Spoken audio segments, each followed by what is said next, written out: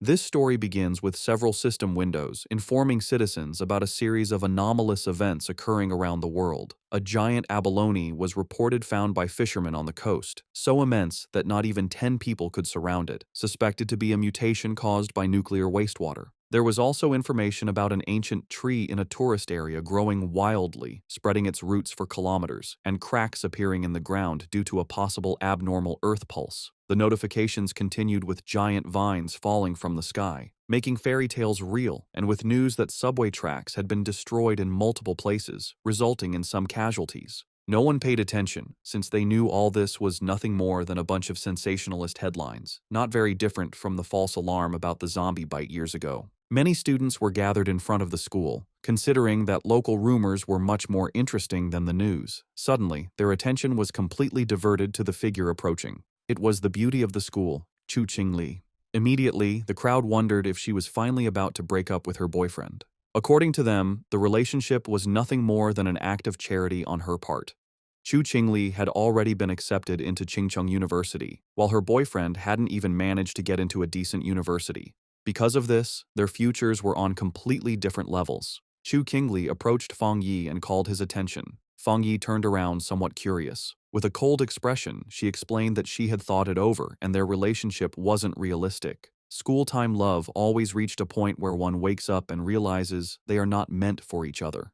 A life together, according to her, required not only courage but also compatibility. For all this reason, it was best to end things. She thought with disdain that no matter what he tried to win her back, it would be impossible. Fang Yi remained silent, and noticing this, people thought his lack of reaction was because he was so shocked that he had collapsed or lost his mind. After all, she was the beauty of the school. They expected him to be on his knees, begging for another chance. However, upon observing him, they simply concluded that he was no match for a rich and beautiful girl, a toad who coveted a swan. With a calm gaze, Fang Yi agreed to break up with her, leaving Chu Qingli and the others in shock. Seeing that she had nothing more to say, our boy turned his back on her and decided to leave. She panicked and called out to him. With a piercing gaze, Fang Yi turned around and asked what she wanted. While her eyes were shining with rage, she made it clear that she didn't care what he was thinking or what tricks he would use. She wasn't going back with him, and she wanted this to be completely clear. Fang Yi began to stare at her and asked her not to flatter herself, calling her the school beauty. Upon hearing this, her eyes widened in surprise, making her blush. The others were in shock at Fang Yi's attitude. Fang Yi was aware that Chu Qingli and the others had no idea what was about to happen. He knew that society's current rules, like money and education, would soon turn to ashes.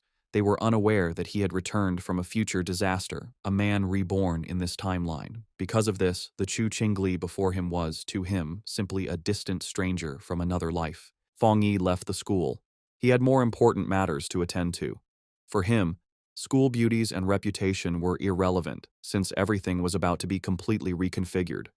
The real crisis was one looming over all humanity on Blue Star. It all began the night before, when Fang Yi woke up and some strange cracks showed him the future, and then the system informed him that an aura recovery had been detected. Its full activation would take place in 364 days, 11 hours, and 59 minutes, and once this happened, the world would undergo an unprecedented transformation. Fang Yi was somewhat confused. Several figures appeared in front of him, and the system revealed that society's rules would be rewritten.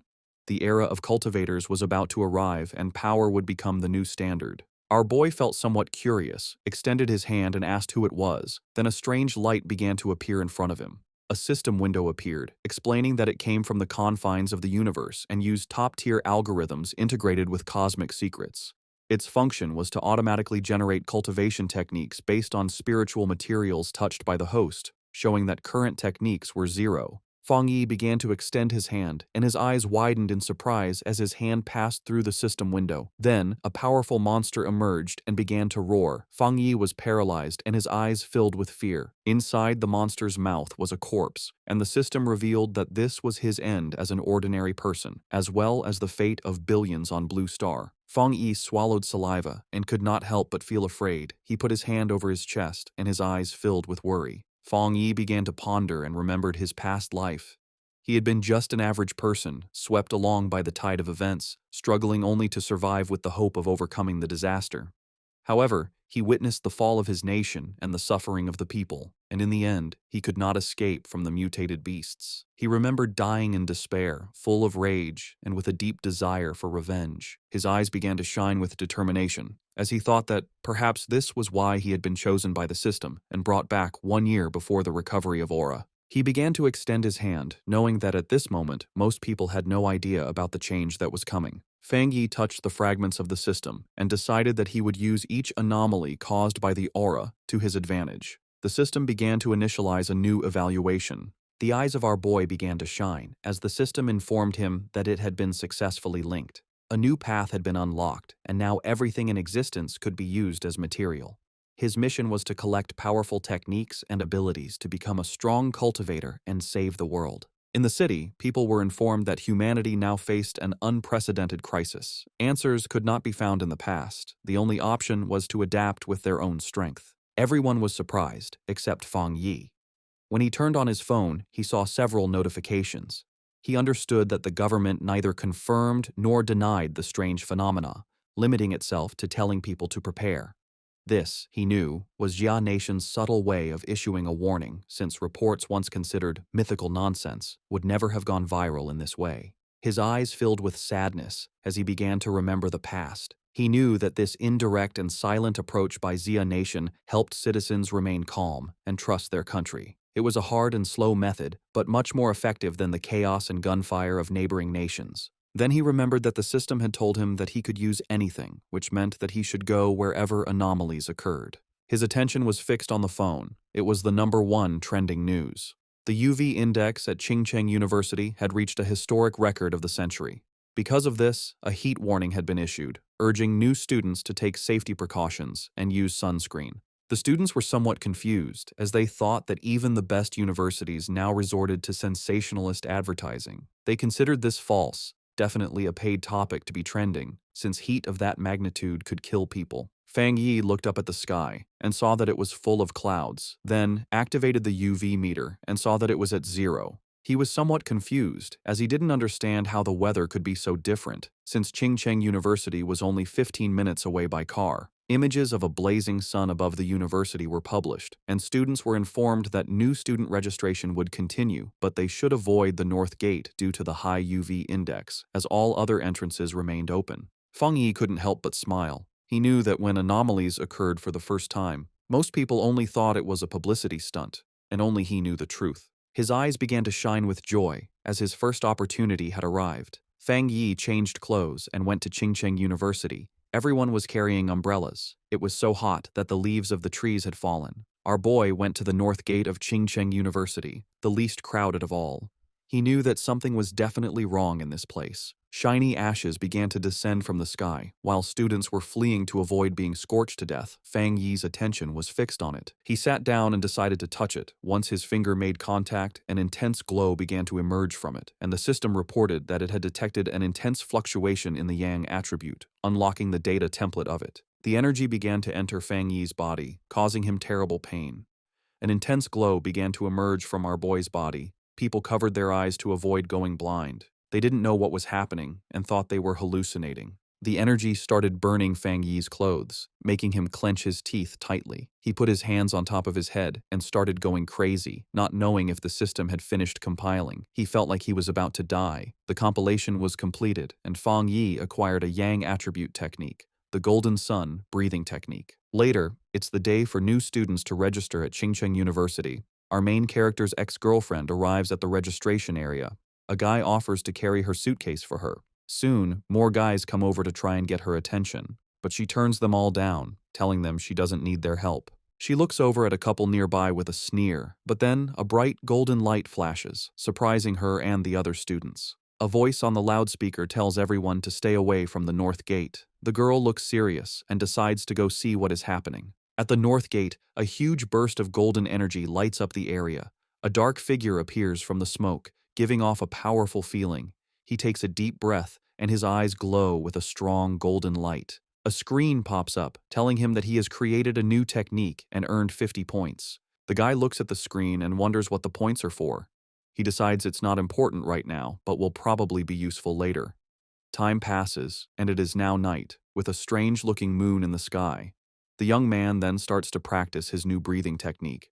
The next day, a bright sun is in the sky, and a new energy spreads through the university. Some students notice the sky get dark and cool for a second as they run to the north gate. A large crowd gathers there to see what is going on. The university's dean is angry and asks why no one listened to the warning to stay away. The group pushes through the crowd, which moves aside for them as they go to the center of it all. A hooded person with a serious look tells the dean to block off the north gate completely. At that moment, a system tells Fang Yi that he has cleaned a polluted area. He learns that the government already knows about these areas and wonders if there are other people like him. Hearing an alert about people not being allowed in the area, the young man knows things have gotten serious. The students see people in uniforms and wonder if they are from the army. From a rooftop, Fang Yi sees that the disturbance is getting a lot of attention.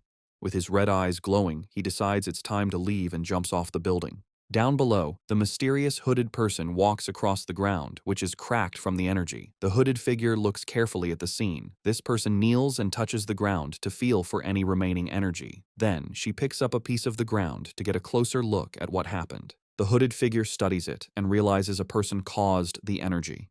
Just then, officials begin moving the students out, while the person in the hood watches from far away. In the crowd, the guy's ex-girlfriend is shocked to hear that only one person did this. At that moment, she sees a figure jumping away and wonders if it was her ex, but she quickly pushes that thought away. With his grades, he could never get into this school. Far away at Fang Yi's house, the sun goes down and night falls. Lying on his bed, the young man complains that his body is still hot, even after a cold shower. Because of the heat, he's afraid he won't get any sleep. He also worries that because of what happened today, someone might have noticed him. He then picks up his phone and sees a popular news story about a cultivation association.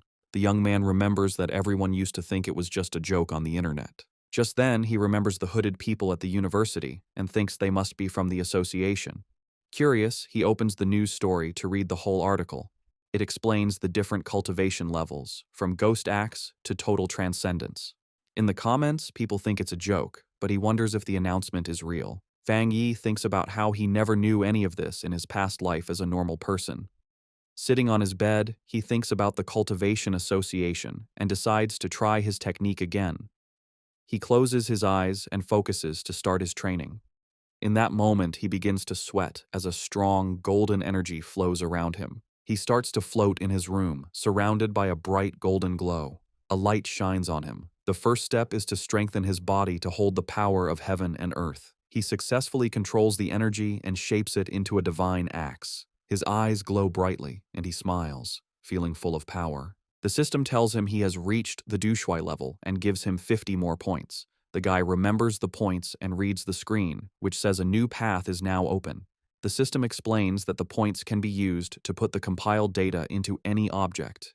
He thinks about the idea of putting power into an object and looks at his mug on the table. He holds his hand out toward the mug with a golden glow of power. The system asks if he wants to use 1 point to put the yang attribute on the mug. He realizes this is like enchanting an item to give it a special power. The young man thinks that if he did this to a weapon, it would become his own special item for fighting. He decides that having a powered-up weapon will be very important for what is to come. The guy then finds a small sword on his shelf and decides to try the power on it. He thinks that if the test works, he will buy a real weapon to be ready for the monsters. Suddenly, a strange noise from outside the building gets his attention in the middle of the night. Outside, a dark creature with huge claws is watching Fang Yi's apartment. With glowing red eyes, the strange creature shows its sharp teeth in the darkness. It looks like a giant demonic rabbit and gets ready to attack the building. But inside the apartment, the guy has no idea that danger is coming. Lying in bed, the guy feels uncomfortable from his new cultivation technique.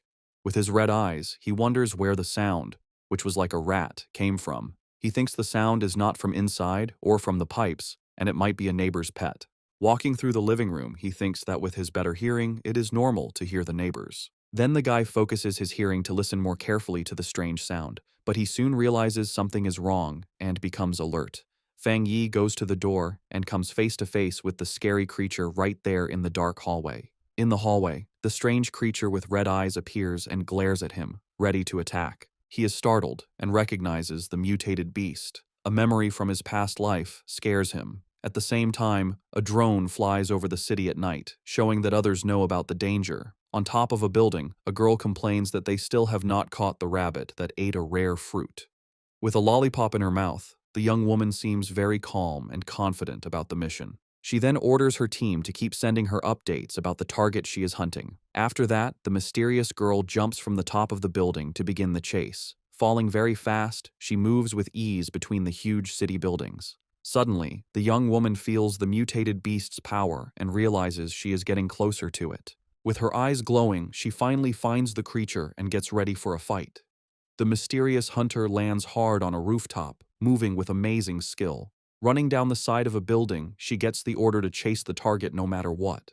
With a perfect landing, the young woman continues her chase without stopping. Jumping from building to building, she warns that the creature ate a special fruit and might evolve. Just then, a man working late sees something fast go by his window and is very confused. He wonders if he is seeing things, but his boss yells at him for just standing around. Meanwhile, the hunter stands like a shadow in front of the moon on the 65th floor. Back in the apartment, Fang Yi faces the strange creature, which screams at him. With his golden eyes, he knows his body has changed, and now he can fight it fairly. The creature then attacks with its claws, but the young man dodges with amazing speed. Fang Yi thinks that his body has really changed, and now he can see the attacks in slow motion. With sun energy in his hand, he wonders why a mutated beast is here so soon. He then remembers things from his past life and faces the monster. The guy knows the creature has not fully evolved yet, and the night makes it stronger and angrier. So he rushes forward to attack, because he has to stop it, or everyone in the building will die. Fang Yi manages to grab the creature with his hand full of energy.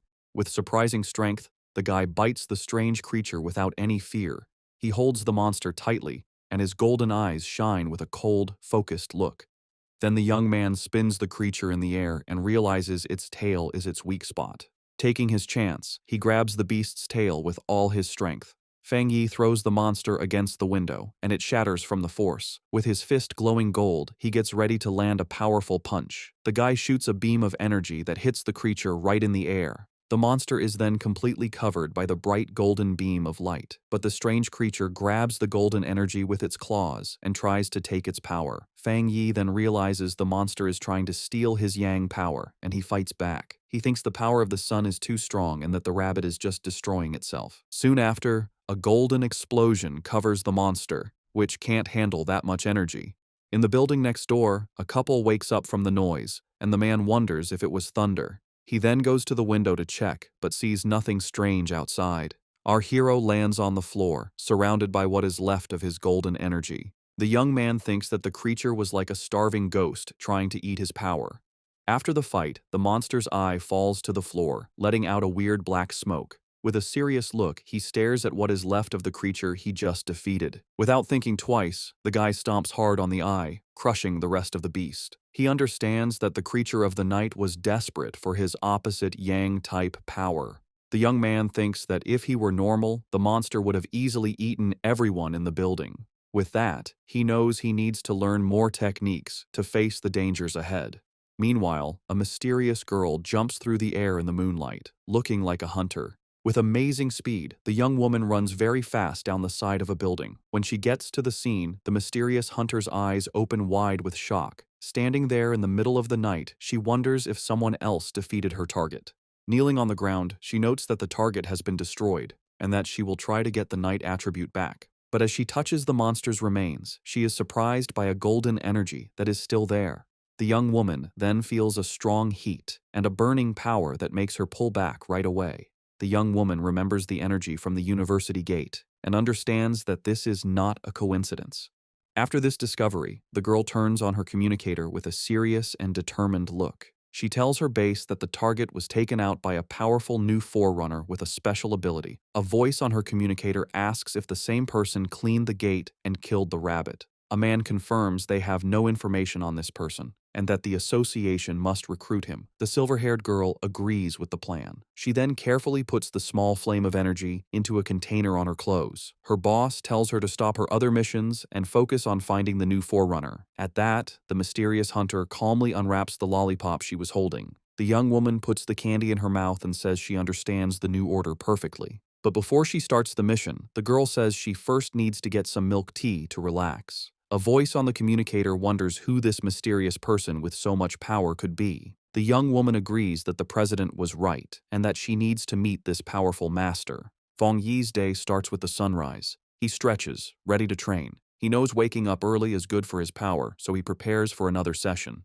The fighter uses his breathing method, taking in the morning's golden energy. As the energy fills him, his eyes glow with golden power. He enters the Ghost Axe realm and feels the technique's power appear. A sudden burst of energy surprises him. He realizes he's getting stronger again. Power flows through his body, and he focuses to control it.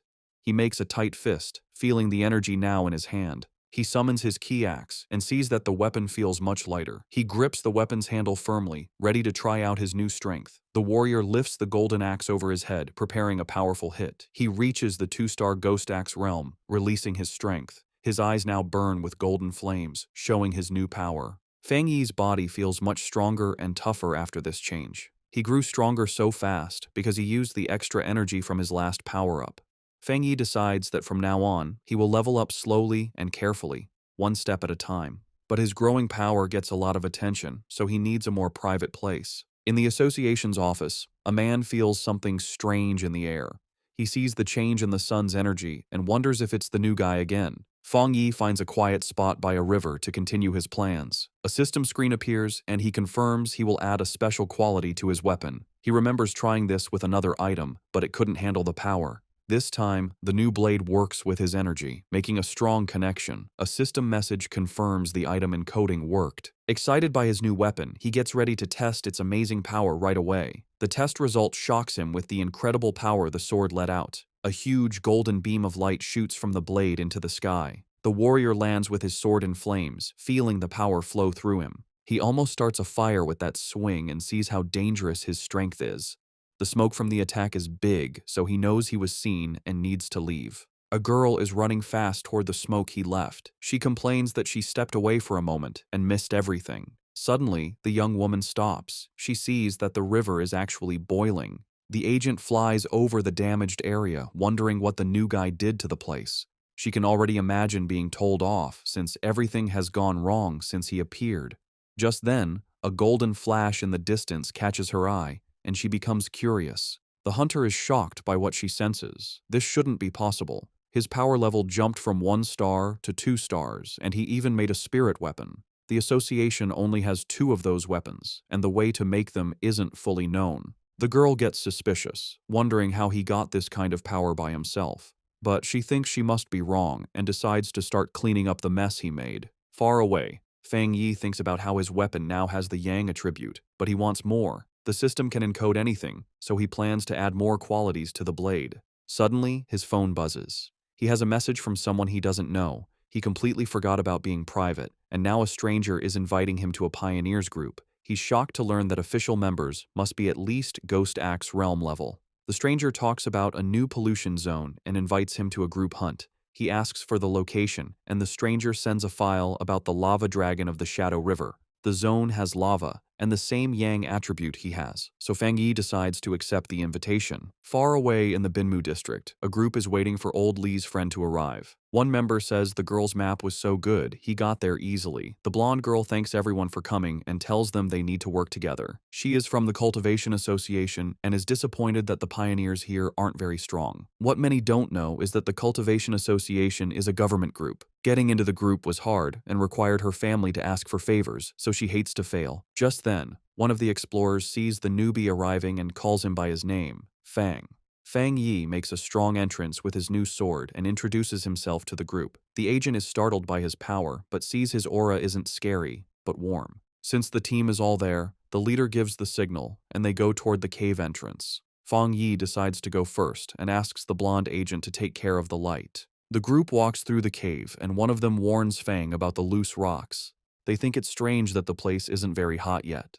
Feng Yi reflects on how quickly the team accepted him and feels that their friendship is real in these hard times. Feng Yi keeps moving forward, and the ground under his feet starts to change color, showing that danger is near. Suddenly, they get to a huge opening and are amazed to see a river of boiling lava right in front of them. Without hesitating, Fang rushes toward the danger and the blonde agent yells at him not to be so reckless. To everyone's surprise, the warrior pushes his sword right into the lava. The explorers panic and scream for help. A fiery explosion throws the team back, and Fang Yi's system detects a worldwide problem and starts to analyze the information. As he plunged his sword into the lava, Fang Yi's system analyzed the anomaly, revealing a new power, the inner flame, with an extremely high internal temperature and explosive properties, and the scarlet flame sword technique, which unleashed its power when the blade was drawn, coating it in fire and lightning. Resolved, Fang Yi gripped his sword. His eyes and the blade glowed with fiery power, a perfect technique for his Tang sword.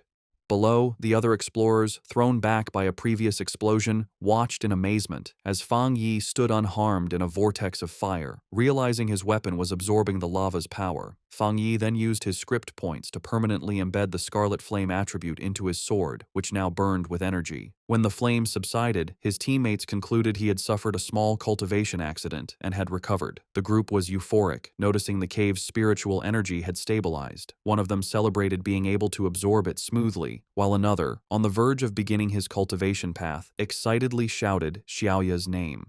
The blonde agent, Xiaoya, encouraged them to train while she kept watch, and the team thanked her for the opportunity. The peace was interrupted when Xiaoya detected figures approaching the entrance, warning that other pioneers were arriving. 3 muscular men entered, led by one with an eye patch and glowing red eyes who arrogantly declared the resource-rich land was now theirs. Xiaoya grew worried, recognizing all 3 newcomers were at the 1-star Ghost Axe realm, a level her team couldn't challenge. Despite the danger, Xiaoya tried to reason with them, politely stating they had arrived first and even offering to let them join. Her diplomacy was met with contempt. The eye-patch-wearing leader mocked her low level and ordered them to get lost or face the consequences.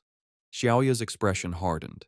She reflected on the harsh reality of survival of the fittest in this new era, but as a member of the Xia Nations Association, she decided she couldn't allow this injustice. Just as the confrontation was about to escalate, Fang Yi stepped between Xiaoya and the hostile leader. With his sword ignited, he coldly asked the large man if he had nothing better to do than bully a young woman. The eye-patch-wearing leader was left stunned and speechless. Without hesitation, Fang Yi unleashed a single, devastating swing that created a fiery explosion, sending the 3 aggressors flying. The force of the attack startled Fang Yi's own teammates from their meditation. He remembered the tragedies caused by those who followed the survival of the fittest principle, knowing only overwhelming force would work on such people. To make his point, Fang Yi drove his blade into the ground in front of the rival leader. Surrounded by an immense golden aura, he coldly ordered them to scram.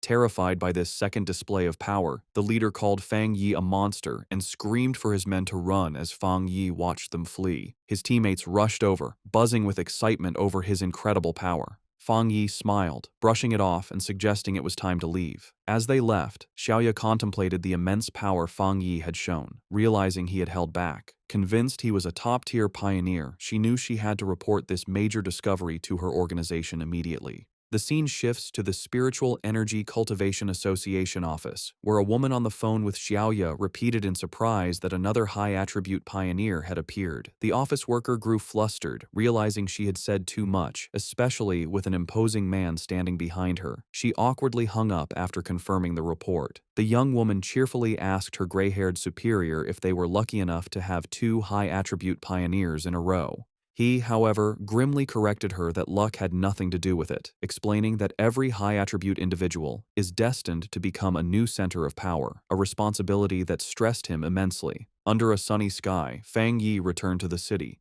He tried to disguise himself as a cosplayer, but his powerful presence and authentic sword only drew more attention. His walk was interrupted when he saw on his phone that news of the cave incident had already gone viral. He chided himself for his carelessness, knowing the eruption of his internal flame was too noticeable. Dismissing the idea that his teammates would betray him, he focused on a more urgent matter. The massive yang energy he had absorbed was pushing him toward a new breakthrough. He needed to find a secluded place immediately and headed for the back mountain. 5 minutes later, on that same mountain, a silver-haired young woman named Su Qingying, a garden restoration expert, felt a sudden, powerful presence. She saw an intense burst of light, like a miniature sun, and recognized the signs of a cultivator breaking through to the 3-star Ghost Axe realm. The scale of the energy astounded her. She'd never imagined a breakthrough of that realm could be so monstrous. Driven by a sense of duty and a flash of recognition, she raced toward the disturbance, vowing to catch the mysterious individual this time. High on the mountain, Fang Yi was focused on his breakthrough.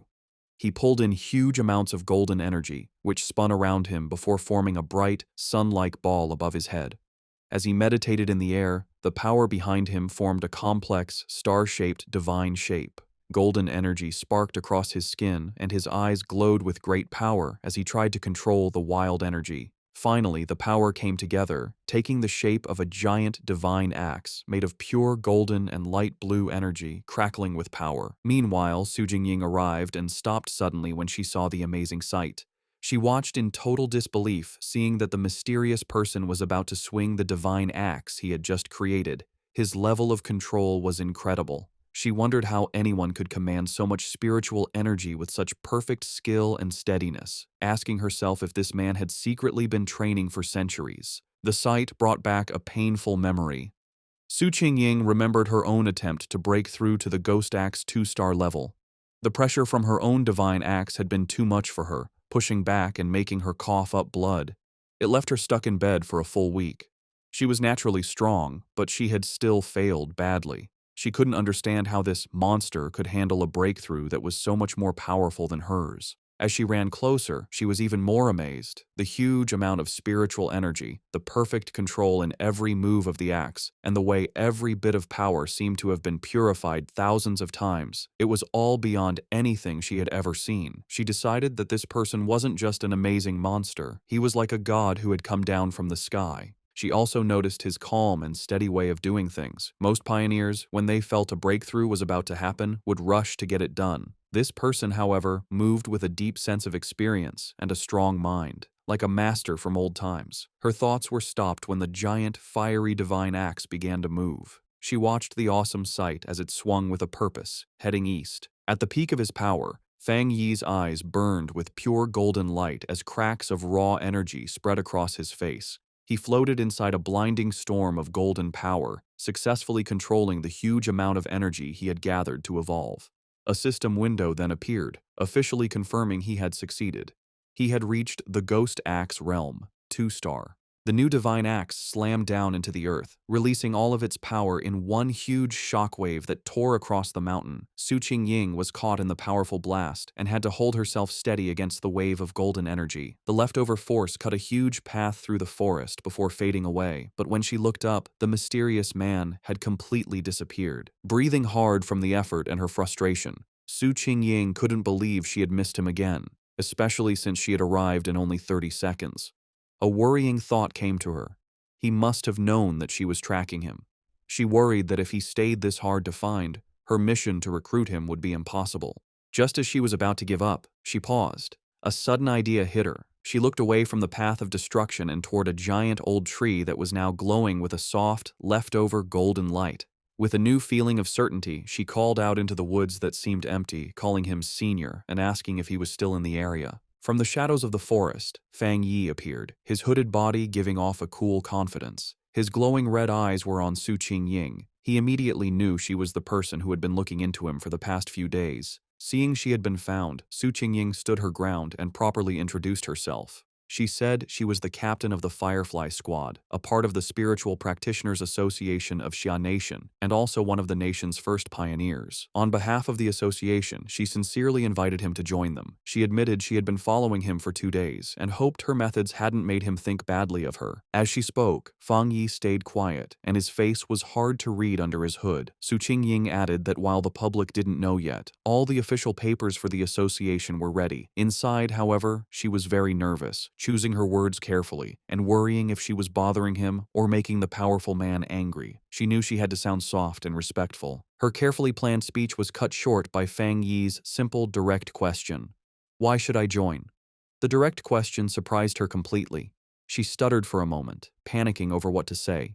She quickly saw that empty, nice words would be useless against someone so smart. The truth was her only choice. Pulling herself together, she explained what the association was for. She told him that the Xia nation wanted to gather and unite all the early pioneers, to guide them on an organized path and also give them extra protection. She knew that growth was messy right now, and that an association might feel like a cage to a free spirit like him. But she asked him to look at the bigger picture. A great return of spiritual energy was coming, and they would all need to stand together to face the unknown enemies of the future. After listening to her passionate speech, Fang Yi leaned casually against a tree, looking tired and uninterested. He told her plainly that he was not willing to join. He explained that, for now, he still couldn't bring himself to fully trust her or the association she represented. Su Qingying was left completely stunned and speechless by his direct refusal, her eyes wide with shock. Facing his refusal, Su Qingying grew desperate. She quickly pulled out her identification card from her jacket. Holding it up for him to see, she quickly introduced herself again as Su Qingying and mentioned she used to be a well-known athlete before the spiritual energy returned. She begged him to believe her, hoping her public identity would give him a reason to trust her. Fang Yi paused and thought about her words. He touched his chin thoughtfully, saying that he now vaguely remembered her. His mind remembered a framed picture of her celebrating a victory as the runner-up in the Xia Nation's long-distance championship. He realized her natural athletic skill was what made her such a fast and good pioneer. However, his face then became hard. A dark memory from his previous life came to mind, showing a vision of a ruined city.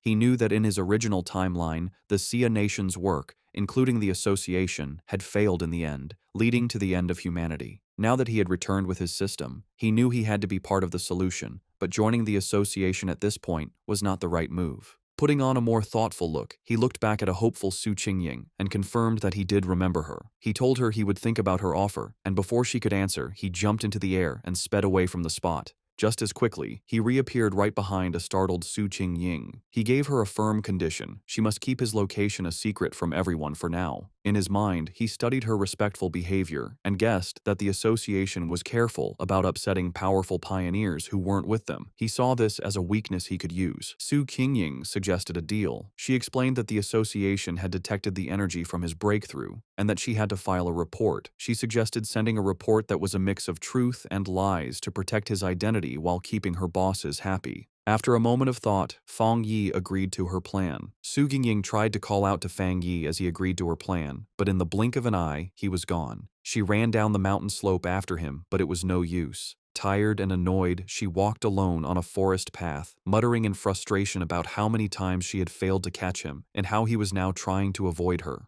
She sighed, complaining about the tiring work of erasing the powerful energy signs he left behind after every incident. Her thoughts were cut short by a voice in her earpiece, telling her to stop worrying about the hard-to-find pioneer and remember the mission she was on. The voice seriously told her that the strange creatures had appeared again. Su Qingying froze, her eyes wide with shock as she asked if they were really back. A scary memory flooded her mind, showing her surrounded by a crowd of terrifying wolf-like creatures with bloody mouths and glowing red eyes. She thought to herself that she would never forget those strange, bloody beasts. The story explained what they were. Cold, evil, and bloodthirsty monsters born from the pollution zones made by the spiritual energy's return.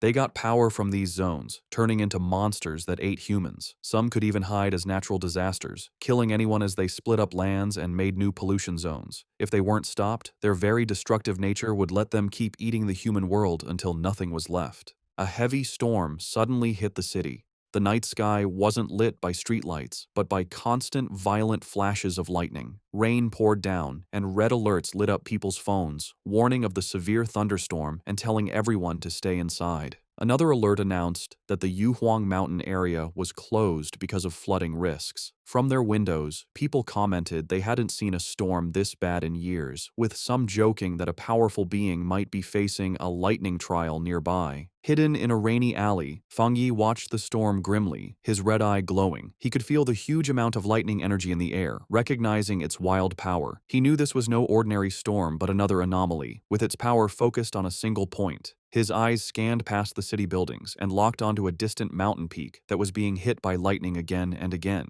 He had found the center of the storm. Without hesitating, Fang Yi raced into the downpour, leaping across rooftops as he sped toward the mountain. When Fang Yi reached the base of Yuhuang Mountain, his system immediately confirmed a pollution zone was detected. He looked up at the peak, but instead of its usual beauty, he saw a grim scene with skeletal remains scattered among twisted trees. Another system notice added to the danger, stating the pollution level was unknown. Still, Fang Yi moved forward without hesitating, walking into the dark, stormy woods with a determined look. As he got closer to the center of the storm, he saw a massive bolt of blue lightning strike the mountain's summit, lighting up the whole area. He had found his target. Inside the Spiritual Practitioners Association's command center, officials held a tense meeting. A large screen showed a vortex of blue energy over a mountain peak. An official reported that the danger on Mount Yuhuang was rising quickly, so they had to close it off and call it a new contamination zone. The grim-faced association leader said the situation was so critical, he had to pull Su Qingying from another important mission. He asked her to report on what was happening. Su Qingying told the officials that it was currently impossible to climb the mountain, as the unstable thunder energy was about to explode.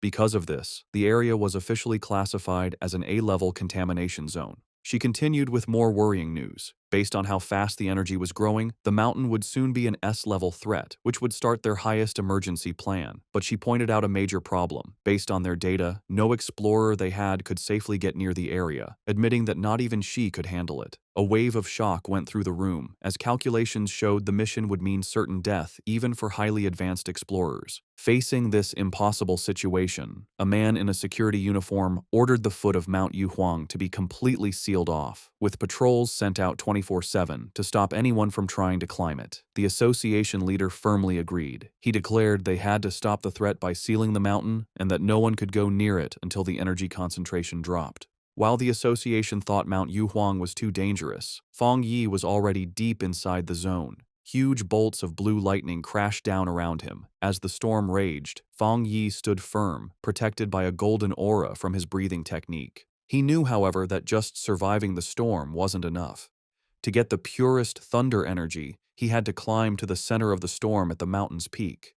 His decision was fueled by dark memories of the past. He knew that the creatures they faced now were just the beginning, and even more terrifying monsters would appear in the future. He realized that his current fire-based powers were not enough for the challenges to come. He had to become stronger himself, not just rely on his weapon. Surrounded by the lightning, Fang Yi saw a rare and perfect opportunity to use the thunder energy to strengthen his own body. Fang Yi knew if he didn't take this chance to get stronger, he would face certain death from the disasters to come. His eyes glowing gold, he drew his flaming sword and, with a defiant roar, plunged it directly into a massive bolt of blue lightning.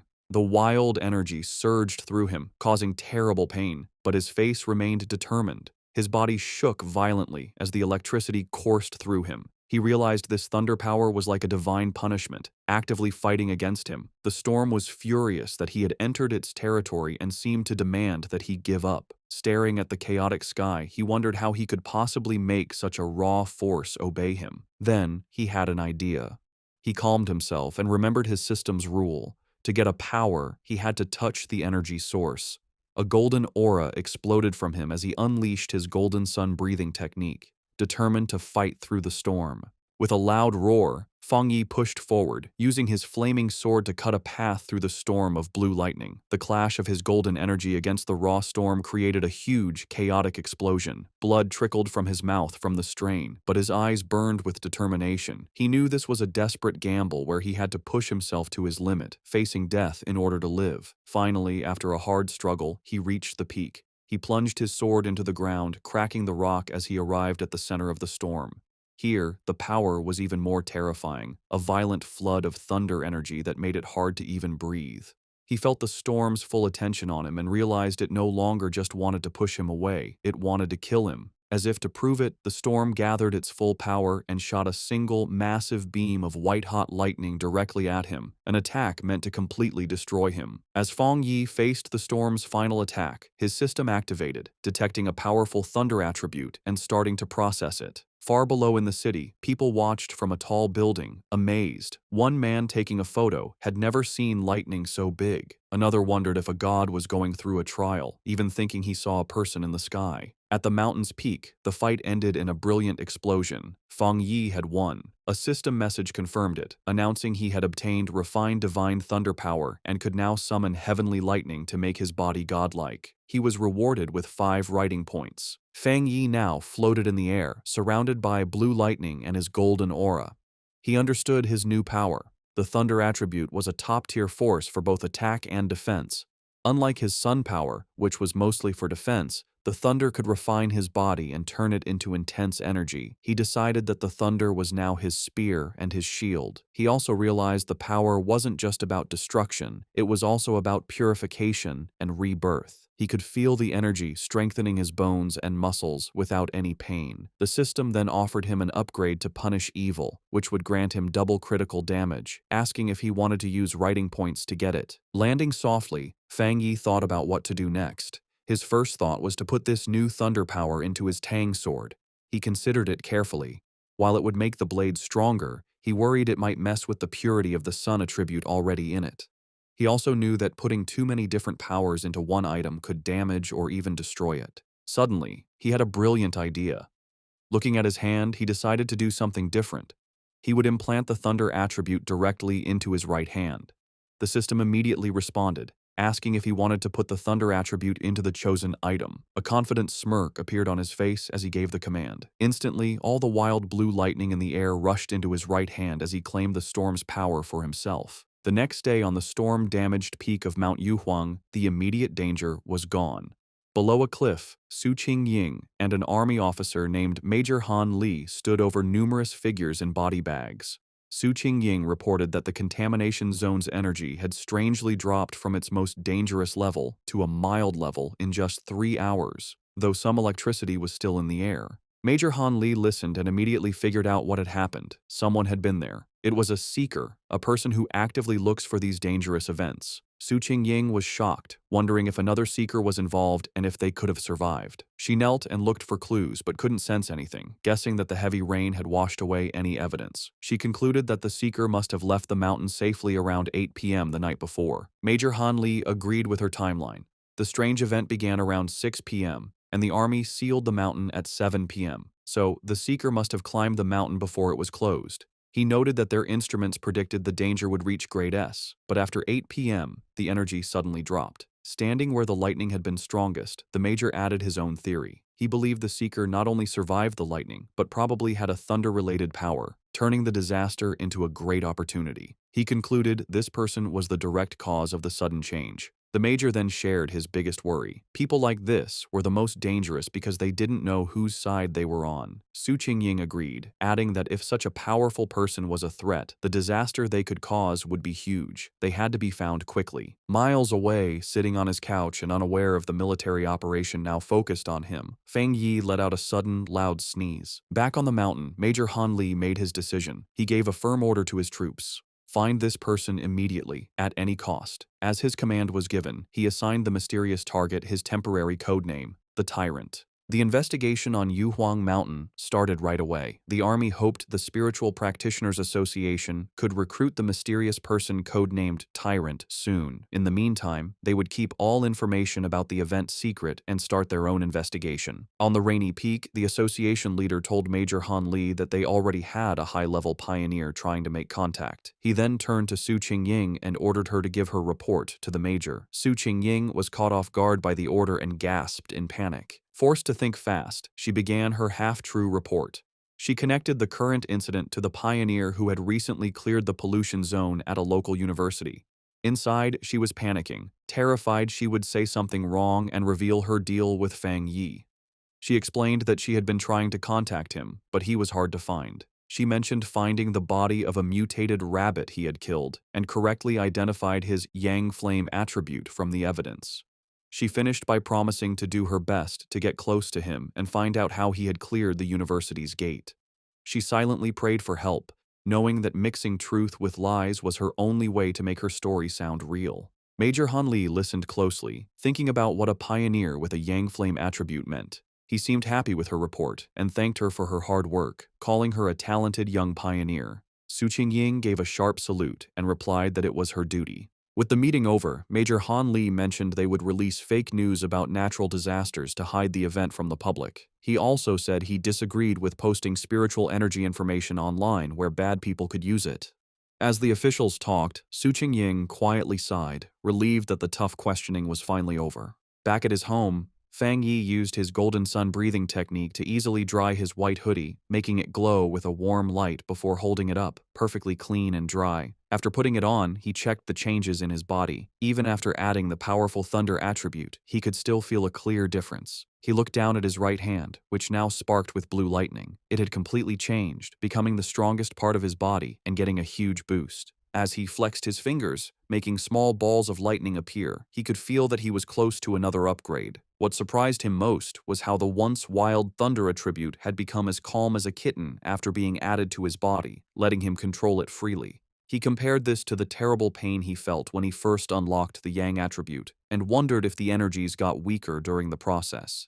Remembering the system told him this new power dealt double damage to strange and evil creatures, he was eager to test it. His thoughts were broken by a sudden alert from his phone on a nearby table. He picked it up, wondering what was happening now. He had set up special news alerts after the last incident, knowing that in these crazy times, the government would issue warnings to protect people. For a pioneer like him, however, these warnings were more than just notices of danger. In every crisis, there was a chance to grow stronger, even if it meant risking his life. As Fang Yi thought about what to do next, he looked at the major news alert on his phone. The report said a huge explosion had just happened inside a chemical plant, causing a lot of pollution in the city. The official story said no one was hurt and told people to stay calm, but Fang Yi was suspicious of an event this big. He checked online forums, where people who saw it happen gave a much scarier story. People who lived nearby described a super creepy feeling they couldn't explain. One person asked if it was a cold, evil aura, and another quickly agreed. While many were doubtful, the overall feeling was one of dread and fear.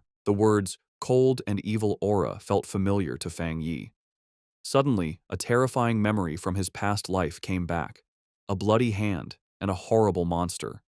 He remembered hiding in fear from a giant, red, demonic beast as it destroyed everything around it. The creature, a gross, multi-eyed rat-like monster, was a threat he knew too well. Back in the present, he looked serious. He remembered the nature of these creatures. They were plants or animals that changed in a strange way after becoming self-aware, their power going wild and giving them terrifying hunting and killing abilities. They loved to appear in the dark of night. Realizing this new threat was 100 times more dangerous than the mutated rabbit he had fought before, Fang Yi knew he had to do something. Clenching his fist, which sparked with his new blue lightning, he decided he would go out that night to stop these creatures from surviving and getting stronger. Standing up, he was surrounded by blue electrical energy. It was time, he decided, to test his new 200% critical hit ability in a real fight. On a dark and stormy night, rain fell on the empty city streets. As a traffic light changed, a blur of motion sped across the wet road, a squad of cloaked figures moving with amazing speed. These were the members of the Destroyer Squad, and they were hunting. One member reported to their headquarters that they were tracking Anomaly File Number 7, codenamed Candle Knight, but had lost the target. The creature's known ability was to blend into the darkness, making it very hard to follow. The squad member added new, scary details to the file. The anomaly made a faint sizzling sound when it was close and liked to eat humans. As lightning lit up the sky, the squad landed on a rooftop to look over the city. Their leader, a determined man with light hair and a scar on his face, knew the stormy weather was perfect for the creature's hunt. He said with grim certainty that they could not let that happen. Miles away, in a busy command center, an operator got the updated information. He confirmed the new data for File 7. Candle Knight had been submitted. The situation was serious. An extermination request was filed as a high priority, with a goal to solve it in 12 hours. The order came back from headquarters. The Destroyer Squad was to keep chasing the target, but their own safety was most important. The team immediately started the chase again, leaping from building to building through the rainy city. The squad leader paused, looking at a glowing holographic map of the city full of red markers showing active anomalies. He knew that a 12-hour response time wasn't fast, but it was the best headquarters could do.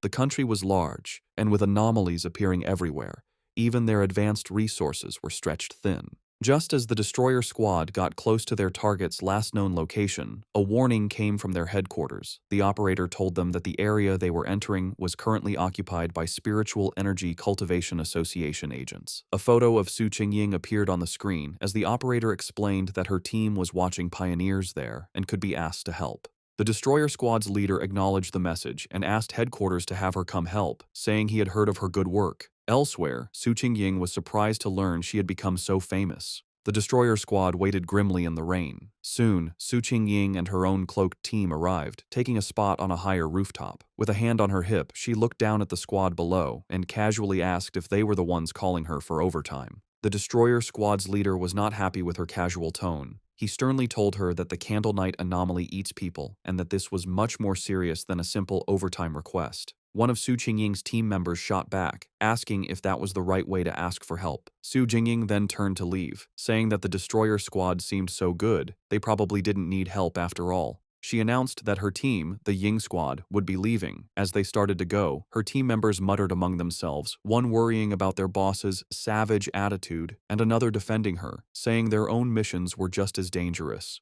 The leader of the destroyer squad immediately panicked and called for her to wait. He apologized for his harsh tone and begged for her help. He explained just how dangerous Candle Night was, and that without her famous tracking skills, they would be at a great disadvantage. He stressed that if his team failed, the people of the city would be the ones to suffer, as the monster would kill them all. After agreeing to work together, the two teams stood on a rainy rooftop, ready to hunt. Su Qingying concentrated, and a glowing blue ball of energy appeared in her hand.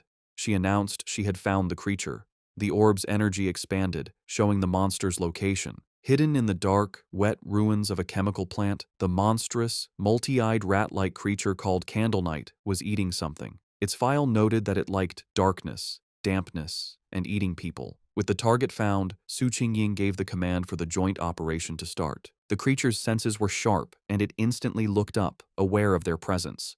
It jumped away, just as an attack hit the ground where it had been. A member of the destroyer squad said the target had spotted them and ordered the team to form up.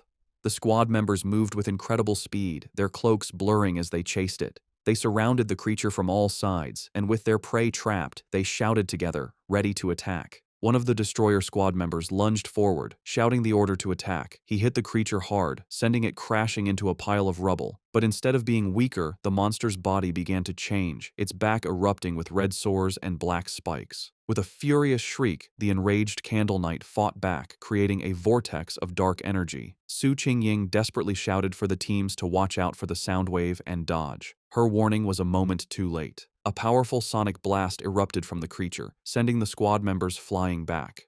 The destroyer squad's leader was thrown from the rooftop, crashing onto the street below. One of his team members rushed to his side. The leader pushed himself up, bruised but alive. He admitted that if he hadn't moved back at the last second, his bones would have been broken. He knew they were in grave danger. If the creature stayed in the city any longer, it would cause a huge disaster. The battle took another turn as Candle Night continued to change. It grew large, bat-like wings and let out a roar, its throat glowing with green energy. It then spewed a corrosive, dark substance that filled the air with toxic green smoke. The creature aimed this blast at the ground, trying to melt the street to burrow underground and escape. One of Su Qingying's team members warned her that the monster had a corrosive dark power and that anything it touched would be destroyed. She explained that their team didn't have a power strong enough to fight it. Su Qingying, however, stayed calm. She ordered her team to stay alert and not to mess up the destroyer squad's formation, reminding them their main job was to gather information and help with strategy. Meanwhile, a destroyer squad member with a dagger prepared to strike the escaping creature. Suddenly, a pair of menacing red eyes glowed from the darkness. The winged Candle Knight lunged forward, narrowly dodging an attack from a leaping squad member. Enraged, the destroyer squad leader yelled at his team not to let the monster escape. The winged creature flew through the city streets, chased by the cloaked members of the Ying squad. From a high rooftop, Su Qingying and two of her team members watched. Suddenly, she sensed a sharp increase in spiritual energy from the creature's direction. Realizing something important was about to happen, she ordered her team to stay outside while she followed it in by herself. The chase led them to a large, dark, abandoned factory. Inside, Su Qingying said she would scan the area's spiritual energy. The destroyer squad's leader noticed the advanced watch on her wrist. She confirmed it was a new device from the association, explaining that the watch showed the energy level a squad could safely handle was 50. Candle Knight's reading had been just 48. Suddenly, the device on her wrist began to flash wildly, the reading shooting past 80. Su Qingying shouted that the energy levels were going crazy. At that moment, a massive, shadowy form with glowing green eyes appeared in the rafters above. They had been led into a trap. Su Qingying realized with horror that there was more than one creature in the factory. The shadowy, monstrous face of a new creature loomed behind them. The destroyer squad's leader panicked, yelling that they needed to retreat immediately. Taking charge, Su Jingying suggested a tactical retreat toward the main door to force the hidden enemy to show itself. She fired a blast of energy to clear a path, shouting for her team to follow. But before they could escape, she cried out in pain and collapsed, her senses overwhelmed by an invisible poison gas. Su Jingying suddenly found herself alone in the vast green darkness of the factory. She called out to her team, but no one answered. She knew they were nearby, but the poison had made them unable to sense her. Putting the pieces together, she realized the full trap. Candle Knight had led them to this factory, which was the territory of a much more powerful creature, a giant serpent she had only faintly sensed earlier. As if summoned by her thoughts, the huge, armored head of a shadowy serpent with glowing green eyes loomed over her. She now understood that unlike Candle Knight's simple dark power, this creature's black mist was a strong poison, and they had been breathing it in since they arrived. The gas worked silently, paralyzing its victims while draining their spiritual energy. Fighting back would only use up their power faster, leading to certain death. She could feel her own spiritual energy was almost gone, and without it, she knew she would soon be another victim. As she collapsed to the floor, her strength gone, she despaired at the terrifying intelligence of a creature that was just playing with them. She closed her eyes, wondering if this was the end. Lying defeated on the factory floor, Su Qingying saw a single ray of light cut through the green darkness above. A flicker of hope appeared in her eyes. Suddenly, the factory ceiling exploded inward, and a blinding light filled the room. Her eyes widened as a figure came down from the blast. It was Fang Yi. He landed gracefully in the rubble, his hooded figure standing out against the glowing hole in the ceiling. He stood before the giant serpent, immediately identifying it as a dark attribute creature. Without warning, the serpent lunged, its massive fangs aimed at him. At the same time, the Candle Knight monster burst from the shadows, attacking from behind. Fang Yi dodged the serpent's attack and came face to face with the growling rat-like beast. As the two creatures closed in, he finally understood the full trap he had walked into.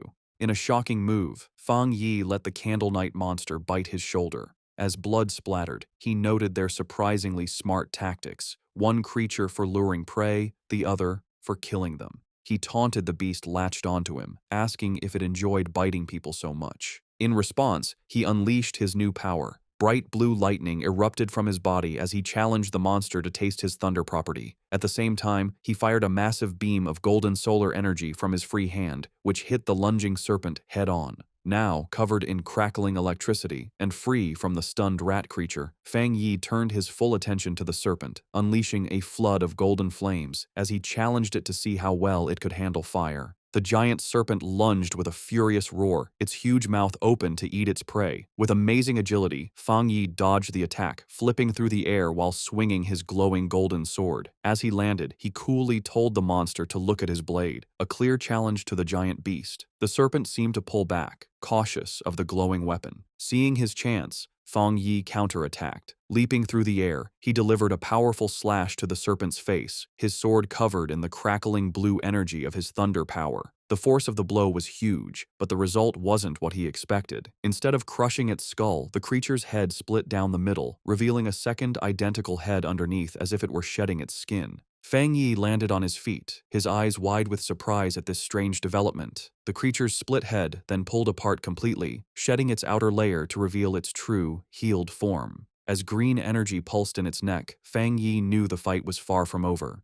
The serpent reacted with shock and pain as the leftover thunder energy from Fang Yi's sword ran through its body. It roared in fury as the electrical energy grew stronger, overwhelming its dark power. Watching the creature twist in pain, Fang Yi gave a small, confident smirk. He knew he had the advantage, as he had already sensed this serpent's dark aura was stronger than Candle Knight's. He then revealed his clever plan. When he attacked with his sword, he had held back the full force of his fire. Instead, he had used the blade to carry and channel the thunder power from his hand directly into the snake's body. He compared the two creatures, realizing this serpent was a far more dangerous and evolved monster than Candle Knight. Suddenly, he felt a sharp pain in his shoulder where the rat creature had bitten him. He hissed, looking down to see strange purple snake scales growing from the wound. He understood immediately. Just as he'd thought, this was a smart, mutated species. Its poison, delivered by its partner's bite, had a paralyzing effect that let it kill silently. He could feel a sharp pain from the wound, but he also felt his Golden Sun breathing technique working to fight the venom. With a determined look, he knew he had the perfect counter. The Yang Flame power could dissolve the poison, the Golden Sun technique would protect and heal his body, and the Thunder power would purify anything left.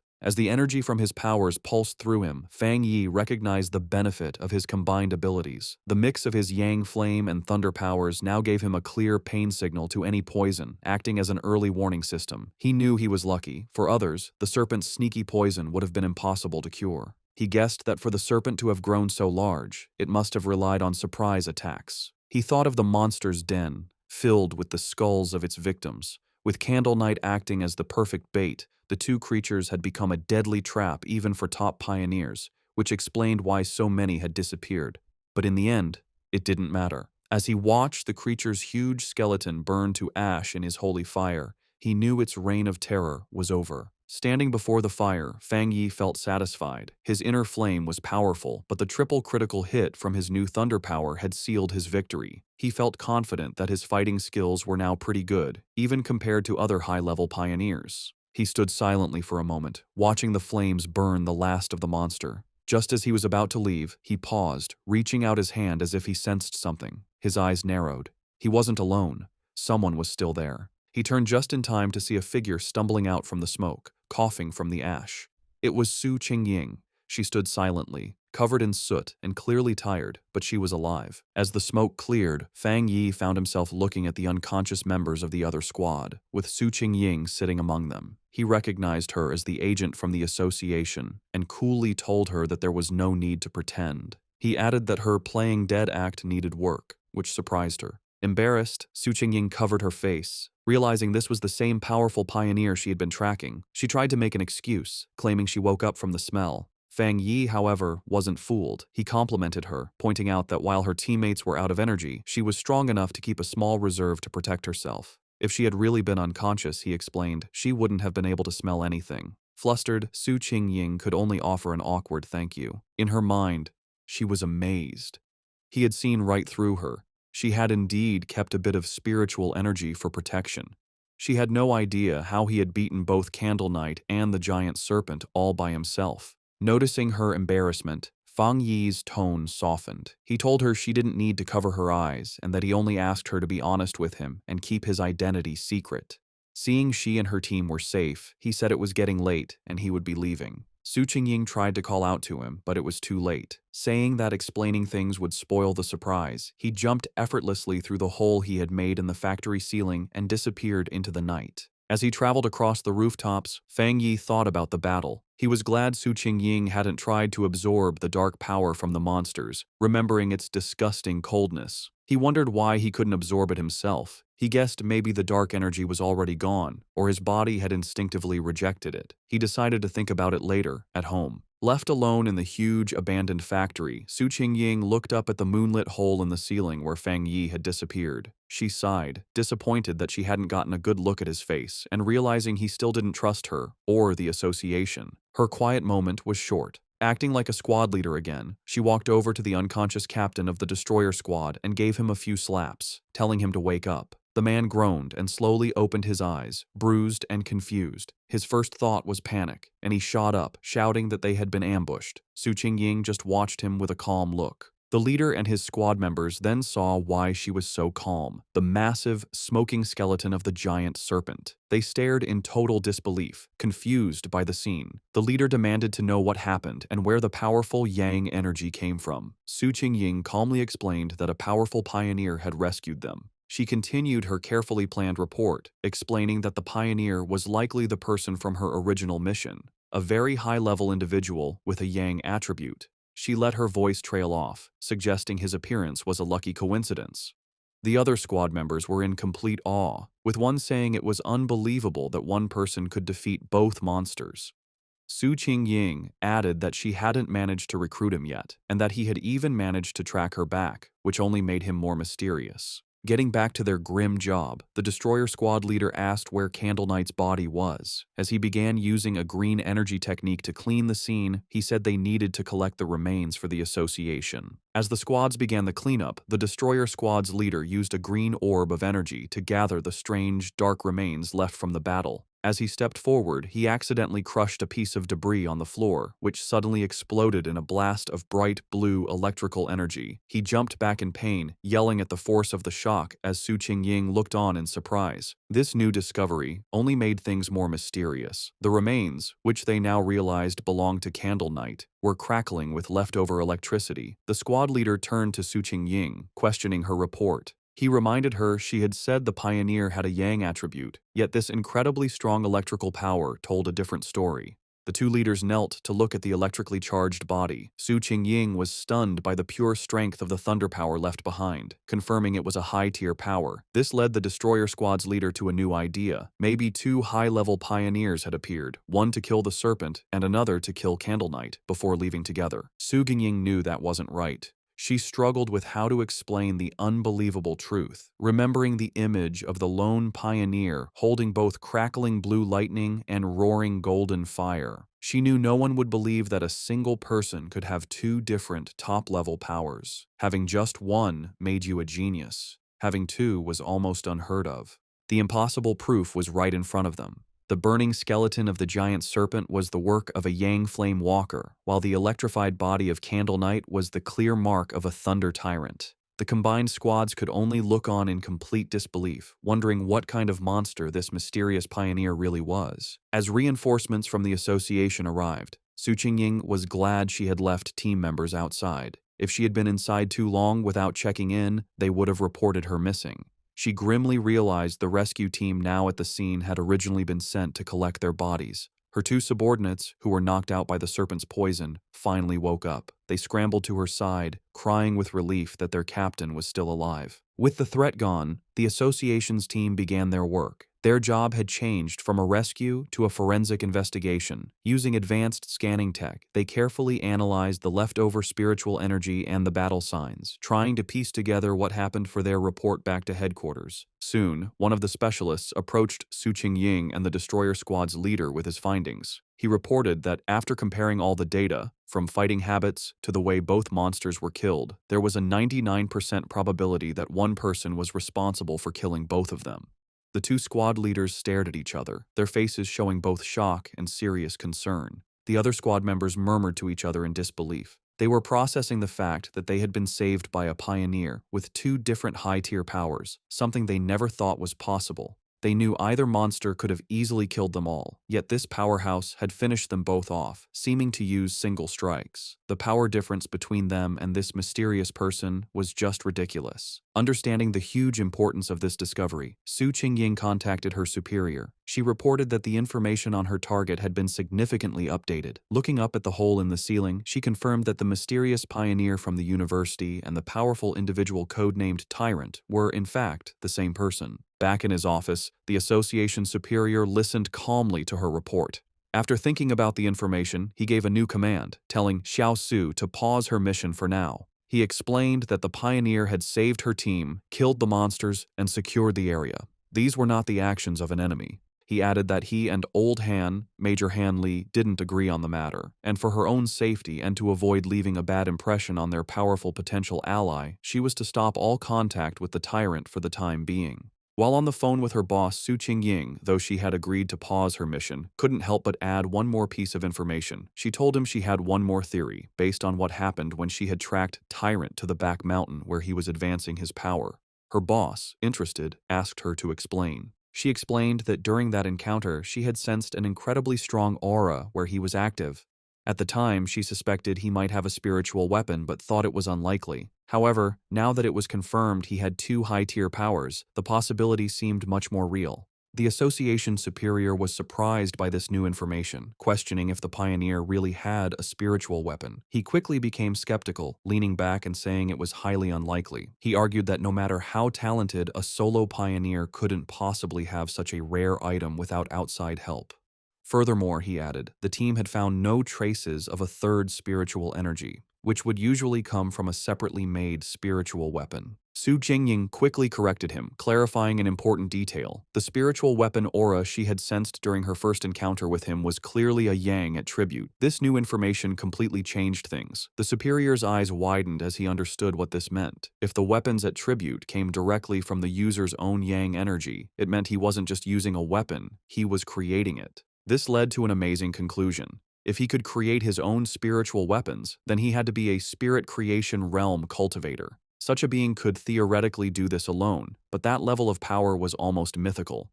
Su Qingying was floored by this idea, knowing that cultivators at that level were extremely rare, with barely more than 2 in the entire world. The superior then thought of an even more terrifying possibility. If this person did have a third, separate attribute, it would shift the balance of power and shake the entire pioneer community. He explained that according to all known research, different attributes clash inside the human body, making it nearly impossible for them to exist together. So far, no pioneer had ever been confirmed to have 3 different spiritual attributes. Therefore, if the pioneer truly had a spiritual weapon, the fact that they didn't detect a third energy signature from it might actually be a good thing. As the call ended, the superior was left with a single worrying thought. He could only hope that such a powerful pioneer would never become an enemy of humanity. Back at his apartment, Fang Yi stood thoughtfully under a hot shower, washing away the dirt and tiredness from his recent battle. As he dried off, he thought about the current state of the world. He knew there was less than a year until the official spiritual energy revival, but dangerous monsters and strange events were already happening more and more often. He used his yang attribute to easily dry his clothes, his hand glowing with golden energy as he thought about how many pioneers, like himself, had already started cultivating on their own. He thought back to the aggressive men he had met at the lava river, realizing that once the connection between the body and the spiritual world was opened, people naturally became more sensitive to the world's changes. He recognized that even without the country's official approval, many self-trained pioneers had already reached the 1-star Ghost Axe realm. The fact that the government, through agents like Su Qingying, was now reaching out to wild pioneers like him showed that both sides were in a relatively peaceful phase of mutual exploration.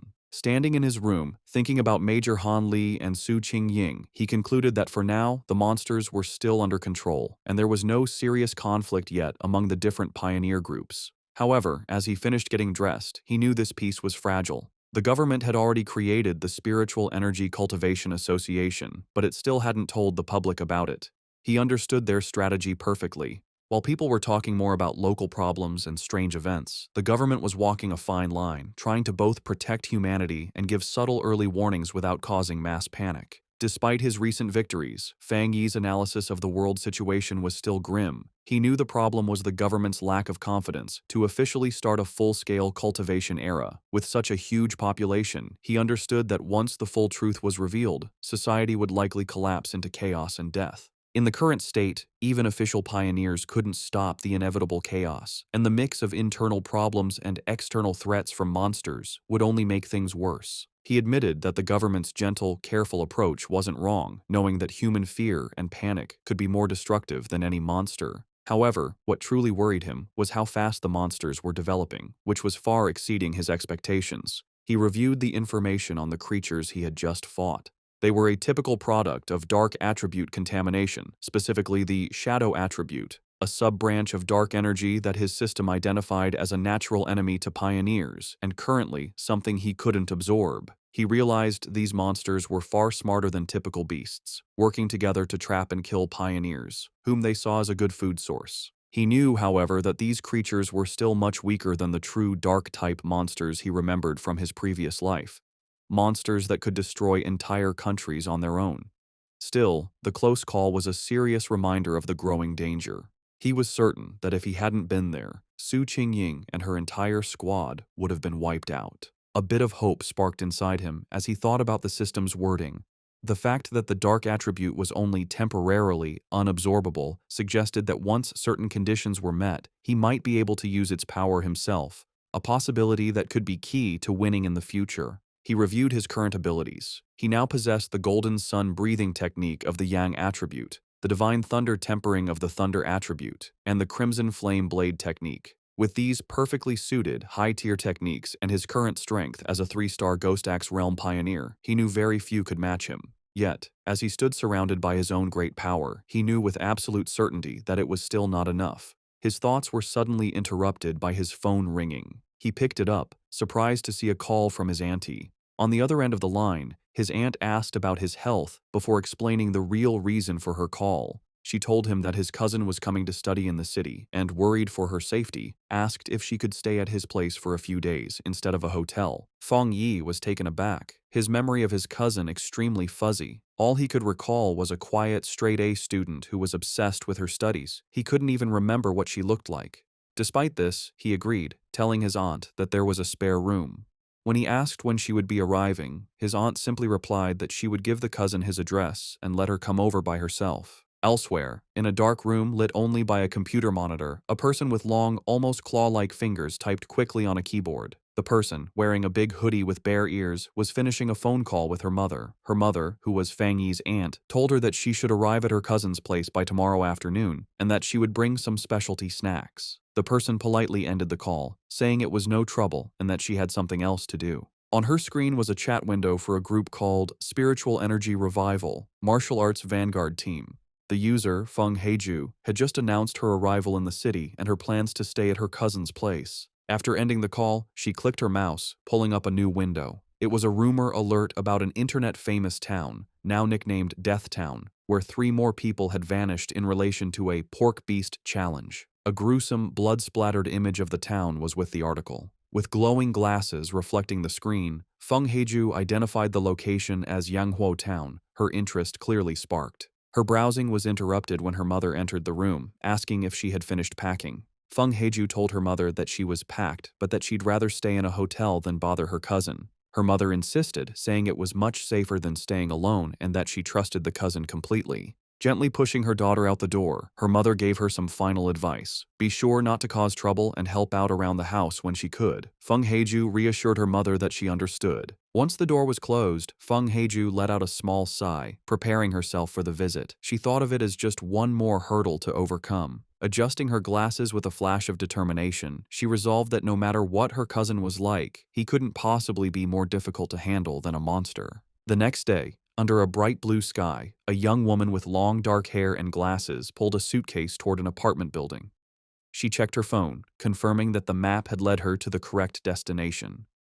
Looking up at the building, she murmured to herself that this must be the place, ready to finally meet the cousin she barely remembered. As Lin Yi stood outside the apartment building, Fang Yi came out, carrying a bag. She called out, asking if he was her cousin. He stopped, surprised, and asked if she was Lin Yi to confirm, though he admitted to himself that he didn't recognize her at all. An awkward silence hung between them for a moment. Later, inside the apartment, they sat on the couch, making polite conversation. Fang Yi asked if she was in the city for a summer camp, which she confirmed. He told her to let him know if she needed anything, and she thanked him. After their brief chat, he gave her the key to her room, which was across from his, before going to his own room. As she watched him leave, she felt relieved, thinking her cousin seemed easy to get along with and wouldn't get in her business. However, Fang Yi was not clueless. From the moment she sat down, he had sensed a faint but strange spiritual aura from her. He wondered if his senses were off, or if she just wasn't good enough to hide her power. He immediately suspected that she was also a pioneer.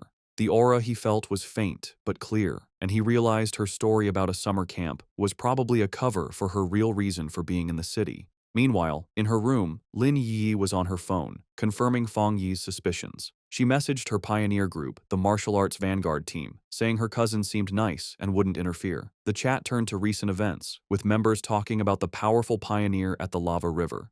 Lin Yi warned her team to be careful, as many powerful people were still hiding. After agreeing to wait for her signal, she logged off. She decided it was best not to do any cultivation for now, worried her cousin might discover her secret. 3 days passed.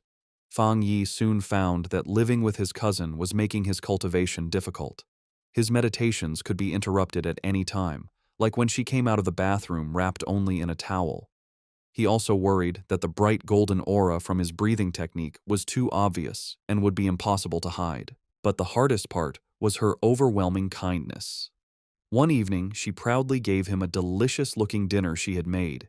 He tried to insist on doing the dishes, but she refused, saying it was the least she could do. He found her perfect politeness and extreme cleanliness almost strange. Despite the trouble, Fang Yi decided to go along with it. He thought that by letting her be overly helpful, he might get her to let her guard down. He knew this was the only way he could find out what she was really up to. Their quiet dinner was interrupted when her phone on the table began to vibrate. Both cousins glanced at the message, their expressions surprised for a moment. Fang Yi used the chance to excuse himself, saying he would go back to his room while she chatted. His cousin could only quietly reply as he left. Left alone, she stared thoughtfully after him for a moment before turning to her phone.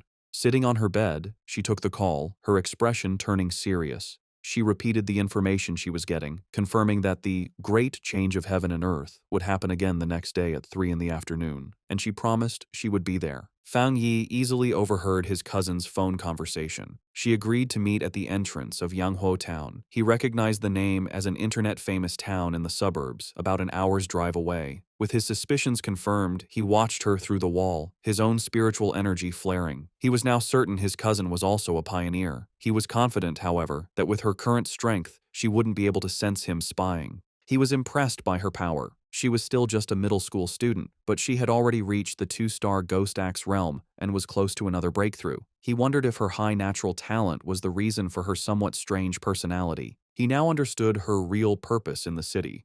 The summer camp was just an excuse. She had learned about the coming great change of heaven and earth, and had come to be at the center of it. He knew that every one of these great changes was a chance to get a new technique to increase his own strength. He wondered what kind of power would appear this time. In the end, it didn't matter. With a determined look, he decided that whatever power appeared, he would take it for himself. In her room, his cousin suddenly paused, feeling a strange sensation. She looked around, wondering if it was just her imagination or if someone had been watching her. Seeing nothing but the moonlit mountains outside, she dismissed the feeling and continued her preparations. The next day, the town of Yanghuo was buzzing with activity, with its mountains in the background. At the town's entrance, Lin Yiyi met a friend from her pioneer group. The friend playfully teased Yiyi about her cousin, asking if he was handsome. Yiyi replied that he was a good person, but just an ordinary-looking guy.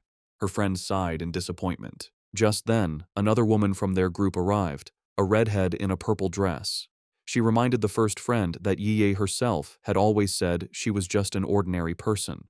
With the rest of their team there, the redhead announced it was time to get to business. One of the male members asked if a certain she was not coming. The redhead confirmed it would just be the 6 of them, adding that the missing member was always mysterious. Unknown to them, Fang Yi was watching from a nearby cafe balcony, his sword beside him. He noted that his cousin's little squad seemed to be pretty low-key. From where he was, he could sense their strength. The weakest was at the 2-star Ghost Axe level, and the man who had spoken was even a 3-star. He also overheard them say their team was usually stronger, with one powerful member often absent. As he sat watching, his attention was drawn to the mountains overlooking the town. His eyes narrowed with anticipation, sensing this was where the real event was about to happen. High in the mountains, the great change of heaven and earth finally happened. A giant green vine came down from the clouds, looking like the beanstalk from the fairy tale. This strange event would appear randomly and wasn't destructive, but for pioneers, it was an important key to understanding the changes in their world. Deep in the misty mountains, Lin Yi and her squad finally saw the incredible sight. The red-haired leader looked up in awe, confirming this was what they were looking for. The group stood in disbelief before the massive, pulsing vine. However, the awe quickly turned to fear. The group's adventurous friend suddenly grew pale and urged the others to stop, saying they shouldn't go any further. She was trembling with dread. She explained that seeing the vine in person gave her a terrible feeling. The leader then asked if they had seen the rumors on their internal pioneer forums. The friend's fear came from a dark story. She said she knew some of the pioneers from a team that had tried to touch the vine the last time it appeared. They were powerful, much stronger than she was, yet they all met a horrible end. She explained that after they came here, they were all buried, their skeletons now twisted within the roots of a dark version of the vine. Overcome with terror, she clutched her head in panic. She confessed she had a feeling they would all suffer the same fate. As she spoke, the reality around the group changed, and they were no longer on a mountain path. Instead, they were trapped inside a terrifying, pulsating, fleshy red cavern, the ground itself a gross mass of organic tendrils. The vision of their death was just a scary premonition. Back on the misty mountain path, the squad's adventurous friend, scammed in an online romance, was still shaken by the feeling of dread. She admitted that while she was originally ready to take the pioneer's risk, to either come back rich or die, the moment she saw the vine, she felt an overwhelming fear. Her gut told her this was a new, unknown, and powerful high-level monster, a mutation she couldn't handle. Tears filled her eyes as she said she wasn't ready to die here and wanted to back out. The red-haired leader and Lin Yi looked at their upset teammate with understanding. They confirmed they had all felt the same heavy feeling from the vine. Lin Yi explained it further, describing it as a feeling of complete emptiness within the wood-type vine. It was a strange feeling, as if all life had been swallowed by time, leaving only an empty shell. This, she explained, was why they all felt so scared. The group came to a scary conclusion. The vine was trying to eat their life force. Just as the fearful friend was about to panic, Lin Yi grabbed her hand, her face showing fierce determination. She declared that this was the path of the martial pioneer, a path that required them to face such dangers directly. Unseen by the group, Fang Yi watched from a nearby cliff. He, too, could sense the heavy, suffocating death energy coming from the giant vine. He noted that out of all the world monsters he had faced, besides the pure dark attribute, this vine gave him the worst feeling. He had to admit, the small squad had serious guts to even think about cultivating in such a dangerous place. He analyzed the monster more closely. While it was clearly a plant, a symbol of life, it felt completely lifeless. It wasn't really alive, but a dead thing pretending to be living, with no spiritual energy of its own. He could see it was stained with the blood and bodies of its past victims. Back with the squad, Lin Yi took charge. She stood on a cliff edge, speaking to her team with new purpose. She told them they didn't have much time to waste. Knowing the danger, she suggested a new plan. They would carefully sense the energy around the area, checking out the monster without getting too close. Confident in her plan, Lin Yi believed that by sensing the monster's energy from a distance, her team would be safe enough. She found a spot high in a tree and began to meditate, surrounding herself in a protective bubble of blue spiritual energy. From a clifftop far away, Fang Yi watched them. He was impressed by their caution, noting they had chosen a distance that was both safe and good for cultivating. He gave credit to his top student cousin for correctly figuring out the best range, a position that was neither too reckless nor too timid. As Yi's cultivation grew stronger, the spiritual energy around her began to surge. Fang Yi watched in surprise, realizing she was about to have a breakthrough to the 3-star Ghost Axe realm. He was genuinely impressed.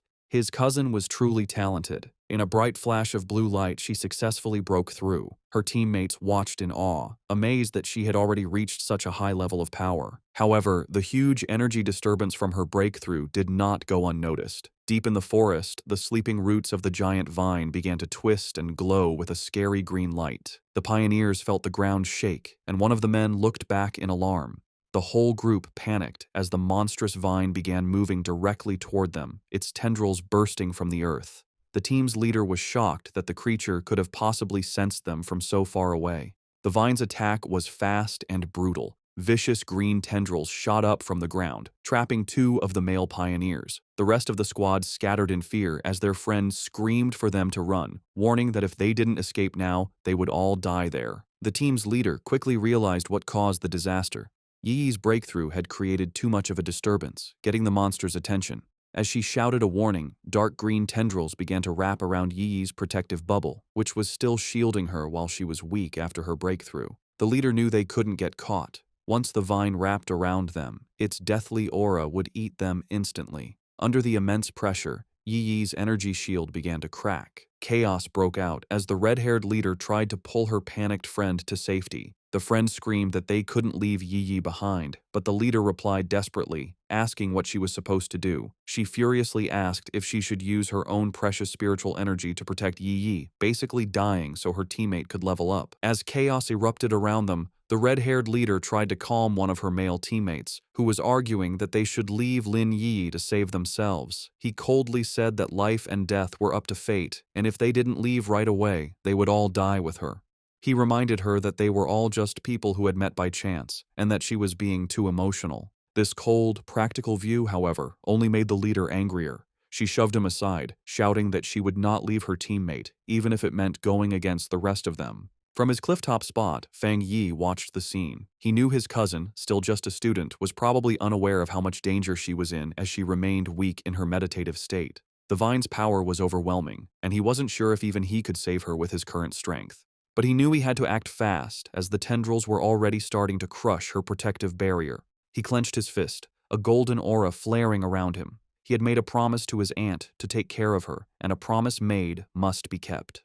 The red-haired leader jumped into action, leaping through the grabbing vines to reach Yi Yi. She landed a powerful kick against one of the tendrils, breaking it with the force of the hit. But her victory didn't last long. Dozens more vines shot out, wrapping around her and trapping her completely. Just as the vines were about to crush her, Yi Yi's protective shield finally broke. But before the monstrous plant could grab its new victims, Fang Yi stepped in. Leaping through the air, he sent out 2 arcs of bright golden energy from his sword. The rest of Yi Yi's squad could only watch in horror, screaming her name as they saw her shield break. A massive, fiery, phoenix-shaped blast of energy shot down from the sky, hitting the mass of vines with explosive force. Fang Yi landed gracefully in the now cleared area, a small pillar of golden flame rising from the ground where he stood, having saved both his cousin and her brave leader just in time. As Fang Yi floated in a bright aura of golden light, just his presence was enough to overwhelm the deathly vine. The surviving members of the pioneer squad watched in stunned silence as the monstrous plant, which had just been moments from killing them all, stopped its attack and began to pull back from the overwhelming yang energy. The tendrils pulled back from the intense light, hissing and dissolving as they retreated. As Fang Yi came down, surrounded in a radiant glow, the pioneers could only cover their eyes from the blinding light, barely able to understand what was happening. The practical male pioneer who had suggested leaving Yi Yi was completely shocked, questioning if this newcomer was another pioneer. The red-haired leader, just as stunned, recognized the power for what it was, the purest form of the yang attribute. She knew that only a high-tier power of this level could possibly push back such a powerful, life-draining monster.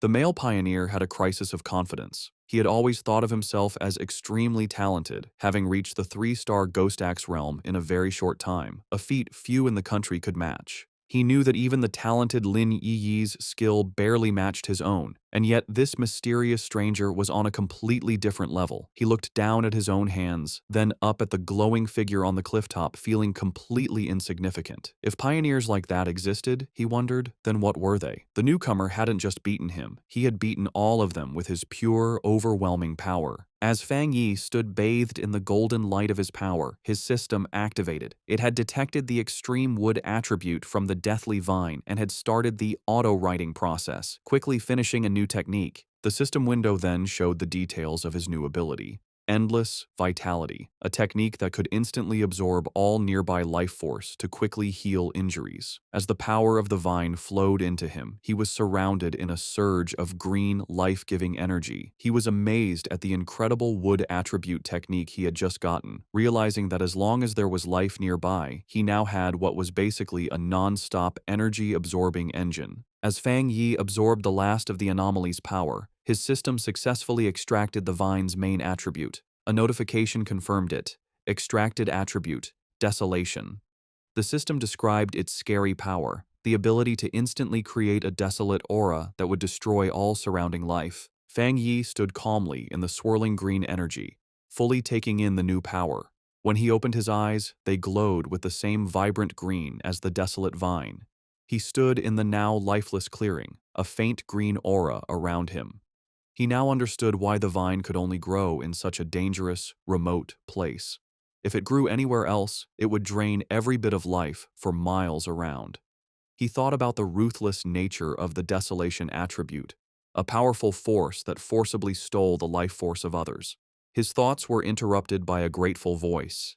The red-haired leader of the pioneer group approached, her clothes torn and her body bruised, but she was alive. She thanked him greatly, saying that without him, they would all be dead. She then asked how they could possibly repay him for saving their lives. Fang Yi simply waved her off, coolly telling her there was no need and that they would meet again someday. He then turned and walked away. In his mind, however, he didn't feel like a hero.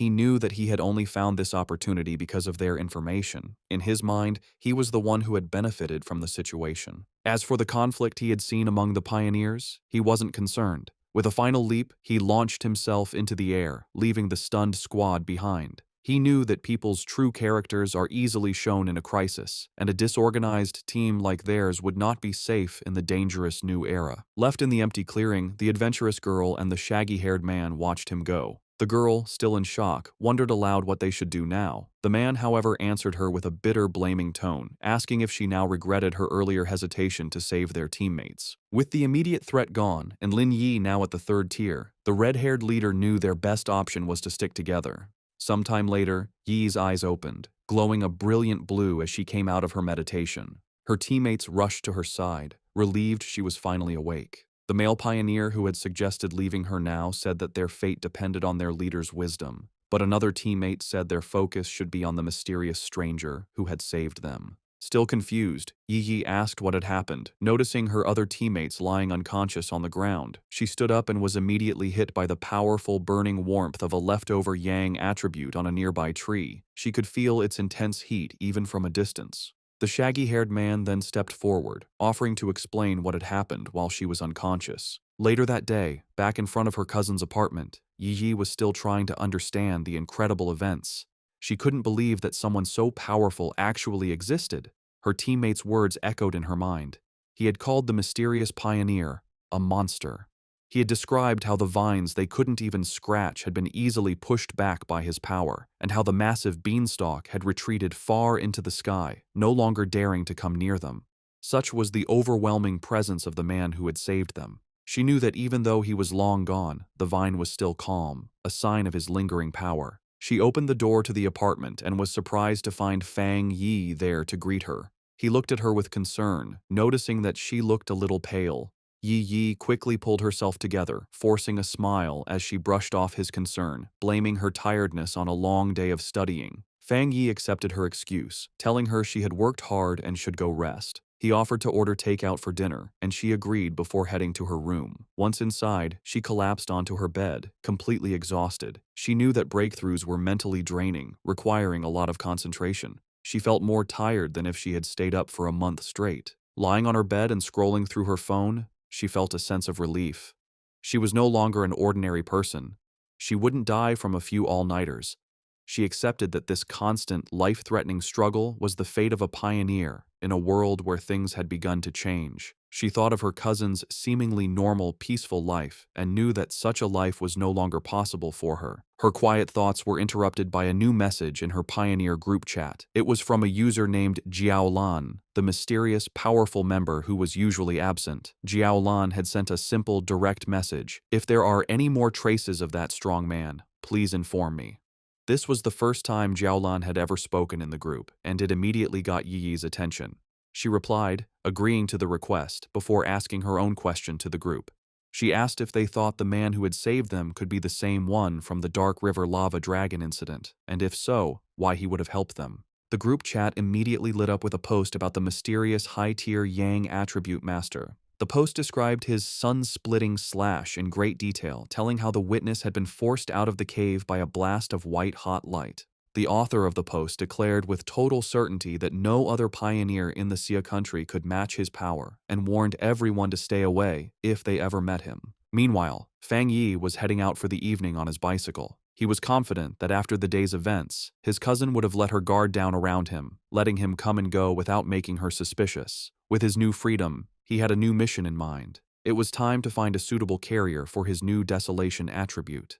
He knew that this power was most compatible with plants, and he pedaled off into the night to begin his search. As he rode through the night, Fang Yi thought about the best way to use his newly acquired desolation attribute. He knew that despite its power, it was still a bad attribute at its core, based on destruction and decay. He worried that putting it on his own body could lead to bad reactions. Furthermore, he was concerned that its evil nature might conflict with the good, purifying power of his thunder attribute. He decided that the best solution would be to find a carrier for the attribute, something like the strange vine itself. He guessed that the original vine monster had been born when a regular plant sensed the return of rich spiritual energy and chose to evolve, creating the desolation attribute as a way to gather more power. With this in mind, a plan began to form in his mind. With a confident smirk, he knew exactly where he needed to go. He followed a moonlit road, guided by a sign pointing toward the forest park.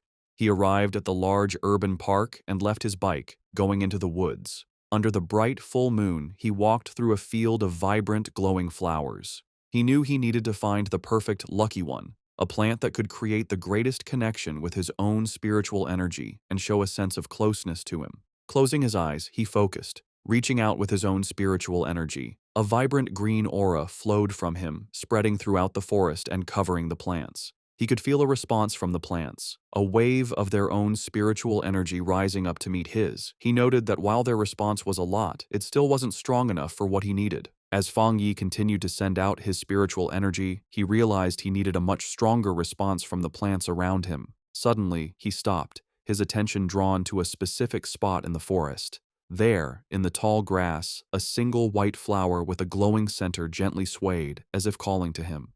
He wondered if this was the one he had been searching for. He approached it carefully and reached out his finger. As his fingertip touched it, the flower's petals closed around it, and he could feel it absorbing the spiritual energy he was giving off. The flower then bloomed again, seemingly happy, as if it had just had a good meal. Fang Yi knelt beside the flower, a small smile on his face. He noted its strong spirituality. Though it was just a plant, it had reacted to his touch like a greedy puppy, eagerly eating his spiritual energy and then rubbing against his fingers for more. He knew he had found his carrier. Out of the entire forest, this small flower had the strongest reaction to his aura, making it the perfect container for the desolation attribute. He told the flower that it was the chosen one and asked if it was ready. Without waiting for an answer, he unleashed a vortex of green spiritual energy, focusing it entirely on the small white flower. A system window appeared, asking for confirmation. Do you want to forcibly implant the desolation attribute into this plant? With his eyes glowing a vibrant green, he gave his consent. A brilliant light erupted from his hand as the flower began to transform, its petals opening into a much larger, more complex, and powerful form. The implantation process was finished in a bright flash of green light. Fang Yi was surprised for a moment by the sudden burst of power. The small, simple white flower had been completely changed. Its petals had opened into a beautiful, lotus-like flower, and its leaves had grown thick and bright, all of it glowing with a powerful green aura. The newly powered flower immediately began to show its influence. It released a massive wave of desolation energy, its roots digging into the ground as it drew power. The effect was instant and destructive. The green, healthy forest around Fang Yi was drained of its life in seconds, the trees dying and the ground turning to dust. He was amazed at the pure, evil power of the desolation attribute. In just a few moments, the energy had eaten the entire section of the forest and was still spreading quickly. As the flower's light began to fade and its form shrank to a smaller size, Fang Yi knew he had to leave. If he let the process go on any longer, the huge energy disturbance would surely get the attention of the Spiritual Energy Association. He reached down and plucked the glowing flower from the ground, roots and all. He knew this park was a risky place for such an experiment. Being so close to the city center, it was certainly watched by the association, who were worried about how the spiritual energy revival could turn even normal plants into dangerous threats. He had noticed the increased number of security cameras and the lack of any other people in the park when he arrived. As he walked away, holding his new prize, he noticed something incredible. The flower was still absorbing energy from the air, surviving and even doing well without its roots connected to the earth.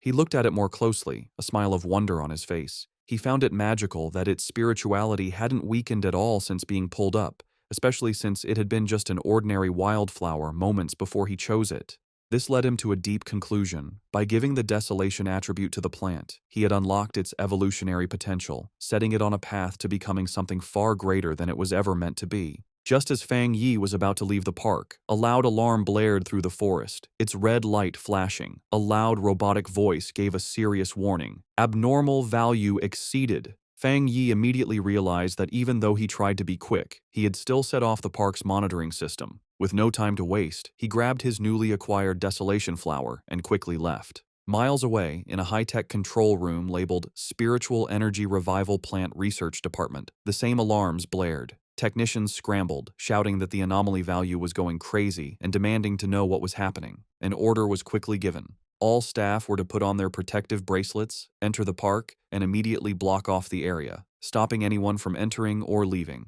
A team in full protective gear entered the now lifeless section of the forest. One member checked the reading on his wrist device, which showed a dangerously high value of 30. He noted that this was terrifyingly high. For comparison, the incident at Qingcheng University had only ranged between 8 and 10, and even the powerful Dark River lava dragon had peaked at 25. Another team member added that the park's original spiritual energy level had never even gone above 10. As one of the researchers took a soil sample, another reported his strange findings. The air humidity, surface temperature, and sunlight were all completely normal. Yet, all the plants in the area looked as if they had been drained of their life in a matter of seconds. The team leader decided they needed to get closer to the center to figure out what kind of spiritual attribute could have caused such an event. However, as one of the members stepped forward, another researcher with glasses, who seemed to be a senior member, shouted at him to stop and not get any closer. He warned them with serious authority not to touch anything, identifying the leftover energy as the desolation attribute. He then asked if any of them knew about the vine that had recently come down from the sky. The younger researchers were stunned into silence. One of them finally found his voice, realizing with growing horror that the senior researcher was talking about the infamous devil-like vine that had already been classified as an A-level mutation. The senior researcher confirmed their fears. Standing before a ghostly image of the vine with the souls of its victims trapped at its base, he explained the source of its terrifying power. The reason it was so deadly, the reason it had killed so many pioneers, was its natural desolation attribute. A powerful parasitic ability that drained the life force from all surrounding creatures, making everything it touched its own. The young researcher, who had been about to step into the dead area, clutched his chest, sweating and gasping in terror. He thanked his superior, realizing that he had just been saved from certain death. The senior researcher explained that the area around any plant that had awakened the desolation attribute was a dead zone, where anyone who entered would have their life force eaten. He remembered seeing data on another such plant in the Xia country, a rotting ancient tree in a forbidden zone in Wan City that instantly destroyed any life that came near it. He looked around at the lifeless clearing with serious concern, noting that the mutation of plants in this new era could not be ignored. From what they knew, the desolation attribute was the strongest a plant could awaken, and now, in addition to the ancient tree and the celestial vine, a third had been born. His lecture was interrupted by a hand clapping him on the shoulder. The research team turned in surprise to see the stern face of Major Han Li, who had arrived with his own group of soldiers. The major had already been told about the situation. He ordered all the researchers on site to change into the advanced protective suits his men had brought, and to follow him into the contaminated area. With Major Han Li leading the way, the newly equipped team, now joined by Su Qingying, stepped firmly into the dead zone. As they moved forward with their scanners, they made a series of confusing discoveries. They couldn't find a source for the desolation energy, and the aura itself was quickly fading, the level having dropped to 25 in the few minutes since they arrived. This went against what they knew about the celestial vine, which was supposed to be able to move.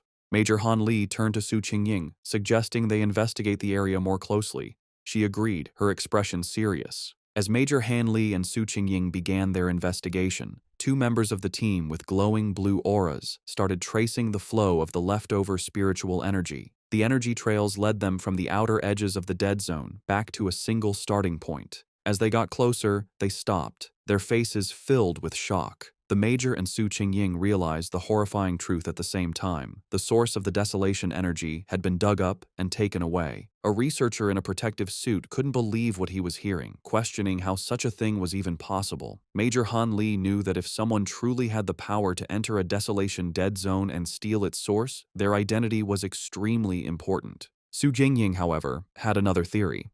She showed a glowing data pad to the Major, explaining that after running a big data analysis, they had found a person whose movements matched both this incident and another recent mutation.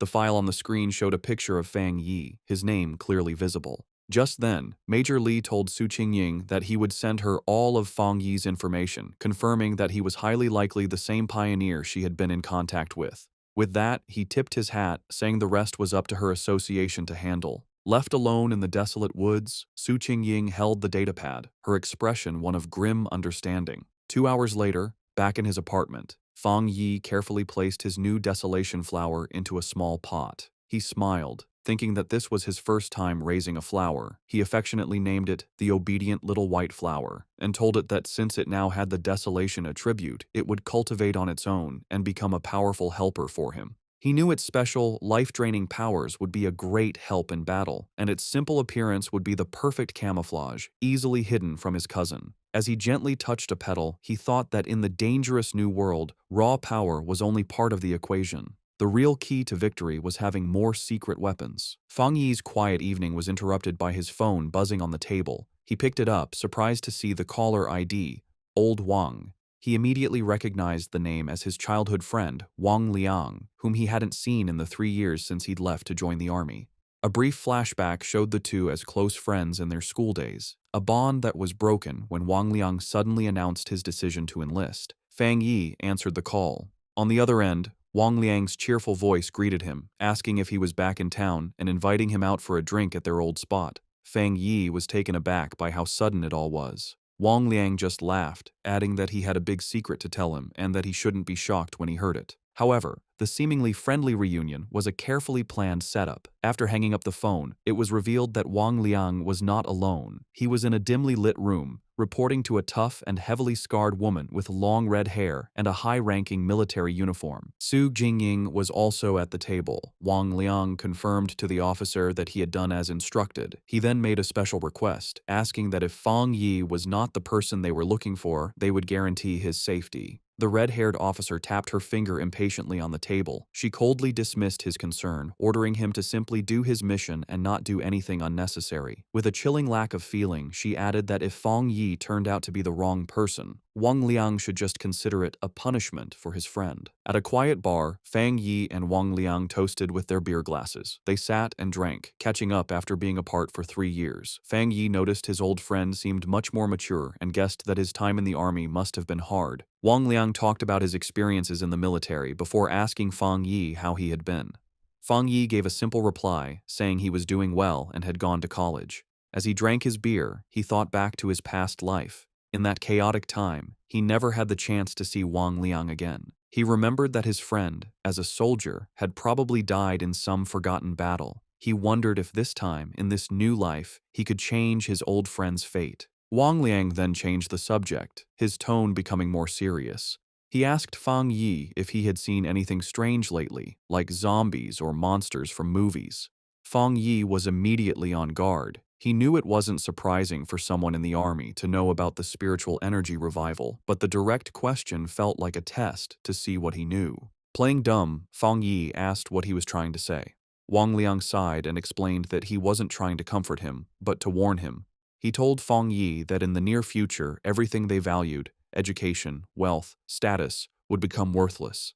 The entire world order was about to change. Fang Yi listened closely, his face showing no emotion as he stared at his empty glass. He knew that ordinary soldiers were sworn to secrecy and couldn't leak any details about the spiritual energy revival. This confirmed his suspicion. The military had identified him as a target, and Wang Liang, his childhood friend, had been sent to test him. Wang Liang, seeing his friend's silence, tried to reassure him. He told him not to worry, that as long as he didn't reveal anything, he would be fine. But Fang Yi understood the situation. Despite his pretended ignorance, his friend was still trying to help him.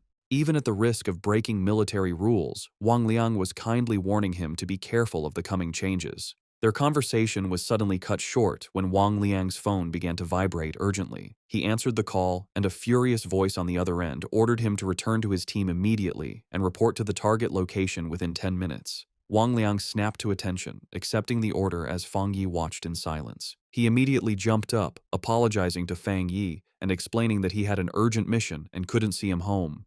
As his friend was about to leave, Fang Yi dropped his act. He asked if the mission was related to the spiritual energy revival and told his friend to take him along. Wang Liang stopped, turning back to look at Fang Yi with a mix of shock and confusion. Fang Yi stood up and grabbed his friend by the collar.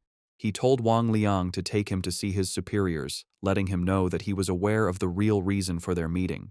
He reassured his friend, telling him that while he didn't know exactly what his superiors knew, he knew Wang Liang would never hurt him. He explained that he was more interested in what the military was dealing with, knowing it had to be related to the great changes happening in the world. Since the Spiritual Energy Association was already handling the monsters, he was curious what the military's role was, and he wanted to see it for himself. Wang Liang agreed, and the two of them walked toward a massive, heavily guarded military base in a mountain valley, labeled Military Number 19 Spiritual Forbidden Zone. As they got closer, Fang Yi was struck by the incredibly dense spiritual energy in the area. He noted that the concentration level was so high it had likely surpassed a standard pollution zone. As they were met by a squad of soldiers, one of them ordered Wang Liang to return to his team. After a quick check, the soldiers allowed Fang Yi to enter the base, leading him through a brightly lit corridor. Inside the military base, Fang Yi and Wang Liang were led into a massive, cavern-like training ground. There, a large group of soldiers was in a desperate battle, using crackling blue energy to hold back a monstrous, spiky black creature with a single glowing red eye.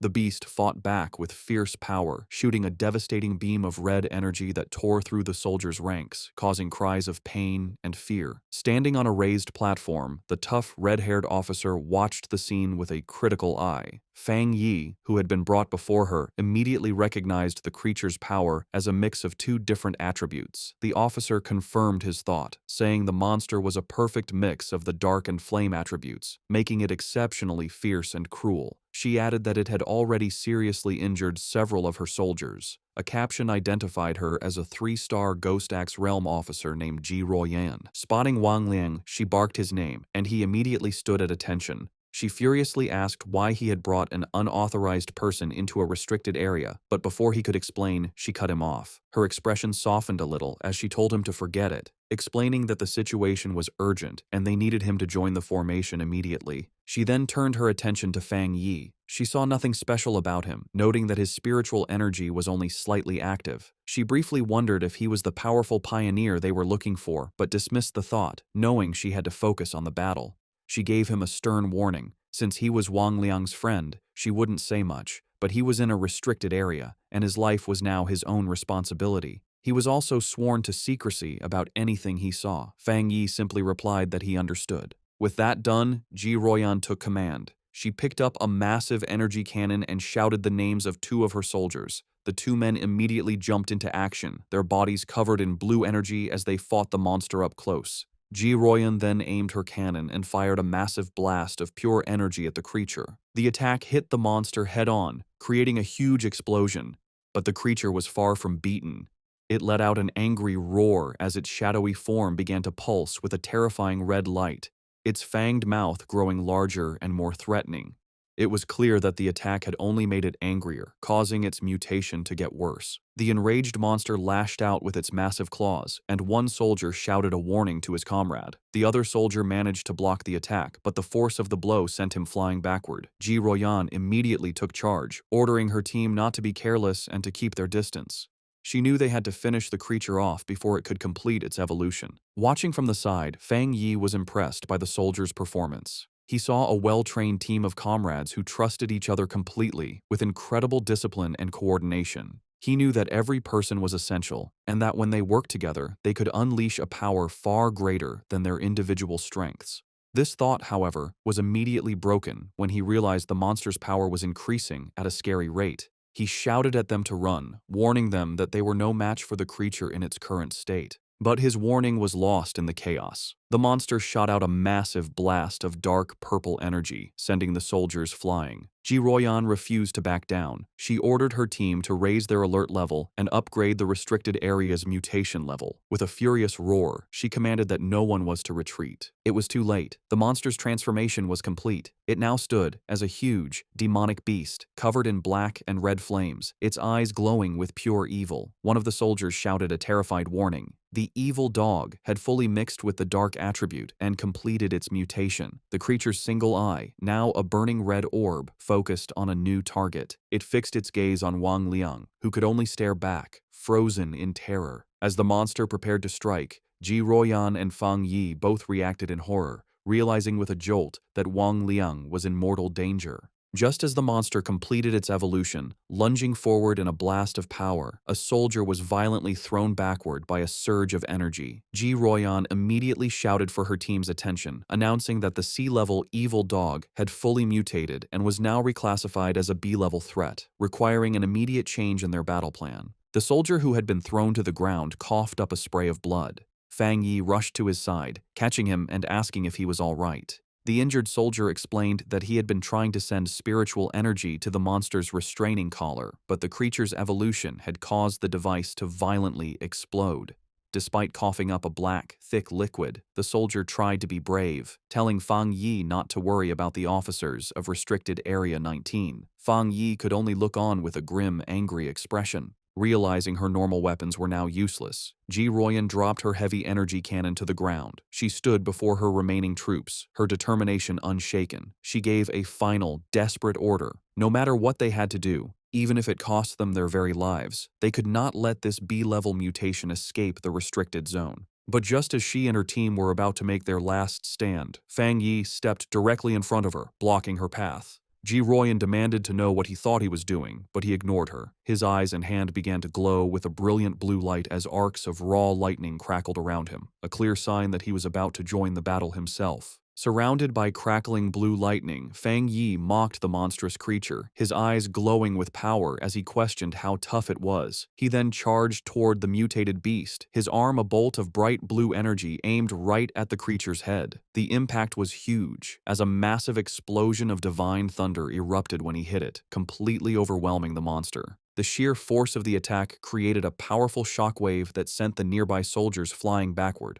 One of the soldiers, stunned, said he couldn't believe it, realizing this was the same B-level monster that even their commander, Ji Royan, couldn't beat alone. Wang Liang, just as shocked, turned to Ji Royan and asked if his friend was really who they thought he was. With a serious look, she confirmed that none of them were wrong. She declared that he was, without a doubt, the pioneer known as the Tyrant. Fang Yi stood calmly before the beast, which was still on fire but clearly hurt by the lightning. Seeing it wasn't completely beaten, he noted that he would have to finish the job. He then told Ji Royan and Wang Liang to stand back for their own safety. Ji Royan watched him, thinking about how her whole squad needed a complex formation just to face a B-level threat, yet he was getting ready to handle it all by himself. She wondered what kind of power he had. She had to admit that his was the most extreme form of the thunder attribute she had ever seen. She knew that even now, he was a top-tier pioneer in the entire country, and she began to wonder about his potential once the spiritual energy revival was fully underway. As Fang Yi raised his hand, gathering even more electrical energy, a shocked look appeared on Ji Royan's face. She looked up to see a massive storm of thunder energy forming in the sky above him, and she couldn't help but wonder just how scary his power would become as he continued to evolve.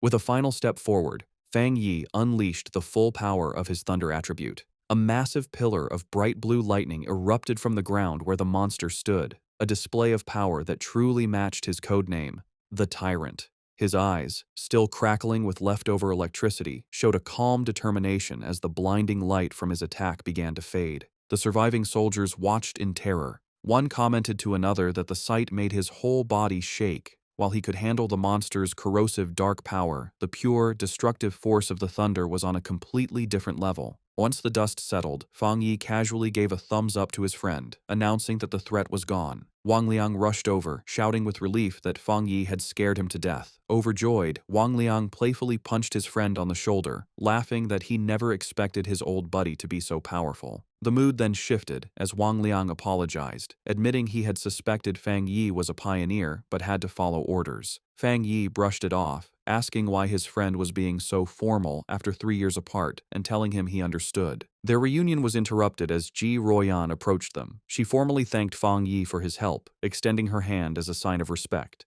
With a slight smile, Fang Yi accepted her thanks. He shook her hand, replying that it was no trouble and that he had mainly acted to save his friend. She then formally introduced herself as Ji Royan, the warden in charge of Forbidden Area 019. She explained that since he had saved the entire base, she needed to file a proper report and asked if he would be willing to leave his contact information. Fang Yi agreed without hesitation, while Wang Liang watched from the side, silently amazed at the strange experience of seeing his tough commanding officer act so respectfully toward his childhood friend. With the formalities done, Ji Ruoyan made a direct and serious offer. She said that Fang Yi's strength was greater than many of the military's own special pioneers and formally invited him to join the army. However, she admitted that an invitation from a single base warden like herself was probably not enough to convince him. Inwardly, she was still trying to grasp the sheer scale of his power. What shocked her most was the realization that he was also a 3-star Ghost Axe realm cultivator, the same as her. Yet, his abilities had reached a level far beyond the known limits of that realm, making him a monster of incredible power. Fang Yi calmly asked Ji Ruoyan if she truly meant that she felt she was not worthy of inviting him. With the weight of her superior's authority on her, she confirmed his words, saying there was nothing to deny. She explained that the order to involve him had come from high command,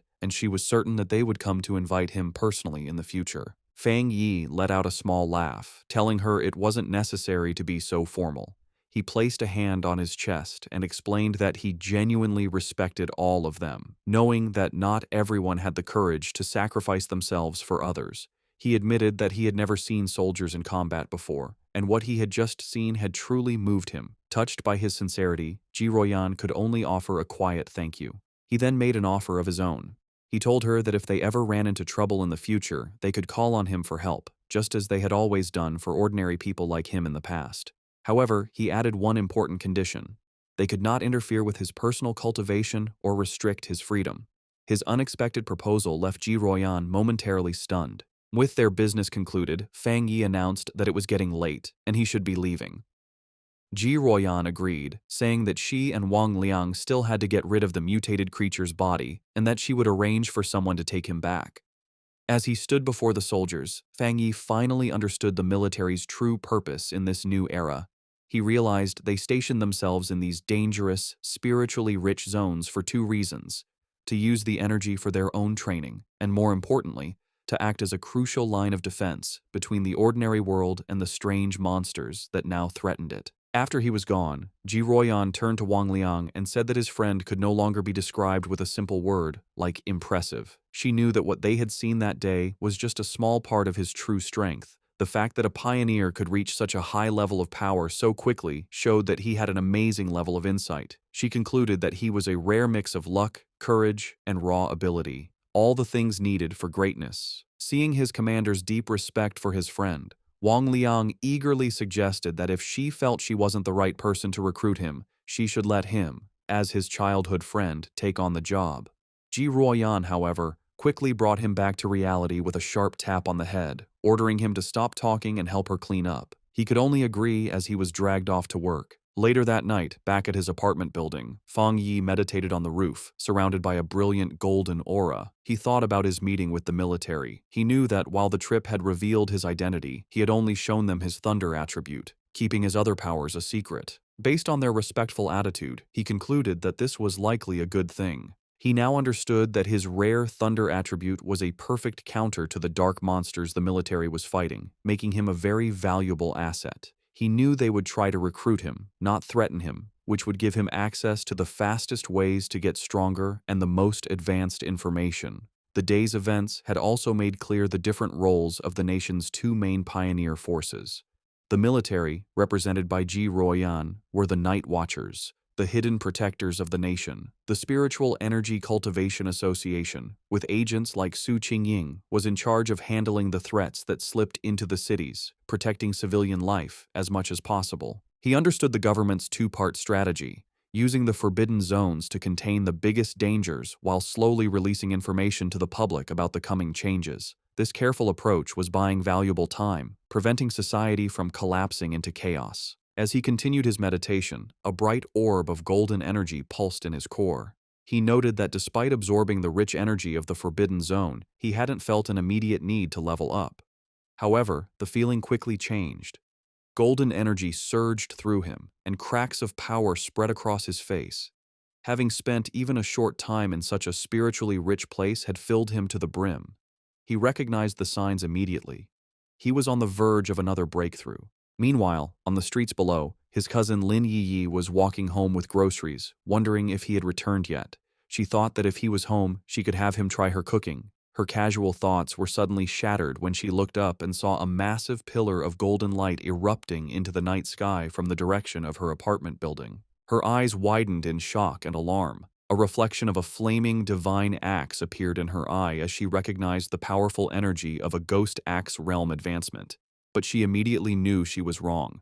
The sheer scale of the power, showing up as a massive, fiery divine axe in the sky, was far too terrifying for an ordinary breakthrough. She could only stare in disbelief, wondering if another powerful pioneer was making their move in the city. On the street below, Lin Yi stared at the sky in complete disbelief. She recognized the immense power of the Ghost Axe realm, but this was something else, a force so powerful it was changing reality itself. As a giant, divine hand made of pure golden energy formed in the clouds above, she realized the terrifying truth. This was the power of the legendary spirit creation realm. The realization that a pioneer of such incredible strength was living right next to her sent a wave of shock and fear through her. The massive energy surge did not go unnoticed. Miles away, in a high-tech command center, red alarms blared as technicians scrambled. An urgent warning flashed across their screens. The anomaly value had reached a catastrophic level of 99, its location pinpointed to the southeast of the city. An official and Su Qingying reacted with alarm. The official demanded to know what was happening, ordering all units to the target area. Su Qingying wondered how such a powerful anomaly could have gone undetected, noting that an energy reading of this size was powerful enough to destroy an entire city. Before a holographic map of the city, military leaders held a tense emergency meeting. They debated the two terrifying possibilities. Either a new, godlike spirit creation pioneer had just appeared, or the city was on the brink of a massive disaster. One grim-faced officer suggested it could very well be both. The situation escalated as the senior official frantically called headquarters, demanding they send all advanced equipment, short of large-scale weapons. His panic was cut short, however, when a subordinate burst into the room, breathlessly announcing that the alert had been cancelled. The anomaly had been identified not as a monster, but as a pioneer undergoing a promotion. Back on the rooftop, the blinding golden light faded as Fang Yi let out a quiet breath of relief. The breakthrough was complete. He casually noted that he had successfully reached the one-star spirit creation realm. Aside from his body feeling lighter and more agile, he didn't feel a significant difference in his raw power. His quiet moment was interrupted when his phone buzzed with a new message. It was from his friend, Wang Liang. The message was a warning. A new anomaly had appeared at Qingcheng University's playground. Internal military sources had confirmed it was a pollution zone, and more worryingly, it was the second time this specific anomaly had occurred. Fang Yi texted back, saying he knew about the previous heat anomaly. Wang Liang confirmed it was the same one, back again, and playfully warned Fang Yi not to tell anyone he was the source of the intel. After Fang Yi jokingly threatened to report him, Wang Liang's tone turned serious. He told Fang Yi that he was genuinely worried for his safety and urged him to be careful. Fang Yi put down his phone, his expression thoughtful. His friend's warning only confirmed his own strategy. This was exactly why he was so cautious in his dealings with both the military and the association. He knew that being too well known could bring unwanted trouble, which was why he had deliberately chosen to keep his powerful Yang Flame attribute and his Crimson Flame Blade technique a secret. They were his hidden aces. He typed a final reply to his friend, reassuring him not to worry. He would be careful, and he still had trump cards left to play. Lin Yi opened the apartment door, announcing that she was back. Seeing Fang Yi on the couch, she asked if he had eaten yet, offering him the bag of takeout she had brought. Distracted by his phone, he simply told her to leave it on the table and that he would get to it later. As she watched him, a worried and slightly frustrated expression crossed her face. In her mind, she thought about her cousin's character. She saw him as a perfectly good person, but with one major flaw, his laziness. He seemed content to just stay at home all day playing on his phone, not even bothering to go to college. She found it ironic that while she and her fellow pioneers were constantly busy, seeking opportunities and hiding their true identities, her cousin lived such a carefree, seemingly aimless life. Exhausted, she went to her room and collapsed onto her bed. She knew that news of the incredible spirit creation pioneer who had just appeared in their district would spread like wildfire. Feeling a sense of duty, she resolved that when the time came, she would protect her seemingly clueless cousin as a way of repaying him. Meanwhile, Fang Yi was not just playing on his phone. He was analyzing the news report from Wang Liang, which showed a massive, raging fire at the university playground. He noted that the first anomaly had been intense heat, and now it was a fire. He wondered if this was another form of the Yang attribute. The video showed the fire had started incredibly fast and was burning with terrifying intensity. Online comments from witnesses expressed shock, with some wondering if special forces were now being called in for simple fires.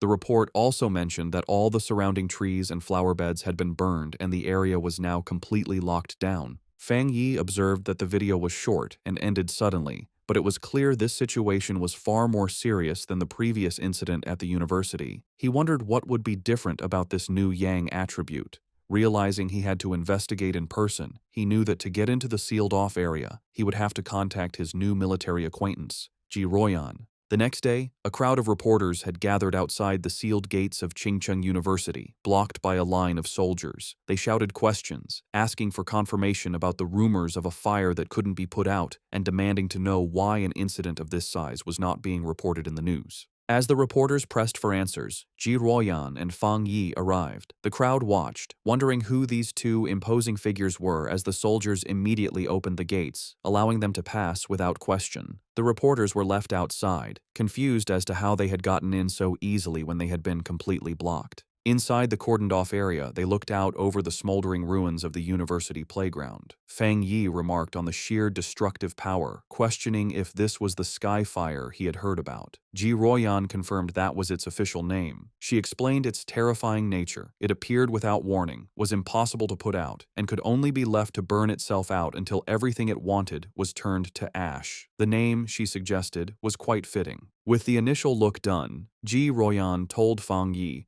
she needed to head to the principal's office and asked if he would wait for her. He told her to go on ahead, saying he would be fine there. Alone, Fang Yi walked along the edge of the destroyed area, which was now blocked off with yellow tape. He knelt and touched the scorched earth, analyzing the scene. He noted that the ground was already cold, and more importantly, there was no leftover spiritual power left from the sky fire. He realized with some disappointment that this meant he couldn't collect its attribute. His plan had been too simple. His thoughts were suddenly interrupted when a familiar voice called his name. He looked up to see his ex-girlfriend, Chu Qingli, standing on the steps nearby with a friend. She asked in surprise what he was doing there. Her friend with glasses immediately recognized his name, asking Chu Qingli if this was the ex-boyfriend she had mentioned, the one who had only gotten into a vocational college. Chu Qingli simply confirmed it was him. The friend then patted Chu Qingli's shoulder with a smug, condescending look. She told Fang Yi that she understood he was likely there because he was still hung up on his ex, but now that the gap between their lives was so big, he should just give up. Fang Yi could only stare back, genuinely confused by her assumption, questioning the very idea that he would be hung up on her. From a distance, other students began to gossip about the scene. They wondered who the guy with the school beauty Chu Qingli was, guessing he must be another sad suitor. They noted he didn't look like a student from their university and complained about how security could have let an outsider in. Chu Qingli's friend with glasses stepped forward, aggressively confronting Fang Yi. She told him that Chu Qingli was now the university's campus belle and that he should think clearly about his actions. She warned him that countless guys far better than him were pursuing her and that he didn't even rank. She ordered him to leave, telling him this was not a place he belonged. She then threatened to report him to the disciplinary office if he didn't explain how he got in. Meanwhile, Chu Qingli watched him with a complicated expression. She remembered him claiming he wouldn't regret their breakup, yet here he was. She concluded that his previous lack of interest must have been an act, and that he was just putting on a brave face. Their confrontation was interrupted when Ji Royan returned, asking Fang Yi if the girl was his friend. Chu Qingli was surprised by the sudden appearance of the imposing red-haired woman.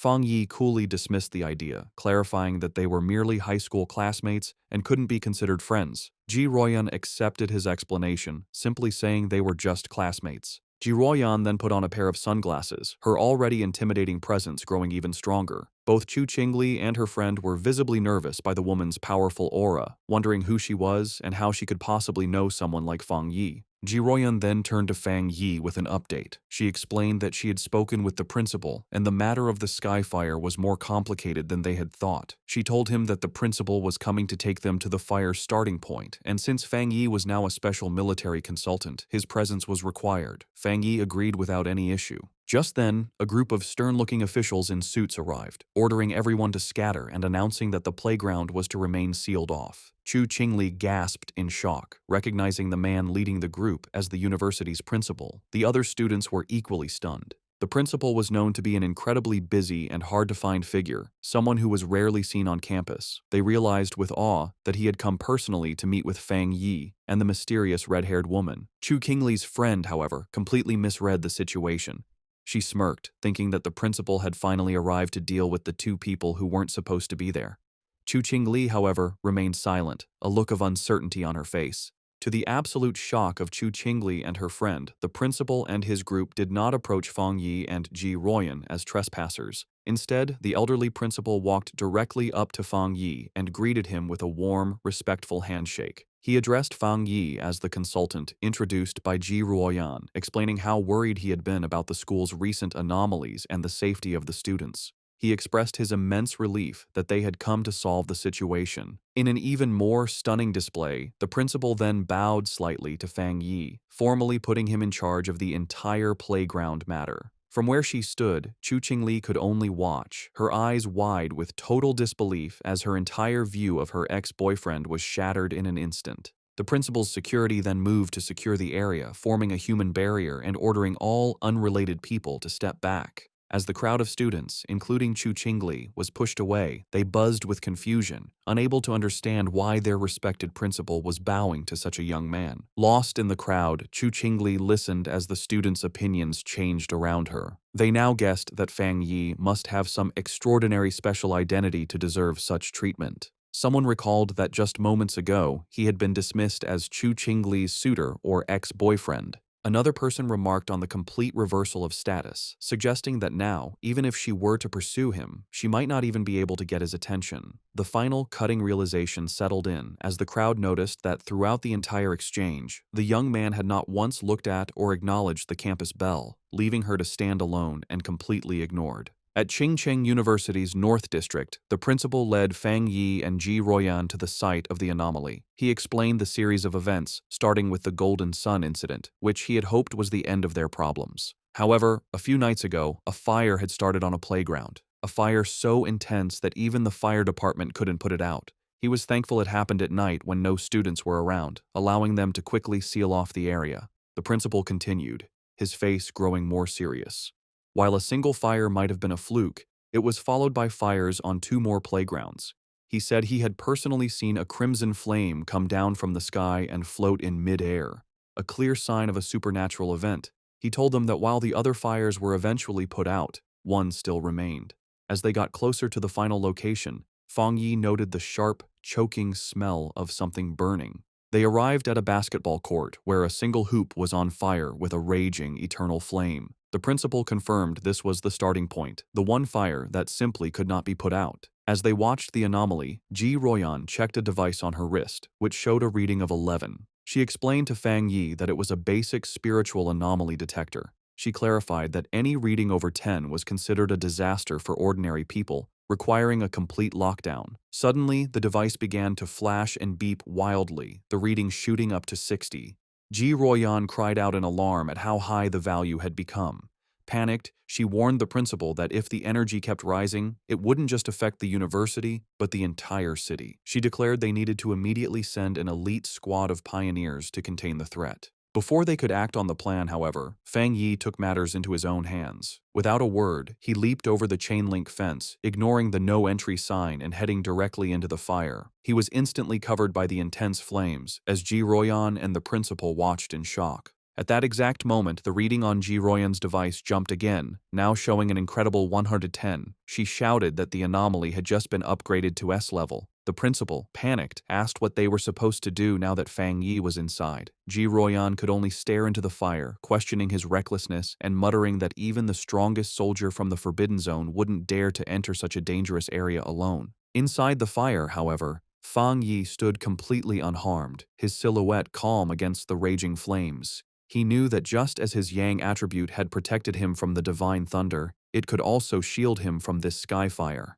But he quickly found a major problem. While his power was protecting him, it also stopped him from touching the source flame itself, which meant he couldn't activate his system's ability to create a new technique. Realizing his protective aura was both a help and a hindrance, Fang Yi knew he had to get to the source flame. He watched as the fire wrapped around the basketball hoop like a great fiery dragon, understanding that he needed to get to its heart. Without hesitation, he prepared to face the fire head-on as the fiery dragon lunged toward him with a ferocious roar. In an incredibly risky move, he deliberately turned off his Golden Sun protective aura, leaving himself completely vulnerable. The sky fire instantly rushed in, covering his body in a storm of raw, burning energy. He gritted his teeth against the searing pain as the flames burned him, but he forced his hand forward, determined to touch the anomaly's core. His gamble worked.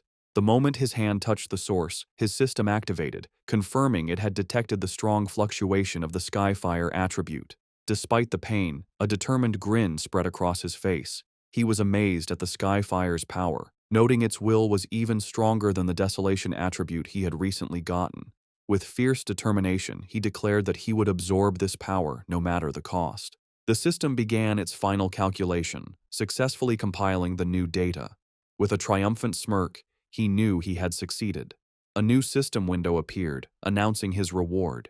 He had obtained the Skyfire attribute technique, the Nine Dragons Skyfire Sealing Art, a power designed to eliminate evil and seal all demons. As he mastered the new ability, the once wild flames became extensions of his will, wrapping around his arm like a tame dragon. The system confirmed that the compiled technique was now unlocked and ready for immediate use. As he focused his will, he began the final process of extracting the Skyfire attribute itself, absorbing its essence directly into his being. His eyes began to glow with a burning red light as fiery markings appeared on his face, a physical sign of his new power. With his hands clasped in a seal and his eyes burning with red energy, he prepared to unleash his newfound ability, calling out the name of the Nine Dragons Skyfire Sealing Art. As Fang Yi unleashed his new power, massive, glowing red chains erupted from his back, lashing out into the fire.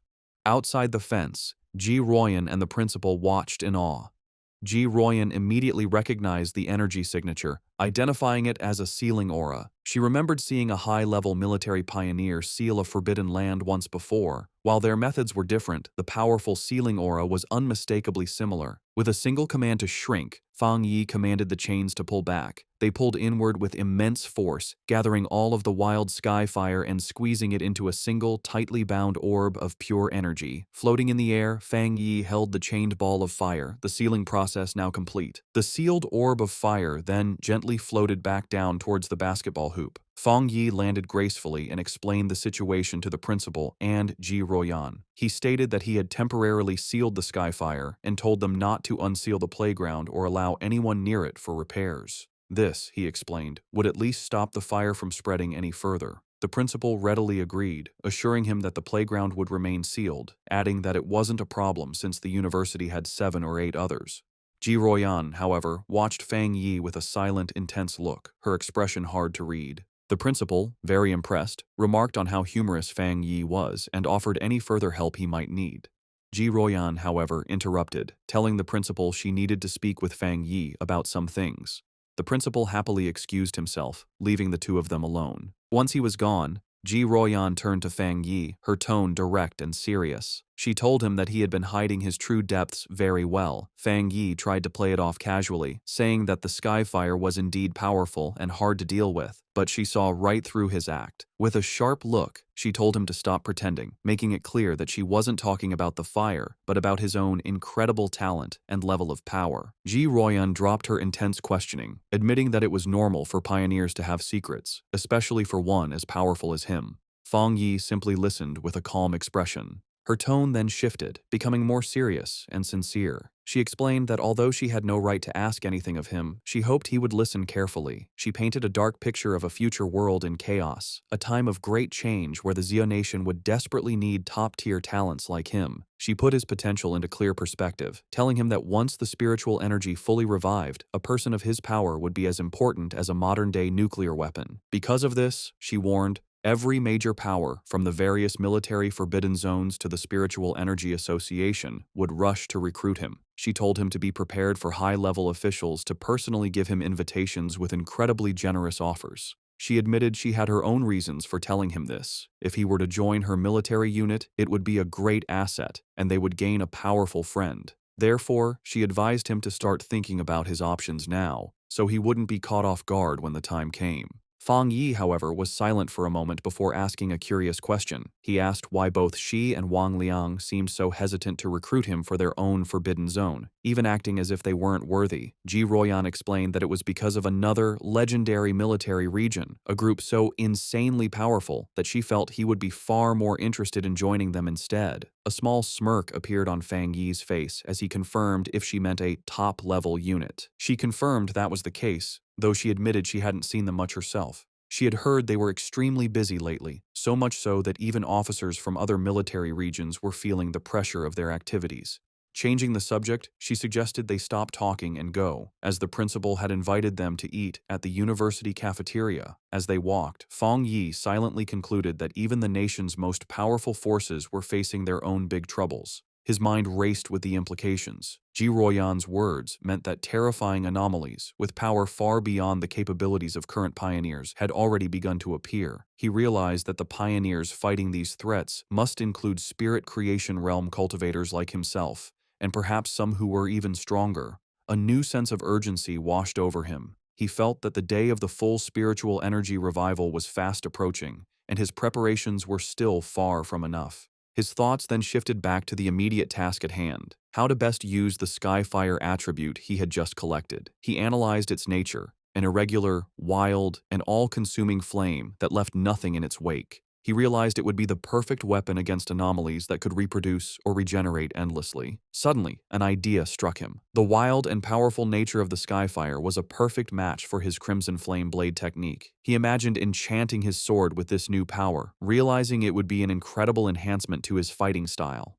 To test his new powers, Fang Yi heads to the back mountain, a place he often uses for training. When he arrives, he is surprised to find the path blocked by a large sign warning that the mountain is dangerous and entry is forbidden. He wonders who could have done this. He knows there haven't been any monsters in the area, and he doubts the military would have found his training spot so quickly. He concludes that the only group that would know his habits and do him such a favor would be the Spiritual Energy Cultivation Association. He realizes the association has gifted him this place as a private training ground, a way to win his favor. With a smile, he decides to accept their gesture. However, his thoughts are interrupted when his sharp senses detect an unwanted presence. He realizes an intruder has managed to sneak onto the mountain. Fang Yi senses a familiar aura, similar to the one he felt at the factory, though not as strong. Hidden among the trees, a monstrous, monkey-like creature with glowing red eyes watches him. Fang Yi notices the beast seems smart, as it hesitates and checks his strength instead of attacking blindly. With his sword already glowing with energy, he decides it's the perfect time for a show of power.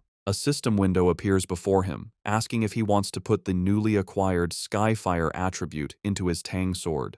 The system describes Skyfire as a powerful light attribute, perfect for destroying evil. With a fiery determination in his eyes, Fang Yi accepts. Immediately, his sword erupts in a column of endless, crackling flames. With an excited smirk, he looks forward to combining the endless power of Skyfire with his Crimson Flame Blade technique. He decides the mutant creature will be his first test subject. Fang Yi unleashes a massive firestorm on the monster. The creature is taken by surprise, its eyes widening in terror before it is completely covered by the storm of flames, screeching in pain. Standing in the middle of the flames he created, Fang Yi checks his new ability. He realizes the energy of his attack is now double, or even triple, what it was before, and most importantly, the flames do not harm him. He touches the blade of his sword, still covered in fire, and notes that it feels cool. Suddenly, he senses that the creature has survived the attack and is trying to escape. With a determined look, he decides to chase the intruder to see what it's capable of. Meanwhile, deep in the same forest, a young woman with curly red hair is doing a live stream from her phone, mounted on a selfie stick. She tells her viewers that she isn't a liar, but that she has always been incredibly lucky, and that amazing content just seems to find her. Her viewers are doubtful, with one commenter daring her to prove her luck by going to Chingcheng University to film the mysterious sky fire that everyone is talking about.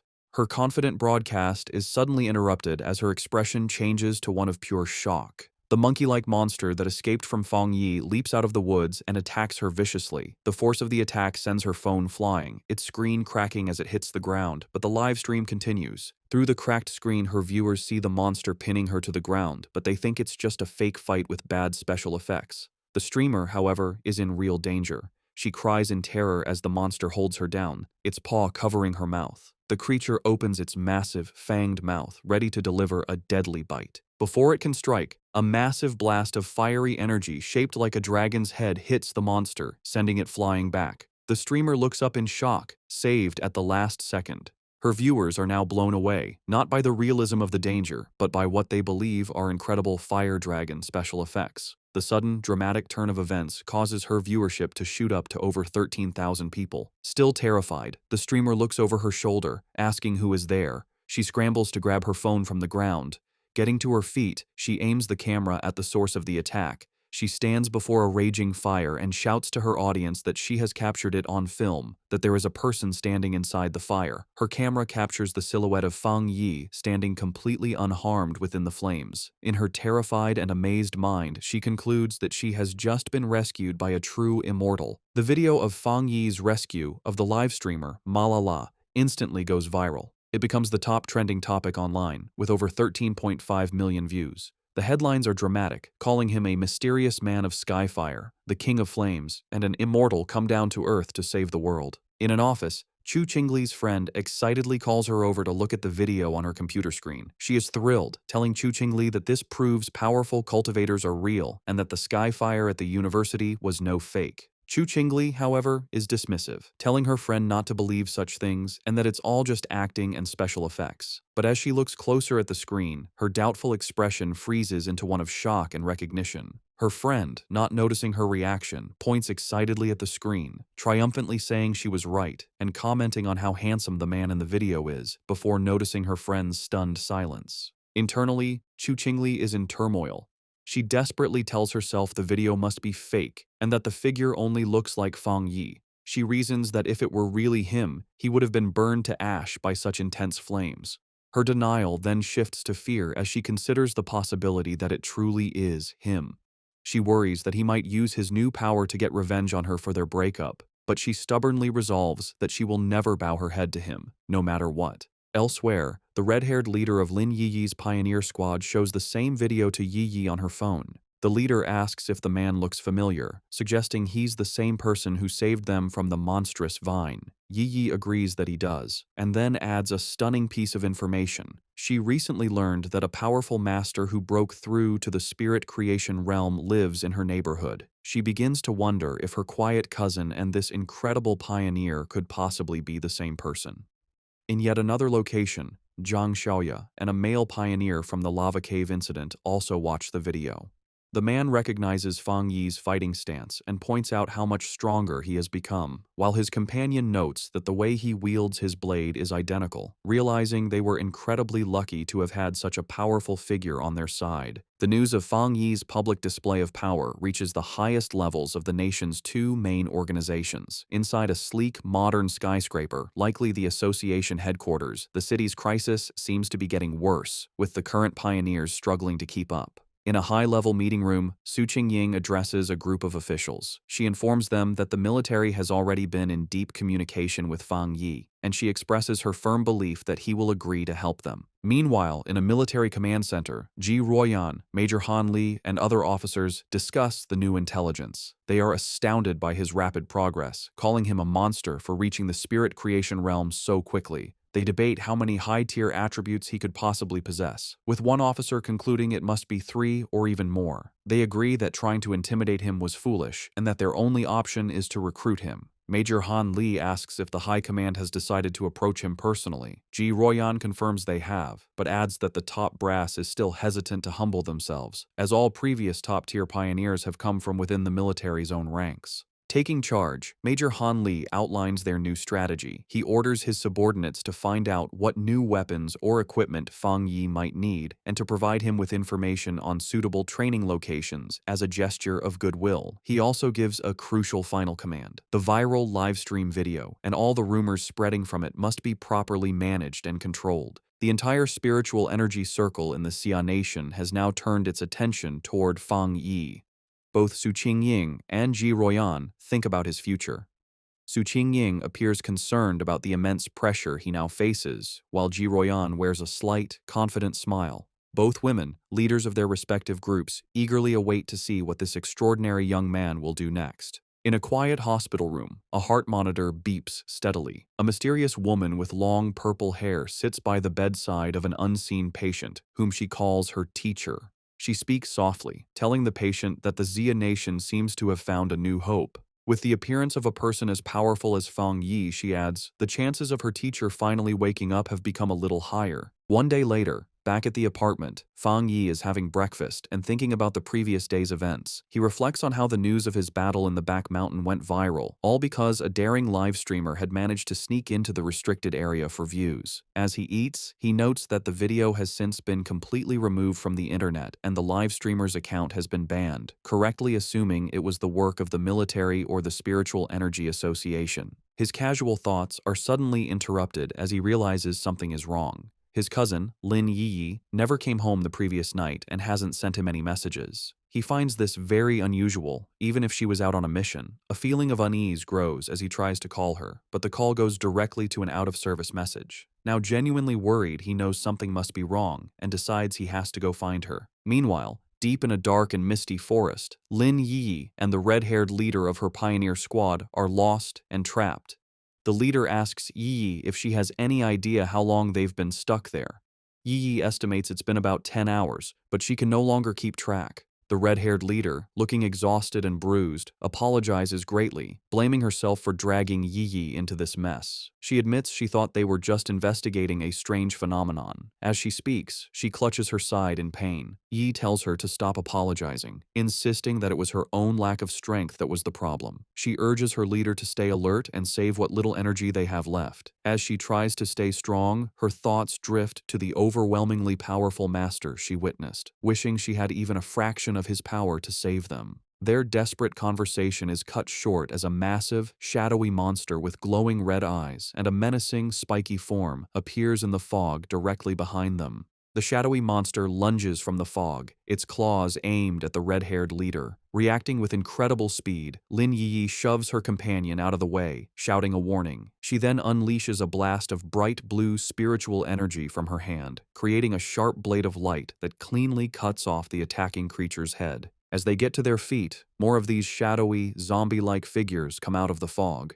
Yi realizes with horror that these must be the reanimated bodies of other people who were trapped and died in this place. After defeating one of the creatures, which dissolves into a puddle of black mist, Yi explains that the main monster is just playing with them, turning its victims into these strange puppets. The red-haired leader adds that their attacks have no real effect on the mist itself, and their spiritual energy is being drained quickly, all while the real enemy stays hidden. They soon realize they are trapped in some kind of illusion created by the monster, a swirling gray space where the creature seems unbeatable. It is a waiting game. The monster is just letting them get tired. A bead of sweat rolls down the leader's face as the seriousness of their hopeless situation sinks in. Suddenly, the sky above them tears open to reveal a single, massive, blood-red eye staring down at them. The leader screams Yi's name in terror. The eye is a gross, pulsating ball of flesh that begins to bubble and multiply, splitting into numerous smaller, slimy eyeballs. Angry and desperate, the red-haired leader lashes out, furiously chopping at the flying eyeballs and destroying several of them in a frenzy. Yi, however, senses a change in the creature's energy and warns her leader not to be careless, realizing that their enemy is finally losing its patience. The main eye then unleashes a powerful, concentrated blast of red energy. Yi manages to put up a crystal barrier just in time, but the force of the impact is huge. The barrier shatters, and Yi finds herself alone, surrounded by dozens of the glowing red eyes in the heavy darkness. She feels her hope fade, wondering if this is how she is going to die. Trapped in the monster's dark domain, Lin Yi is slowly being eaten by shadowy tendrils. She can no longer hear her leader's voice and realizes they have both been swallowed by the darkness. A wave of regret washes over her as she apologizes to herself for being overconfident, admitting she was wrong to think they could handle such a dangerous mission alone. As she accepts her fate, her mind wanders to the future she will never see, wondering what the world will be like after the full spiritual energy revival. With a final thought of despair, she laments that she will never see the magnificent era to come as she reaches out a hand, sinking into the abyss of glowing red eyes. Tears stream down her face as she closes her eyes, ready for the end. Just as all hope seems lost, a massive explosion of brilliant blue light erupts, tearing the darkness apart. A figure bursts through the shadows, radiating an immense aura of crackling blue energy. It is Fang Yi, his eyes glowing with power. He remarks to himself that he almost didn't make it in time. Yi stares in utter shock and disbelief, tears still fresh on her cheeks, as she recognizes her rescuer and gasps his name, identifying him as her cousin. With a powerful blast of divine thunder, Fang Yi completely shatters the monster's shadowy domain. He lands gracefully in the now clear forest, his hand still sparking with leftover electricity. He has saved both his cousin and her unconscious leader. Yi can only stare, her world turned upside down by the stunning revelation that her seemingly ordinary and lazy cousin is, in fact, an incredibly powerful pioneer. The battle is not over yet. The true form of the anomaly, a grotesque, multi-eyed, fleshy orb, appears from the shadows behind Fang Yi. Yi snaps out of her shock and desperately shouts a warning, telling him that the creature's main body is behind him. Fang Yi, however, is not worried. His hand ignites with the golden red energy of Skyfire as a confident smirk spreads across his face. He sees this as the perfect opportunity to test the effect of his new power on a dark attribute creature. He leaps into action, unleashing his Crimson Flame Blade technique. The attack, now strengthened by the inextinguishable power of Skyfire, completely engulfs the monster in a raging fire. The creature lets out a final, agonizing shriek as it is burned by the divine flames. In the aftermath, the red-haired leader slowly regains consciousness. She finds herself and Yi sitting safely on the ground, surrounded by a protective circle of fire. Confused and terrified, she asks Yi if they have died and been dragged to hell along with the monster. Yi, now much calmer, reassures her leader, telling her to look closely and that they are still alive. Still trying to process what has happened, the leader repeats Yi's words in disbelief before asking who saved them. Fang Yi casually walks towards his cousin and her leader, a small smile on his face as the protective flames die down. He tells them the problem is solved and, noticing the time, remarks that they must not have had breakfast yet. The red-haired leader stares at him, her eyes widening in sudden, dawning recognition. She springs to her feet, her expression one of pure excitement and awe. She points at Fang Yi, confirming that he is the one who saved them before in Yanghuo Town from the monstrous death vine. Fang Yi looks slightly surprised, thinking to himself that he was recognized so easily. Lin Yi is completely stunned by this new revelation. She asks her leader if she's saying that the powerful fire attribute master who saved them from the vine was also her cousin. The leader turns to Yi, equally shocked by the connection, and asks how this supermaster could possibly be her cousin, reminding Yi that she had described him as a completely ordinary person. Fang Yi can only scratch the back of his head with an awkward smile. The leader, still buzzing with excitement, grabs Yi's shoulders. She reminds her that this is the same savior who defeated the Desolation Vine with a single, incredible slash. Yi's mind races, trying to connect the dots. She realizes her cousin is indeed the high-level fire user, but she is still confused, as she just witnessed him use an incredibly pure and powerful thunder attribute to destroy the monster's dark mist. Her thoughts spiral as she fully grasps the implications. The immense power of both his fire and thunder abilities means he is a super genius with dual high-grade attributes. Then, another, even more shocking realization hits her as she remembers the immense spiritual disturbance in her neighborhood, the one that signaled a breakthrough to the legendary spirit creation realm. She wonders if that incredible display of power was also her cousin's doing. Tired of the confusion, Fang Yi cuts in and confirms that yes, it was all him. He then changes the subject, asking them about the dark attribute anomaly. He says that they should have known this type of creature was not to be taken lightly, and asks why only the two of them came and where the rest of their teammates were.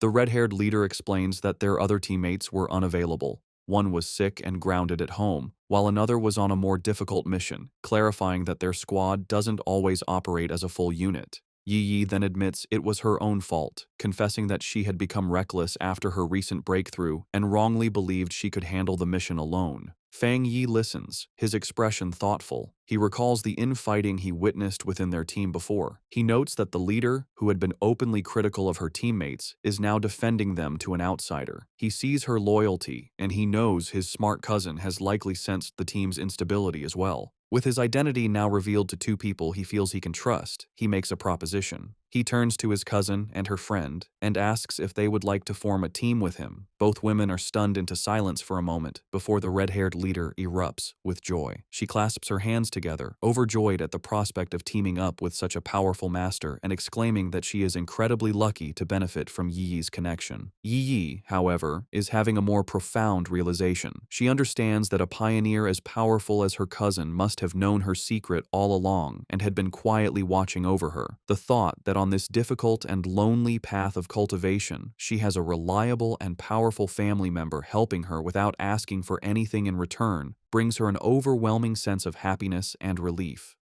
A single tear of gratitude rolls down her cheek.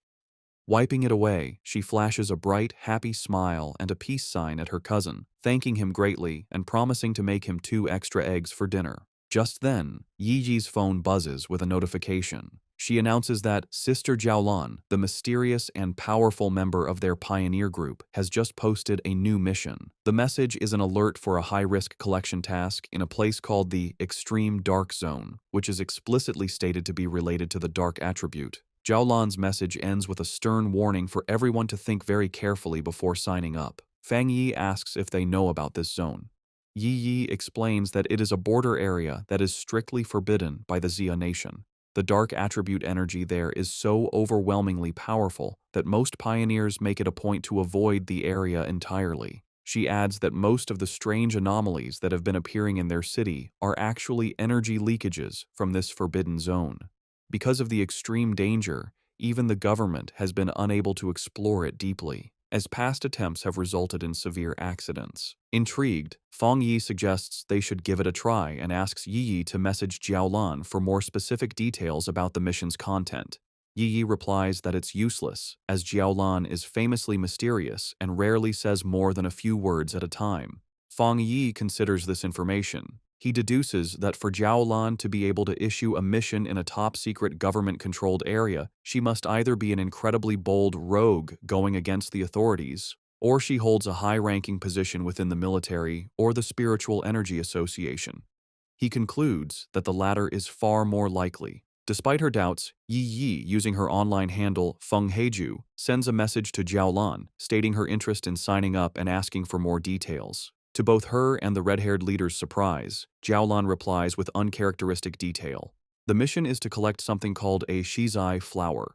She warns that while the rewards for this mission are much higher than usual, all the dangers within the extreme dark zone are related to the dark attribute, and the risk level is far greater than anything they have encountered before. She explicitly advises all pioneers to form teams before attempting the mission. The two women are stunned by how thorough her response is, as it's completely out of character for her. A moment later, another, even more direct message from Jiaolan arrives. She warns that the mission could involve an S-level anomaly and that the death rate is extremely high, urging them to reconsider. Then, she adds a final, thinly veiled piece of advice. If you have a strong and reliable pioneer to team up with, it's not too late to sign up. Elsewhere, the mysterious purple-haired woman from the hospital, who is revealed to be Jiaolan, walks down a corridor flanked by guards. She looks at her phone and thinks to herself that she's done all she can. It is now up to that person to decide if they are willing to accept the challenge. Back in the park, Fang Yi smirks, having completely understood the subtext. He tells Yi Yi that Jiaolan's message isn't just a warning, it's a direct and personal invitation. He translates the hidden meaning, "I know who you are. I know a pioneer of your caliber would be interested, and I'm daring you to come." Fang Yi realizes with certainty that this entire mission posting was aimed directly at him. Looking out at a vision of the dark and desolate landscape of the extreme dark zone, he finds the prospect interesting and decides he will indeed be making a trip there. Lin Yiyi, using her online name Feng Heju, officially accepts the mission, telling Jiaolan that her team has 3 people. The scene changes to a hospital waiting area, where Jiaolan is walking with 2 female helpers. One of them is worried about the small size of the team that just signed up. Jiaolan, however, is calm and confident. She says that if he is a pioneer that the Xia nation can truly trust, he will come. The helper asks more, worrying about what will happen to the other pioneers if he doesn't show up. Jiaolan simply replies that if he doesn't come, then it means their fates were not meant to be. As they walk, a smirk appears on Jiaolan's lips. She asks her helpers if they really believe the purpose of a mission to collect the Shizai flower is to send powerful pioneers to their deaths. She explains that the true goal of this incredibly dangerous task is the exact opposite of what it seems. A vision reveals what the flower is. It blooms from a dark, evil pool, fed by the bodies and souls of fallen pioneers.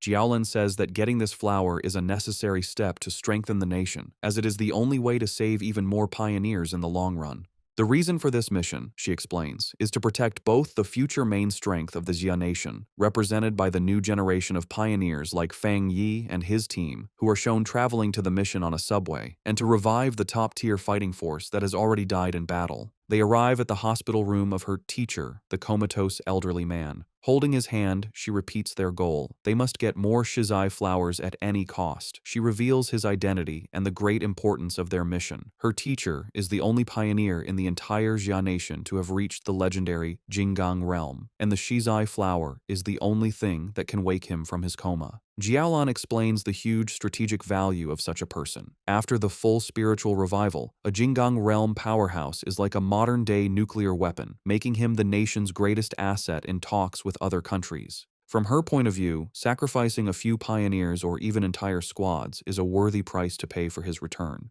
Her helper, however, gets concerned for Jiaolan's own well-being, telling her that while the mission is important, her health is too. The comment causes a dark reaction. Jiaolan's face darkens as she repeats the words, "My health is important." She suddenly explodes with rage and sadness, shouting that her life is indeed important, but only because it was a gift, paid for by the lives of her fallen comrades who died to save her. She clutches her head, hit with a sudden intense pain, a physical sign of her trauma. After a moment, she calms down and apologizes for her outburst. One of her helpers asks if her headache is acting up again. Jiaolan dismisses their concern, saying it's not yet time for her medicine. A vision of her former happy team flashes in her mind, and she looks away with a sad, tired expression, murmuring that it's all in the past.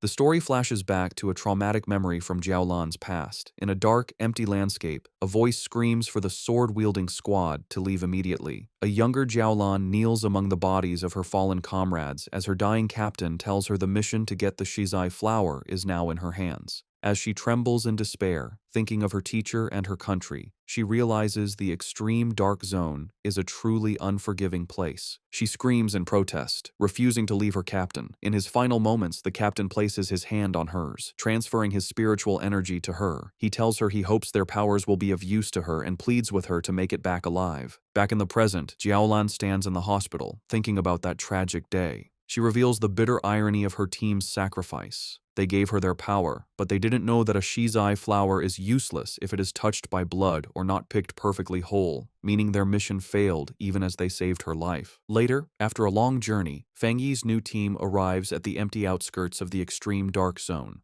The red-haired leader complains about the long walk. She asks why they don't just fly, given their power. Yi explains that even for pioneers, flying for a long time is not possible until one's spiritual energy is overwhelmingly large. Fang Yi remains silent, his glowing red eyes focused on their destination. They finally arrive at a massive, heavily guarded checkpoint that marks the entrance to the zone. Beyond rows of tank traps and fencing, they see a shimmering blue energy barrier. Fang Yi confirms that this must be the extreme dark zone. Even from a distance and through the multiple barriers, he can feel the deeply unpleasant aura of the dark attribute coming through. Yi and her leader are clearly disturbed by the heavy energy, with the leader saying that it's 1,000 times more terrifying than the monster they fought before. Fang Yi simply tells them to stay calm. He then points out that they are not the only ones who have answered the call. A large, diverse crowd of other pioneers has already gathered at the checkpoint, waiting for the mission to begin. Yi guesses that the pioneers are not just here for the big reward.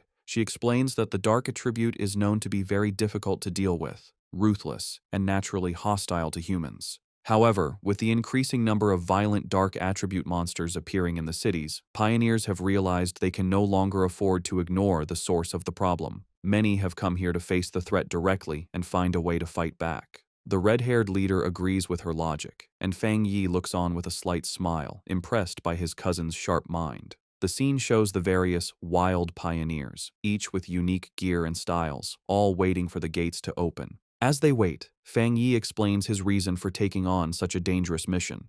He says that he has already faced dark attribute monsters twice before. The first was the mutated rabbit, which was more like some kind of gross, rat-like beast. The second was the serpent and its rat-like partner, Candle Knight, a smart pair that worked together to lure and trap pioneers, a mission that nearly wiped out an entire squad from the Spiritual Energy Association. He explains that the most important detail, as his cousin Yiji correctly pointed out, is that these creatures seem to be cleverly and purposely bypassing the military defenses at the city's borders. He suspects they are using some unknown method to get into urban areas, and these incidents have happened so often that they can no longer be ignored. The situation has become so bad that if they don't face the source, the cities will eventually be overrun. Therefore, he concludes, they have no choice but to go to the extreme dark zone. At the checkpoint, a military officer watches as Su Qingying briefs a group of pioneers before the energy barrier. She stands with a grim and serious expression, ready for the dangerous mission ahead. Her focus is broken when she spots a familiar group approaching. She is completely shocked to see Fang Yi walking up with Lin Yi and the red-haired leader. Her green-haired subordinate, Zhang Xiaoya, is equally surprised and calls out to her, but Su Qingying is frozen, covering her mouth in a panic. She silently prays that the great master won't notice her in the crowd, but her hopes are crushed when Fang Yi looks directly at her, a questioning look on his face as he calls out her name, identifying her as Captain Su. Resigned, Su Jingying walks over with her cloaked squad members, having already received military information about Fang Yi's team. The red-haired leader, always mischievous, sizes up the beautiful silver-haired girl and asks Fang Yi if this is Yi Yi's sister-in-law, a teasing term for a potential girlfriend. The suggestion sends both Yi Yi and Su Qingying into a panic. Su Qingying blushes and waves her arms, exclaiming what a huge misunderstanding it is. Fang Yi calmly clarifies that she is not, explaining that she is Captain Su from the Spiritual Energy Association who helps him out with miscellaneous tasks. This explanation, however, only seems to make Su Qingying more flustered, as she finds the description even more annoying than the romantic idea. Their conversation is interrupted by a loud, arrogant voice. An imposing older man in heavy red armor with two other armored pioneers steps forward and calls them a bunch of shameless brats. He complains loudly that the new generation of pioneers is younger and more disrespectful, not even greeting their elders. He scolds them for talking casually in such a dangerous place. He finishes with a sarcastic comment, saying he hopes they can all rely on each other inside the extreme dark zone. The red-haired leader gets angry, but Yi Yi holds her back, trying to calm the situation. Fang Yi calmly steps between them, signaling for his teammate to calm down. Not intimidated, the red-haired leader points a finger at the arrogant man, telling him to mind his own business and warning him that it's anyone's guess who will be scared to death inside. The man's expression turns into an angry glare. Just then, the sound of an approaching vehicle breaks the tension. The man smirks, seeing that their car has arrived. A large armored transport with police lights pulls up, and its back doors open. The mysterious Jiaolan steps out, and her presence immediately gets the attention of every pioneer there. The crowd gasps, recognizing the infamous Sister Jiaolan. She walks forward with an air of authority, with her guards on either side as the pioneers murmur in awe, wondering who she is to deserve such a grand entrance. Fang Yi watches her approach and figures out her purpose. She is the one who will open the gate for them. Jiaolan stands before the massive, crackling blue energy barrier. She raises her hand, gathering a swirl of pure energy until a glowing blue symbol forms in her palm. With a powerful push, she shoves the symbol forward, and the huge energy barrier tears open, revealing a dark path into the forbidden zone. With the gate now open, the S-Class mission has officially begun. With the huge energy barrier torn open, Jiaolan stood before the dark portal, with red and black energy whipping around her. She announced that the pioneers could now enter but gave them one last, important warning. The Shizai flowers they were sent to get had to be perfectly whole and must not be touched by human blood. She said that if the flowers didn't meet these rules, there would be no reward, and with that, she told them to start. The large group of pioneers began to walk into the scary portal. As they walked, a member of the arrogant pioneers group grumbled to his leader, complaining that Jiaolan was sending them to their deaths without going in herself. The arrogant pioneer's teammate told him to be quiet, reminding him that if they died, the government would pay a lot of money to their families. As Fang Yi's group watched the others enter, Su Qingying analyzed the strength of the various teams for him. She identified the arrogant pioneer as a one-star spirit creation realm cultivator, the same level as Fang Yi. She also noted that there were several other powerful people who were hiding their auras, making them hard to judge, while the rest were solid pioneers at the 1-star or 3-star Ghost Axe realm. She concluded that the teams were all about equal in strength. Fang Yi was surprised to hear that the arrogant man was also at the spirit creation realm, as he hadn't sensed a high level of spiritual energy from him. He thought to himself that the mission must be very difficult to have attracted so many elite teams. Back outside, one of Jiaolan's helpers gave her a final report from a tablet. She confirmed that a total of 37-star Ghost Axe Pioneers, 7 1-star Ghost Axe Pioneers, and 3 1-star Spirit Creation Pioneers had entered. The mission involved monsters ranging from B level to S level in danger.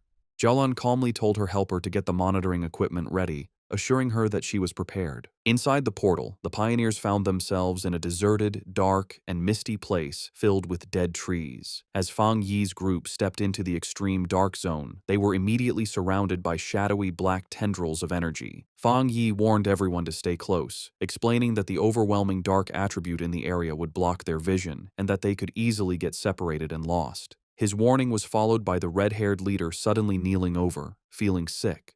She apologized, saying she couldn't stop herself from throwing up. Su Qingying calmly went to her side and told her it was a normal reaction.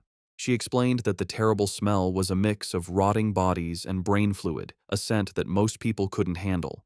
She then pointed to another group of pioneers in the distance who were also on the ground, vomiting from the bad air, showing that even those of similar strength were affected. Su Qingying continued to explain that the dark attribute was a natural counter to pioneers, acting as a form of pollution that weakened them. She also warned that the monsters in this zone were extremely active. Fang Yi listened closely as she explained the known threats. She explained the official monster classifications. B-level monsters were a threat to pioneers of the same level. A-level monsters were powerful enough to attract spirit creation realm cultivators, like the extreme dark zone itself. And S-level monsters were disaster-class threats, powerful enough to challenge even those at the legendary Jinggong realm. However, she added a final grim warning. The dark attribute in this zone acted as a power-up for the creatures. A monster that would normally be a B-level threat would be at least an A-level threat inside this zone. The red-haired leader expressed her surprise at this new information. Lin Yiyi, worried, asked Su Qingying if she and her team were unaffected by the pollution. Su Qingying chuckled, explaining that she was not affected because she and her team were used to dealing with similar monsters and were not bothered by the smell. She also revealed that she had recently broken through to the 3-star Ghost Axe realm and was working hard to evolve her water attribute into an ice attribute. Lin Yi then spoke up, addressing Su Qingying. She noted that since they were both at the same level, she wondered if she also felt her spiritual energy being heavily suppressed, even more so than during her previous missions.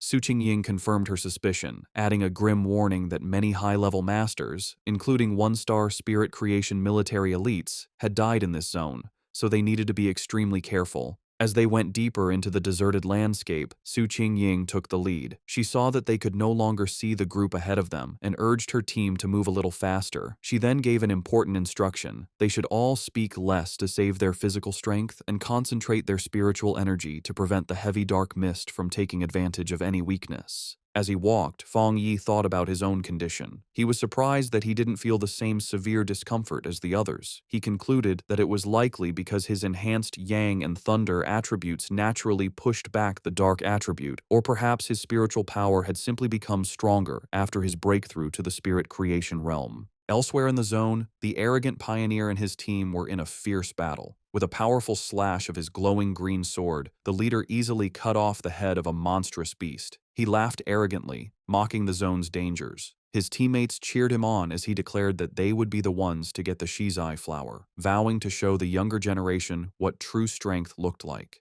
Back with Fang Yi's group, Lin Yi was still struggling with nausea, making small gagging sounds. Fang Yi noticed her distress and thought to himself that despite her power, she was still just a child. He gently placed a hand on her back, sending a comforting wave of spiritual energy through her. The effect was immediate. Lin Yi felt the nausea and the chilling cold vanish, replaced by a comforting warmth like the winter sun. She marveled at the incredible power of the spirit creation realm. She commented on the comforting warmth of what she believed to be a rare, high-grade fire attribute. She thought about how her own wood attribute slowly absorbs energy and how Su Qingying had mentioned her own water attribute turning into the rare ice attribute. Fang Yi corrected her, clarifying that it wasn't a fire attribute, but the yang attribute. He apologized for not explaining it to her before, and casually revealed that he was the one responsible for both the incident at the North Gate and the fire on the playground at Qingcheng University. The red-haired leader was shocked by this confession. She asked in disbelief if he was admitting to having 3 different high-grade attributes. Fang Yi explained that the 2 fire-related events were not the same, noting there were small but important differences between the Yang and Skyfire attributes. Inwardly, Fang Yi thought about his 4th power, the Desolation attribute. He decided to keep it a secret, believing it was always wise to have a hidden advantage. Outwardly, he gave a vague confirmation to his team's amazed questions. The red-haired leader, shivering from the heavy cold, nervously approached Fang Yi. She explained that she had not yet reached the 3-star Ghost Axe realm and couldn't sense attributes very well, but she knew his Yang attribute could help her. Promising to behave, she shyly asked if he could warm her up as well. Fang Yi agreed to warm her for the day and placed a hand on her shoulder, sending a comforting wave of energy through her that made her yelp in surprise. As she breathed out a visible puff of warm air, sighing in relief, Zhang Xiaoya and the other member of Su Qingying's squad looked on in confusion. Seeing how well it worked, Fang Yi kindly offered the same to Su Qingying's team. After a moment's hesitation, Su Qingying admitted that the warmth felt nice, and her 2 enthusiastic subordinates eagerly accepted the offer. With a series of quick pats, Fang Yi shared his protective yang energy with the 3 women, who all expressed their surprise and gratitude for the comforting warmth. Their brief moment of comfort was shattered by the sound of heavy, clawed footsteps crunching on the dead ground nearby. Fang Yi's expression instantly hardened as his senses picked up the threat, and he warned the group that a monster was approaching. Suddenly, a massive, shadowy wolf-like creature lunged from the mist. Su Qingying reacted instantly, leaping forward and creating a long blade of blue energy to stop the attack. The beast landed with a thud directly behind the terrified red-haired leader, causing Fang Yi to shout a warning to her. The monster, surrounded by a menacing purple and black aura, let out a furious roar and charged. Su Qingying identified it as a dangerous A-level monster. Declaring that she would handle it, she stepped forward and unleashed a powerful blast of sharp ice energy from her hand, which hit the creature directly. To their surprise, the monster vanished into nothingness upon impact. Su Qingying stood ready, an ice crystal forming in her hand, as Lin Yi wondered aloud if it had disappeared. However, Fang Yi saw the truth behind the attack. His sharp eyes pierced through the mist, revealing that the monster had been a distraction. The real threat was a massive horde of zombie-like figures with glowing red eyes, walking silently toward them. He shouted a desperate warning for everyone to watch their feet, but it was too late. The ground beneath them erupted in a mass of shadowy hands and tendrils, trapping the entire group as the zombie horde closed in from all sides. Surrounded by the grabbing zombie horde, Fang Yi calmly told his companions to get back as he drew his sword. His eyes lit up with a brilliant, fiery light, and he unleashed a massive, explosive wave of pure fire. The entire horde was instantly burned by the inferno, their shadowy forms dissolving into the flames as they shrieked in pain. Standing among the dying embers, Fang Yi casually twirled his sword, announcing that they were safe for the moment. He explained that despite the illusion of a large crowd, there had only been 2 monsters controlling the puppets. Su Qingying was shocked, realizing that the monsters in this zone had already evolved to the point where they could mimic human language. Fang Yi grimly suggested that it was likely because they had eaten many people and learned from their victims. The group was stunned by the power they had just seen. Su Qingying noted that the extreme dark zone was so dangerous that it had made even the weakest of these creatures into A-level threats, making them impossible for anyone below the spirit creation realm to fight head-on. In a separate location, the mysterious Jiao Lan watched the event unfold. She was impressed, realizing that Fang Yi had destroyed 2 A-level phantom beasts with a single strike. She admitted to herself that even she would have needed to fight them for several rounds to win. Understanding the new level of danger, Lin Yiyi declared that if what Su Qingying said was true, it was more important than ever for them to stick together. She warned that the monsters could disguise themselves and attack when they let their guard down, and she urged the red-haired leader to get up from the ground. The red-haired leader, however, was still shaken, not by the monsters, but by the overwhelming power of Fang Yi's attack.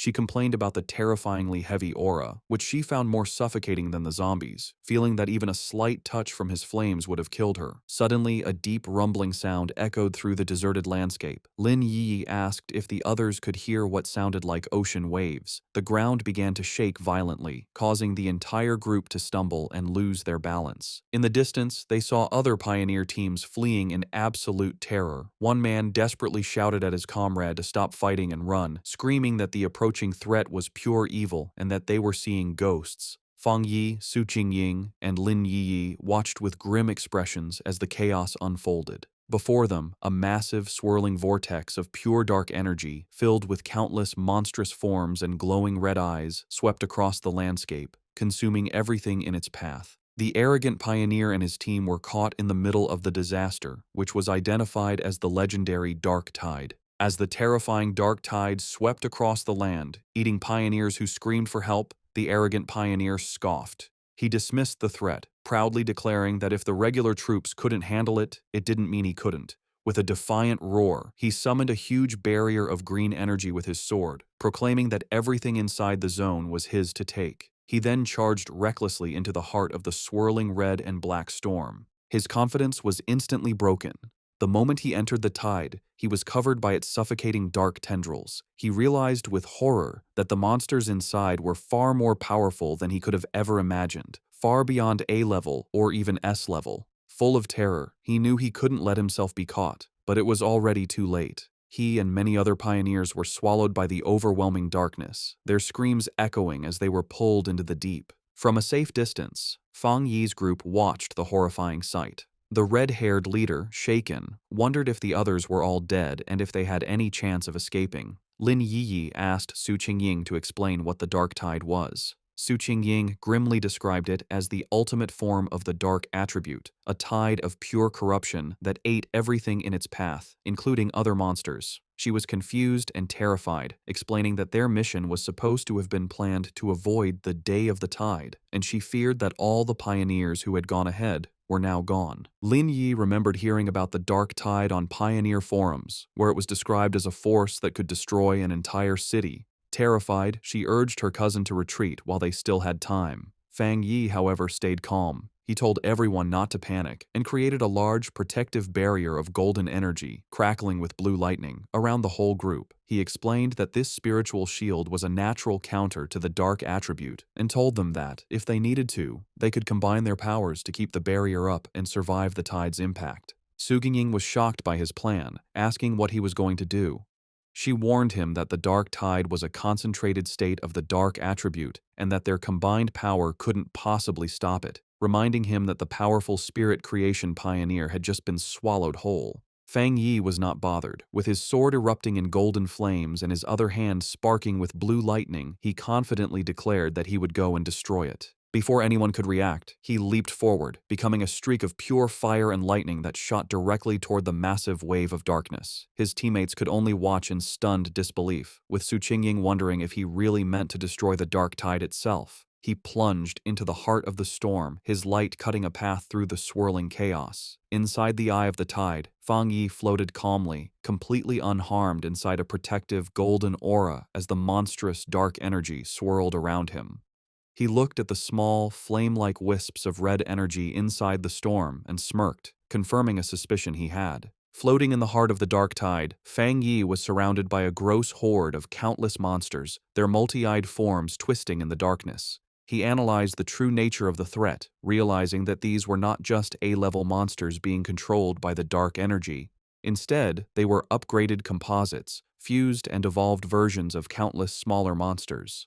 He understood that the tide was a living incubator, constantly evolving its creatures from B level to A level and then to S level. The whole event, he concluded, was at least an SSS level threat, which explained why it could so easily eat even powerful spirit creation realm pioneers. A monster lunged at Fang Yi. His eyes blazed with golden fire, and with a single powerful slash of his flaming sword, he unleashed his crimson flame blade technique, easily destroying the A-level composite beast. He thought about his incredible growth. The combination of his new Spirit Creation Realm power and his Skyfire-enhanced sword allowed him to instantly kill a creature that would have previously been a tough fight. As he scanned his surroundings, he noticed something familiar. It was the arrogant pioneer, still alive, but being consumed by the tide's dark energy. The man was still conscious, struggling against the corruption that was taking over him. Fang Yi saw that since the man was still responsive, his spiritual energy hadn't been completely drained. He figured that even if his spiritual foundation wasn't as solid as his own, being a true Spirit Creation Realm pioneer gave him a small chance of survival. Deciding to act, Fang Yi gathered his divine thunder power. He unleashed a massive blast of purifying lightning, striking the dark mass that held the arrogant pioneer. The man was thrown clear of the tide, landing hard on the ground, unconscious but free from the corruption. Standing over his fallen rival with his sword still burning, Fang Yi noted that the man could be saved, but just barely. His victory didn't last long. The dark energy around him began to twist and come together, and the monsters he had just destroyed began to reform before his eyes. He watched as a massive, multi-eyed creature regenerated from the darkness, realizing with grim certainty that the tide could infinitely reproduce its minions. He wondered if this terrifying regenerative power was the special characteristic of monsters that were above S-level. Facing the endlessly regenerating horde, Fang Yi decided on a new, much riskier plan. With a confident smirk, he proposed to try something different. He deliberately dropped his protective spiritual energy aura, leaving himself completely exposed to the full, overwhelming power of the dark tide. The moment he was unprotected, his system activated, detecting the extreme dark attribute. However, it quickly reported a failure. The attribute's power was too special and could not be taken at this time. Fang Yi was disappointed but not entirely surprised. He realized that even after reaching the Spirit Creation Realm, the dark attribute was still beyond his reach, confirming that it was fundamentally different and more complex than any other power he had faced.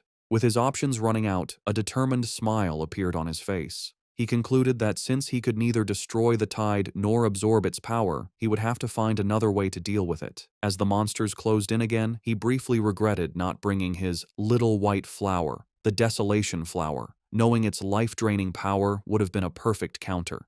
He wondered what other options he had left. Then, his eyes widened with a sudden realization. He knew he had a ready-made solution right in front of him. Outside the tide, the rest of the team watched from the safety of their golden barrier. The red-haired leader, still shaken, asked Su Qingying if she had ever seen such a situation before, but Su Qingying could only admit that she hadn't. Suddenly, the chaotic, swirling energy of the dark tide grew unnervingly still, pressing silently against their protective shield. The strange calm only increased the tension. Lin Yi was terrified, admitting that even when they faced the monstrous Desolation Vine, she hadn't felt so anxious. She was consumed with worry for her cousin, fearing the worst. Su Qingying tried to reassure her, pointing out that his protective barrier was still active, just flickering. She took Yi's hands, telling her they should focus their own spiritual energy to help strengthen the shield. She added with grim logic that if a pioneer as powerful as Fang Yi were to fall, their own fates would be sealed anyway. Su Xingying continued to boost their morale, reminding them that Fang Yi was a Spirit Creation Realm cultivator who used several powerful attributes, and she suspected his true strength was even greater than they knew. She told them that it was not up to pioneers at their level to worry about rescuing someone so far beyond them. Her surprisingly humorous and confident words managed to calm Lin Yi, who thanked her. Su Xingying simply smiled, admitting that her own teammates often said she was too serious, and asked if Yi felt a little better. Their tense weight was shattered as a massive column of pure fire erupted from within the dark tide, pushing back the oppressive darkness. From the heart of the inferno, Fang Yi unleashed his ultimate technique, the 9 Dragons, Skyfire Sealing Art.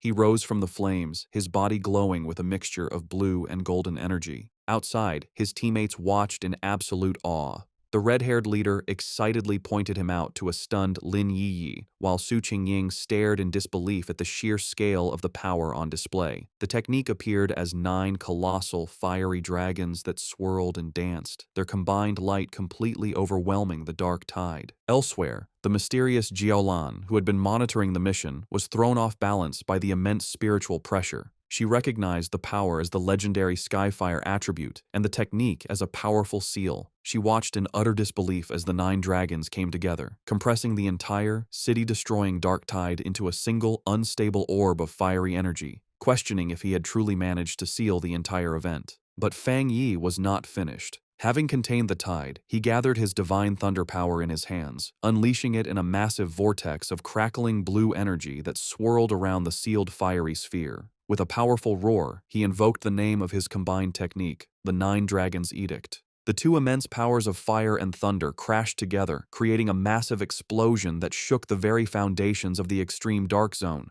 With a final, decisive command to seal, Fang Yi brought his hands together, forcing the chaotic energy to collapse in on itself. The vortex of fire and lightning compressed into a smaller, more stable sphere, finally settling into a small, brightly glowing orb of perfectly contained, pulsating power. After Fang Yi's incredible display of power, the arrogant pioneer lies unconscious on the ground. Fang Yi thinks that, for now, they are safe, and that he has unexpectedly rescued someone, wondering what he should do with him. Lin Yi runs to her cousin, very relieved that he is okay. Su Qingying, standing by the fallen pioneer, offers to have her team take care of the unconscious man. Later, Su Qingying approaches Fang Yi, asking why he does not seem happy after successfully sealing such a high-level dark attribute. In her mind, however, she is completely amazed, thinking that he truly kept his word to destroy the dark tide and that he is a truly incredible person. Fang Yi explains to the group that they must move quickly. He says that the seal he used is only temporary and that the overwhelming dark attribute energy in the area is still strong. They must hurry to find the Shizai flower before the seal wears off. Su Qingying understands and confirms that her team will take the man back to the association for treatment while her teammates carry the unconscious pioneer on their shoulders. The group stops at a cliff, looking out over the empty landscape.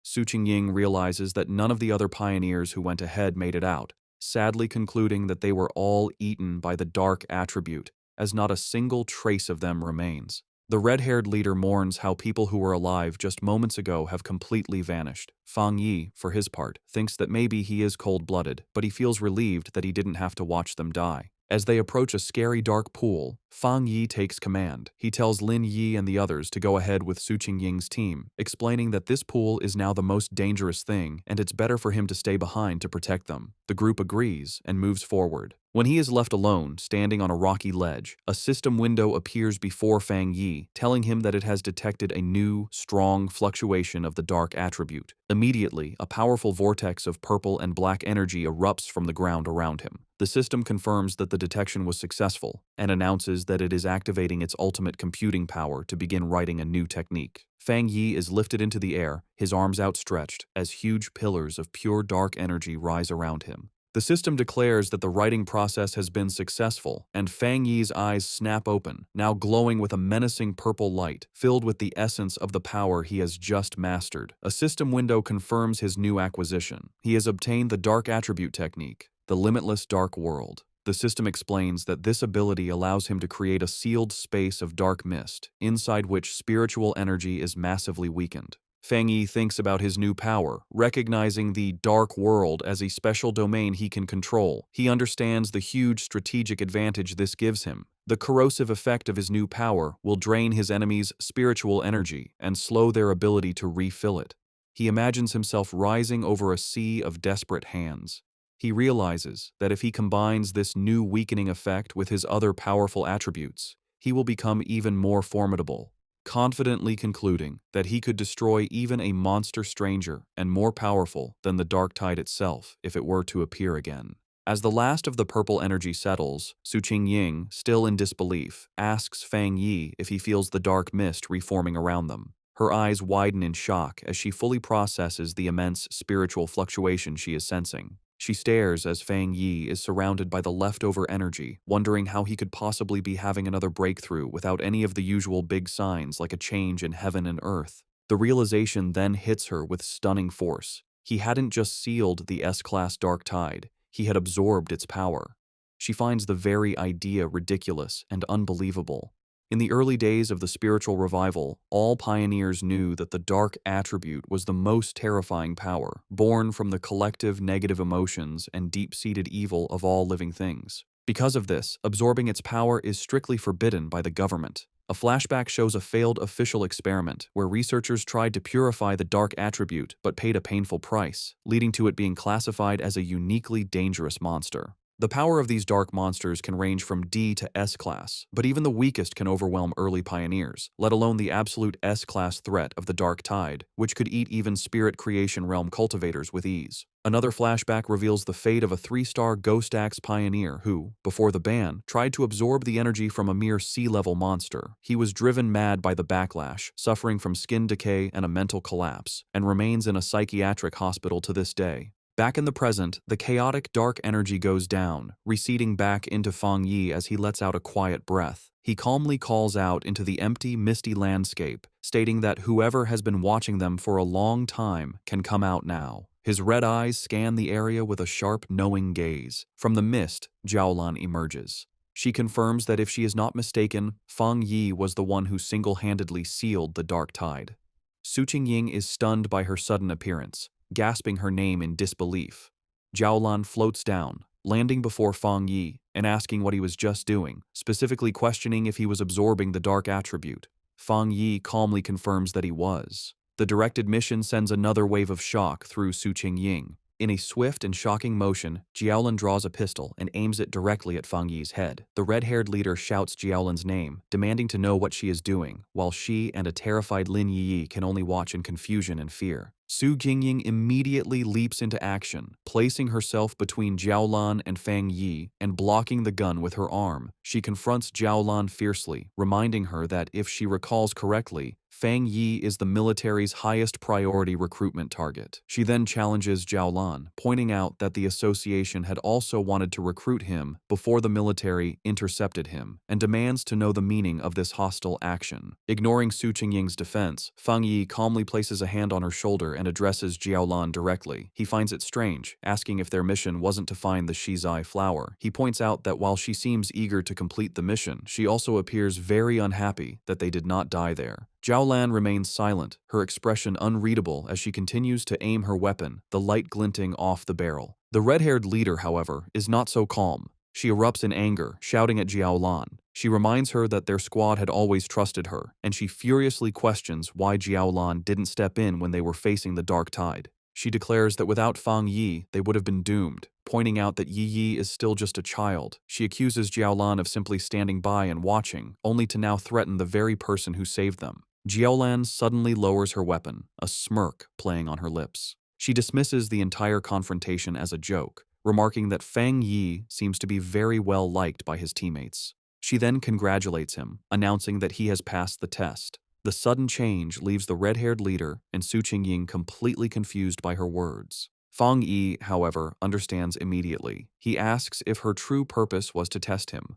Jiaolan confirms his suspicion, explaining that because of his incredible talent and strength, she didn't want to rely on cold, impersonal data. Instead, she wanted to see for herself what kind of person he truly was. She then turns to address the red-haired leader's earlier accusation. She explains that she didn't step in because pioneers must follow the harsh rules of this new world. She states that this is their shared fate, a life where fortune and disaster can change in an instant. However, she tells them they are lucky to have a trustworthy and powerful person protecting them. She asks if they have noticed that no other monsters have dared to attack them since the tide was defeated, explaining that the creatures are terrified of the power Fang Yi displayed. Fang Yi looks on with a grim expression, agreeing with her assessment. He adds that the dark tide itself follows the same principle. It bullies the weak and fears the strong. With the test concluded, Jiaolan offers to lead them to the Shizai flower, stating that she knows the area better than they do.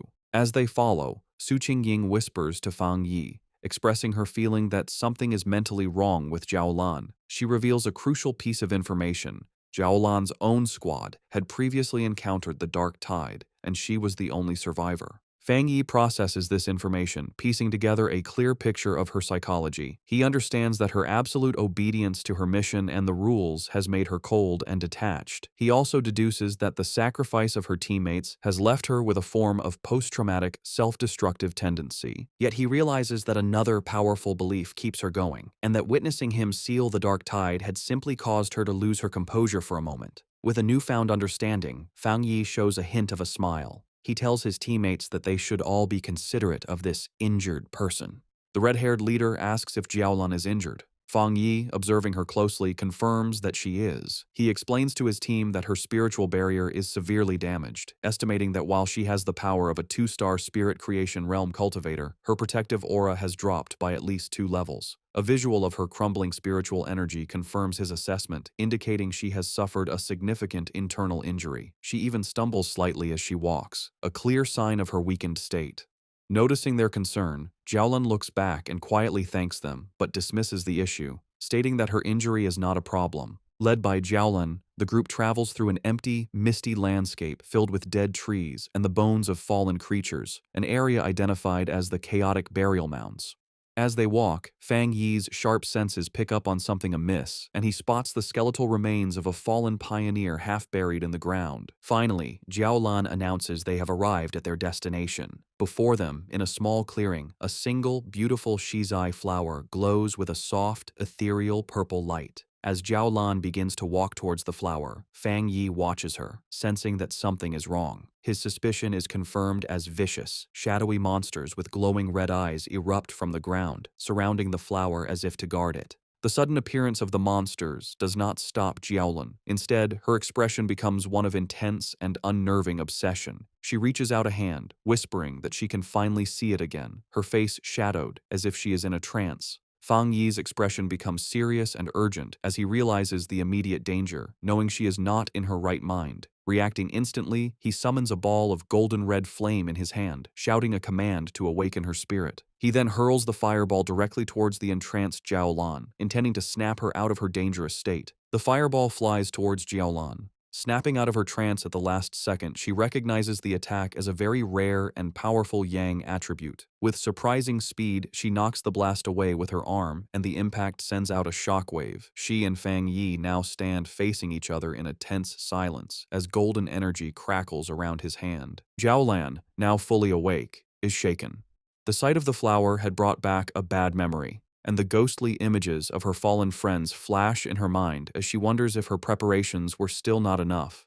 Seeing that she has returned to her senses, Lin Yi and Su Qingying rush to her side. Yi asks if she is all right, while Su Qingying wisely notes that Jiaolan is being badly affected by the dark attribute, and suggests it would be safer for them to all stick together. Ignoring them, Fang Yi steps forward confidently. He states that for the shizai flower, it is enough if he goes alone, deciding to handle the situation himself.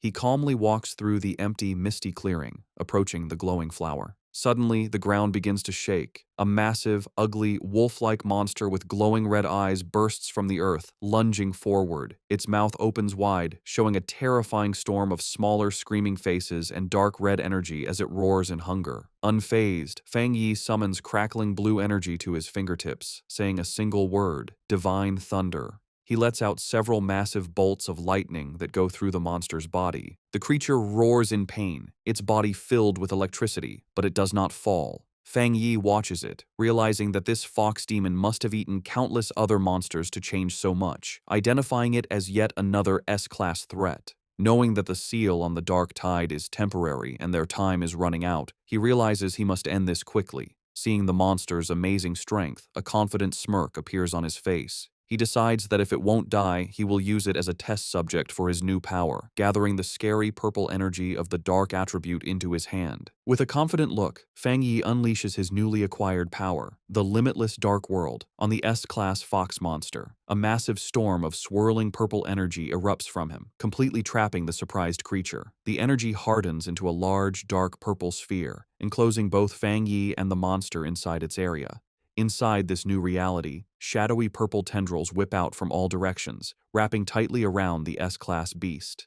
The monster struggles and whimpers in pain, its massive form beginning to shrink under the immense pressure of Fang Yi's area. A system window then appears, confirming the devastating effect of his technique. Under the influence of the limitless dark world, the S-class anomaly has been forcibly downgraded by 2 full levels to a B-class threat. Standing before the now weakened creature, Fang Yi notes that the S-class anomaly must have had a very weak foundation to be downgraded so easily. With the monster now manageable, his sword ignites in a blaze of golden-red fire. He declares that the fight is over and delivers a single, massive fiery slash, completely destroying the creature in a fire. Outside the sphere, Su Qingying and Lin Yi watch the massive orb of dark energy. Su Qingying finds it strange, noting that while it is clearly a dark attribute, it feels different from what she's used to. Lin Yi agrees, confirming that she doesn't feel the usual disgusting and heavy coldness from it. Jiaolan provides the explanation. She states that this is because they are witnessing Fang Yi's personal domain, a space he created himself after mastering the dark attribute without a teacher. Jiaolan thinks about the immense importance of this achievement. She explains that creating a domain is an incredibly difficult ability. Before this moment, the only person she knew who could create a spatial domain with their spiritual power was her teacher. She guesses that, besides him, there are at most 3 other people in the entire world with this power. A painful memory flashes in her mind, showing a vision of a massive, citywide disaster. She recalls how her teacher had tried to use his own domain to stop the disaster, but had ultimately failed. Their thoughts are interrupted as the purple sphere disappears, revealing Fang Yi standing alone in the clearing.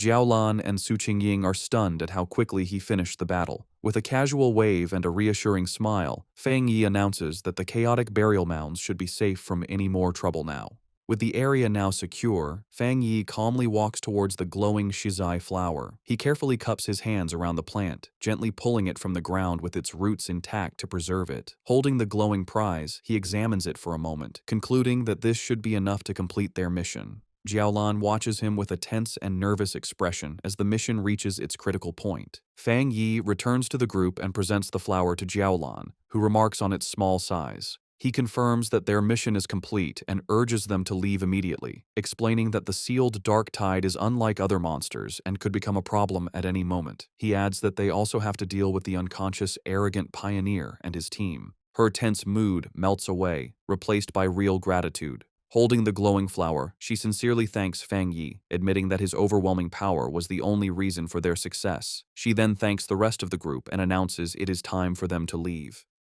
As the others begin to walk away, Jiaolan pauses for a moment, looking back to thank Fang Yi one last time. She then reveals the full, critical importance of their mission. She explains that Elder Wu, the Xia Nation's only Jinggang realm pioneer, is on the brink of death, and the shizai flower is the only life-saving medicine that can save him. With a slight, grateful smile, she tells Fang Yi that he has just saved the life of the nation's most powerful protector. Fang Yi listens intently, his expression thoughtful as he processes this new, important piece of information, quietly repeating the name of the legendary Jinggang realm to himself. As the group finally emerges from the dark portal of the extreme dark zone, they are met with a sky filled with swirling red clouds. The red-haired leader throws her fists up in triumph, shouting with immense relief that they can finally see the light and have made it out alive. Lin Yi agrees, grateful to see the daylight again. Their return is met with a wave of cheers from a large crowd of officials who had been waiting anxiously. They celebrate the successful retrieval of the shizai flower, admitting they didn't quite believe it when Jiaolan had first informed them. As the team walks through the path cleared by the crowd, the red-haired leader is surprised by how many people are there. Someone in the crowd wonders aloud who the person was that actually managed to get the flower. Suddenly, Lin Yi's expression becomes one of surprise as she notices something ahead of them. Parked directly in their path is a massive, heavily armored military vehicle, flanked by elite soldiers. The red-haired leader immediately recognizes the vehicle and the symbol of the legendary Star God War Zone, the most powerful and famous military force in the entire Xia Nation. A wave of realization and embarrassment washes over her as she understands that Jiaolan is a member of this elite unit, making her regret having yelled at her earlier. The Star God War Zone is ranked as the #1 military district in the nation.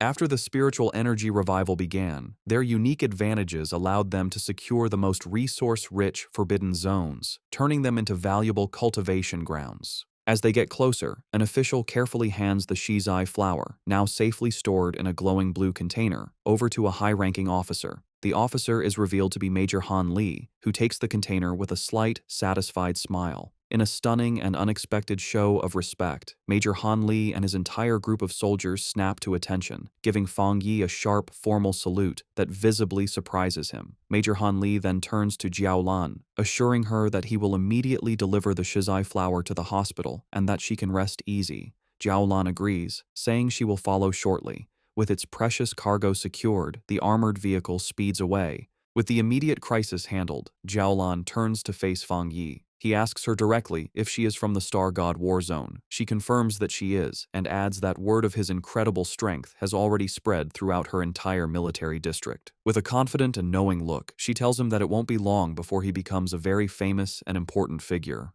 Jiaolan continues her conversation with Fang Yi, openly admitting that she recognizes his individual strength is great enough to single-handedly overwhelm even the most elite squads in her war zone. She then makes a formal recruitment offer, pointing out his seemingly limitless potential and inviting him to join the Star God War Zone, promising him access to the best cultivation resources. She also reassures him that the rewards for this mission for his team and for Su Qingying's squad will be delivered soon. Fang Yi listens with a slight smile but seems to be considering his options. Her tone then becomes much more serious as she explains the true seriousness of their situation. She tells Fang Yi that with the world changing so rapidly, the nation's most urgent concern is the threat of dark attribute anomalies. A vision of a city being consumed by a massive, ominous cloud of purple and black energy illustrates her point. She warns that the number of these anomalies is growing at an alarming rate. She explains that the influence of these dark zones will continue to expand like a deadly tumor, capable of causing catastrophic consequences at any moment. Because of this immense danger, she says, they have no choice but to establish forbidden zones and have organizations like the Spiritual Energy Association strictly guard them. She clarifies that she is not telling him this to pressure him into joining, but because she believes that an outstanding and powerful pioneer like him has earned the right to know the truth of the world's situation. Understanding her sincerity, Fang Yi smiles and gives her his assurance. He tells her that he understands, and that if he encounters any anomalies in the future, he will not stand by and do nothing. He tells her she can rest easy on that point. Hearing his promise, Jiaolan's stern and weary expression finally softens into a genuine, relieved smile. Formally introducing herself, she says it's a pleasure to meet him and offers him a small, dark token. Fang Yi takes it, revealing a black tablet with a dragon symbol and the characters for Star God War Zone. Jiaolan explains that this token will grant him unrestricted access to any forbidden zone for his cultivation, and that the gates of the Star God War Zone itself will always be open to him. She then makes one final, important request, asking if he would like to come and see Elder Wu. Fang Yi asks if she meant the Jingang Realm Pioneer. She explains that this person is her teacher, and she thinks Fang Yi should meet him, though she says this is just a personal wish, as she would like to be his friend. Fang Yi accepts her offer and the token she gave him, putting it in his pocket. He agrees to go with her, saying it's always good to have more friends. As a gift to seal their new friendship, he holds out a hand crackling with blue lightning, telling her he has something for her. Jiaolan is confused, but Fang Yi explains that he thinks he can clean out the rest of the dark attribute poison in her body. Before she can react, he unleashes a flood of blue lightning that completely surrounds her, leaving her shocked. The energy flows through her, and she is amazed to find that the thunder attribute has a healing effect. The cold, deep pain she felt is replaced by a warm numbness, and she realizes the discomfort is completely gone. Internally, her old wounds from the dark attribute begin to heal as her body is cleansed by the energy. She feels like she is being reborn as the rare and powerful thunder attribute removes all the toxins from her body. When it's over, Fang Yi asks Jiaolan how she feels. Still surrounded by faint sparks of lightning, she confirms that she feels great and that the leftover dark energy has been completely removed. Su Jingying watches as paramedics take care of the unconscious, arrogant pioneer. Wondering if it's possible to save someone so badly injured, she turns and is surprised to see Fang Yi and Jiaolan still there, but she immediately notices that her aura seems different and her injuries appear to be gone. Jiaolan explains that Fang Yi used his rare, pure thunder attribute to completely clean the dark attribute poison from her system. Su Jingying is amazed by this, realizing that this is the true nature of our boy's power. It can be used to destroy enemies and to save people. She points at Fang Yi in amazement, who just asks her what she's looking at. A brilliant idea strikes Su Qingying, and she excitedly waves over the paramedics. She goes to Fang Yi and suggests a partnership, explaining that if they could combine his spiritual power with their advanced medical equipment, they could save many more pioneers suffering from dark attribute corruption. To show she is serious, she bows deeply, begging him to show his power just one more time.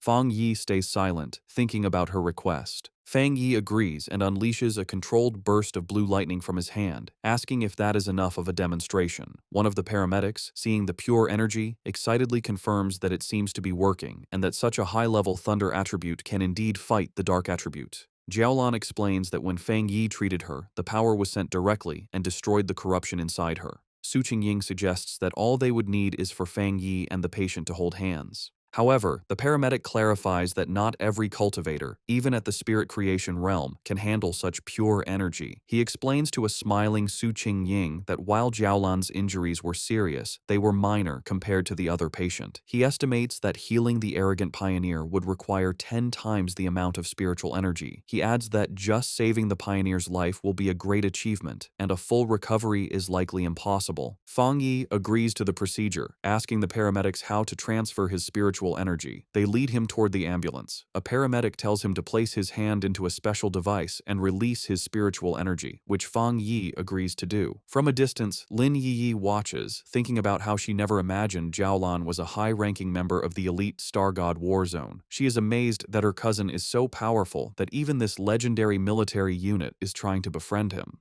She remembers how the normally cold Jiaolan personally asked to be her cousin's friend and even gave him her personal token. After a while, Fang Yi turns to Lin Yi and the red-haired leader, checking on them. Lin Yi confirms they are feeling fine. She then explains that she and the red-haired leader have decided to go out for more training and take on some missions by themselves. They feel they can't always depend on him and need to grow stronger on their own.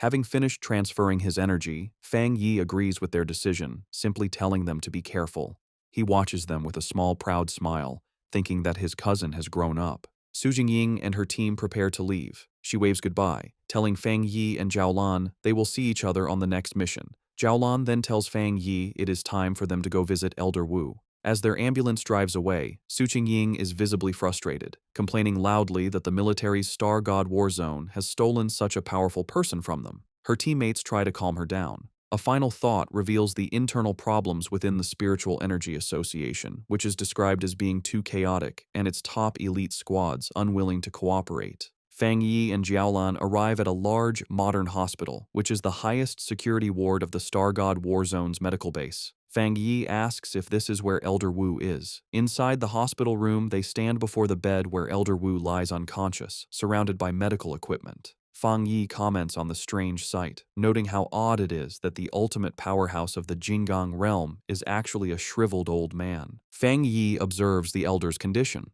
The old man's face and neck are covered in red veins, and he breathes through a respirator. Jiaolan explains that his condition was much worse before, saying he looked like a corpse.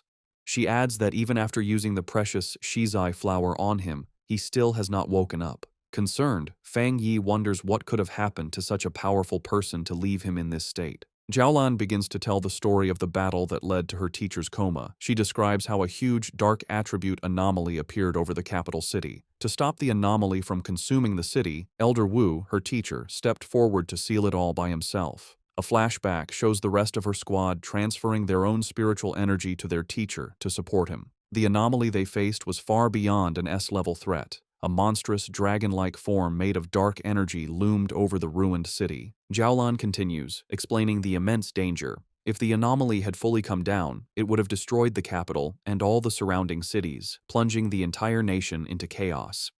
In a desperate last stand, Elder Wu used his own personal domain to seal the S-level anomaly, but the disaster was even more powerful than they expected. The overwhelming power of the dark attribute backfired on him, corrupting his body. Jiaolan concludes that if he hadn't been a master of the Jinggang realm, he would have been instantly turned to ash. Back in the present, Fang Yi looks down at the comatose hero with new respect. He acknowledges that to stop the destruction of a city, Elder Wu is truly a great pioneer. As Fang Yi looks at the comatose Elder Wu, his thoughts go to his past life. He remembers that many pioneers had sacrificed themselves so he could be the last human to survive. He realizes with a sad thought that in his original timeline, Elder Wu had probably already died by this point. A new determination fills him, and he reaches a hand towards the elder. Jiaolan, startled, shouts at him, demanding to know what he is doing to her teacher. Fang Yi calmly tells her not to worry. He explains that while the shizai flower is already working, he wants to try and remove some of the stubborn dark attribute that remains in the elder's body. He places his hand on the elder's chest, and a powerful surge of blue lightning begins to flow into the old man's body. Fang Yi explains that this will help him wake up faster. Jiaolan watches in shock, exclaiming that the power he is trying to clean came from an S-level disaster. After a moment of hesitation, she gives in, telling Fang Yi to go ahead and try. Perhaps he is the miracle they need.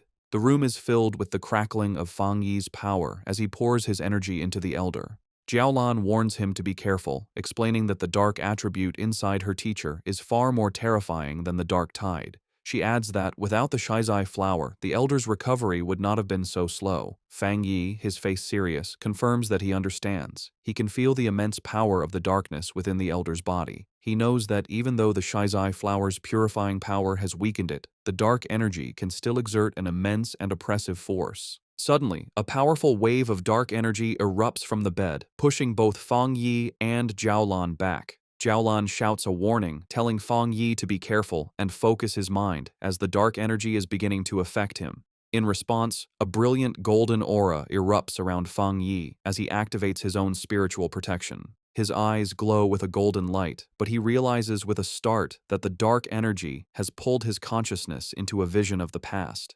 He finds himself standing alone on a deserted street in a ruined city, looking up at the massive, terrifying red eye of the anomaly that had consumed the sky. Inside the mental vision, the anomaly's massive red eye looms over the ruined city and asks Fang Yi who he is. Fang Yi realizes that by touching the dark attribute left in Elder Wu's body, his spirit was pulled into this dangerous illusion. Unbothered, he confidently replies that his identity isn't important, as he is just the one who has come to eliminate it. As his hand glows with blue lightning, he concludes that this anomaly isn't as powerful as it seems. In response, the giant eye launches a massive, sharp red spike at him, catching him by surprise. Fang Yi quickly activates his golden sun breathing technique, his eyes glowing with golden power as he prepares to defend himself. He swiftly dodges the storm of red spikes that rains down from the sky. The anomaly then unleashes tendrils of strange, red and black lightning. Fang Yi notes that this strange lightning is as strong as the divine thunder he absorbed on Yuhuang Mountain. The anomaly reveals its true form, shifting into a huge swarm of countless insect-like creatures made of pure dark attribute energy, swirling around a central red eye. Fang Yi recognizes that each of these creatures is as strong as the monsters from the dark tide, and he understands there are tens of millions of them. The entire swarm then comes down on him like a terrifying vortex. In response to the huge threat, Fang Yi summons his flaming sword. Facing the monstrous swarm, he declares that his only option is to wipe out these pests. With a determined shout, he charges forward and unleashes a massive, fiery slash that cuts a bright path through the heart of the swarm. His powerful attack successfully cuts the central eye of the creature in two. He analyzes the threat, identifying it as an S-level collective anomaly. However, he guesses that its power has been greatly weakened.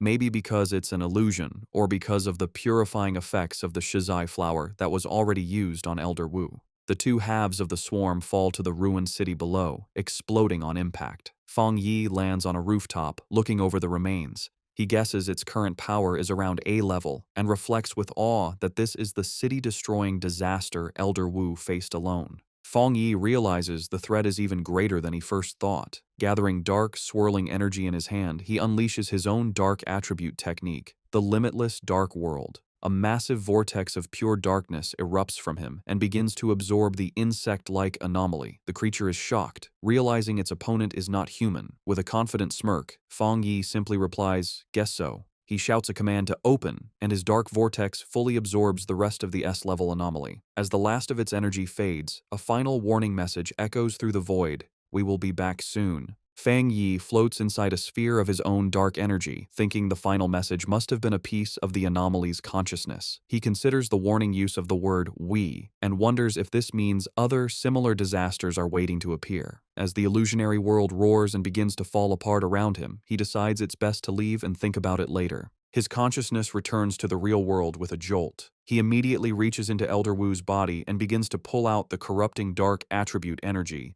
A mass of dark purple energy, crackling with his own blue lightning, is pulled from the Elder's chest. To contain the dangerous substance, Fang Yi uses his Nine Dragons Skyfire sealing art, trapping the energy inside a sphere of red, fiery chains. Holding the sealed orb, he explains to a stunned Jiaolan that this is the dark attribute remnant left in Elder Wu's body. He concludes that this must be the last piece of the city-destroying anomaly. He explains that while the sealed orb of dark energy is still powerful, its influence has been greatly reduced thanks to the Shizai flower and Elder Wu's own seal. He praises the Elder, noting that he is truly the nation's #1 pioneer for using his own body to hold back the dark power. He knows anyone else would have died many times. As Jiolan looks at her teacher, she sees the red veins on his face have faded and his breathing seems more peaceful. She tells Fang Yi that he has truly saved the Elder's life. Fang Yi, however, humbly says that it wasn't all his own ability. He explains that without the Shizai flower weakening the corruption first, he wouldn't have been able to remove the stubborn dark attribute. Jiaolan agrees, saying that while the flower saved the Elder's life, Fang Yi's power has now given him a chance for a full recovery. With a final surge of power, Fang Yi clenches his fist and completely crushes the sealed orb of dark energy, turning it to dust. He announces that the remnant is now completely useless. He then tells Jiaolan he has one more thing to tell her. He reveals that in the mental illusion, the remnant of the dark attribute anomaly warned him that it would return. He concludes that they must always be prepared, as they can't let an old man who has just recovered from a serious illness fight on the front lines again. Jiaolan confirms that she knows, as she has heard the rumor before.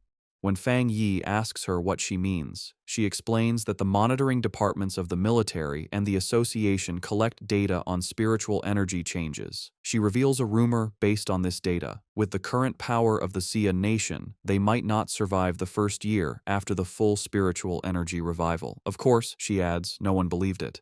Fang Yi remarks that monitoring spiritual energy changes sounds very official. Jiaolan then asks if he also believes the rumor could be true. A shadow crosses Fang Yi's face as he wonders if his own rebirth has somehow changed the future. He recalls that in his original timeline, he lived for 3 years after the spiritual energy revival, and by that time, the entire planet had been nearly destroyed. Coming back to the present, he puts a comforting hand on Jiaolan's shoulder, telling her not to overthink things and that Elder Wu should wake up soon.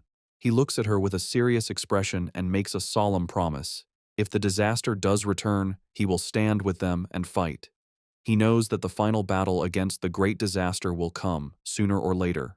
He declares with fierce determination that this time he will change everything. Later that night, Fang Yi is back at his apartment. He sits meditating on his couch, surrounded by the swirling energy of his new dark attribute. He thinks about his recent battles, feeling that after his 2 fights with S-level anomalies, he is close to breaking through to the 2-star spirit creation realm. However, he knows the full spiritual energy revival is coming fast, and even with his new dark attribute, his current strength is not nearly enough. He thinks about the terrifying power of the anomaly he faced in the mental illusion, realizing that even when it was weakened, its true power was immense. His thoughts are interrupted when he notices the potted plant he had left on his table, the obedient little white flower. He speaks to the glowing flower, telling it that it's not easy to carry around and admitting it was his mistake for not bringing it with him on his last mission.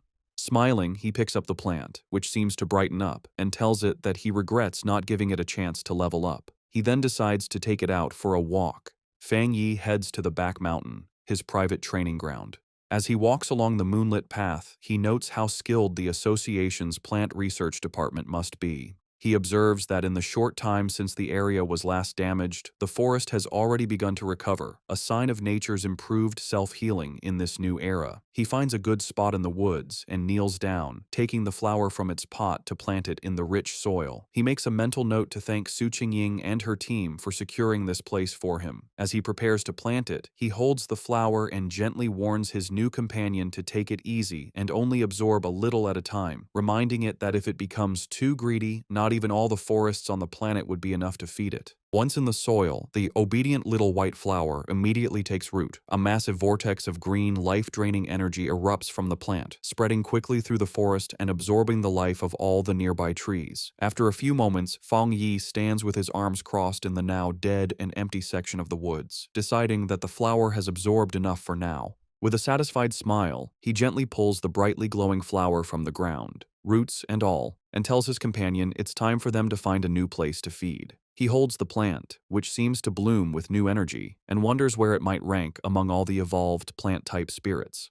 He concludes that with its powerful desolation attribute, it must be at least an A-level threat. As he walks along a dark ridge, he notices the deep silence of the forest and realizes that all the animals that once lived there must have fled in terror from the flower's power. His thoughts are suddenly interrupted by a loud, ferocious howl that echoes through the night. Fang Yi's expression hardens as he recognizes the sound as the howl of a wolf. On a nearby cliff, against a blood-red moon, a pack of monstrous wolves with glowing red eyes gathers, their forms shifting and growing. Fang Yi realizes with alarm that the wolf pack is in the middle of a dangerous evolution. Standing before the pack of monstrous wolves, Fang Yi identifies the huge creature on the cliff as the Wolf King, noting its evolution is almost complete. With a loud howl, the Wolf King finishes its transformation, its body now glowing with a menacing green energy. Fang Yi, holding his potted flower, is surprised by the immense spiritual power coming from the creature, realizing with alarm that it is about to become an A-level anomaly. The newly evolved wolf pack quickly surrounds him, cutting off any escape. Fang Yi figures out that the Wolf King has evolved a new, powerful poison attribute from its original wood attribute, a change likely caused by absorbing the dark attribute energy in the area. Despite the danger, Fang Yi remains calm, dismissing the threat as only A-level in strength. He takes his obedient little white flower out of its pot, telling it that it's time for them to solve the problem. He kneels and plants the flower in the ground, thinking that while the anomaly is only A-level, the large number of wolves is a problem. More importantly, the city is just down the mountain, and letting them get there would cause a major disaster. As the Wolf King lunges to attack, Fang Yi tells his flower to begin, and a brilliant green energy starts to flow from the plant. He decides to test the flower's power, curious to see how much damage it can do on its own. A massive beam of green, life-draining energy shoots into the night sky, visible from far down the mountain where another group of pioneers is watching. This new squad observes the scene with concern. One of the men notes that the Wolf King has successfully evolved and is incredibly strong. He asks about the contamination level, and a cloaked figure replies that it has reached 90. The man and his companion are stunned by the dangerously high reading. The squad's blonde-haired leader grows tense, realizing the danger is still increasing. He identifies the Wolf King's wood attribute as being at least at the 3-star Ghost Axe realm, maybe even reaching the Spirit Creation realm, while the rest of the pack is also powerful. He worries that his team doesn't have enough people to handle the threat, admitting that even he has only recently broken through to the 3-star Ghost Axe realm. Suddenly, the leader notices the massive beam of green energy and the clear presence of the dark attribute. He now understands why the contamination level is so high. He shouts in alarm, explaining to his team that the Wolf King has evolved dual attributes, something he knows is extremely rare among anomalies. The contamination reading on the squad leader's watch suddenly spikes to 100. The leader grits his teeth, knowing they must stop the wolf pack's evolution before the area below is lost. He recognizes that the beasts, already cruel, will only become more terrifying with their new power. He decides to call the Spiritual Energy Association for backup. Just then, the ground begins to shake violently. One of his men asks if it's an earthquake, but the leader knows the wolf's evolution shouldn't cause such a tremor. He realizes with growing fear that another, different anomaly has appeared. His watch confirms his fear as the contamination reading skyrockets to an impossible 1,000. The pioneers look on in terror as a massive eruption of green desolation energy bursts from the mountaintop. The green-haired pioneer recognizes the power of desolation, wondering in disbelief why it would appear here. As the life-draining energy rushes toward them, the squad panics. One man cries out, asking if this is the giant vine from the sky that had disappeared, sad that there was no warning. The squad leader shouts for his team to retreat and get all nearby residents evacuated immediately. However, just as quickly as it appeared, the huge wave of desolation energy seems to stop. One of the men calls out to the leader, noting that the energy has stopped advancing. The squad watches as the massive vortex of green power pulls back, sinking back into the mountain. They wonder if the danger has passed. One asks if they should still report it, while another questions if they should go up the mountain. On the mountaintop where Fang Yi planted his flower, the ground is covered in a network of thick green roots. These roots sprout dozens of glowing white flowers, which then erupt in a massive burst of green energy, blooming into a huge, radiant flower-like structure. The energy then transforms into a sea of white petals that covers the entire area. The Wolf King howls in fury as the seemingly harmless petals turn into a deadly weapon, forming a sharp blade that slices through the air. Fang Yi stands calmly among the swirling petals and explains the terrifying nature of his flower's power. The sea of spiritual flowers will endlessly grow back and multiply, absorbing and purifying the enemy until nothing is left. Fang Yi stands on his flower's massive root system. As the wolf pack begins to fall to its power, he taunts the Wolf King, asking how its pack members will do without the same spiritual protection he has. The smaller wolves are quickly trapped by vines covered in white flowers, their life energy rapidly drained until only their skeletons remain, collapsing into dust.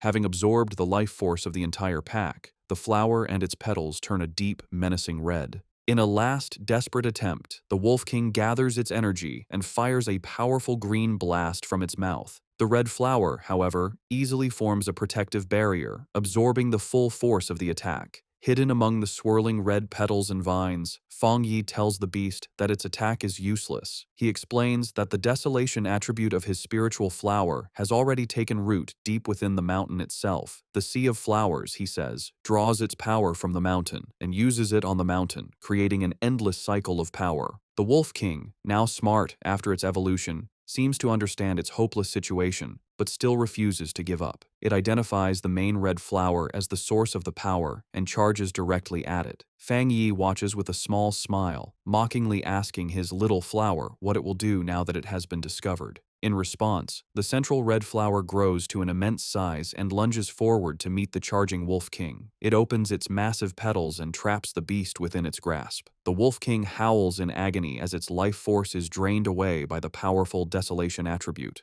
The massive red flower continues to absorb the Wolf King, its green energy being eaten by the desolation attribute. Fang Yi watches with a serious expression, surprised that his flower is allowing the dark attribute to invade it. The Wolf King is completely consumed by the flower's pulsating red petals. Fang Yi is amazed by this development, marveling at the formidable power of the desolation attribute. He realizes that he never expected the flower to be able to create its own technique without his direct input after he implanted the attribute. As the giant flower shrinks back down, he understands the terrifying nature of its new ability. Once an enemy is trapped within the sea of flowers, there is no escape. The flower then spits out the clean, bleached skeleton of the Wolf King. Fang Yi concludes that even if the spiritual flowers are destroyed, they can endlessly grow back and use their desolation power to reduce any enemy to bones. Standing before the massive red flower, which is now surrounded by a field of smaller red flowers, he decides to give this new technique a name, the Endless Spiritual Sea. A system window appears, confirming his creation and announcing that the spiritual flower has successfully written the desolation attribute technique, Endless Spiritual Sea. Having finished its battle, the flower's petals close up, glowing brightly from within. Fang Yi looks on, a bit tired from the battle, as a single red petal gently brushes his cheek. The flower then erupts with a massive surge of energy, and Fang Yi realizes with surprise that his little flower is also about to evolve. In a high-tech control room, alarms blare as an analyst reports an A-level anomaly. He explains they are detecting two different spiritual powers in the same area. Just as the Wolf King was evolving and creating a dark attribute, a separate and powerful desolation attribute appeared. The Association Superior, listening with Su Qingying, demands to know the location. A technician points to a map, explaining it was an area Su Qingying's team was previously in charge of. The Superior questions this, asking if the destroyer squad wasn't already sent to deal with the wolf pack. His question is cut short by a call from the squad on the ground. The squad leader reports that a powerful wave of desolation energy appeared and wiped out the A-level wolf pack. However, he adds that the desolation power moved back into the mountain, where a large number of unusual flower anomalies have since appeared. The pioneers stand before the mountain, which is now glowing red from a sea of flowers, unable to get closer. The Association Superior and the squad leader continue their talk. The leader warns that if this new, unknown anomaly were to erupt, it would be far worse than the celestial vine. He requests support, admitting that even with all the pioneers there, they likely couldn't handle an unexpected event. The superior agrees and decides to send 2 elite teams. Su Jingying, however, has another idea. She looks at her superior with a knowing expression, stating she has a feeling that the source of the desolation power is Fang Yi. She interrupts the call, pointing out that Fang Yi's home is in the area and confidently declaring that he will protect everyone. As she speaks, a vision shows Fang Yi floating in a fiery aura above the city. Back on the mountain, the landscape is now covered in a sea of red flowers. Fang Yi stands before his obedient little white flower, which has grown to a massive size. He observes that, just as he suspected, after eating the Wolf King, the flower is about to evolve a second attribute. The giant red flower blooms, its center now glowing with a brilliant golden light. Fang Yi is surprised, noting that the flower's new power is a fire attribute. He touches the massive plant, remarking on how its evolution method, simply swallowing enemies, is an incredibly easy way to gain power. After its evolution, the massive flower shrinks back to its original handheld size, its petals now a deep red. A system window appears, confirming the spiritual flower has completed its evolution. It is now classified as an A-level anomaly named the Desolate Fire Spirit Flower and has dual desolation and fire attributes. The notification adds that the flower has a strong desire to eat spiritual energy and can be placed in the limitless dark world to be nurtured. Fang Yi reads the notification, confused by the mention of the limitless dark world. A new idea strikes him. He realizes he can place the flower inside his personal dark domain. He understands that the domain contains a large amount of dark attribute anomalies and a good environment. He thinks that if the spiritual flower eats the energy inside, it could even evolve a third dark attribute. Just as he holds the orb of his dark domain, a massive storm begins to gather in the sky. His eyes glow with golden light as he realizes he is about to have another breakthrough, this time to the 2-star spirit creation realm. He sits down to cultivate, and a massive pillar of golden divine energy comes down from the heavens, surrounding him. As he meditates, he feels his power becoming easier to control, the spiritual energy of the world merging with his body as if they were one. Elsewhere in the mountains, a muscular man with spiky hair senses the immense energy of the breakthrough. He follows the light and is amazed to find the source of the power. He is thrilled, recognizing the legendary Heavenly Fire Blade and realizing he has found a 2-star spirit creation realm cultivator. Watching a video of Fang Yi's previous battle, the man is surrounded by his own fiery aura. He declares that he will crush this new fire attribute pioneer to prove to everyone that he is number 1. Back at his cultivation spot, Fang Yi's sharp senses pick up a new presence. He shouts out, asking who is there. The mysterious man launches a massive fireball at him, questioning if he is a fire attribute pioneer.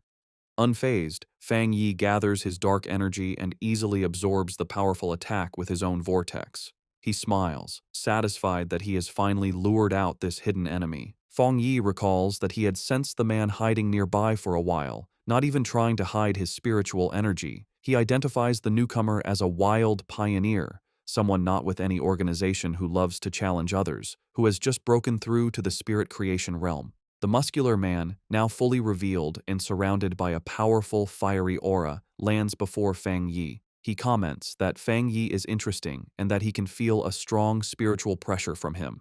He then introduces himself as Jiang Lu and aggressively asks how Fang Yi managed to hide from his fiery attack earlier.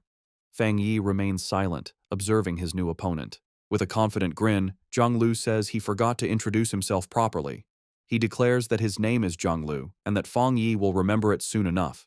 With that, he charges forward, his body covered in flames, ready to attack. In response, Fang Yi calmly raises a hand, pointing 2 fingers toward the sky, and simply says the words, "Divine Thunder."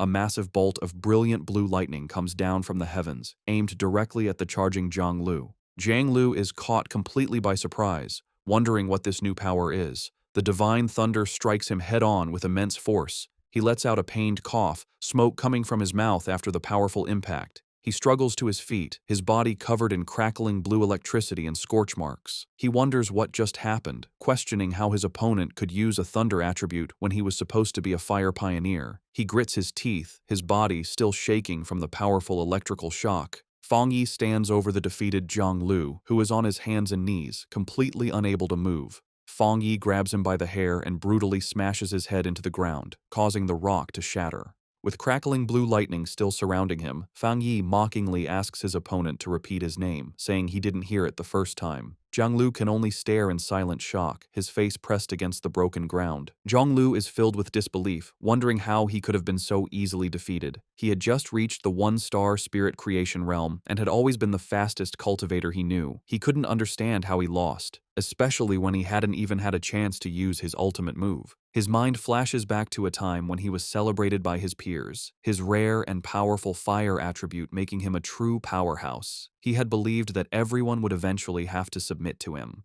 A small, dismissive sound escapes Fang Yi's lips as he sends another surge of electricity through Jianglu's body, causing him to scream in pain. Jianglu wonders how his opponent can have a thunder attribute when he was supposed to be a fire user. Fang Yi, his eye glowing with blue energy, looks down with disappointment, remarking that he had expected his opponent to be much stronger. With a condescending smile, Fang Yi mocks the younger generation's overconfidence as he pins Jianglu to the ground with his electrical power. Jianglu grits his teeth in pain and frustration, his mind racing. He realizes that even though his opponent is clearly at the two-star spirit creation realm, his spiritual pressure feels as if it is much higher than his own, by at least 2 entire realms. A final, terrifying realization hits him. It feels like a difference of 3 full realms. Convinced he is about to die, Jianglu thinks to himself that his end has come, and that he, the great Jianglu, is truly going to die here. Terrified on the ground, Jianglu begs Fang Yi not to kill him. With a cold, silent look, Fang Yi lets him go. He warns him that a pioneer's power shouldn't be used lightly against others, and suggests that if he has so much free time, he should focus on clearing up some of the new anomalies. After a final, dismissive look, Fang Yi walks away, leaving a confused Jianglu on the ground. Jianglu watches him leave, wondering about Fang Yi's great spiritual power and whether the gap between them is because Fang Yi is a genius or because he himself is too weak. Later, in a luxury apartment, a sad Jianglu enters a room where 2 men are waiting for him. One of the men welcomes him back and comments on his new hairstyle, while the other, a red-haired man, immediately scolds him, saying he had warned him not to pick fights. The red-haired man continues to scold him, telling Jianglu that his aggressive attitude is too dangerous, especially since the spiritual energy revival hasn't officially started yet, and that it will only bring him trouble. To his friend's surprise, instead of getting angry, Jianglu collapses onto the sofa, completely defeated. Confused by his strange behavior, one of the men asks what happened and if he is still the same fight-ready Jianglu they know. The red-haired man asks Jianglu what happened, reminding him that he had gone to challenge the Heavenly Fireblade user. Still sad, Jianglu quietly admits that it was over in an instant. His other friend grabs him, demanding that he speak clearly. With tears on his face, Jianglu breaks down and confesses that he was the one who was defeated instantly. His friends are in total disbelief. Jianglu, in a frantic state, wishes he had realized something was wrong and backed down, which would have saved him from this shame. The seated man expresses his confusion, questioning how the Heavenly Fireblade could be so strong when Jianglu himself is a rare genius who broke through to the spirit creation realm in just a few months. Jianglu then remembers the fight, recalling how his best technique, the meteor flame, was shattered in a single moment by his opponent's powerful thunder attack. His friends try to make sense of the defeat. The seated man wonders if Jianglu simply fought the wrong person, arguing that with his pure firepower and his spirit creation realm level, it's almost impossible for anyone to beat him so easily. The red-haired man suggests that maybe this person wasn't a pioneer at all, and that their first guess about his strength was wrong. Jianglu furiously rejects their ideas, screaming that he couldn't have been mistaken and that the location was definitely his opponent's territory. He insists they wouldn't understand because they didn't experience it. He describes the man as a monster, recalling the terrifyingly powerful thunder that felt like it was going to make his head explode. Both of his friends are shocked into silence as Jianglu declares that his gut feeling tells him it was the right person. He explains his horrifying conclusion. His opponent is a top-tier pioneer with both fire and thunder powers, and his thunder power is somehow many times stronger than Jianglu's own fire. He believes the man was hiding his true strength, which he guesses must be at least at the 3-star spirit creation realm. His friends are stunned by this. The red-haired man thinks about how impossible a 2-star wild pioneer at that level should be, concluding that if Jianglu is right, this person will become a nightmare for all other pioneers. After a moment, Jiang Lu looks up with new determination and asks his friends if he should try to become his opponent's apprentice, leaving them completely speechless. While meditating in his apartment, Feng Yi is surrounded by a swirling golden aura. He finds it strange that the feeling of being on the verge of a breakthrough to the two-star spirit creation realm has suddenly disappeared. He opens his glowing, fiery eyes, deciding that the problem isn't with him, but must be because of some outside factor. He realizes that the spiritual energy in the air has become unstable, making it impossible for him to gather it and advance. This confirms his fears. Remembering the secret government monitoring of spiritual energy and the rumors of a coming disaster, he wonders if something truly terrible is about to happen. Looking out at the city, he sees a massive electrical storm brewing, confirming his suspicion. The full spiritual energy revival is beginning early, right here in his city. He immediately tries to call Jiaolan to find out what the military knows, but the call won't go through. He worries that they might have been forced to go silent, which would be the worst-case scenario. Just then, his phone rings with a call from Su Qingying. He answers to the sound of static as a panicked Su Qingying tells him the situation has changed and asks for his help. As Feng Yi asks if the bad signal is due to monsters appearing in the city, a monstrous, bat-like creature with glowing red eyes suddenly slams into his window, cracking the glass. Through the static, Su Qingying confirms the problem is huge and that she is in the city. With a final crash, the creature wreathed in dark energy shatters the window and charges toward the still-seated Feng Yi. Unimpressed, he calmly remarks that the creature is overestimating its own strength. Reacting instantly, Feng Yi summons a blade of pure blue electrical energy from his hand. He leaps into the air and throws it at the charging beast, piercing it completely and destroying it in a flash of light. The noise brings Lin Yi rushing from her room, shouting a warning to her cousin about the bat-like monster that has just appeared. She stops, staring in shock at the destroyed window and her cousin, who stands calmly amidst leftover lightning. She asks him what's wrong. Looking through the shattered window, Feng Yi explains that while monsters usually appear randomly, it's worrying that they are now appearing directly in their home, and more than one. He believes the situation is still under control for now. They both look out at the massive electrical storm over the city, and Feng Yi says this could be the start of a major disaster. He finds the situation very unusual, noting that a two-star Ghost Axe realm monster would typically hide in the dark rather than boldly attack a pioneer's home in the middle of the city. Realizing a difficult fight is coming, he tells Lin Yi to contact every pioneer she knows and have them gather at the apartment.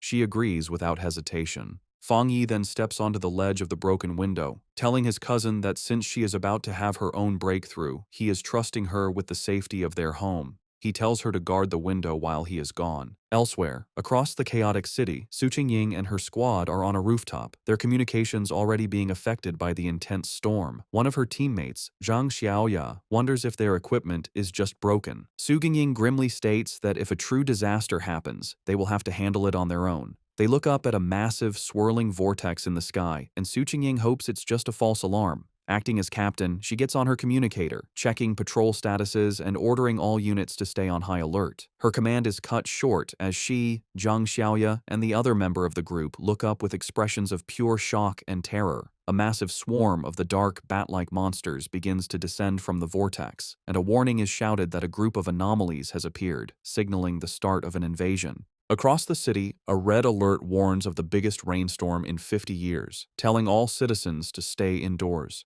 The streets are filled with fear and confusion as people look at the dark sky, wondering if it's the end of the world. Meanwhile, Zhang Lu and his red-haired friend are speeding through the wet streets on their motorcycles. The friend yells to Jiang Lu that the situation feels wrong and asks if they should stay or go, but Jiang Lu is silent and grim. Suddenly, a monstrous bat-like creature in dark red energy dives at them from the sky. Jiang Lu reacts with anger, shouting that the creature is looking for death as he summons a fireball. He launches a powerful fire blast at the monster, while his friend wonders why it would attack them, since they usually avoid pioneers as strong as Jiang Lu.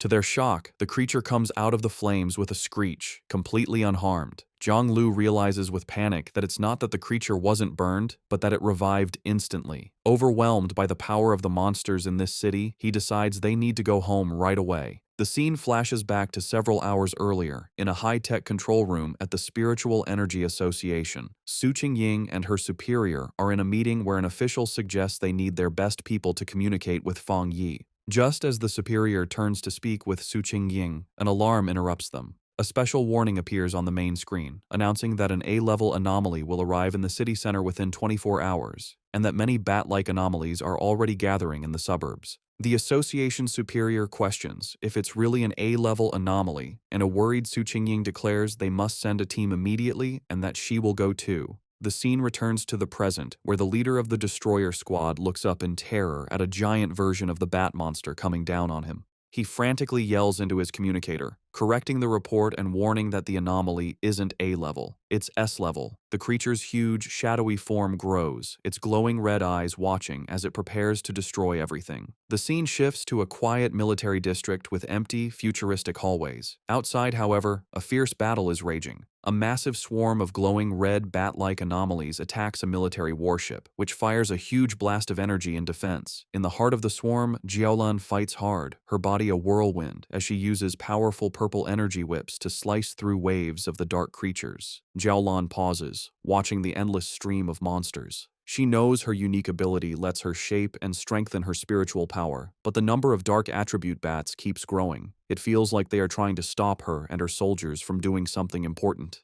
Just then, a young blonde man, crackling with yellow lightning, lands beside her. He smiles, complimenting her on her power. He then explains their bad situation. The entire military district is being held by only a few high-level officers. He asks for her orders. Jiaolan tells him that their communications are being jammed, making it impossible to contact anyone outside. She assumes the other military districts are facing the same problem. Facing a sky turning black with the swarm, Jiaolan makes a hard decision. She shouts her commands, ordering 2 squads to stay and defend the restricted zone no matter what. She declares that everyone else will follow her to break through the enemy lines and try to connect with other military forces.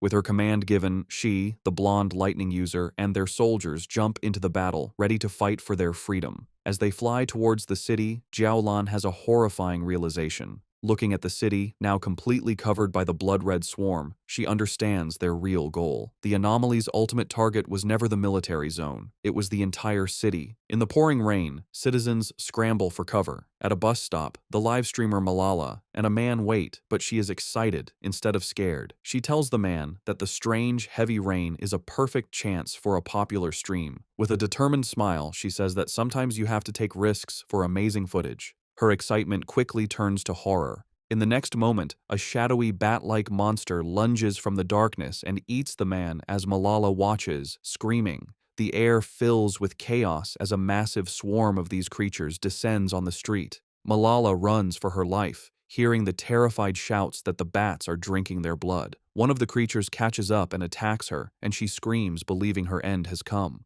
Just as the monster is about to strike, a bright blue blade of energy slices through the air, killing the creature and saving her. A figure surrounded by blue lightning lands gracefully behind her. The rescuer is Su Qingying, who stands with 2 of her cloaked squad members. She offers a hand to the terrified Malala, telling her that her teammates will take her home safely. As the 2 squad members help the shaken girl, one warns Su Qingying that the number of sea-level bat anomalies is growing, and they seem to be evolving. With a furious look, Su Qingying says that if they know the creatures evolve by eating humans, then they must hurry and get all civilians to a safe place. She then gives her final order, telling her team to meet her back at this spot later, as it is the area with the most anomalies. Her teammates agree as they lead Malala away, leaving Su Qingying alone to face the growing blood-red swarm. High above the city, Fang Yi leaps and lands on a rooftop, facing a huge, multi-eyed version of the bat anomaly. Looking at the endless swarm below, he is surprised that the whole group has already evolved, their power approaching the 3-star Ghost Axe realm. In response to the great threat, he summons a bright, blazing sword of golden fire. With a single, powerful swing, he sends a massive wave of flames that cuts through the swarm, burning a huge number of the creatures instantly. However, as he watches, his eye glows red, and he realizes this fight is not over. He understands this anomaly is different. The bat swarm seems unkillable, constantly healing and multiplying, making them impossible to destroy with simple attacks. He sees that swarms of these dark attribute creatures have appeared in every crowded area of the city. It feels like countless identical disaster zones have appeared at once, and he knows finding the association members in the chaos will take too much time. Looking out at the city, now covered in a swirling dark mist, he concludes that he has no choice but to deal with the swarms one by one. Deciding on a new strategy, Fang Yi raises his hand and uses his ultimate technique, the limitless dark world. A massive, swirling vortex of dark green energy erupts from him, and he declares that the anomalies will become food for his spiritual flower. As his vortex begins to absorb the swarm, he thinks of his allies. A vision of the pioneers he gathered at his home appears in his mind: Lin Yiyi, Su Qingying, Zhang Xiaoya, and others. He knows he must act quickly. He believes that with his cousin's ability and the protection of the other pioneers, his home should be safe for now. But he also understands that if the disaster gets worse, the nightmare will become real, and survival will become nearly impossible for everyone. 10 minutes later, Su Qingying is still fighting on a rooftop, surrounded by the endless swarm of bat anomalies. She grits her teeth in frustration, realizing that no matter how many she destroys, they just keep coming. Her spiritual power is recovering too slowly, and she worries that she will soon be completely out of energy. She also briefly thinks about her two teammates, hoping they are safe while escorting the civilian. A sudden, terrified scream for help makes her look at the sky. She sees a massive, dense ball of the red anomalies gathering, forming a single, terrifying creature. Realizing the danger is getting worse, she leaps up the side of a building. She knows that if the anomalies keep getting stronger, they will soon reach the spirit creation realm. With her team spread thin saving people, they don't have enough power to handle this new threat, especially now that the creatures have started attacking buildings. She fires several powerful blasts of blue energy at the bats, trying to break through. However, the huge number of creatures is too much, and they overwhelm her, knocking her from the sky. As she falls, she has a horrifying realization. Looking at the massive, swirling vortex of dark energy and lightning above, she understands the swarm's true purpose. An anomaly king is about to be born. The city is falling into ruin, overwhelmed by the massive swarm of shadowy, bat-like creatures under a heavy downpour. The disaster is so immense that it seems no one, not even the military or the Spiritual Energy Association, can stop the city's destruction. In the middle of the chaos, pioneers fight desperately. Reports come in that pioneer teams are sacrificing themselves or being destroyed. Su Qingying fights alone, her protective barrier holding back the endless horde, as a new alert classifies the S-level anomaly as an anomaly king. In the association's command center, the situation is grim. Officials receive reports of catastrophic casualties. The number and regeneration speed of the creatures are overwhelming their defenses, and it's too late to call for reinforcements from other regions. A subordinate reports that the city is completely surrounded by a massive black fog, cutting off any chance of rescue. They realize with horror that they have become an isolated city. Facing the city's final moments, the association superior stands with his men, declaring that as pioneers, they will stand and fall with the city. He vows that the monsters will have to step over their dead bodies. With grim resolve, he gives a final order to send a last code to headquarters. If they cannot stop the disaster, headquarters must immediately launch a destruction strike to prevent the dark attribute from spreading. Meanwhile, Su Jingying's fight continues. Her protective barrier begins to crack under the constant attack of the swarm, and she feels her spiritual power is almost gone. Gathering her last strength, she concentrates her energy and unleashes a final, massive blast at the swirling vortex of monsters. However, her attack is easily deflected. The evolved creature, now more visible, lets out a terrifying shriek as it reveals its true power, which Su Qingying is shocked to realize is at the level of a 3-star spirit creation realm. The creature attacks her barrier, shattering it completely. Defeated, Su Qingying grits her teeth in despair, her spiritual energy nearly gone. The creature's power shatters Su Qingying's protective barrier. Defeated and injured, she falls through the air as the massive creature descends upon her. Realizing this is the end, she gathers her last energy for a final, desperate attack. Just as she's about to attack, a streak of brilliant fire flashes past her, exploding and stopping the monster. Through the fading light, Su Qingying is shocked to see Fang Yi standing before her, his sword still blazing. He turns to face the threat, his eyes glowing with great power, one fiery orange, the other electric blue. He declares his power is divine thunder and charges forward, channeling both fire and lightning into his blade. He meets the creature head-on and with a single, devastating swing, slices the massive creature completely in half. The two halves of the monster erupt in a series of fiery explosions that light up the dark city sky. After the battle, Fang Yi and Su Qingying land on a rain-slicked road. He calmly apologizes for taking so long to find her, explaining there were too many identical swarms of monsters. Still weak, Su Qingying warns him to be careful, as the creatures can revive. As she speaks, the scattered remains of the monster begin to reform in the sky. Fang Yi simply looks up, stating that he already knows this. Facing the regenerating swarm, Fang Yi tells Su Qingying not to worry, as he always finishes what he starts. He gathers a huge amount of purple dark attribute energy into his hand and unleashes his limitless dark world, a powerful vortex to absorb the enemy, declaring he always keeps his word.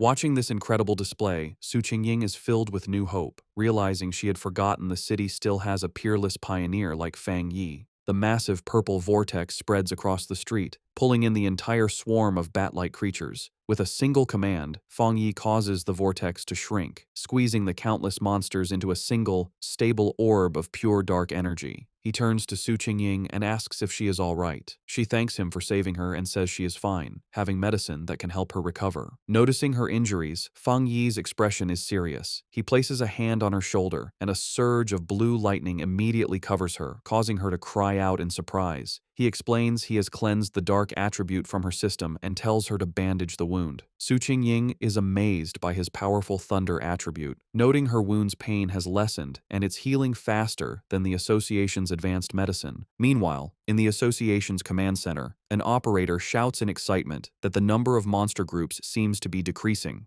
However, one of the superiors grimly corrects him. He explains that all rescue pioneer teams have been attacked and have lost contact. The number of monsters outside the city is not decreasing at all. He concludes that the swarms in the city are gathering because the anomaly king is about to appear. He thinks sadly about wanting to see his parents, but knows it is now impossible, deciding all he can do is perform his final duties. As they both watch the massive green vortex in the sky, Fang Yi asks Su Qingying if she has any solid information on what they are facing. She explains it is a Super S-class anomaly that plans to feed on the entire city, with a power level as high as the monster that the Star God Warzone had to seal. With a grim expression, she tells him that such an event is called a cataclysm, and the swarms of monsters are just a warning of the true disaster to come.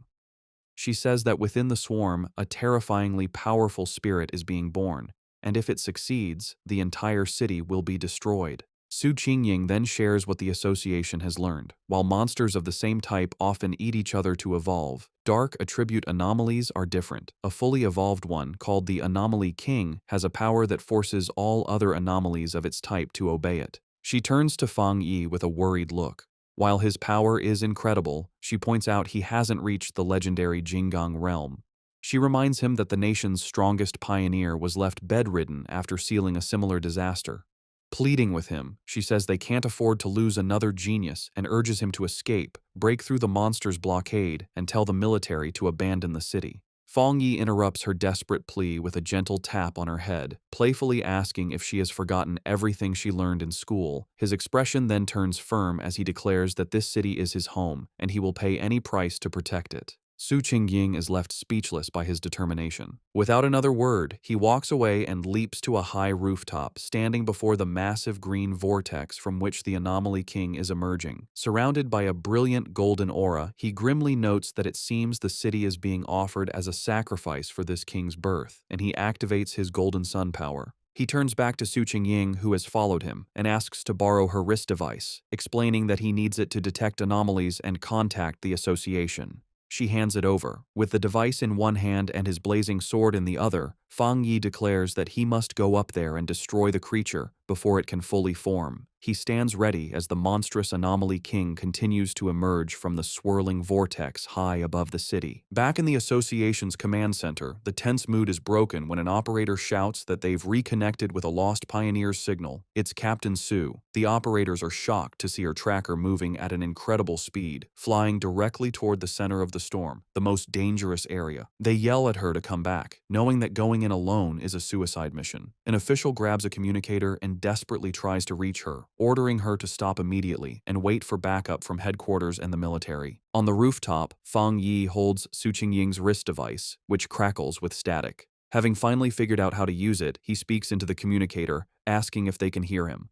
The official on the other end is stunned, demanding to know who he is and where Su Qingying is. Fang Yi ignores the questions and takes charge, telling the official that he needs everyone in the command center to work with him because he is going to destroy the Anomaly King at the center of the storm. As Fang Yi flies towards the massive vortex, he continues his demand, telling the speechless official that if they don't want the city to be destroyed, they will cooperate. He demands that all their communication equipment and information be used to help him. After a moment of shocked silence, the official makes a decision. He furiously orders everyone to stop what they are doing and immediately connect with the unknown pioneer. He commands his teams to use all available satellite radar to give him information and assigns an operator to be his main contact. The operator immediately begins his report, explaining that satellite images show a huge number of anomalies surrounding the king, swirling like a typhoon. He suggests that the number of anomalies on the northern route is lower, offering it as a possible way in, and recommends an approach from the southeast to avoid the thickest swarms.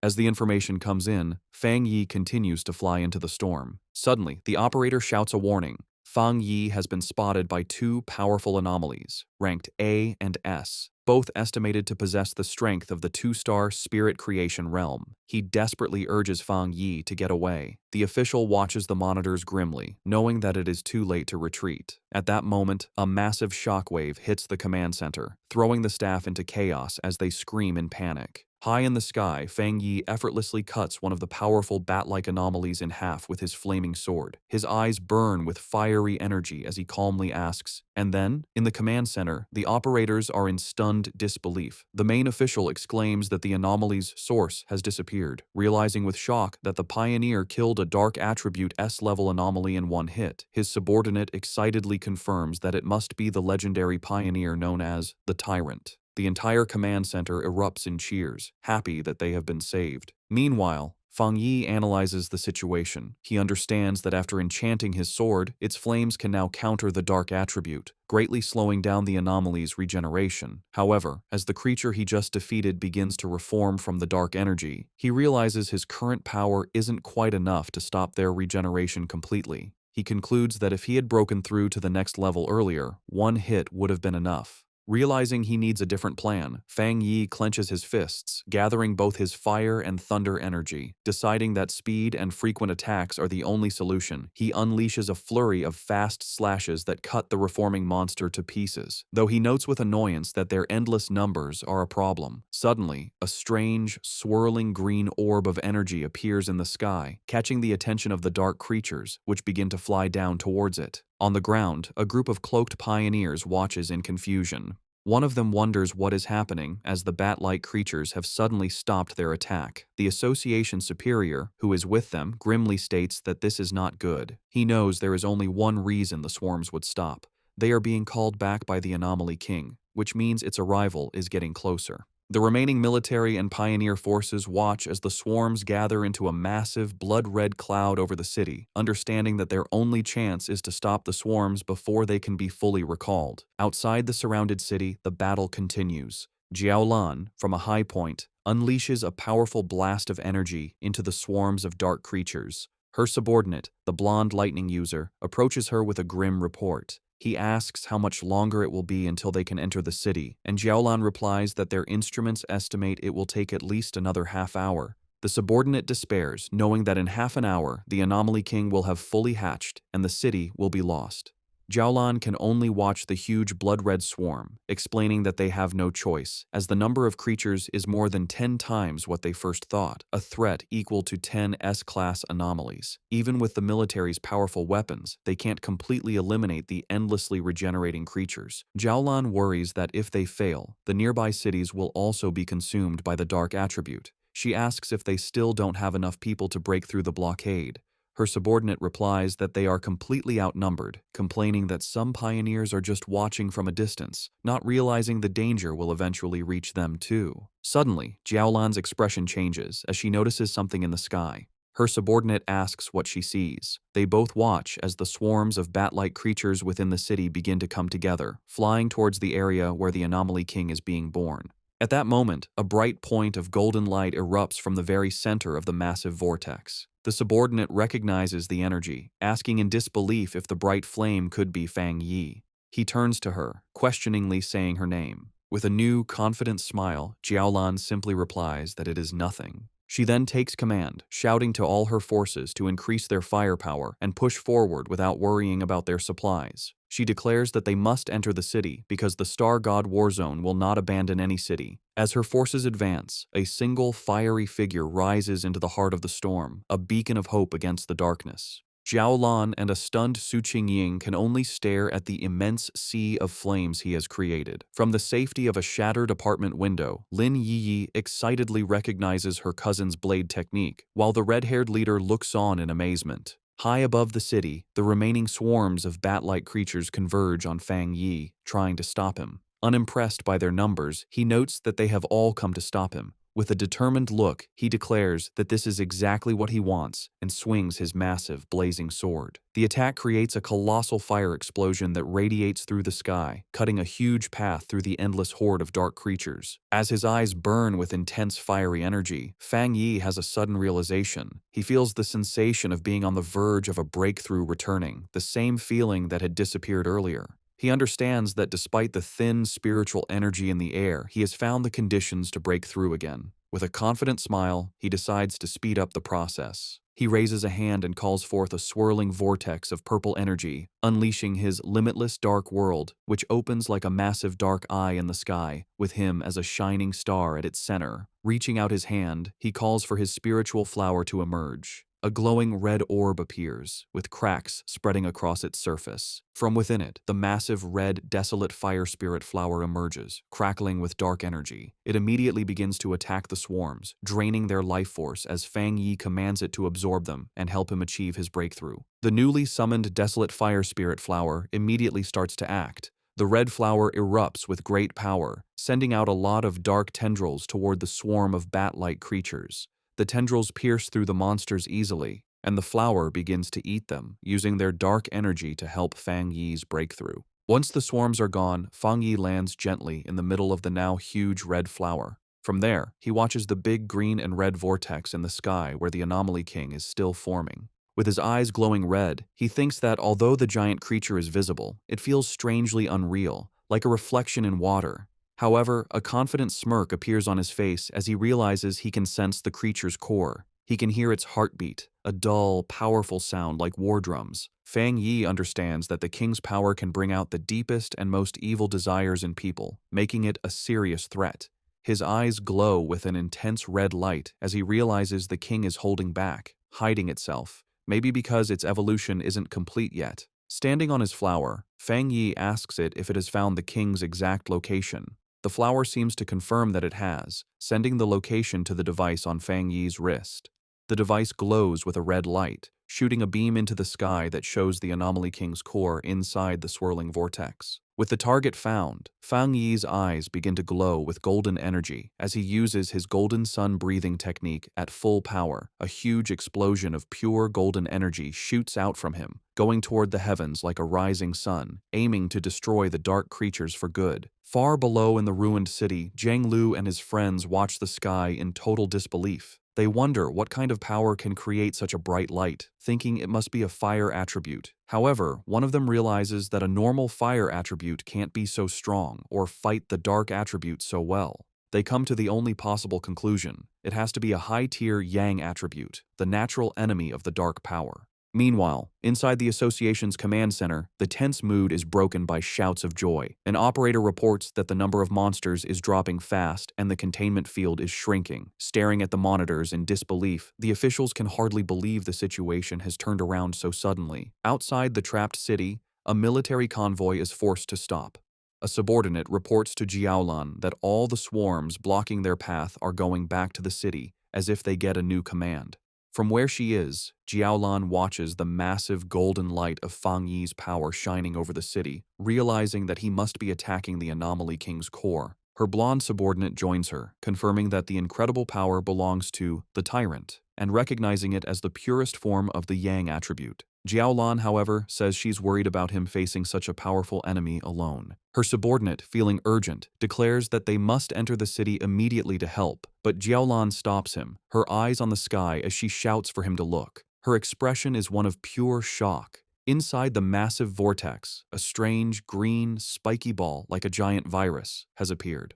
Jiaolan realizes with horror that the Anomaly King is starting to hatch early. Down in the streets, other pioneers also see this scary development. One man stares at the pulsating green mass, identifying it as the source of all evil. Filled with anger and sadness for their fallen friends, he and the other pioneers promise to kill every last monster. Meanwhile, inside a damaged building, Lin Yi, the red-haired leader, and another pioneer watch the crisis. Yi insists that they can't just wait to be killed. They must do something to help her cousin, understanding that the birth of the Anomaly King will require the whole city as a sacrifice. Elsewhere, Su Qingying uses her powers to heal an injured pioneer, showing the desperate fight happening all over. Lin Yi rallies the other pioneers in the building. She reminds them that the very creatures trying to stop her cousin are the same ones that have hurt their families and friends. As she speaks, an idea suddenly comes to her. She remembers the massive flower her cousin has summoned, the one that eats the swarms of bats. She realizes its power is just like the desolation attribute of the ghost vine they have seen before.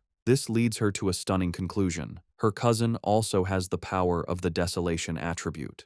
With this new understanding, Lin Yi suggests a bold plan. She tells everyone that they will transfer all of their spiritual power into the network of vines created by her cousin's flower, feeding it their energy to make it stronger for the final battle. The other pioneers agree without hesitation, raising their hands and sending their combined power toward the flower. From the ground, the Association Superior notices the streams of blue energy flying toward the sky. At first, he wonders if other pioneers are gathering their power to attack the monster directly, but he quickly dismisses the idea, knowing they aren't strong enough to hit it from so far away. He then understands their real plan. They are sending their spiritual energy to the plant that Fang Yi has summoned. Inspired by their bravery, the superior declares that he too will help. He lets out a powerful surge of his own blue energy, sending it toward the sky. All around the city, the remaining pioneers follow his lead. They focus their wills and send out their spiritual power, creating a massive wave of energy that flies toward the heavens to help in the fight. Su Gingying, while helping an injured pioneer, suddenly senses the huge shift in power.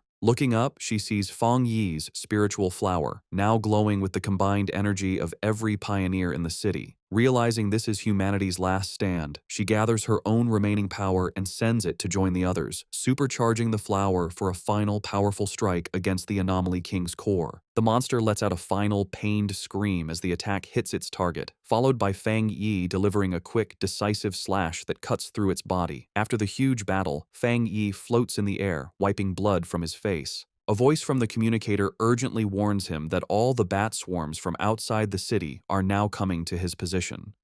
The numbers are huge. Tens of thousands of B-level, A-level, and even S-level monsters are rushing toward him, a seemingly endless wave of red and black. Unbothered, Fang Yi looks up at the pulsating green cocoon of the Anomaly King and says that no matter how many minions it sends, he will destroy them all. He taunts the creature, asking if it is hatching early because it is afraid of him. Provoked, the Anomaly King finally begins to emerge. A monstrous, shadowy green claw tears through the cocoon, and its full form begins to take shape. With his hand covered in golden flames, Fang Yi watches with a serious expression as his true enemy reveals itself. The fully formed Anomaly King, a terrifying beast with a single, menacing green eye, lets out a final horrifying scream, ready for the final battle. The fully formed Anomaly King swirls in the sky, a terrifying vortex of dark green energy and shadow, with a glowing green orb of power at its center. Its immense power immediately shakes the city. The ground cracks and splits as a violent earthquake rocks the streets, sending the remaining pioneers running. They cry out in despair, realizing that the king can destroy them all just by appearing. From outside the city, Jiaolan and her subordinate watch with grim expressions, their hopes resting only on Fang Yi. Deep within the city's ruins, Su Qingying also looks toward the sky, her face a mix of worry and hope as she silently prays for him to succeed. From the safety of the apartment building, Lin Yi clenches her fists, her expression fierce and determined, sharing the same desperate wish. Floating high above, surrounded by a bright golden light, Fang Yi faces the monster. He speaks to the creature, identifying it as the king of the dark anomalies and the cause of the city's suffering. As his own spiritual flower blazes with fiery energy around him, he explains that he grew up in this city and loves his life here, making his reason for fighting clear. In response, the Anomaly King lets out a furious, deafening scream. With a final, determined look from his burning red eyes, Fang Yi gives his final message, telling the monster that for the sake of his home, it has to die. Their two immense powers collide in a massive explosion of red, green, and golden light, the fate of the entire city hanging in the balance. The huge clash between Fang Yi and the Anomaly King creates a massive, blinding explosion that lights up the sky. When the light fades, Fang Yi is floating in a strange, dark void, facing the single, giant green eye of the Anomaly King. The creature stares at him, its voice echoing in his mind as it mocks him for daring to challenge it when he is only at the one-star spirit creation realm. Before Fang Yi can react, the Anomaly King opens its huge, shadowy mouth, creating a powerful vortex. Fang Yi senses the danger right away, but cannot stop the force that begins to suck him in. As he is pulled into the monster's mouth, he realizes the Anomaly King is different from any other creature he has faced. Even after being hurt by his full power attack, it is still strong enough to swallow him whole. He lands inside the monster's gross interior, a cave of pink flesh and thick, slimy purple digestive fluids. He knows the liquid is not only very corrosive, but also has a huge amount of the dark attribute. He thinks any normal pioneer would be dissolved instantly. He finds it strange that such an evolved and smart creature would make the mistake of swallowing him alive. With a determined look, he realizes the monster has made a deadly mistake. He wonders if it is not afraid of an attack from the inside, knowing a creature's interior is always its weakest point. To test his idea, he gathers fire in his hand and slams his fist into the fleshy floor. The inner walls of the beast sizzle and burn. Fang Yi checks the situation, noting that while the corrosive liquid weakens his powers, he can still do a lot of damage. He decides that as long as his attacks work, he can solve this problem. With new confidence, he calls his desolate fire spirit flower to help him. He is surprised to realize that the Anomaly King's attack has not only eaten him, but has also pulled his spiritual flower inside with him. This is lucky, as the flower is now supercharged, having absorbed the dark energy of the bat swarms and the spiritual power of all the pioneers in the city.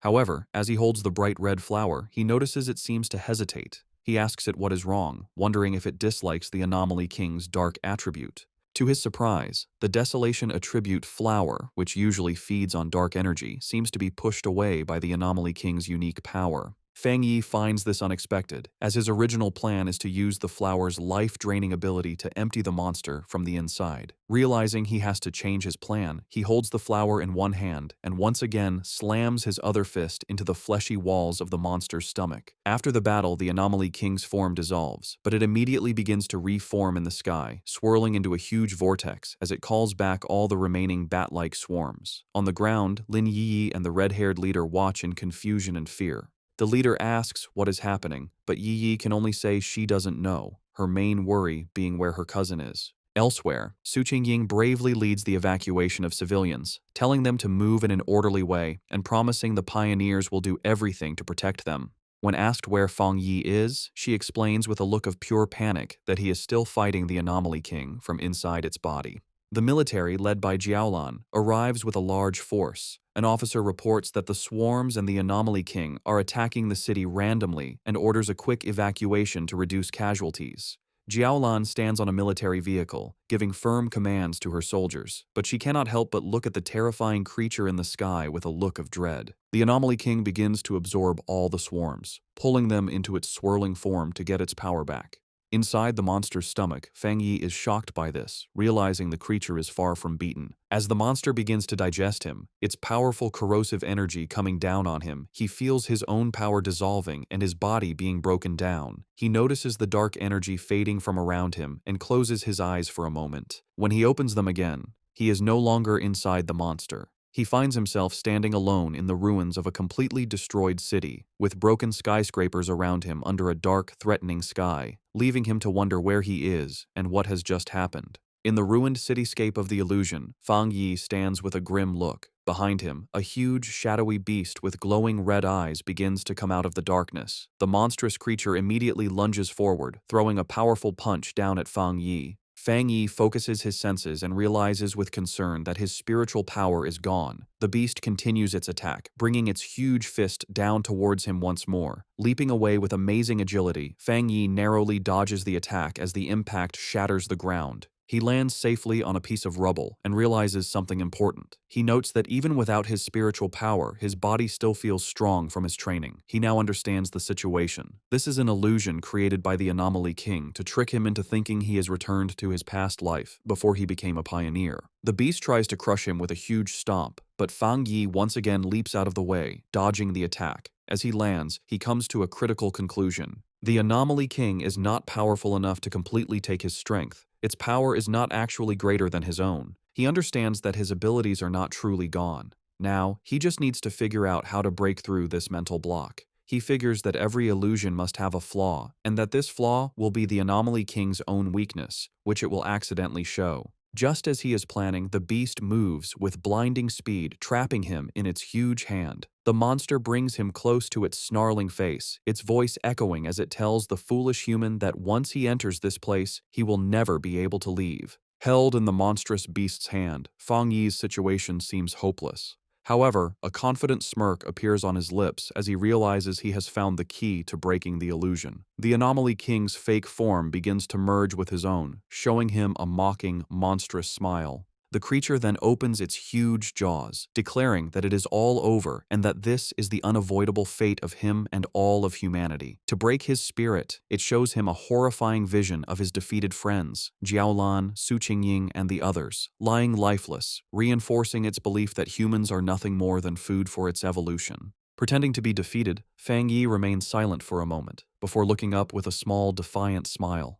He calmly asks if that is truly what the monster believes. In that instant, Fang Yi unleashes his true power. His body explodes in a brilliant golden surge of energy as he declares that the monster is nothing but a puppet.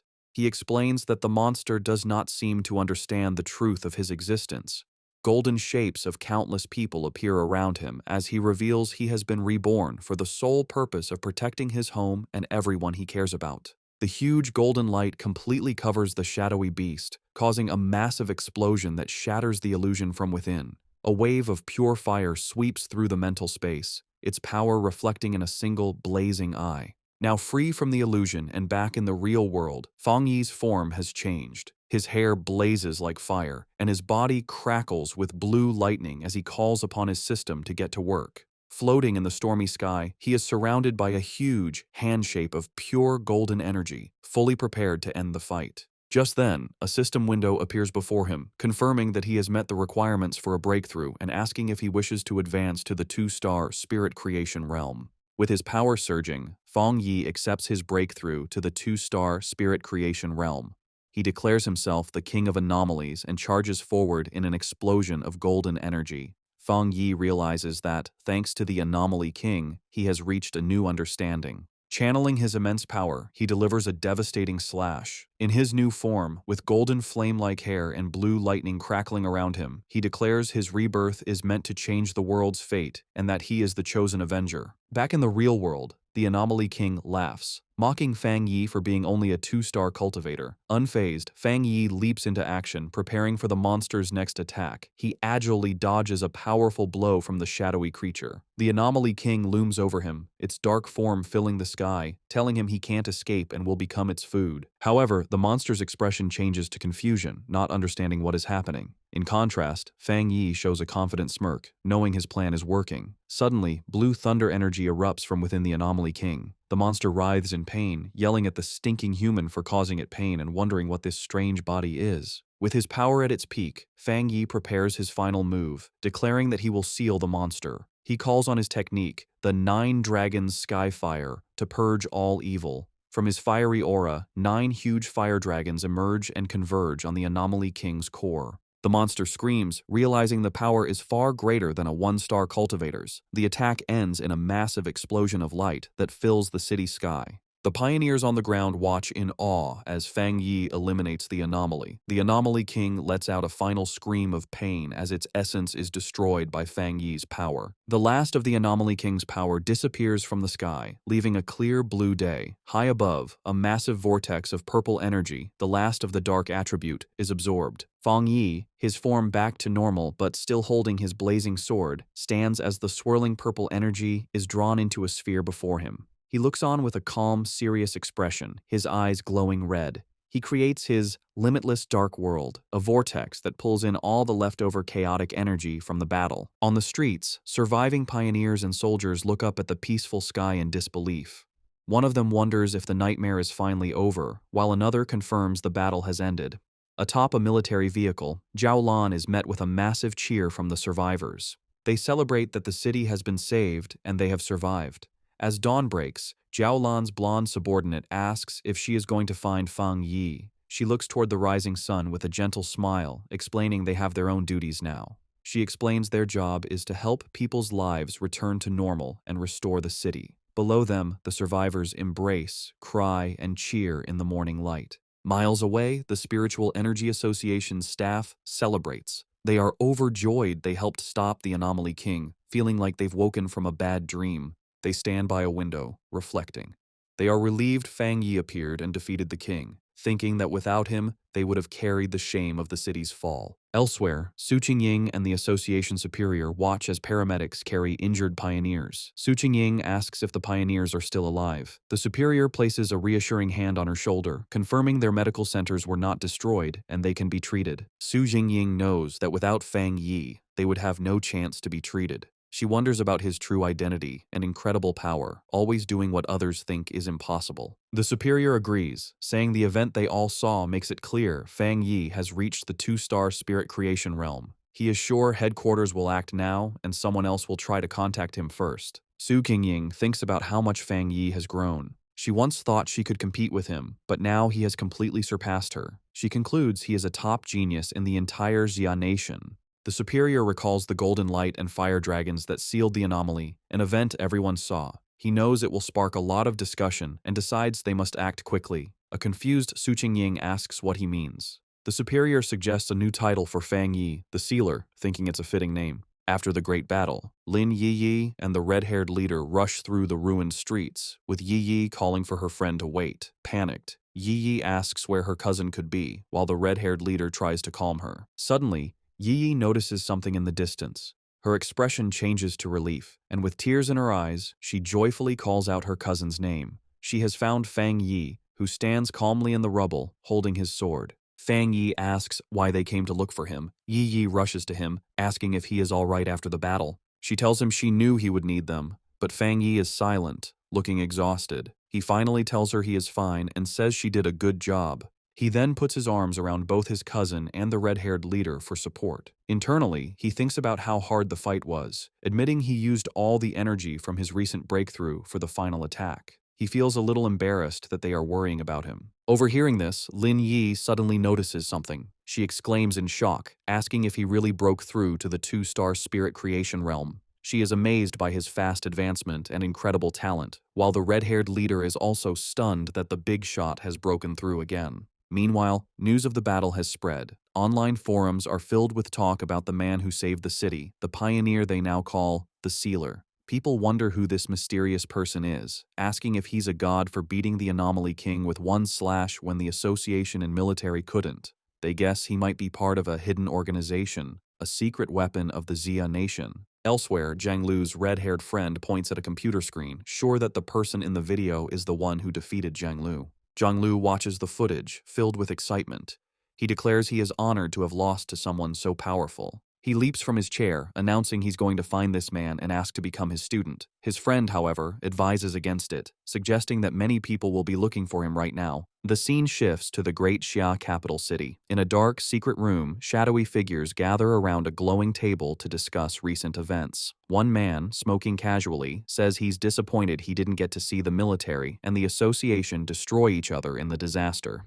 Another member suggests they find a pawn or assassin to deal with this new powerful figure. But a mysterious woman with long, sharp fingernails dismisses the idea.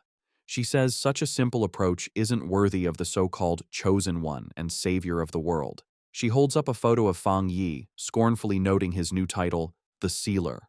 With a swift motion, she pierces the photo at Fang Yi's neck with a sharp nail, tearing it. She calmly says there's no need to rush, as the photo in her hand bursts into a purple flame. She declares that anyone who stands in their way will be destroyed. As she speaks, the purple flames form the shape of menacing eyes, making their threat clear. While Fang Yi and Lin Yi are resting in their apartment after the intense battle, they are startled by a knock at the door. Fang Yi opens it to find Su Qingying and the association's superior. Su Qingying is holding several large gift boxes, and the superior expresses his sincere thanks on behalf of the Spiritual Energy Association. He explains that they made a grave mistake during the S-class anomaly invasion, and it was only thanks to Fang Yi that they avoided terrible consequences. Su Qingying excitedly thinks of him as a big shot. Fang Yi tells them it's no problem and invites them inside. After Fang Yi serves them water, the group sits down at the table, with Lin Yi also joining them. The association superior thinks to himself that the association should get a better home for Fang Yi. He then gets to the point, explaining that the association has another matter to discuss. He reveals that they plan to publicly promote the title of the Sealer. Intrigued, Fang Yi asks him to explain. The superior projects a map showing powerful pioneers who have appeared in every major city, explaining that they are well-known figures. He contrasts this with the recent S-class anomaly, which he calls the most terrifying disaster yet. He explains that they want to use the name the Sealer to establish their city, Tai, as a key strategic city. Fang Yi listens to their proposal. The superior clarifies that after the disaster, they have decided that their city needs a powerful pioneer leader. Su Qingying adds that in the future, anomalies will become more frequent, and they can't risk their city being nearly abandoned again. When Fang Yi questions the term abandoned city, Su Qingying explains that without him, everyone in the city would have died.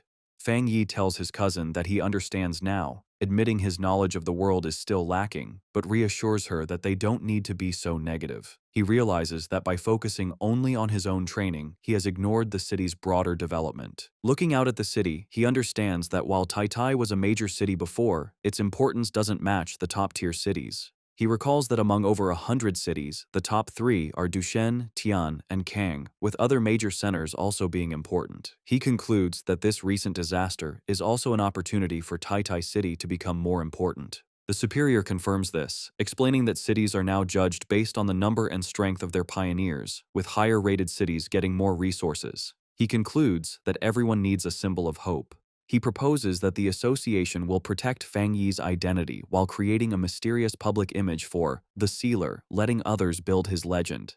Fang Yi agrees, understanding that some mystery is smarter than full exposure. Lin Yi agrees, adding that human imagination can sometimes be more threatening than reality. Fang Yi calmly says he has no problem with the association's plan, as it helps him and the people he cares about, and he hopes for a good partnership. He extends his hand to seal the deal, which surprises both the association superior and Su Qingying. Fang Yi and the superior shake hands, finalizing their new partnership. The superior officially welcomes him, calling him by his new title, the Sealer. In the following days, with the full cooperation of the association and the military, Tai City begins to recover quickly. The reconstruction of the city and the rescue of the injured go on in an orderly way. The great disaster has helped speed up the creation of a new order across the world. The scene then shifts to the modern headquarters of the Spiritual Association in Dushan City, where news of Fang Yi's actions has already arrived. Officials wonder if the Sealer is the pioneer who solved the S-class anomaly in Tai. Inside an office, several men discuss the reports. One notes that Fang Yi is the most prominent among the newest pioneers, with another adding that his high-grade Yang attribute makes him a chosen one and a natural enemy to the dark attribute. An official, pointing at a monitor showing footage of Fang Yi, reveals that the data indicates he has more than just one high-grade attribute.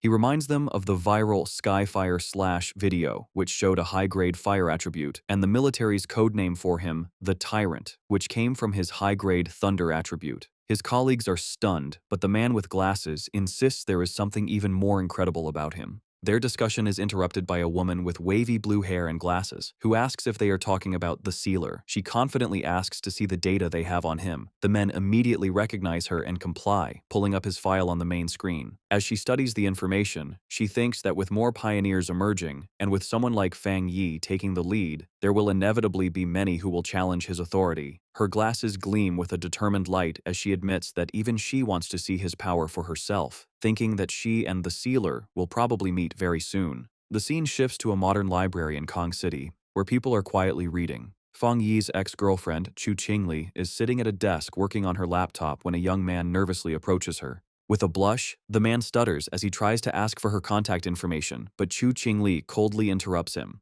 She tells him that this is a library and he is disturbing others. Dejected, the young man walks away while Chu Qingli returns to her work. Internally, Chu Qingli dismisses the man as boring, thinking how people like him are completely unaware of the massive changes happening in the world. She reflects on her own recent transformation, recalling that after an exam, she unexpectedly awakened her spiritual power and became a one-star Ghost Realm pioneer. She knows that becoming a pioneer is an incredibly rare thing and that she is one of the chosen few. She smiles, believing this new power is why she was able to escape the recent disaster that struck Tai Tai City.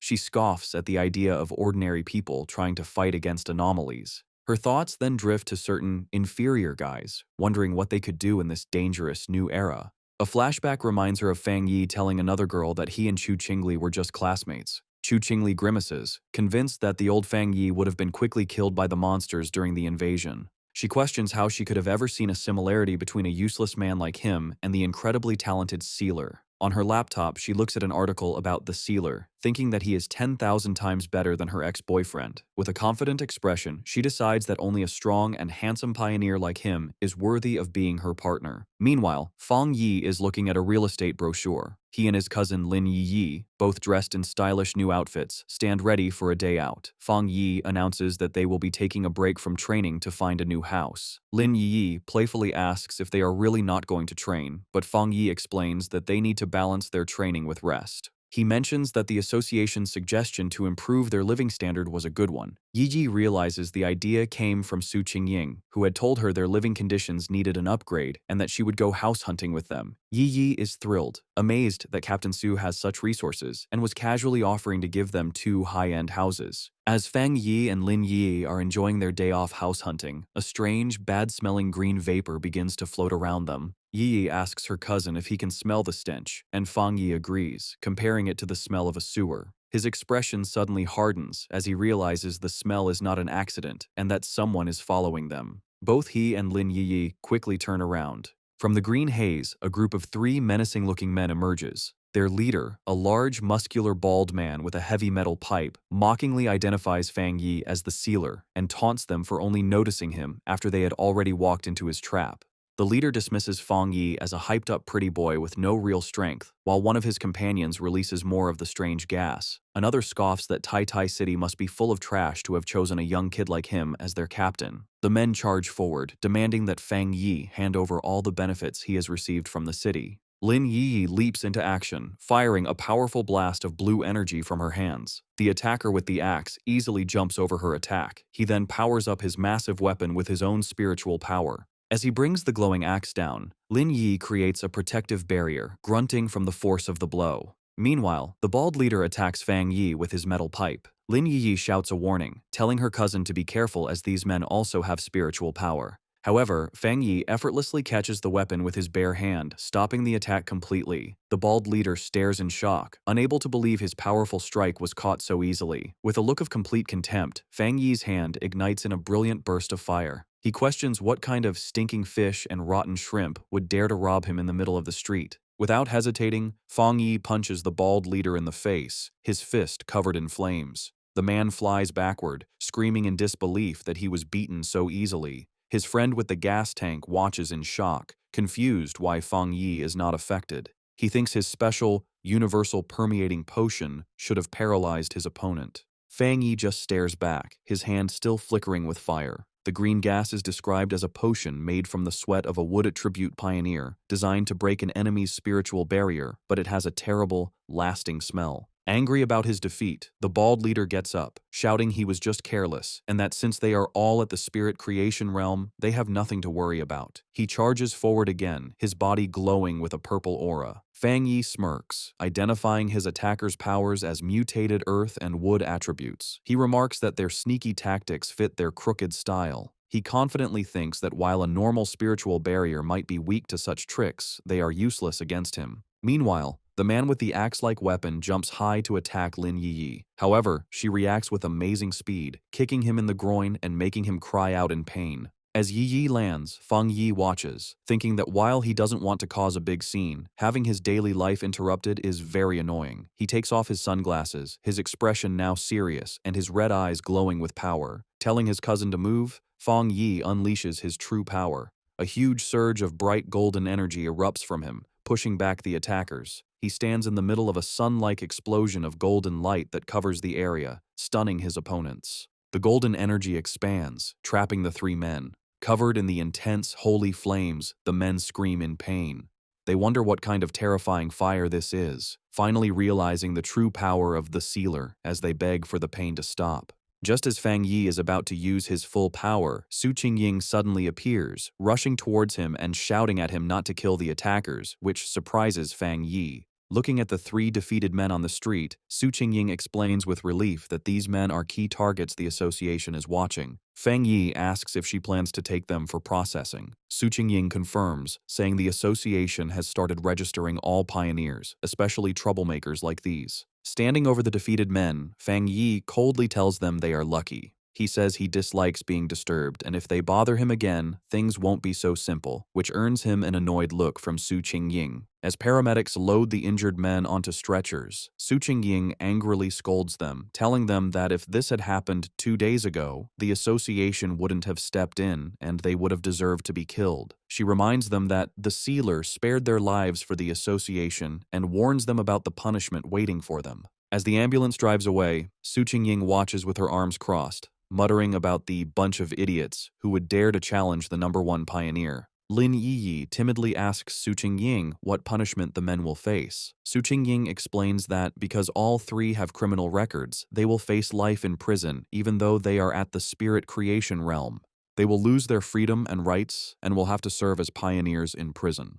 Overhearing this, Fang Yi thoughtfully comments that this method is not a bad idea. Su Qingying turns to Fang Yi with a frustrated look, calling him the association's sweet bun and the future of the Jia nation. She complains that even with all their efforts to promote him, so many clueless people still challenge him, making her wonder if their publicity has been too quiet. She continues, saying it is the association's duty to recruit powerful pioneers like him and help them grow. She is firm that they cannot let these fools ruin the good relationship they have just built with Fang Yi. Changing the subject with a bright smile, Su Qingying excitedly tells Fang Yi and Lin Yiyi that she will take them to pick out a new villa and a new car. Standing before a tall, modern apartment building, Su Qingying declares that they must make an example of the attackers to scare others off. She presents 2 housing options: a top-floor penthouse in the city center and a very private 3-story villa in the mountains, perfect for training. Showing them a golden model of the villa, she explains that both places are fully furnished and ready to move into. Lin Yi comments that both options are very nice.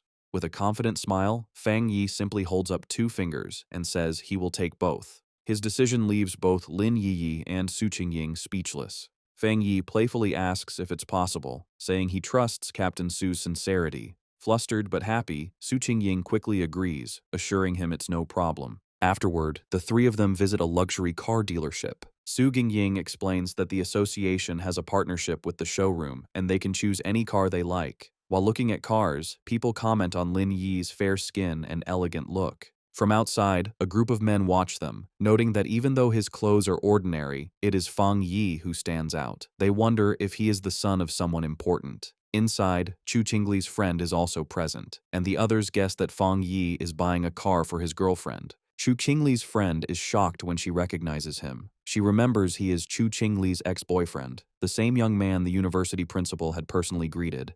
Her mind flashes back to her previous argument with him, and she gets angry at the thought of him buying a car for another girl. She takes out her phone and starts recording Fang Yi, Lin Yiyi, and Su Qingying as they look at a sports car. Her phone buzzes shortly after. As she sends the photo to Chu Qingli, she excitedly texts her friend that she has seen her ex-boyfriend at a VIP dealership, buying a car for a beautiful girl. Chu Qingli, however, replies with a dismissive, "So what?"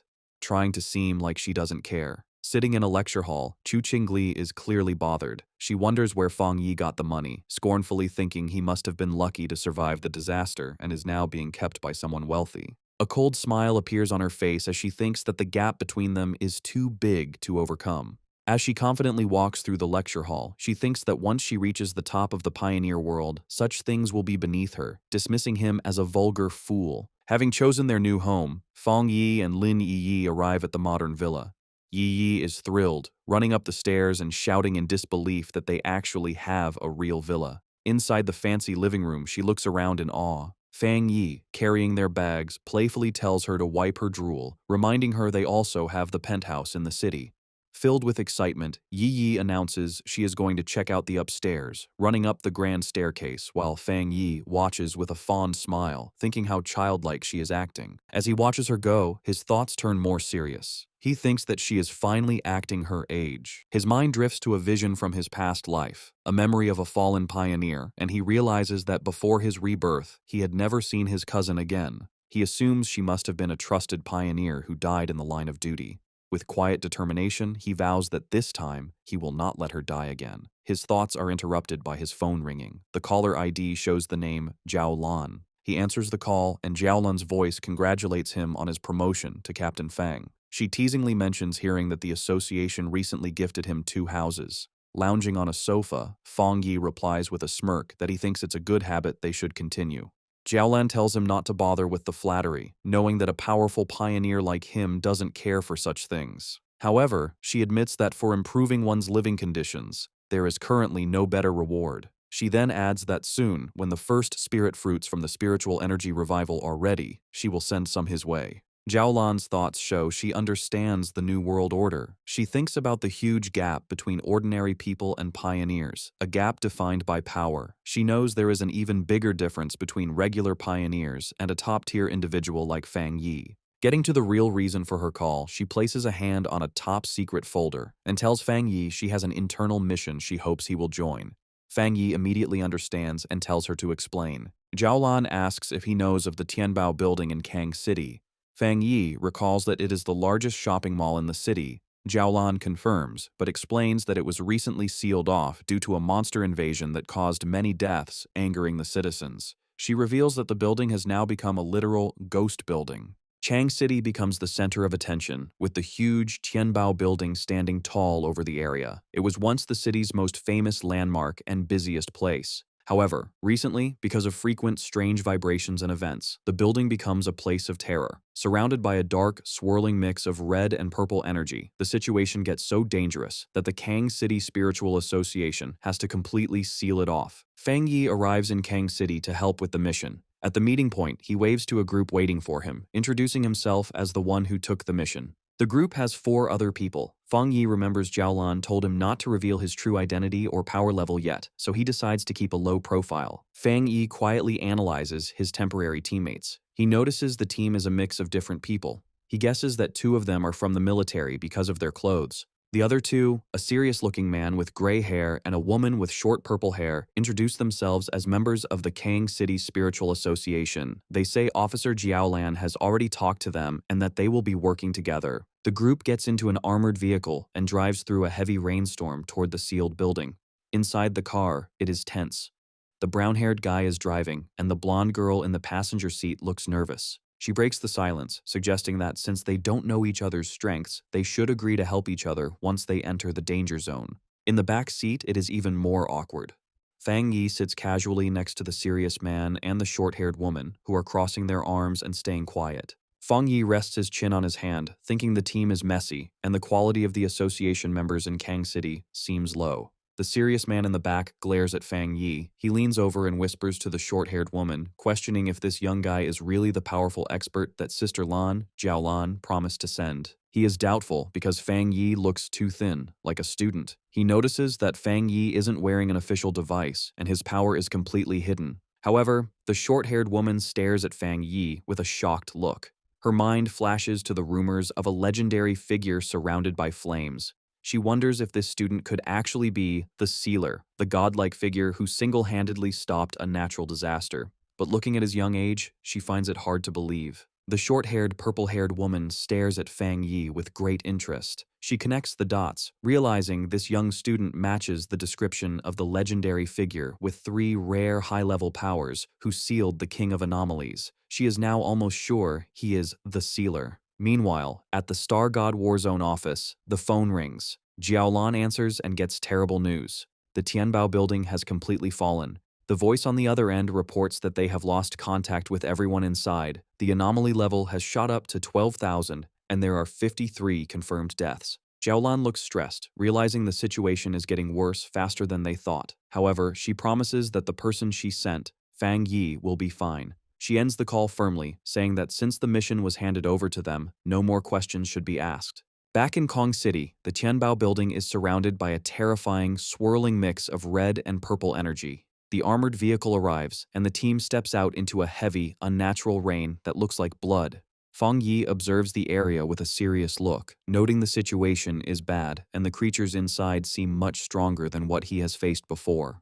The group looks up at the massive skyscraper. The outside is covered in dark stains. Fang Yi points them out, and the team realizes the entire side of the building is covered in huge splashes of blood. The short-haired woman tells Fang Yi that the building has 40 floors and is the tallest in the city. While many were evacuated, the narrow inside makes it hard. Fang Yi realizes that some people didn't cooperate before the lockdown, meaning many civilians are still trapped inside. Fang Yi asks if there is a way to contact the people inside. The brown-haired driver says it is impossible. No news has come out since the anomaly started. He reveals that he helped on the second day of the lockdown.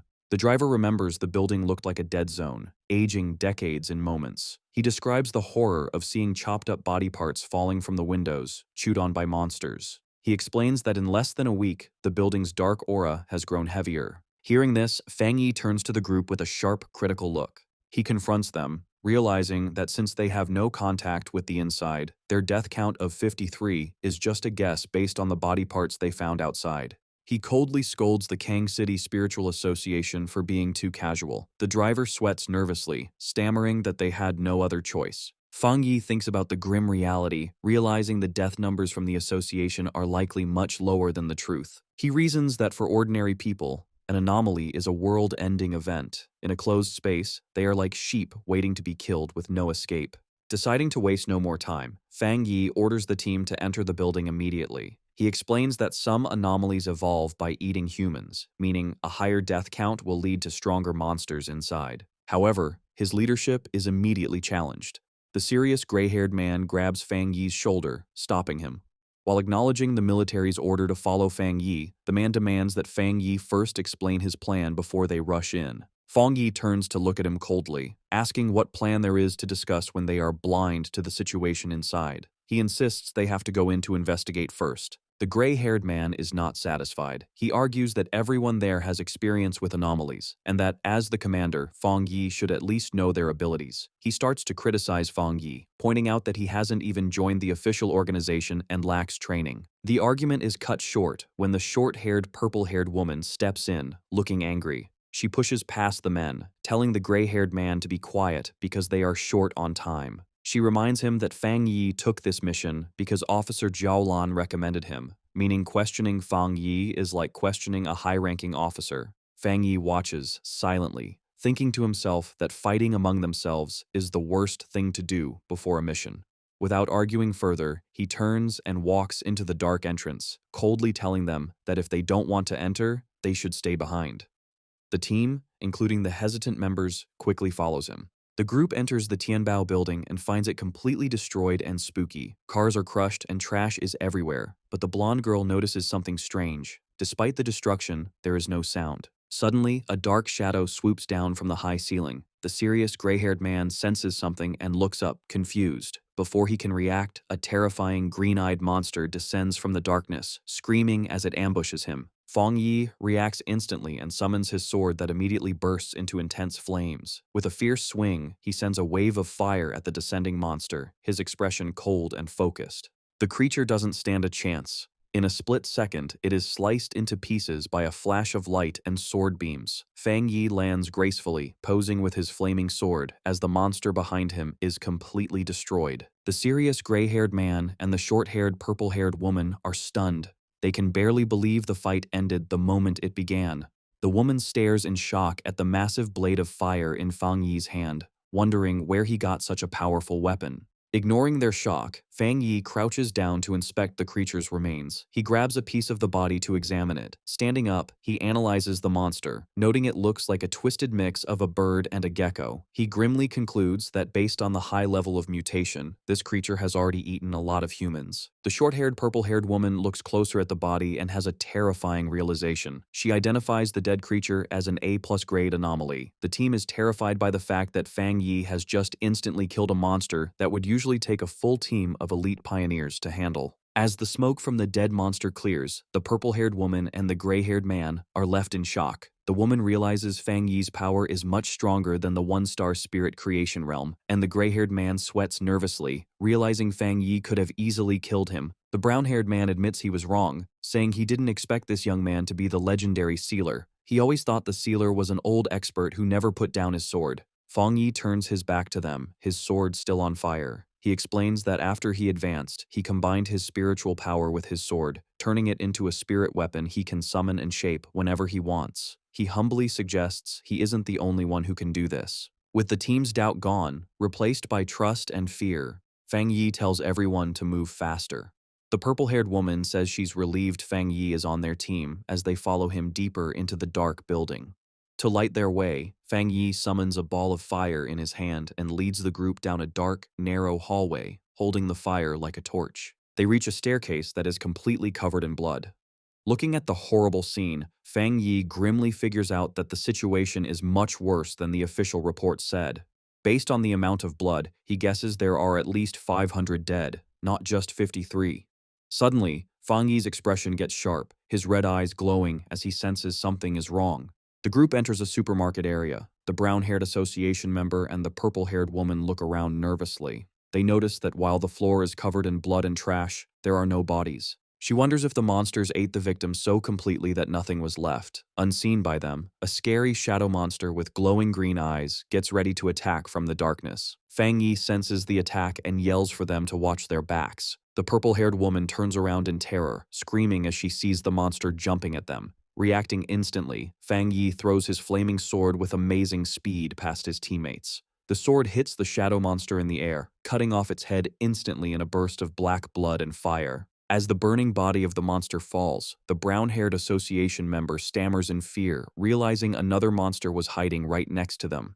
Fang Yi stands calmly in the middle of the flames. He looks at his teammates with a serious expression and asks if they really didn't sense something was wrong, showing the difference in their awareness. Fang Yi looks at his flaming hand and analyzes the situation. He tells the gray-haired man that even though the two monsters they just killed were strong, there weren't enough of them to have trapped and killed the previous rescue team. A thought hits him, and he suggests that the place they are in might not be the real Tianbao building. The team stands in the dark, blood-stained hallway, looking confused. The gray-haired man and the blonde girl ask him what he means. Fang Yi explains that even though the hallway is full of blood, the smell is wrong. He points out that the strong smell comes from the dark attribute and monsters, but there's no smell of dead bodies. He decides he needs to test his guess. The purple-haired woman watches anxiously as Fang Yi prepares to use a powerful technique. She agrees with what he said, noting that the place feels empty, as if no living thing has ever been there. Fang Yi guesses that this place is just a simple, empty copy created by the monster.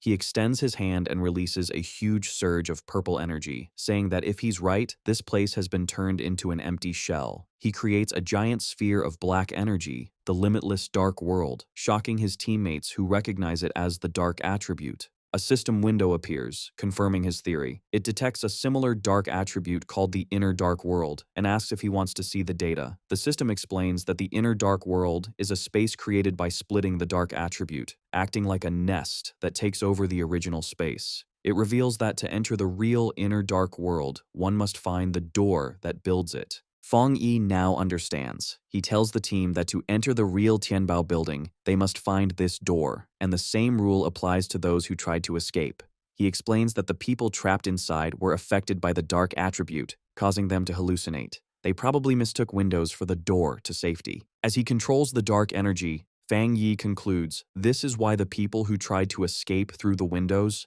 ended up dead. The purple-haired woman realizes with horror that the victims were tricked by the dark attribute until they died. She asks Fang Yi if their next step is to find the door. The situation gets worse instantly, as Fang Yi's system warns that the hostile, dark inner world has been drawn to him and has fully appeared. Fang Yi is shocked by its sudden arrival, as a huge blast of purple energy comes down from above, crushing the team. The brown-haired association member and the blonde girl immediately fall under the pressure, holding their heads in pain. They scream that their spiritual defenses are failing. Fang Yi's eyes glow with intense power, one red, one golden, as he glares at the energy. He instantly summons a barrier, creating a powerful dome of golden light to protect his teammates. Inside the barrier, the blonde girl and the brown-haired association member gasp for breath, relieved the pain has stopped. They look up at Fang Yi in awe, realizing that while they were almost knocked out, the sealer is completely unharmed. They admit to themselves that the dark energy nearly killed them without even hitting them directly, and without Fang Yi, they wouldn't have survived. Fang Yi suddenly focuses on a point in the empty air, his sword lighting up with intense flames as he declares he has found it. He unleashes a technique called Fire Dragon, pulls out his blade, and swings it violently at the invisible target, shouting that the entrance is right here.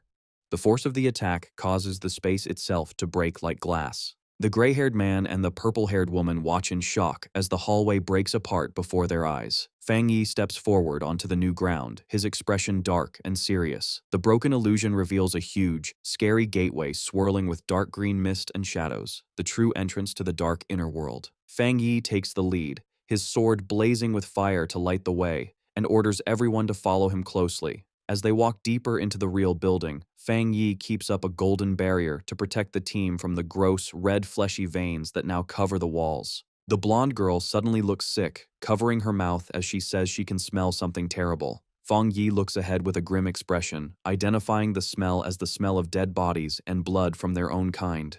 The group finally finds a horrible scene. The floor is covered with the dead bodies of the previous pioneers who had gone missing, confirming they had been trapped and killed in this dark space. The group is immediately ambushed as a swarm of shadowy, bat-like creatures descends from the ceiling, surrounding them. Looking up, the team sees a terrifying swirl of monsters above them, trapping them. Suddenly, a massive A+ grade demon-like monster with glowing red eyes dives down from the swarm to attack. The gray-haired man and the brown-haired association member are shocked, shouting that it's crazy to find another high-level dark monster so soon. Fang Yi reacts instantly, summoning his flaming sword. He throws the sword, and it pierces straight through the descending monster's chest in a burst of fire. The monster roars in pain as Fang Yi rushes forward to finish it. He drives his sword into the ground and grabs the hilt. With a series of incredibly fast swings, Fang Yi unleashes a storm of fiery attacks against the swarm and the large monster. He lands gracefully, setting off a massive explosion of holy fire that burns the enemies around him. The blonde girl and the purple-haired woman shield their faces from the intense heat, shocked that the dark monsters melted instantly when they touched his flames. They realize that since the mission started, they haven't had to do anything. Fang Yi walks through the destruction, his sword glowing like lava. He reaches his hand toward the floor, where the bodies of the previous victims lay. Fang Yi uses his fire to cremate the bodies of the innocent victims, giving them a proper burial.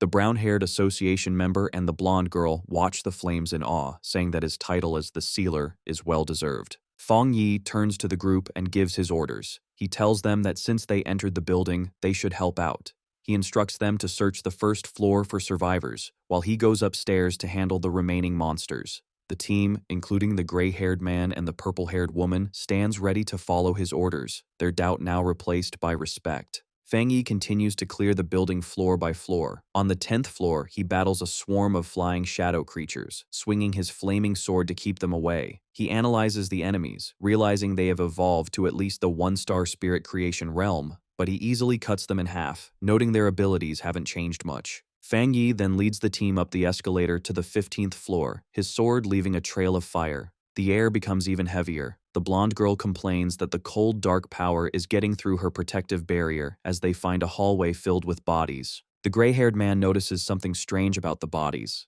He warns the others that something is moving inside the corpses and that they are corrosive, telling the team not to breathe in the spores. A drop of liquid falls into a puddle, and a massive spiked shadow rises behind Fang Yi and the brown-haired association member. The monster reveals itself to be a terrifying, multi-eyed creature that looks down at them. It roars, unleashing a barrage of energy spikes. Instead of being scared, Fang Yi smiles, saying that things have finally gotten interesting. Fang Yi spins his sword rapidly, creating a shield of fire that deflects the incoming energy spikes. The monster comes down to attack directly, but Fang Yi prepares to counter, realizing the creature is trying to buy time to evolve further.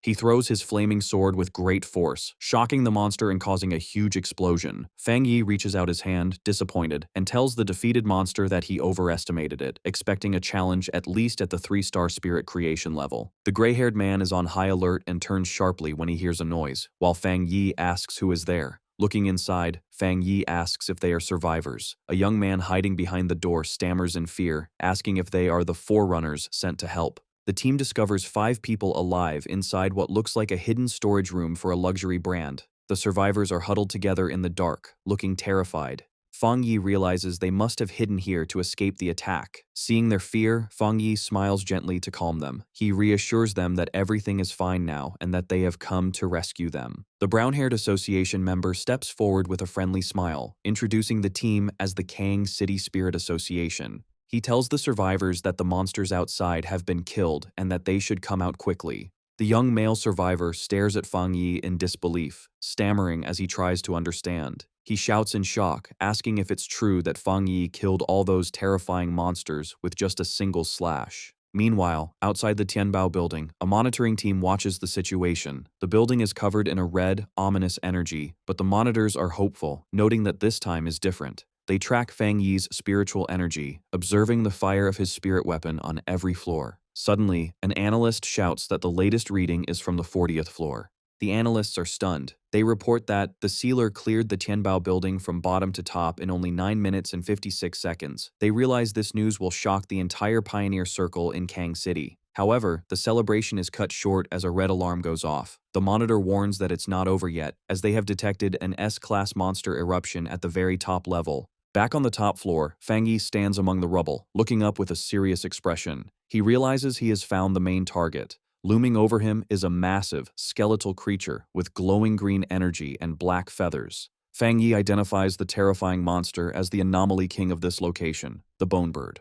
Fang Yi charges directly at the massive anomaly king, the Bone Bird, leaping into the air with his sword. As he gets closer, he analyzes the creature, realizing the strange worms on it are not parasites, but part of its main body. With a powerful swing, Fang Yi unleashes a golden strike, but the Bone Bird blocks the attack with its thick, cage-like bones. Fang Yi is surprised for a moment as his attack is stopped. The monster glares at him with glowing green eyes. Below, his teammates watch in despair, worrying that even the powerful Sealer can't defeat this anomaly king, and they feel helpless because they are too weak to help. Fang Yi makes a sound of annoyance, realizing he has spent enough time testing the creature. He decides it is time to end the fight and stops holding back. He calls forth the Divine Thunder, covering his sword with crackling blue lightning. With the added power of thunder, he swings again, this time easily cutting through the bone defenses that had stopped him before. The Bone Bird roars in pain and rage, but Fang Yi, surrounded by blue lightning, just tells it to stop making so much noise.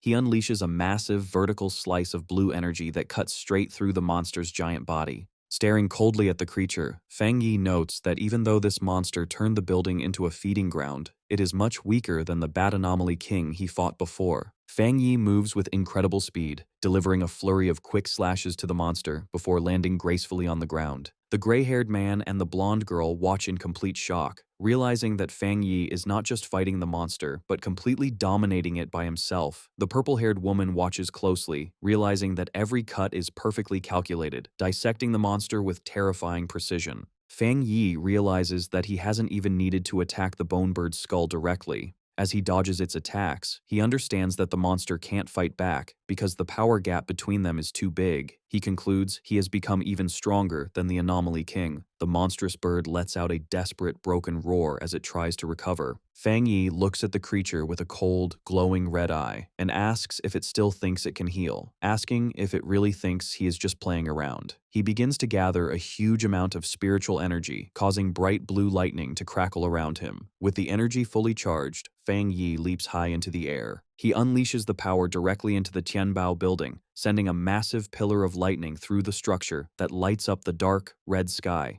The energy swirls into a vortex, cleaning the darkness from the area. As the attack finishes, the dark clouds break apart, and the golden light of the setting sun shines through, signaling that the darkness is gone. Outside the building, the association's monitors watch in disbelief as the Anomaly King's energy disappears. They realize Fang Yi is a pioneer on a completely different level, and they wonder if this is the true gap between them and a top-tier genius. They reveal that the S-class invasion has been classified as the King Sacrifice Hell, and the details of how it was solved are sealed in top-secret files, noting that Fang Yi's solution is something no one else could copy. Fang Yi lands safely on rubble as the dust settles. He turns to the purple-haired woman and the gray-haired man, telling them the bone bird is dead and they can now contact the outside world. The purple-haired woman immediately activates her communicator, identifying herself as Song Yue and reporting that the incident has been successfully resolved. She confirms that thanks to the sealer, they completed the mission smoothly.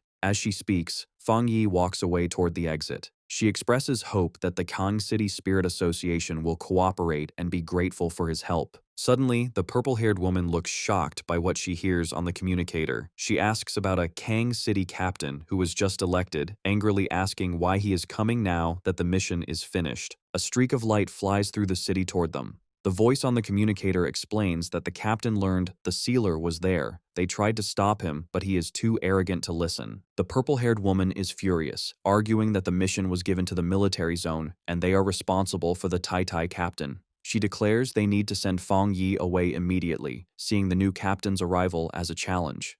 As Fang Yi walks down a staircase, the purple-haired woman states that the sealer is the most important captain recommended by their zone and warns that anyone who challenges him will face the consequences. Fang Yi walks out of the Tianbao building, looking to leave now that the battle is over. He pauses, confused, as he senses something approaching quickly from above. A figure comes down from the sky with great speed, crashing toward him. The attacker lands with a powerful impact, holding an energy weapon. He introduces himself as Yue Fengjiang, the new captain of Kang City, and aggressively asks if Fang Yi is the sealer from Tai City. Fang Yi stands his ground, staring back coldly. Ye Fengjiang gets in his face, analyzing him. He mistakenly thinks Fang Yi is a wind attribute pioneer, but notes that Fang Yi is hiding his power, guessing he is at least at the spirit creation realm. Yue Fengjiang changes his energy weapon into a claw and attacks. Fang Yi draws his flaming sword and they begin a fast-paced duel. The captain leaps high for a crushing blow, forcing Fang Yi to dodge as he lands heavily on the street. Yue Fengjiang looks down on Fang Yi, thinking he is just a brat. He decides to use this fight to establish his own reputation and his family's dominance. Outwardly, he laughs arrogantly. He thanks Fang Yi for solving the crisis, but then accuses him of overstepping his boundaries, lecturing him about rules and seniority. Fang Yi, not impressed, explains that he only came because the military asked for help, and there was no captain when he arrived. He coldly asks what this new captain wants from him. Yue Fengjiang smirks, claiming he is a man of excellent style and has no bad intentions. However, he reveals his true greedy reason. He wants to borrow Fang Yi's powerful sword. He begins to gather dark energy in his hands. Surrounded by a purple and white aura, Yue Fengjiang threatens Fang Yi, saying that if he doesn't comply, he will never leave Kang City. Fang Yi remains completely calm. He smiles, finding the demand ridiculous, while Yue Fengjiang looks at him with a twisted, excited expression. Fang Yi decides to end the conversation. He summons his full power, unsheathing his sword as flames erupt around him. Yue Fengjiang is shocked by the sudden and huge spike in Fang Yi's power. With his eyes glowing and his aura flaring, Fang Yi mocks the captain's request to borrow his weapon, saying he will borrow the captain's entire family instead, signaling he is about to beat him severely. Fang Yi starts the battle with a powerful fire slash. Yue Fengjiang dodges the attack with incredible speed. Instead of being scared, he smiles and says the fight is getting interesting. Nearby, the purple-haired woman, Song Yue, realizes the fight has cut off their signal again. She urgently tells her team they must leave immediately to tell the military and their bosses, and to get the survivors to safety. Fang Yi, surrounded by flames, gives them a stern warning. He gives them 10 minutes to leave, hinting that if they stay, they might see a captain die. The brown-haired association member tries to warn him, but Song Yue quickly covers his mouth. She shouts that she understands and drags him away to keep them safe. As the group runs away, Song Yue complains angrily that Yue Fengjiang is causing trouble right after he got elected. Her teammates agree that it might be good for the sealer to teach their arrogant captain a lesson. With the others gone, Fang Yi glares at his opponent and holds out his hand. He unleashes a powerful thunderbolt at Yue Fengjiang. The captain deflects the lightning with his weapon, but the force is huge. Yue Fengjiang shouts a challenge, telling Fang Yi that if he wants to kill him, he should stop holding back and use 100% of his power. Fang Yi responds by landing a heavy attack that sends shockwaves through the area. A massive explosion erupts behind Yue Fengjiang, destroying the nearby buildings. Yue Fengjiang slides backward to regain his balance, thinking the sensation he just felt was terrifying. Sweat runs down his face as he looks at Fang Yi. He realizes Fang Yi's yang power is incredibly strong and explosive. For the first time, the arrogant captain admits to himself that his body feels fear. Fang Yi stands in the raging flames, his figure dark with glowing red eyes. He smirks at Yue Fengjiang's earlier taunt about using full power. He coolly replies that if he were to use 100% of his power, he is afraid Yue Fengjiang wouldn't even last 10 minutes. Yue Fengjiang smiles confidently. He laughs like a maniac, convinced the power is in the sword itself. He believes it is a new secret weapon from the Spirit Association, and that Fang Yi is just lucky to have it. Fang Yi stays silent, staring at him with a cold, unimpressed look. In Yue Fengjiang's mind, he imagines the weapon in a containment tube, believing it holds terrifying power. He is jealous that such a special prototype was given to this kid. He grabs his chest, deciding his trip to the city was worth it because he has found a treasure to steal. Filled with greed, Yue Fengjiang tears off his shirt with a surge of purple energy. He arrogantly calls Fang Yi a mere 2-star cultivator and demands he hand over the knife. He threatens to kill him to take it, shouting that Fang Yi still hasn't shown enough power to impress him. Meanwhile, at the Tai Tai Spirit Association headquarters, the mood is tense. The superior slams his hands on the table, furious to learn that the Kang City captain has started a fight with their captain, Fang Yi. Su Gingying looks worried as the superior sweats, realizing how serious the situation is. She points out that the Sealer was invited by the Star God War Zone, meaning this conflict involves high-level military politics. The superior is confused when his assistant whispers an update, asking him to repeat the absurd news. The assistant explains that they contacted Kang City, but the other side arrogantly replied that if the fight isn't stopped in 10 minutes, the situation will be irreversible, thinking Fang Yi is the one in danger. The Kang City officials believe that since they are the third-ranked city, their captain is better and will not lose. The Tai Tai officials are shocked and insulted that Kang City is looking down on them. The superior slams his fist down again, calling the Kang City officials fools. He realizes they think sealing a top-level monster is easy and have completely underestimated Fang Yi. The assistant adds that the Kang City captain is rumored to have just reached the 3-star rank and is supported by a huge family with endless resources. Looking out the window, the superior scoffs at the mention of the 3-star rank. With a serious look, he explains that the Sealer has multiple top-level powers and his true fighting ability is far beyond his visible rank. He grimly concludes that because Kang City didn't experience the King's Sacrifice Hell, they don't understand the true meaning of Fang Yi's title. He predicts that the Kang City captain won't just lose, he might even die. Back at the battle, Fang Yi prepares a devastating punch, his red eye glowing. He lands a brutal punch on Yue Fengjiang's face, sending blood and teeth flying and shattering the arrogant captain's defense. The battle continues in the sky above the city. Yue Fengjiang is confused because his attacks have no effect on Fang Yi's flames, wondering why the fire blade is endless.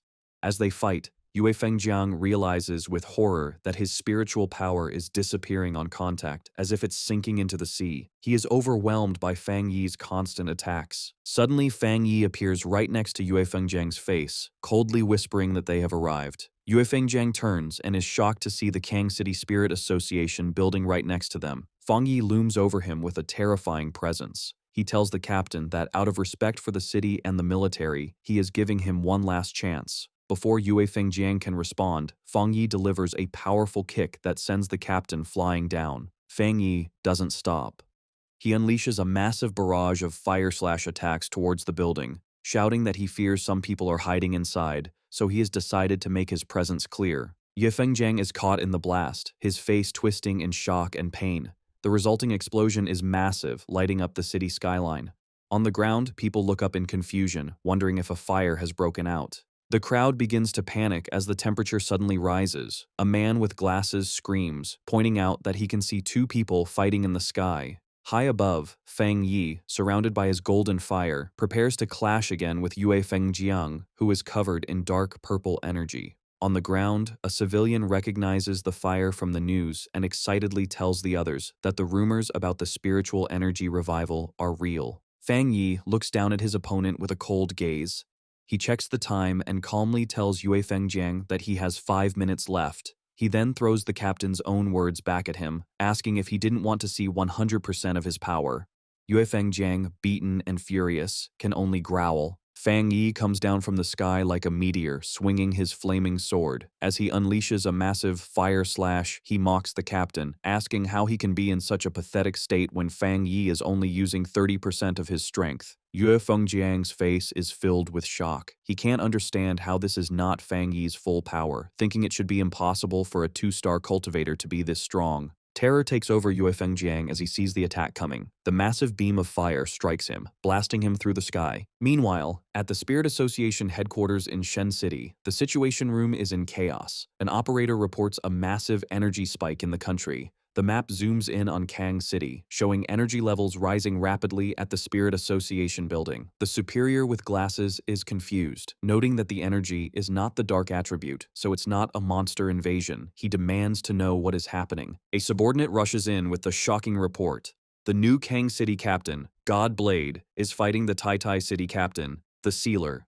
The report explains that God Blade tried to steal the Sealer's weapon after he helped save the city, and when refused, he attacked with the intent to kill. The superior explodes with rage, screaming that Kang City must have a death wish. He orders his staff to warn Kang City immediately and make them stop the fight, threatening to remove every high-level official in the Kang City Spirit Association if they don't. He declares they must send someone over to handle this major incident. Just then, the doors to the conference room open, revealing a silhouette. The blue-haired woman enters, volunteering for the task. She is the Spirit Association headquarters forerunner, Gu Yuru, codenamed Sea Mystic. A young girl looking out the window shouts to her mother that she sees a shooting star, her eyes reflecting the bright light of the fight. Her mother quickly grabs her daughter to protect her, watching in horror as a huge explosion of light reflects off the skyscrapers, and she tells her family to run. Inside their apartment, the family quickly packs their bags. The father decides that Kang City is no longer safe and that they must leave for Shen City right away. As they look out the window one last time at the smoke rising from the city, the mother cries in fear, but the father tries to comfort them, promising they will find a way out as they leave their home. Back in the sky a minute earlier, Yue Fengjiang screams in pain as he is covered in a huge wave of fire, fighting against the intense heat. He bursts out of the flames, shirtless and hurt, and furiously threatens Fang Yi, warning him that his powerful Yue family will never let him go. Fang Yi hovers calmly in the sky, ignoring the threats, while Yue Fengjiang continues to scream that the Kang City Spirit Association will not let him get away with this. Inside the glass-walled headquarters of the Kang City Spirit Association, a group of officials watches the battle in a panic. Seeing the bright light of the attacks, they realize their captain, Yue Fengjiang, cannot last much longer and shout for someone to help him.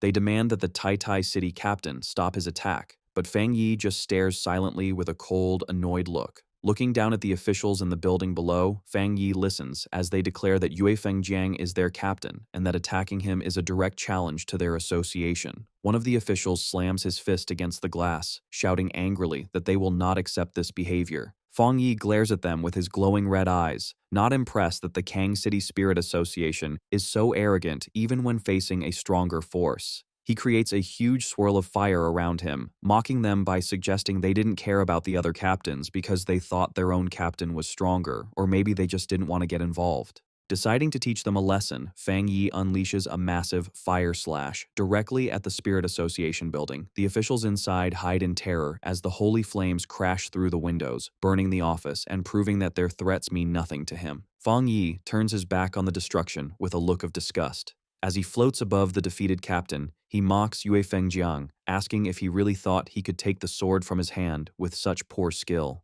The battle reaches its peak as Yue Fengjiang, the arrogant captain, is left tired and bleeding, breathing heavily as he reaches his limit. High in the sky, Fang Yi challenges him to see if he can handle his attack and throws his flaming sword straight down at him like a meteor. Instead of dodging, Yue Fengjiang smiles with greed and rushes forward to catch the blade, mocking the local association for being useless while believing that only he deserves such a powerful treasure. His face twists into a crazy expression as he screams that this treasure belongs only to him. Fang Yi watches him with a cold, glowing red eye, thinking that he will never understand pioneers who use their power to rob and kill for things that don't belong to them. He thinks that these types of people are just like common criminals and that their existence is one of the reasons humanity faces destruction. With a final glare, Fang Yi decides that he must end this situation for good, while Yue Fengjiang rushes toward his death with pure excitement. A huge explosion happens the moment Yue Fengjiang tries to touch the weapon, covering the area in a giant ball of fire. Fang Yi stands calmly in the flames and reveals that he forgot to mention that his Tang sword is not a normal spirit weapon. It is a special weapon he created that only recognizes one master. The force of the blast sends the officials of the Kang City Spirit Association running for their lives, screaming for help as the building collapses around them. As they watch the fire, they are confused, remembering reports that the sealer was only at the 2-star spirit creation realm, while Yue Fengjiang was a full realm higher. The leader of the Kang City Association stands trembling in fear, realizing their information was completely wrong. He knows that Yue Fengjiang was the only 3-star spirit creation person in the city, a genius with huge resources who was close to the Jinggang realm and ranked in the top 5 captains of the nation. However, despite his impressive background, he was no match for Fang Yi, who lands softly on the rubble as the dust settles. Standing silently with his burning sword, it is clear that Fang Yi has far surpassed the level of a captain, and now has the power to destroy an entire city. Wang Zhong, the leader of the Kang City Spirit Association, trembles in complete terror, asking himself what he should do now. He looks at the destruction and wonders if Fang Yi really plans to make the entire Kang City Spirit Association be buried along with the defeated captain. Overcome with fear, Wang Zhong collapses to the ground among his terrified team. He begs the Tai City captain for mercy, screaming that this whole incident was their fault. Suddenly, the sound of a helicopter approaching breaks the tension. Inside the cockpit, the pilot reports to his boss that there is a pure and extremely strong Yang attribute ahead, but notes that the flames near the Spirit Association seem to be weakening. Gu Yuru, standing at the open door of the helicopter, gathers a massive amount of blue water energy in her hands, wondering if the fire is really dying down. Fearing they have arrived too late, Gu Yuru unleashes her power, sending streams of blue energy raining down from the sky to put out the remaining fires. As she looks at the destruction below, she admits Fang Yi's strength, thinking it is truly amazing that he could almost destroy the 3rd largest city on his own. She concludes that his abilities are at the level of a national-level pioneer. However, as her rain falls, she has a deeper realization. Her rain is only able to put out the fire because Fang Yi actively pulled back his power. She realizes that he showed mercy. Otherwise, her water would not have been enough to stop his flames. On the ground, Wang Zhong looks up with joy, shouting to Fang Yi that headquarters has arrived to save them. Fang Yi simply stands silently, staring up at the newcomer in the sky. From the helicopter, Gu Yuru stares back at him. As a water attribute pioneer herself, she senses that Fang Yi's pure power is far greater than what Yue Fengjiang had, ranking him among the top pioneers she has ever met. Suddenly, Gu Yuru's expression changes to one of surprise as she notices something specific. She focuses her gaze on the flaming Tang sword in Fang Yi's hand. Analyzing the pure power and fusion level of the weapon, she knows from her information that the Tai City Spirit Association does not have the technology to develop such an advanced spirit weapon.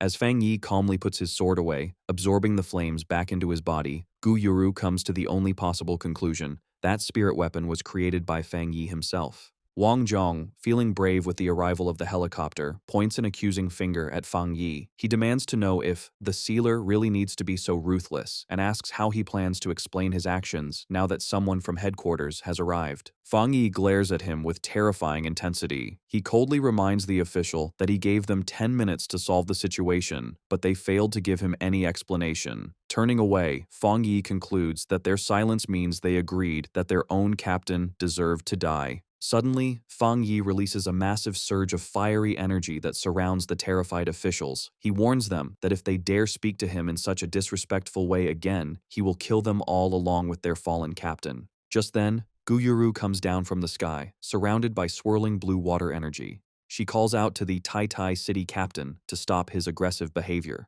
Fang Yi turns his head silently to face the new arrival. Wang Zhong is overjoyed, thinking that Fang Yi is finally in trouble. He thinks that no matter how strong the sealer is, he cannot simply kill a city captain and get away with it. He believes that if this is not punished, captains everywhere would be in danger. Gu Yuru lands and introduces herself. She sternly asks how they are supposed to manage the spirit associations in different regions if such chaos is allowed. Wang Zhong smiles wickedly, thinking she is on his side. He eagerly waits for her to punish Fang Yi for destroying their headquarters. However, to everyone's surprise, Gu Yuru does not attack. Instead, she stands respectfully before Fang Yi and admits that this incident was a failure of duty on the part of the Spirit Association. She bows her head in apology, promising Fang Yi that headquarters will give him a proper explanation for what happened. Fang Yi's expression softens into a small smile, and he simply hums in agreement, accepting her apology. Wang Zhong is left completely frozen, his face a mask of pure shock and disbelief, as he realizes headquarters has sided with Fang Yi over him. Wang Zhong trembles, unable to understand what is happening. He watches as Gu Yuro bows to Fang Yi, realizing this is the headquarters' respectful way of dealing with the sealer. She explains their goal is to support and reward him to prevent more conflict. Wang Zhong is terrified, wondering if this is the end of it. He thinks about how his captain was burned alive and can't believe the headquarters isn't treating this as a serious issue or blaming Fang Yi. Fang Yi stands calmly, thinking the local association's opinion doesn't matter. He reflects that the Kang City captain, Yue Feng Jiang, tried to kill him for his weapon and was ungrateful for his help, so his death was deserved. Gu Yuru walks over to the scared officials. She coldly asks why they did not stop the fighting, calling them arrogant fools. She then asks who is in charge of the Kang City Spirit Association, and Wang Zhong nervously raises his hand. Wang Zhong tries to smile as Gu Yuro gives him his orders. She tells them they have 3 days to calm the public in Kang City and come up with a good excuse to cover up the news of the battle. Her face then turns icy as she gives them their punishment. She announces that after 3 days, all of them will be fired and headquarters will send new people to take over Kang City. The officials are shocked. Gu Yuru gives a final warning that if they fail, they will face the full consequences. Fang Yi watches from a distance, surprised. He admits he didn't expect the Spirit Association headquarters to fire the entire staff of Kang City just to please him. Gu Yuru returns to Fang Yi, explaining that headquarters must make their position clear. She declares that anyone who challenges the sealer, again, will end up like the Kang City Spirit Association and Yue Fengjiang. She asks Fang Yi if he is satisfied with how they handled the situation, promising it will never happen again. Fang Yi, looking relaxed, tells her that anyone challenging him is challenging the headquarters. He says he doesn't care about the officials, but is more interested in how she plans to control public opinion about the supernatural events. Gu Yuru understands his question.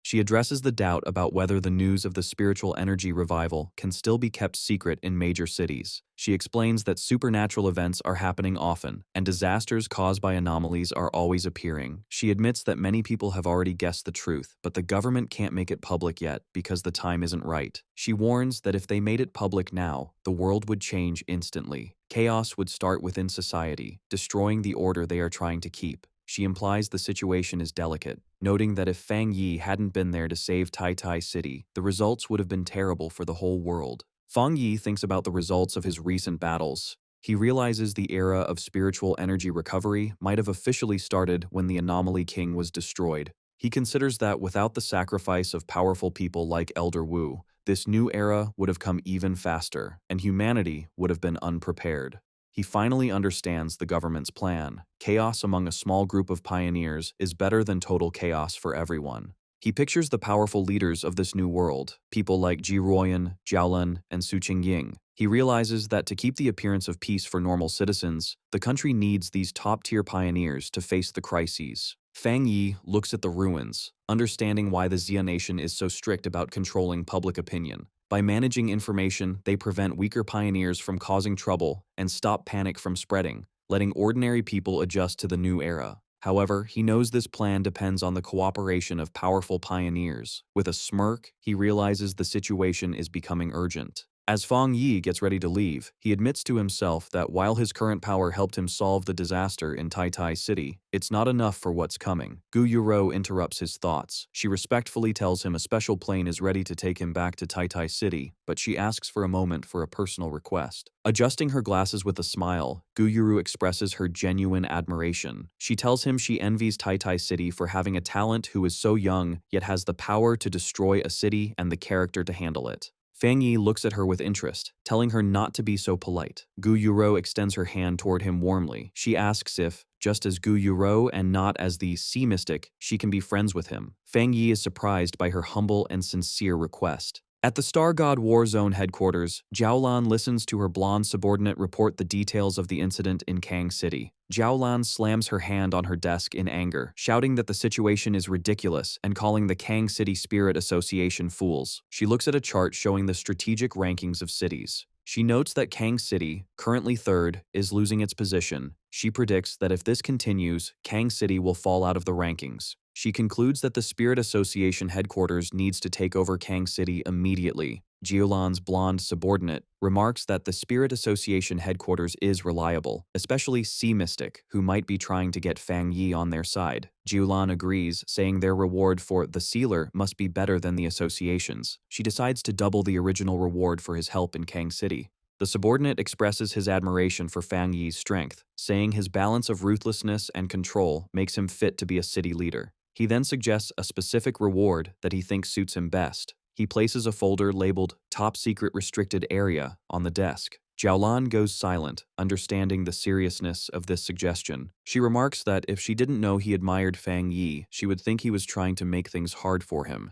The subordinate smiles, arguing that crisis and opportunity go together, and only Fang Yi is worthy of going there to train. He adds that another genius from their war zone is already training there. He explains that in the future, things even scarier than the king's sacrifice hell will appear, and they need Fang Yi to get stronger quickly to face the unknown. Jiaolan agrees, pulling out the documents and thinking that maybe their restricted area is too simple for him. Suddenly, a staff member bursts into the room, shouting for Sister Lan. She delivers the shocking news to a stunned Jiaolan and her subordinate. Elder Wu has woken up and wants to speak with her. Several hours later, back in Tai City, the sun shines over Fang Yi's new luxury villa. Fang Yi sits on his couch, checking his phone. He receives a bank notification for 10 million yuan, likely the reward Jiaolan promised. Lin Yi walks in, welcoming her cousin back and saying she saw everything about the events in Kang City on the forums. Fang Yi comforts Lin Yi, telling her not to worry, but she is anxious because the internet is full of rumors that he brutally killed the captain of Kang City, Godblade. Fang Yi tells her the rumors are exaggerated and flicks her forehead, telling her to stop reading forums and focus on her training. Fang Yi stands up and says he is going to train and try to have a breakthrough. Lin Yi watches him, shocked. She asks in disbelief if he is moving too fast, as he just advanced, but he is already trying to reach the 3-star spirit creation realm. Fang Yi just laughs and says it isn't certain yet. Left alone, Lin Yi clasps her hands together with a worried look. She feels her cousin has something heavy on his mind. Upstairs, Fang Yi sits on his bed, surrounded by swirling dark energy. He holds a ball of golden energy containing the purest dark attribute from the Bone Bird, the anomaly king he defeated.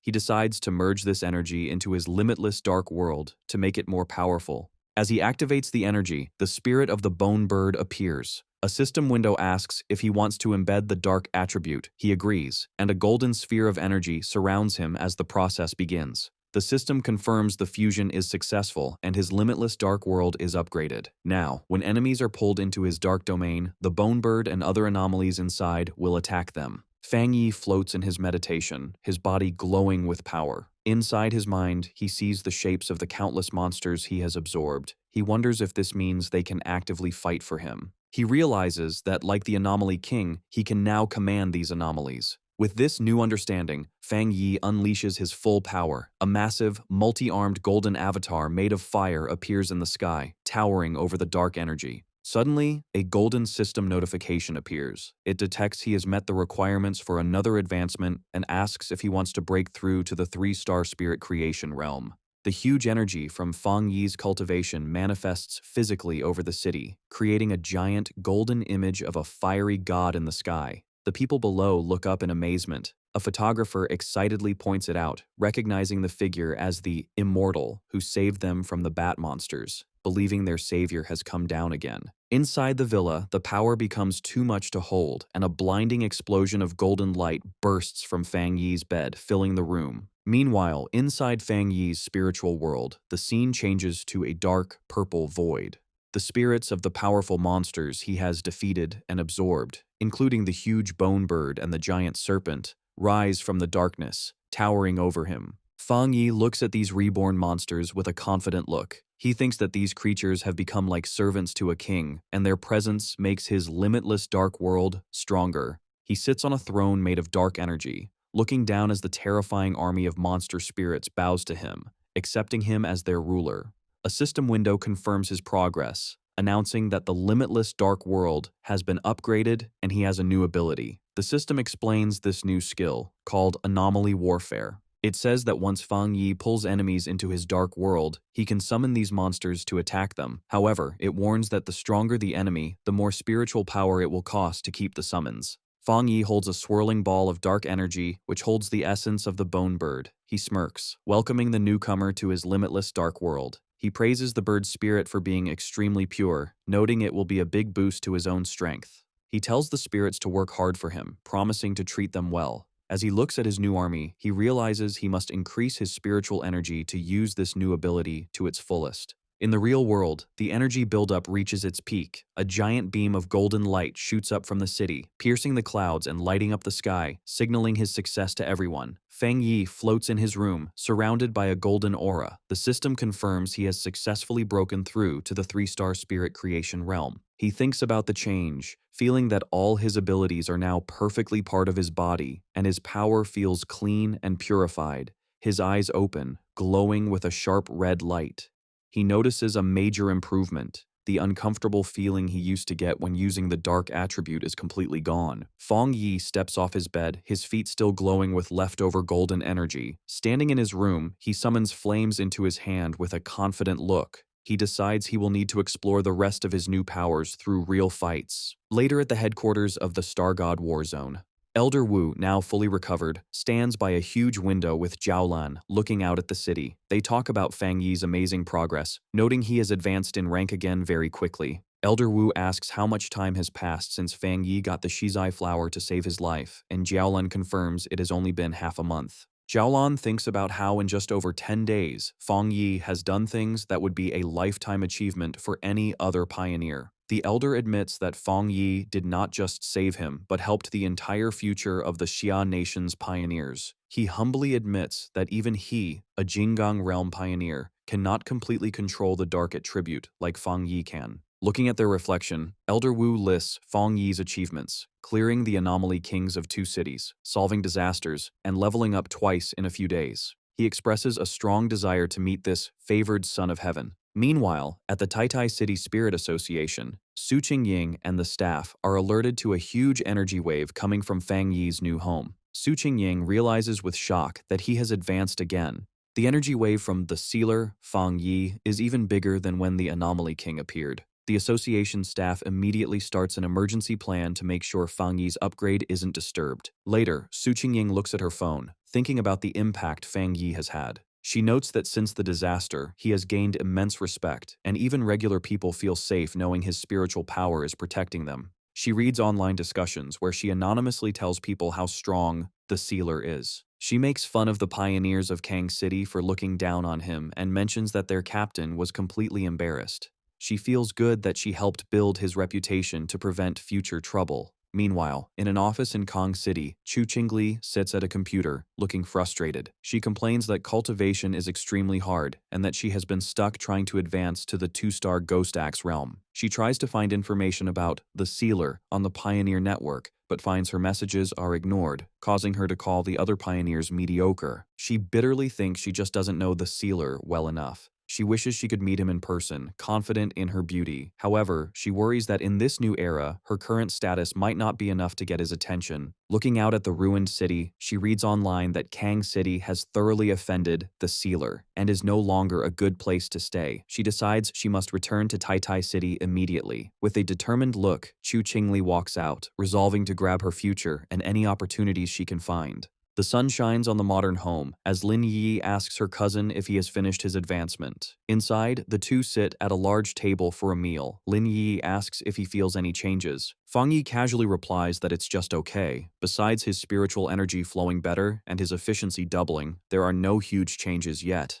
However, in his thoughts, Fang Yi suspects the deeper changes will only show when he advances to the legendary Jinggang realm. Lin Yi then shows him a message on her phone. She explains that Sister Jiaolan asked if she wanted to go to the Tianhai forest, as New World anomalies seem to have appeared there. Fang Yi says he got the invitation too. He guesses the Star God Warzone wants to make up for the trouble in Kang City. Since they were both invited, he decides they should go together, which makes Lin Yi cheer happily. Later, they reach their destination, the Tianhai Forest. It is a forest on the border of the Star God Warzone's territory, with signs forbidding entry. The forest was originally normal, but over 5 years it grew wildly. The spiritual energy there is very high, leading to a high mutation rate in plants and animals. It is both an excellent training ground and a place of unknown terrors, but it remains under military control. Inside the sunny forest, Fang Yi and Lin Yi are greeted by a familiar face. The purple-haired woman from the Kang City mission waves to them, welcoming the captain of Tai Tai City. She asks if he still remembers her and explains she is currently stationed there. She adds that Officer Jiaolan asked her to meet them and explain the current situation.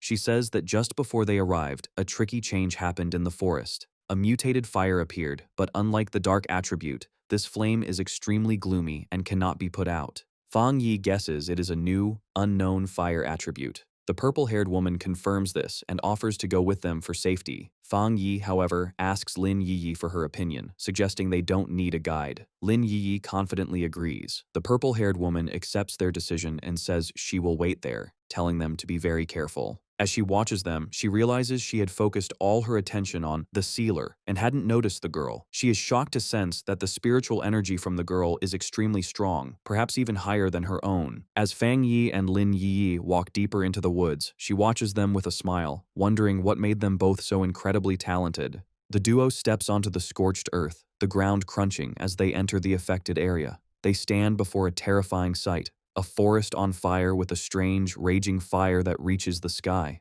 Fang Yi asks if this is the place. Fang Yi extends his hand to sense the energy. He is shocked by the crazy aura of death, noting the gloomy, cold energy is just as strong as the dark tide. He remembers the warning that this fire cannot be put out and only spreads. Suddenly, Fang Yi activates his golden sun breathing technique. A huge surge of golden energy explodes from him, and he urgently tells Lin Yi to step back. The environment immediately attacks them.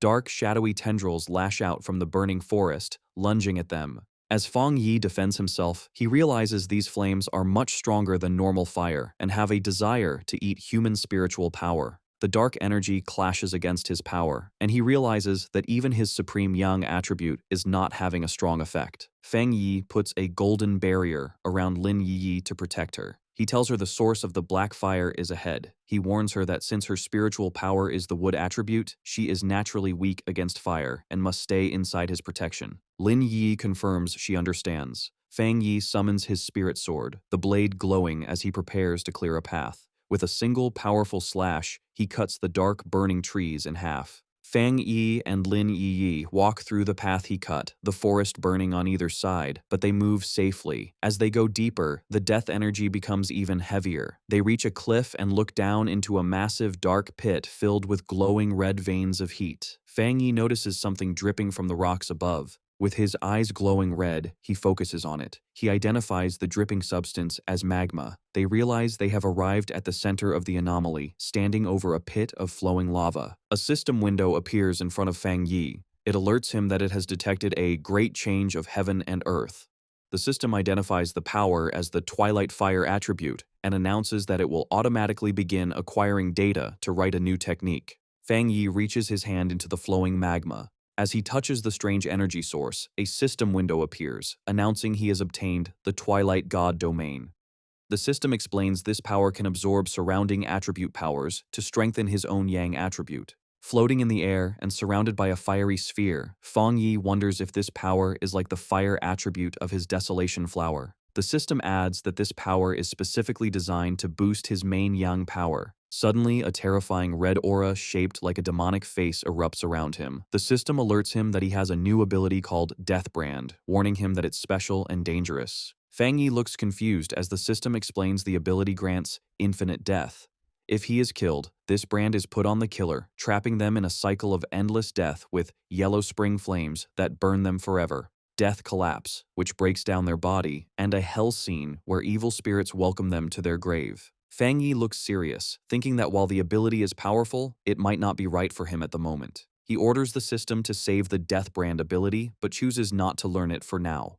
With the dangerous ability stored away, Fang Yi focuses on absorbing the Twilight Fire. A swirling orb of red and black energy forms as he finishes. Watching from a safe distance, Lin Yi is stunned that her cousin could handle such hellish flames so easily. As Fang Yi stands in the new Twilight Fire, she realizes with awe that he has gained yet another power. Suddenly, Fang Yi's expression changes to a sharp smile. His eye glows red as he warns Lin Yi not to get distracted, sensing something else is nearby. A massive, shadowy creature with glowing red eyes emerges from the smoke behind Lin Yi. Terrified, she stammers, asking if it's a dragon. Fang Yi instantly swoops down between his cousin and the monster. His hand glows as he corrects her, saying it's not a dragon, but a mutated lizard. The creature reveals itself as a gigantic, demonic lizard with wings. Fang Yi looks at it with disgust, mocking it as a slightly larger, four-legged insect. He decides this creature is the perfect target to test his new Twilight Fire domain. The massive demonic lizard opens its mouth and shoots a stream of molten lava at Fang Yi. He reacts instantly, his eyes glowing red as he leaps into the air to dodge, a blade of fire extending from his hand. With a powerful swing, his golden slash collides with the monster's dark energy, creating a huge shockwave. The force of their battle is so great that the ground cracks, with red energy bursting from the openings. A blinding light erupts as the unstable energy in the volcanic pit explodes. A massive explosion rips through the forest, looking like a volcanic eruption. At the edge of the forest, the purple-haired woman, Song Yue, and Fang Yi's friend, Wang Liang, are knocked back. Wang Liang shouts in panic that they need to request backup immediately. Meanwhile, at a monitoring station, a red warning screen flashes, alerting the staff that a new mutated life form has been detected in the Tianhai forest. The data shows the spiritual energy has spiked by 1000%, classifying the danger as S-level. At the Star God Warzone headquarters, Jiaolan and Elder Wu receive the news. Jiaolan finds it strange that the energy in the forest, which had been stable, suddenly went out of control when the sealer went in to train. Elder Wu, in his combat armor, says that although he trusts Fang Yi's strength, they should go check to be safe. Without wasting a moment, Elder Wu and Jiaolan fly through the air at incredible speed. As they approach, Wang Liang and Song Yue are running from the danger zone. They look up and see two streaks of light. They recognize the arrivals immediately, shouting in excitement and relief that it is Officer Jiaolan and Elder Wu. Elder Wu lands like a meteor, crashing into the ground with so much force that it shatters the earth. The dust settles to reveal Elder Wu standing tall, surrounded by a yellow aura, ready to face the S-level threat. Song Yue rushes forward, amazed at the speed of the man in front of her. She wonders if this is the true power of a Jinggang realm pioneer. She compares him to Fang Yi, noting that while the sealer creates big, flashy effects, Elder Wu is the opposite, powerful and restrained. In just a few seconds, they arrive at the location. Jiaolan lands gracefully, confirming the target is right there. Elder Wu steps forward, his face serious. He extends his armored hand toward the solid rock barrier blocking their path. With a simple swing of his arm, he unleashes a terrifying force, and the rock wall shatters instantly. With the path cleared, Elder Wu commands the team to enter, followed by Jiaolan, Song Yue, and the other soldiers. Deep inside the pit, Lin Yi shields herself from the violent energy, shouting to her cousin to see if he is all right. The dust settles to reveal Fang Yi standing calmly, his flaming sword in hand. Behind him lies the massive corpse of the mutated lizard. He reassures Lin Yi that he is fine, but says it seems someone has come to find them. Fang Yi looks toward the entrance with a glowing red eye, sensing the powerful people approaching. He quickly hides some of his power, and the dark energy around him vanishes. Elder Wu emerges from the tunnel, his yellow aura fading. He and Fang Yi stand facing each other, two generations of top-tier powerhouses meeting for the first time. Elder Wu breaks the silence, recognizing Fang Yi as his savior and calling him the Sealer. Song Yue and the others catch up, looking shocked and worried. Elder Wu ignores them, his focus on Fang Yi. He looks at the massive carcass of the S-level mutated lizard and asks if the Sealer really grew this powerful all by himself, clearly impressed. Elder Wu figures out that the mutated lizard was about to have a perfect evolution. He realizes that once it became a dragon, its power would have been equivalent to the legendary Jinggang realm. Analyzing the body, he is amazed that Fang Yi killed such a terrifying creature in a single slash. He then senses the Twilight Fire aura on Fang Yi's body, noting it is similar to the half-dragon's power, but much purer. He wonders if the warning signal they received was actually detecting Fang Yi's power, not the monster's. Jiaolan steps forward, looking at the dead beast in disbelief. She asks if he has solved the problem again, shocked that he just killed it without waiting for backup. She realizes that if the half-dragon had succeeded in breaking through, it would have had Jinggang realm abilities. Since they hadn't detected it before, she shudders to think what would have happened if the Sealer hadn't been there. Fang Yi greets Elder Wu with a smile, expressing his happiness that the senior hero has recovered. Elder Wu laughs, replying that with such a powerful successor, he can finally retire. Elder Wu then asks Fang Yi to keep the true nature of this creature a secret from everyone outside of Tianhai Forest, even from the Spirit Association. Fang Yi smiles, understanding immediately. Fang Yi then thinks about the nature of the forest. He realizes that Tianhai Forest isn't just a training ground, but a hotspot for spiritual changes where anything could appear. He guesses that the thing that appeared here might be even more dangerous than the dark anomalies in the extreme dark zone. He understands the burden on the Star God War Zone and agrees with their approach. As he walks away, he analyzes his new Twilight Fire power, realizing it is mainly focused on devouring, a trait that reminds him of the legendary beast Tauti. He wonders if the secret of Tianhai Forest is that a Tauti once existed there. Elder Wu extends his hand toward Fang Yi, thanking him and noting that it seems Fang Yi already understood the need for secrecy. As the group gathers, Elder Wu says they should not hope for the birth of high-level anomalies, and there is no need to put unnecessary pressure on the people. Fang Yi agrees. Suddenly, a strong gust of wind sweeps through the forest. Fang Yi's expression sharpens as he sniffs a distinct aura carried by the wind. The aura washes over the group. Lin Yi closes her eyes and smiles, saying it feels incredibly refreshing.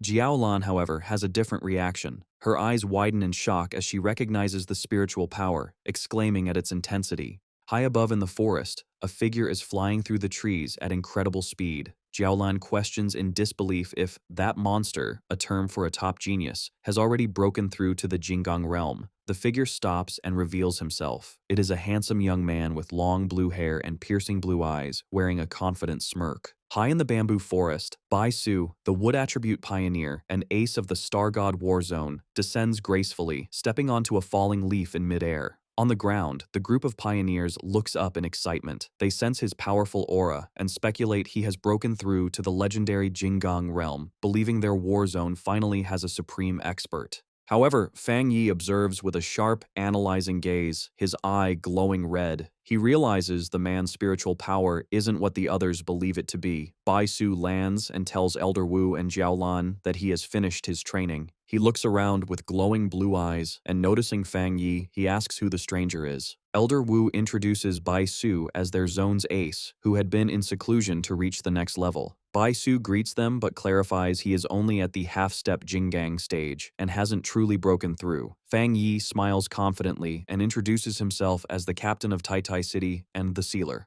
As Fang Yi observes the green energy from Bai Su, he notes that unlike others, Bai Su's power feels clear and comfortable. Fang Yi realizes their strength is similar, confirming the Jinggang realm is very hard to fully enter. Bai Su looks skeptical of Fang Yi's title, but Elder Wu corrects him, explaining that Fang Yi saved his life and solved the Tai City disaster, making him a vital partner. He sternly tells Bai Su to be respectful. Bai Su is surprised to hear how much happened while he was away. Elder Wu explains to Fang Yi that Bai Su was a prodigy who awakened early with the nation's best resources, matching Fang Yi's own speed of improvement. This is why he has been isolated and is ignorant of the outside world. Elder Wu explains the harsh reality of the new world, saying human cultivation goes against the natural order, causing them to evolve slower than the creatures they fight. He reveals that despite the large number of pioneers, true power is very rare. Currently, only 5 people in the world have reached the peak 3-star spirit creation level, known as the Jinggang realm. Fang Yi listens as the elder admits that while there may be hidden talents like him, the barrier to the next level is huge. Elder Wu describes the Jinggang realm as a massive cliff most pioneers can never climb, with many dying just trying to break through. However, he explains that once someone breaks through, their body transforms completely, becoming almost like the immortals of legend. Elder Wu then turns to Bai Su. He smiles proudly, noting that Bai Su has reached the half-step Jinggang stage, and that his energy is calm and pure, a great achievement. Fang Yi remains silent, observing the interaction. Suddenly, Bai Su steps closer to Fang Yi, staring him down. He reveals that while in seclusion, he felt the shockwave from Fang Yi's breakthrough. He explains this energy wave helped him reach his current level, and because of this connection, he is eager to test his skills against Fang Yi. The two powerful pioneers face off, unleashing their auras. Fang Yi is surrounded by a golden fire dragon, while Bai Su creates a green nature dragon. Bai Su comments that despite their differences, he feels they are the same kind of people. Fang Yi accepts the challenge with a confident laugh, his body glowing with golden energy as he agrees to the fight. Seeing a battle is about to happen, Elder Wu steps in as the referee. He orders the others to step back to a safe distance and warns the two fighters to stop before they seriously injure each other. Fang Yi and Bai Su lock eyes, their gazes burning with energy as they prepare to strike. In a split second, their powers collide, creating a massive explosion that tears through the forest. Song Yue watches in shock, amazed to see a battle between two such monsters, while Jiaolan observes silently. Elder Wu watches intently, wondering who will win, the rising star of Tai City or the longtime ace of the Star God Warzone. With the duel underway, Bai Su clasps his hands, focusing his energy for his signature technique. As a wood attribute pioneer, he commands nature. The ground shakes as massive green vines erupt, surrounding Fang Yi like a wave. Fang Yi reacts instantly, concentrating blue spiritual energy in his hands. Moving with blinding speed, he dances through the chaotic vines, slicing them apart with energy blasts, noting that Bai Su can use the whole forest as his weapon. More vines appear from the shadows, trying to catch Fang Yi, but he just grins, saying all this wood is perfect kindling for him. He summons his sword, and flames ignite around his hand. With a powerful swing, he unleashes a massive slash of fire that cuts the giant roots, expecting the fire to burn them. However, the vines glow with green light and instantly heal the damage before the fire can spread. Fang Yi's expression turns sharp as he realizes his fire isn't working. Standing before the wall of vines, he asks if Bai Su's plants are immune to fire, noting wood should be weak against it. Bai Su touches the massive trunk and confidently explains that while that's normally true, his plant army is special and can no longer be suppressed by the fire attribute. Fang Yi glares at him, his red eye glowing. Suddenly, the vines erupt from the ground beneath Fang Yi again, giving him no time to react. The massive roots swarm over him, wrapping around his body and sealing him inside a giant spherical cage of wood. With Fang Yi trapped, Bai Su stands calmly outside, asking how he likes the move and noting that if they were real enemies, this prison would have been inescapable. Inside the dark prison of vines, Fang Yi remains calm, his red eye glowing as he checks the situation. He touches the cage wall, his hand glowing with energy. He notices the wood energy here is very pure, but as he makes contact, he feels a corrosive poison on his skin. Outside, Bai Su looks on confidently. He warns Fang Yi not to touch the wood for long, explaining that the giant tree naturally has toxins, and now that it's filled with his spiritual power, the poison is even more deadly. Instead of being afraid, Fang Yi smiles, his eyes burning with golden light. He challenges Bai Su's claim, deciding he wants to test how strong the poison really is. Suddenly, a blinding light erupts from the cracks in the wooden sphere. Bai Su's expression instantly changes from confident to shocked as he senses a terrifying surge of power. In an instant, a massive pillar of golden fire explodes upwards, shattering the wooden cage and lighting up the night sky. Bai Su stares in terror, sweat running down his face as the heat washes over him. He is in disbelief, thinking it should be impossible because his spiritually enhanced plants are supposed to be immune to burning. Watching the flames consume his creation, a shaken Bai Su realizes this is no ordinary fire and wonders what kind of terrifying power Fang Yi has. Fang Yi takes advantage of the moment to launch a surprise attack from above, telling his opponent he is distracted. Bai Su reacts just in time, his eyes wide as he leaps away in a blur of green energy to narrowly dodge the flaming sword. As he lands, Bai Su is shaken. He struggles to understand how Fang Yi, who is only at the 3-star spirit creation realm, has abilities that aren't inferior to his own. Fang Yi lands heavily on the scorched ground, surrounded by the intense flames. Looking at the burning landscape, Bai Su realizes Fang Yi's strategy. He understands that Fang Yi knew he would try to use the forest's energy again and planned his retreat perfectly. Standing amidst the destruction, Bai Su accuses Fang Yi of burning the forest on purpose to remove his advantage. Fang Yi smiles with dangerous confidence, admitting he did it on purpose. He explains that since Bai Su is so strong, he had to think ahead and cut off his retreat. He adds that if he hadn't, Bai Su could have drawn endless energy from the forest, making him harder to beat. Bai Su looks down, trembling with anger. He thinks about his status as a genius and how he's being cornered in his own territory. However, his expression shifts from anger to a crazed determination. He refuses to accept defeat, telling himself that as a half-step Jinggang, he cannot lose. Laughing wildly, Bai Su challenges Fang Yi to survive his next move. He slams his hands into the ground, causing massive, jagged roots to erupt violently, shattering the ground. Fang Yi watches with a serious expression, sensing the danger. Seeing this reckless display of power, Elder Wu and Jiaolan rush forward in panic. They scream at Bai Su, asking if he wants to die and warning that trying to recreate the forest with his own body will drain all his spiritual energy. Ignoring his senior's warnings, Bai Su pushes his power to the absolute limit, causing massive roots to erupt from the cliffside. His face twists with strain as he screams, his eyes glowing with intense green light. Elder Wu and Jiaolan watch in a panic, with the elder shouting Bai Su's name, fearing what will happen. Bai Su unleashes his technique, recreating heaven and earth, forming a giant avatar of vines that sends Fang Yi flying back with a gust of wind. However, Fang Yi remains focused. He summons a fireball, noting the density of the wood energy. Instead of backing away, Fang Yi charges into the wave of vines, telling the worried onlookers that the match isn't over and he will handle it.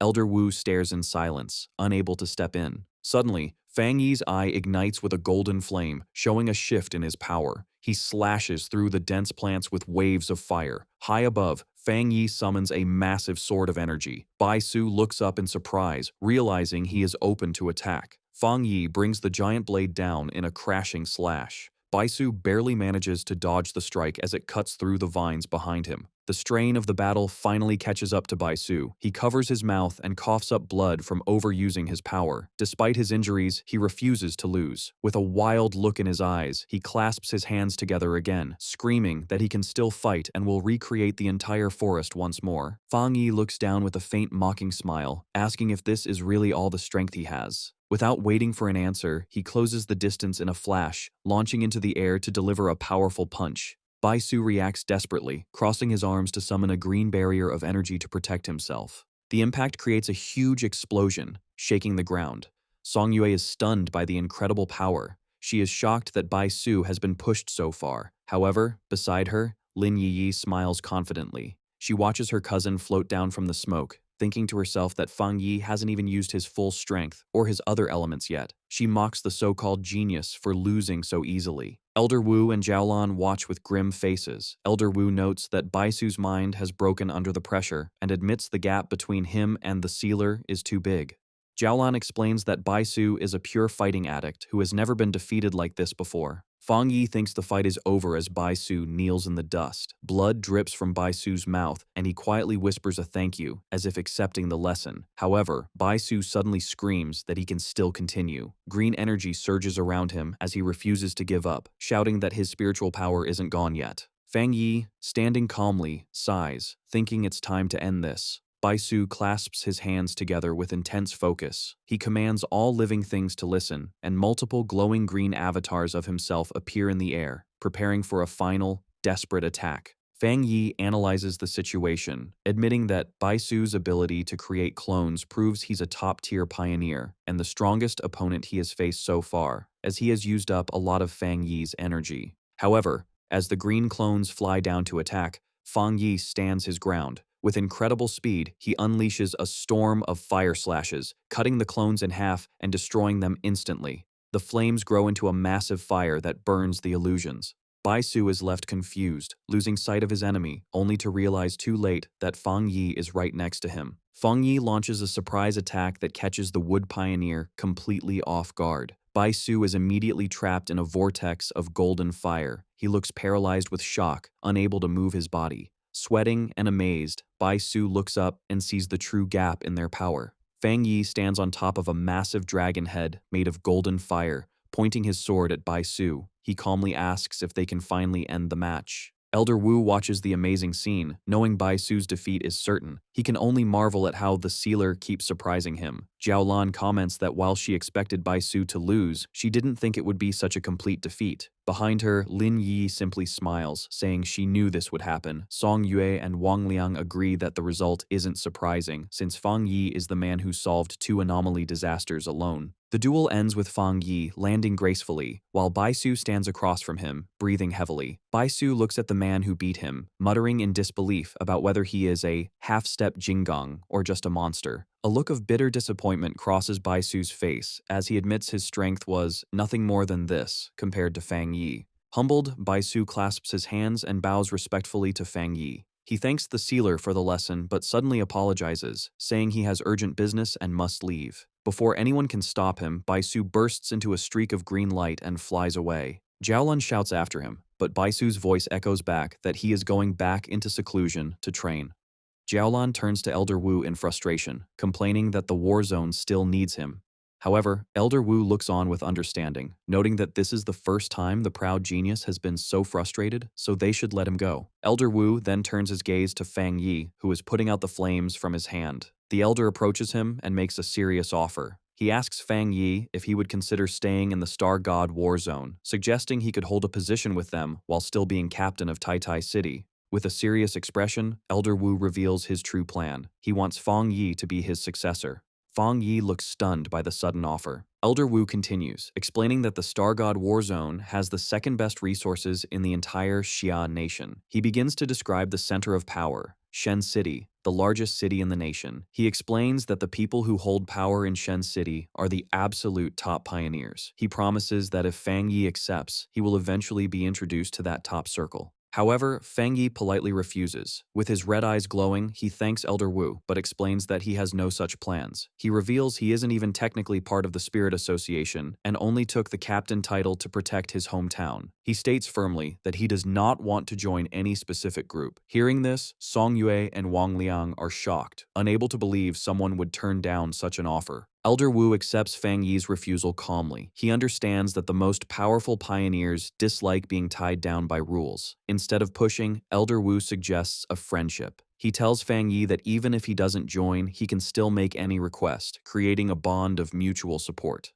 Fang Yi announces that he and Jiaolan will stay in the forest to continue their own training. Suddenly, the sky darkens as storm clouds gather. Elder Wu looks up, noting that the forest is rich in elemental energy and a thunderstorm is about to start. He realizes that the intense battle stirred up the natural energy, making the thunder attribute incredibly strong. He recalls that Fang Yi didn't even use his thunder power during the match. Laughing, Elder Wu praises Fang Yi's potential. He immediately orders everyone to leave the forest and give the area to Fang Yi, ensuring no one disturbs his training. As he watches Fang Yi, Elder Wu thinks that as long as Fang Yi remains a pioneer of the Xia Nation, it is the greatest blessing for their country. Fang Yi smiles, realizing Elder Wu understood his intentions. As he leaps into the air, he reflects that the Star God War Zone won't pressure him because of his great strength. He realizes this power gives him ultimate freedom. His eyes glow with blue electricity as he senses the storm. Floating high in the sky, Fang Yi welcomes the lightning. He activates his Divine Thunder technique, surrounding himself in a massive web of electricity to begin his training.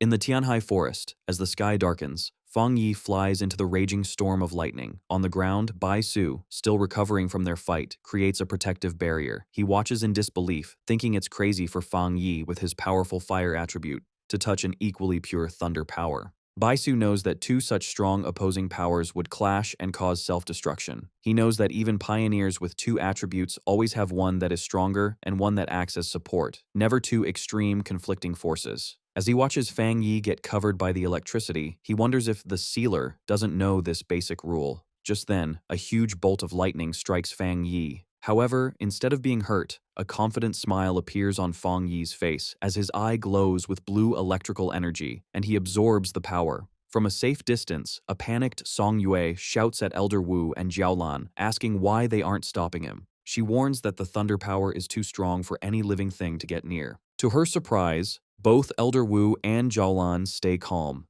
Jiaolan turns and tells her team the shocking truth. Fang Yi is not in danger because he also has a top-level thunder attribute. She explains that the pioneer known as the Tyrant and the Sealer are the same person. Song Yue and Wang Liang are stunned by the news. Song Yue thinks that while having two attributes isn't impossible, Fang Yi's power level is monstrous. Jiaolan smiles, admitting she had the same reaction when she first found out. She thinks that everyone has focused so much on his title as the Sealer that they forgot he is also the Tyrant, a genius of his time. In the middle of the storm, Fang Yi controls the wild energy, thinking that the stronger the lightning, the more power he can absorb to strengthen his body. Surrounded by a whirlwind of electricity, he shouts to the sky for more, saying he needs more spiritual power to be satisfied. Floating in the electrical storm, Fang Yi uses the divine thunder to temper his body. He feels the immense power surge through his bones, muscles, and every part of his body, refining him.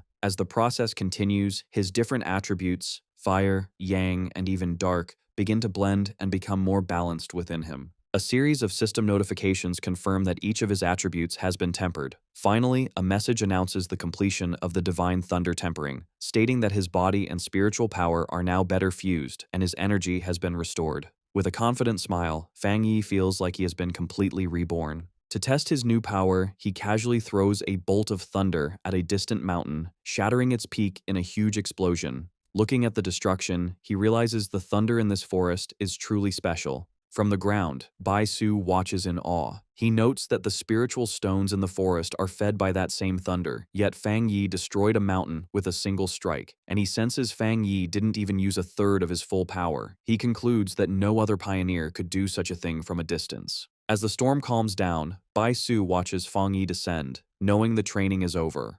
With a determined look, he thinks that he and the sealer will definitely fight again in the future.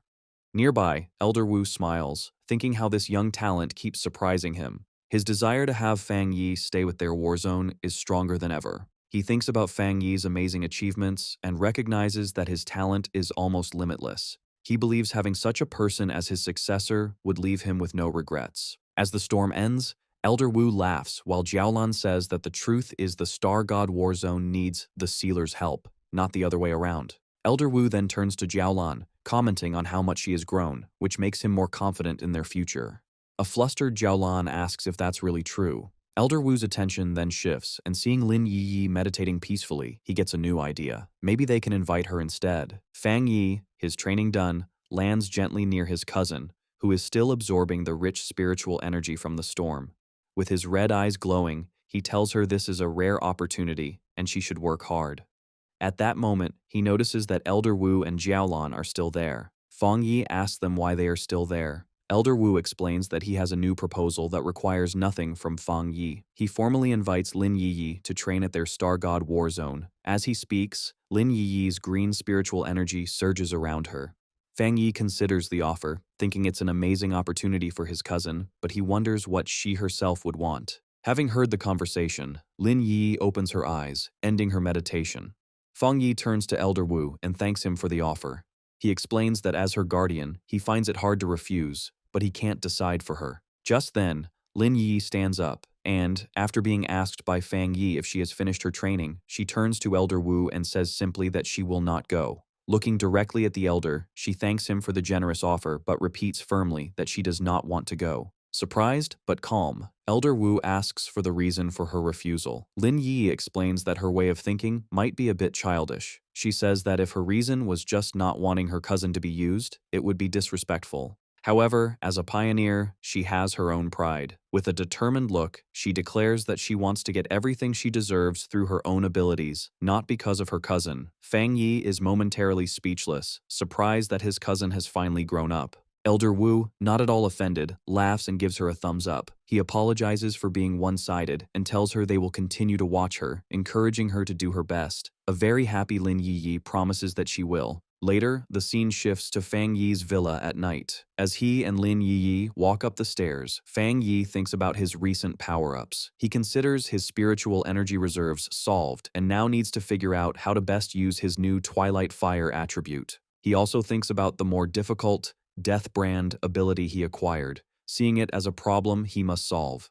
As they reach the upper floor, Lin Yi suddenly stops and points, asking her cousin why someone is squatting in front of their door. The person looks up, revealing herself to be Su Qingying. She looks tired as she stretches, telling them they are finally back. Surprised to see her, Fang Yi asks Su Qingying why she is there. Su Qingying explains that a major incident has happened on the border, and the captain of Yue City came to their spirit association in Tai City, urgently asking for help. Fang Yi asks where the captain is now. Su Qingying replies that the captain is seriously injured and being treated at their medical facility. She explains that the captain fought hard to escape from the disaster in Yue City just to deliver a message. With no other options, she specifically asked for help from the sealer. At the Tai Spirit Association Medical Center, Fang Yi and Su Qingying came to meet the injured captain.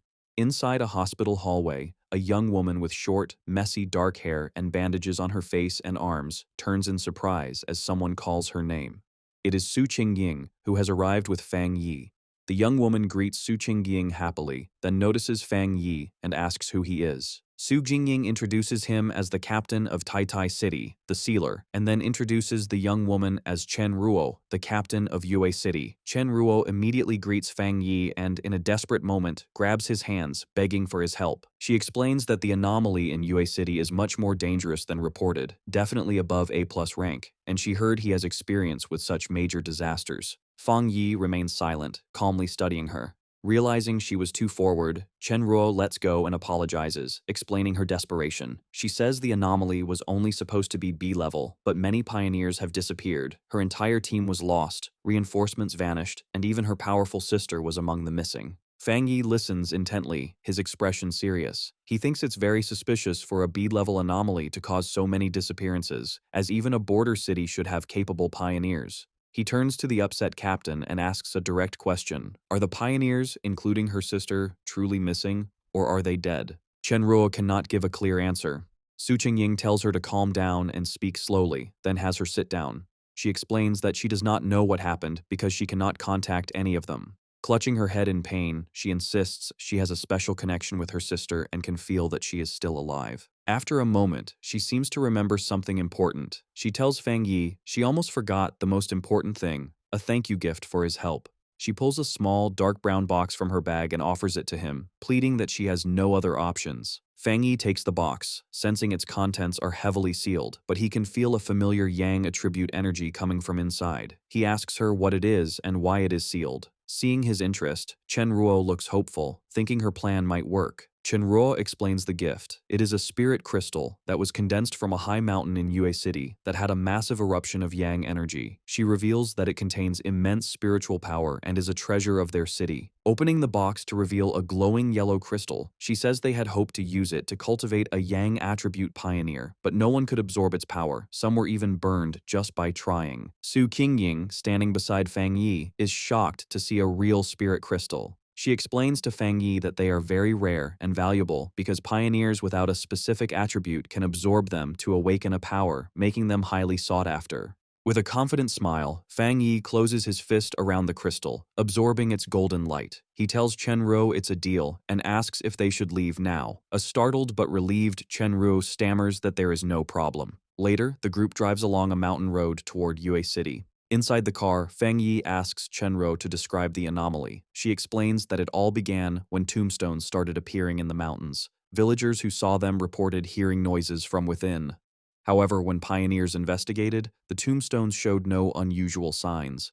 They sealed off the area, but that same night, skeletal arms erupted from one of the tombstones and dragged a villager inside. As Chenruo finishes, the car stops in the pouring rain. They arrive at a village now surrounded by a vast field of gray tombstones. Chenruo tells Fang Yi this is the place and asks for his opinion. Fang Yi looks at the eerie scene but finds it strange, noting that he can't sense any abnormal aura. As they walk through the field of tombstones, which now glow with a faint purple energy, Chenruo explains that more tombstones have appeared randomly all over Yue City. At unpredictable times, skeletal arms reach out and drag people into the graves. She looks around in shock, realizing the number of tombstones has increased dramatically in less than a day. She then tells Fang Yi and Su Qingying to follow her to the rest of her people. As they walk, Fang Yi thinks about how strange the situation is.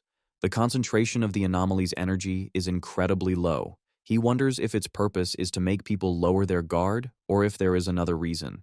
He concludes that capturing people seems less like a random attack and more like a ritual. Placing his hand on a tombstone, Fang Yi has a realization. He explains that anomalies can also perform sacrifices to bring about the revival of a much larger, more powerful anomaly. He recalls how bat-like anomalies in Tai Tai slaughtered residents to bring forth their anomaly king. Hearing this, Chenruo stops, a look of horror on her face as she asks if this disaster is also a sacrifice. Chenruo explains with panic that the local mountain residents are very traditional and have refused to evacuate. They are even planning to hold their own ceremony the next day. Suddenly, she shouts that it's happening again. A skeletal purple hand erupts from the ground in front of Fang Yi. He dodges it with ease, noting the creature's strength is weak, only at the B level as reported. He summons his flaming sword and slices the arm in half. However, another skeletal hand immediately bursts from the ground and grabs his glowing blade.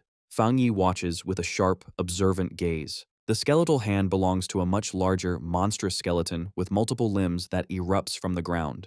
All around them, more skeletal creatures burst from the earth, surrounding Su Qingying and Chenruo. Chenruo shouts in shock, questioning why these creatures are not afraid of Fang Yi's powerful Yang attribute. In moments, a massive horde of glowing purple skeletons swarms the area. Instead of being concerned, a slight smile appears on Fang Yi's face. He thinks his theory seems to be correct, but needs to verify it, remarking that the mission has suddenly become interesting. Amidst the chaos, Chen Ruo plays her flute, surrounded by skeletons as she emits blasts of green energy, slicing them apart. Chen Ruo notes that while the skeletons are not high level, they are relentless because they have no sense of pain. She realizes with despair that their numbers are far greater now and seem impossible to wipe out. Her hope begins to fade as she wonders if even the sealer is powerless. Seeing her struggle, Su Qingying kicks away several skeletons and tells her not to get discouraged. Suddenly, Su Qingying finds herself surrounded by a massive wave of hellish red flames that burn the skeletons around her. She looks on in shock, wondering what this new power is.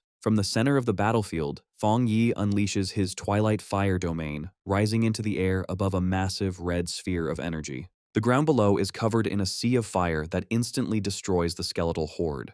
As he activates his new power, a system notification appears, stating it has detected a special death attribute. The system then explains that his domain is continuously absorbing this unique attribute, converting its energy to strengthen his own yang attribute. A moment later, a final notification confirms the enhancement is complete. Su Jingying and Chen Ruo watch as a huge fire explosion wipes out the last of the skeletons. Chen Ruo is impressed, saying Fang Yi's, the sealer's, reputation is well-deserved. Relieved, she feels Yue City has a chance to be saved, apologizes for her earlier behavior, and offers to take them to meet her team.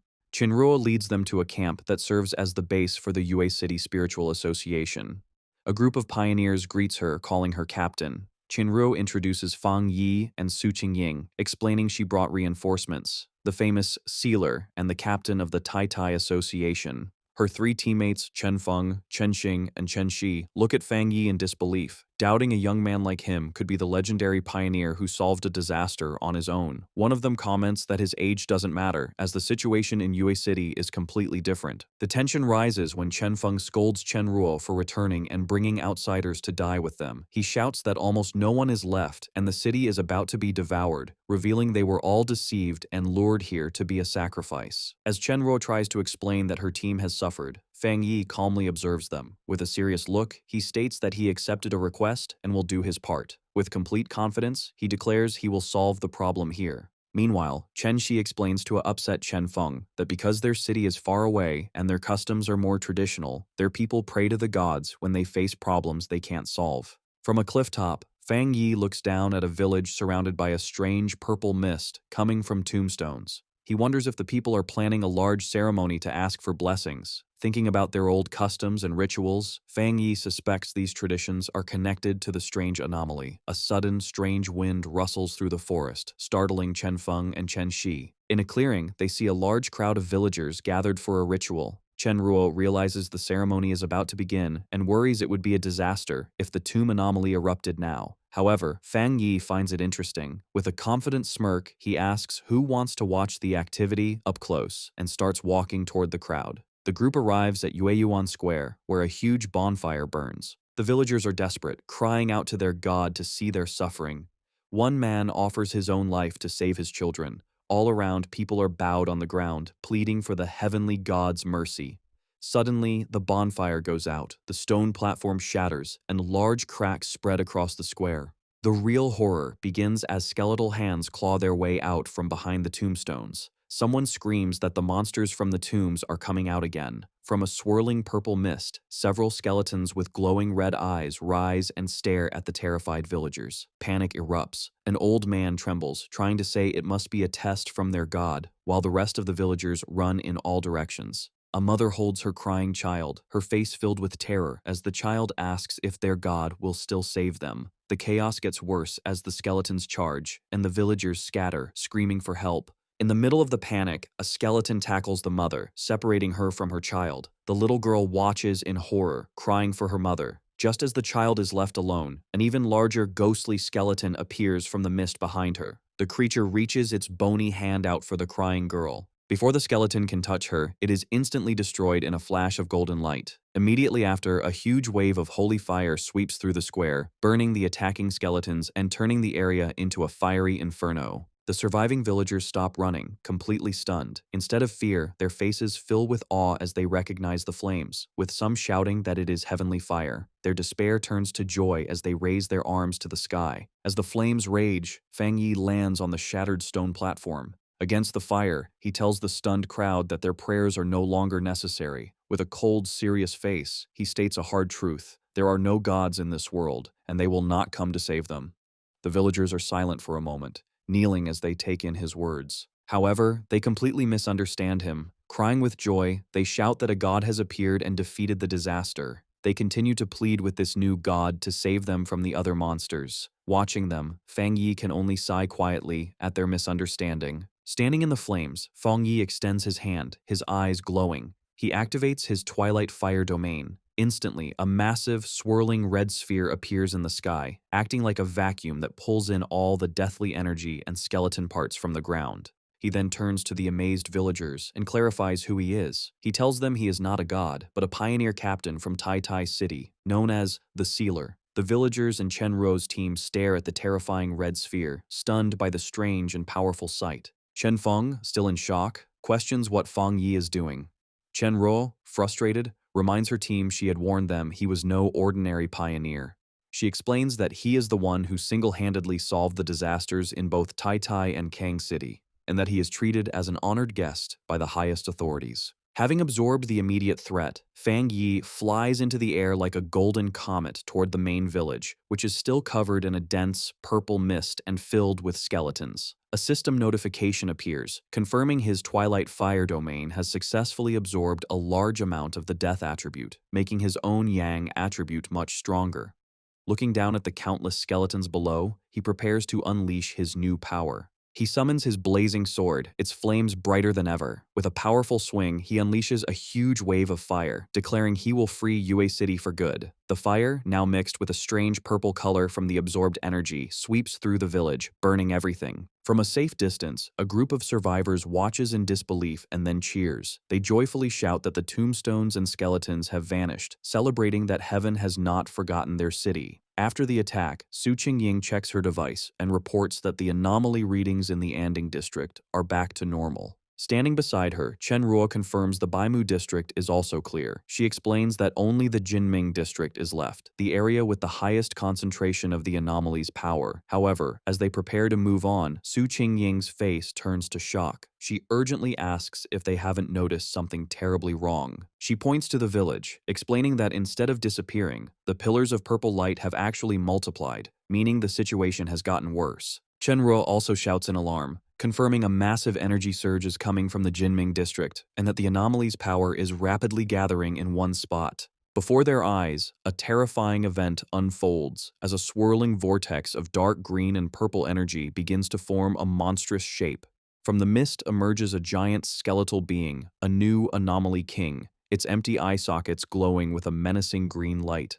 Facing this huge presence, Fang Yi stands his ground, calm and unafraid. As he faces the new threat, two system windows appear. The first tells him it is analyzing the unknown power it has detected. A moment later, the second window names this strange power, the Death Attribute. The huge anomaly king, covered in green and black energy, glares down at Fang Yi. Its massive size dwarfs the entire village. Floating in the air with his golden aura, Fang Yi stares back, sensing a strange and difficult presence coming from the monster. From a safe distance, Chen Ruo and Su Qingying watch in disbelief. Chen Ruo stammers, asking what this creature is, and says its strange energy is even stronger than the S-class disaster in Tai Tai City. The group realizes this new anomaly king must be the source of the light pillars. Su Qingying shouts a warning, telling everyone that it's about to attack. The anomaly king unleashes its power, sending a swarm of shadowy black tendrils rushing out. The energy washes over Fang Yi, who is shocked by its effect. He feels a powerful, sick force that seems to twist his mind, as if his brain is being poisoned by the creature's presence. He realizes with horror that this is a fully evolved anomaly king, with an aura of death far more powerful than any monster he has faced before. The swarm of black tendrils comes down on Fang Yi, trying to overwhelm him. His face hardens and his red eye glows with focus as he prepares to fight back. He reacts with amazing speed, swinging his flaming sword and slicing through the shadowy arms. As he fights, Fang Yi thinks about the situation. He knows the yang power should naturally beat the dark power, so his flames should be very effective. However, he worries that even his strong yang power is not completely stopping the enemy's attacks. Just as he cuts the tendrils apart, the Anomaly King's power surges again. At the same time, the surviving villagers begin to chant and pray once more, calling for their god to appear. The Anomaly King unleashes its full power. From the outside, Su Qingying looks on with a shocked expression, her eyes wide with disbelief. Inside the storm of energy, strange green tendrils erupt and wrap themselves tightly around Fang Yi's body, holding him still as Su Qingying screams his name in terror. A moment later, his sword falls to the ground and shatters. Far away in Tai City, Lin Yi is suddenly filled with a sense of dread, calling out for her cousin as if she can feel his pain. Pacing nervously in a forest, she tries to calm down, wondering why she is so afraid when it is just another mission for him. She reminds herself how powerful Fang Yi is, but a deep feeling of worry remains. She begins to regret her decision, wishing she had ignored his advice and gone with him. Her anxiety grows as she stares at her phone. Suddenly her phone rings, showing a call from Sister Jiaolan. Jiaolan's voice is serious as she delivers the terrible news. They have heard that Yue City is now completely surrounded by a massive group of tombs, and an official lockdown order has been issued. She then says bluntly that Lin Yi's cousin, Fang Yi, is in trouble. As she speaks, a large group of military vehicles speeds through the mountains, clearly preparing for a major operation. The news that Fang Yi might be dead shocks the Tai Spirit Association.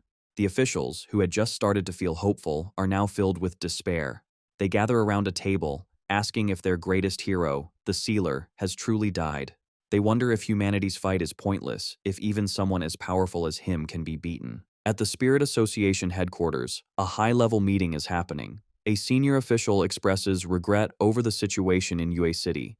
He says that the appearance of an anomaly king from a B-level threat confirms a key theory. These kings must be killed before they can fully evolve. However, Gu Yuro interrupts him, standing up and asking if this is really the time for theories. She declares she will go to Yue City herself. Another official tries to stop her, reminding her of her importance to Shen City and telling her the military is already handling it. Gu Yuro looks away, thinking grimly about the high cost of their strategy. First, they nearly lost Elder Wu, and now they seem willing to sacrifice Fang Yi. Her frustration boils over, and her body begins to glow with blue energy. She angrily confronts the official, accusing them of being willing to abandon a city just because the fight seems too hard. The man, shocked by her outburst, demands to know what she means. He shouts back that the Sealer went to Yue City on his own. In this dangerous new era, he says, a single mistake leads to death, and it's no surprise that even a hero like Fang Yi could die. Gu Yuro's anger explodes. Her blue aura flares as she questions the official's attitude, asking what the point of fighting is if they are all just going to wait to die. She reminds him of the disaster in Shen City and why Elder Wu risked his life if their plan was to just abandon cities they couldn't easily win. She brushes past several officials who try to reason with her. With a look of complete disgust, she calls them all a bunch of fools.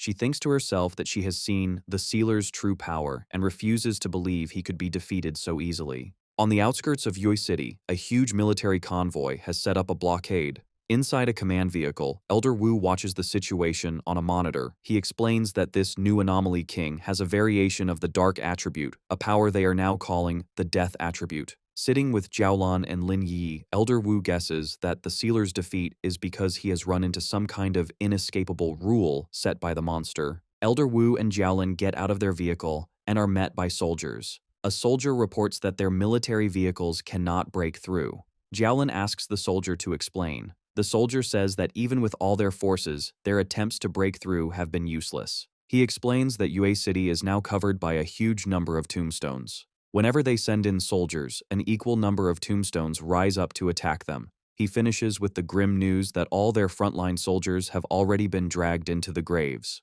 The soldier adds that the Anomaly King's power is still slowly expanding out from the city. Lin Yi trembles in fear. The soldier grimly says that the chance of fixing the situation in Yue City is 0 and asks Elder Wu if they should order a retreat. He explains that the Anomaly King seems immune to all powers and has captured all the pioneers at the front, including the Sealer. Hearing this, Lin Yi screams, refusing to believe it. She turns to Elder Wu and Jiaolan, thanking them for their hard work, but declares that she will return to Yue City alone, not wanting to drag anyone else into a suicide mission. Deep inside the anomaly in Yue City, the land has changed into a terrifying, silent graveyard lit by an eerie green light. The ground moves, and massive tombstones erupt from the earth. The names carved on these new stones are Su Qingying and Chen Ruo. Above the graveyard, the Anomaly King weaves the death energy into thick threads. The energy comes together to form a stone coffin standing upright.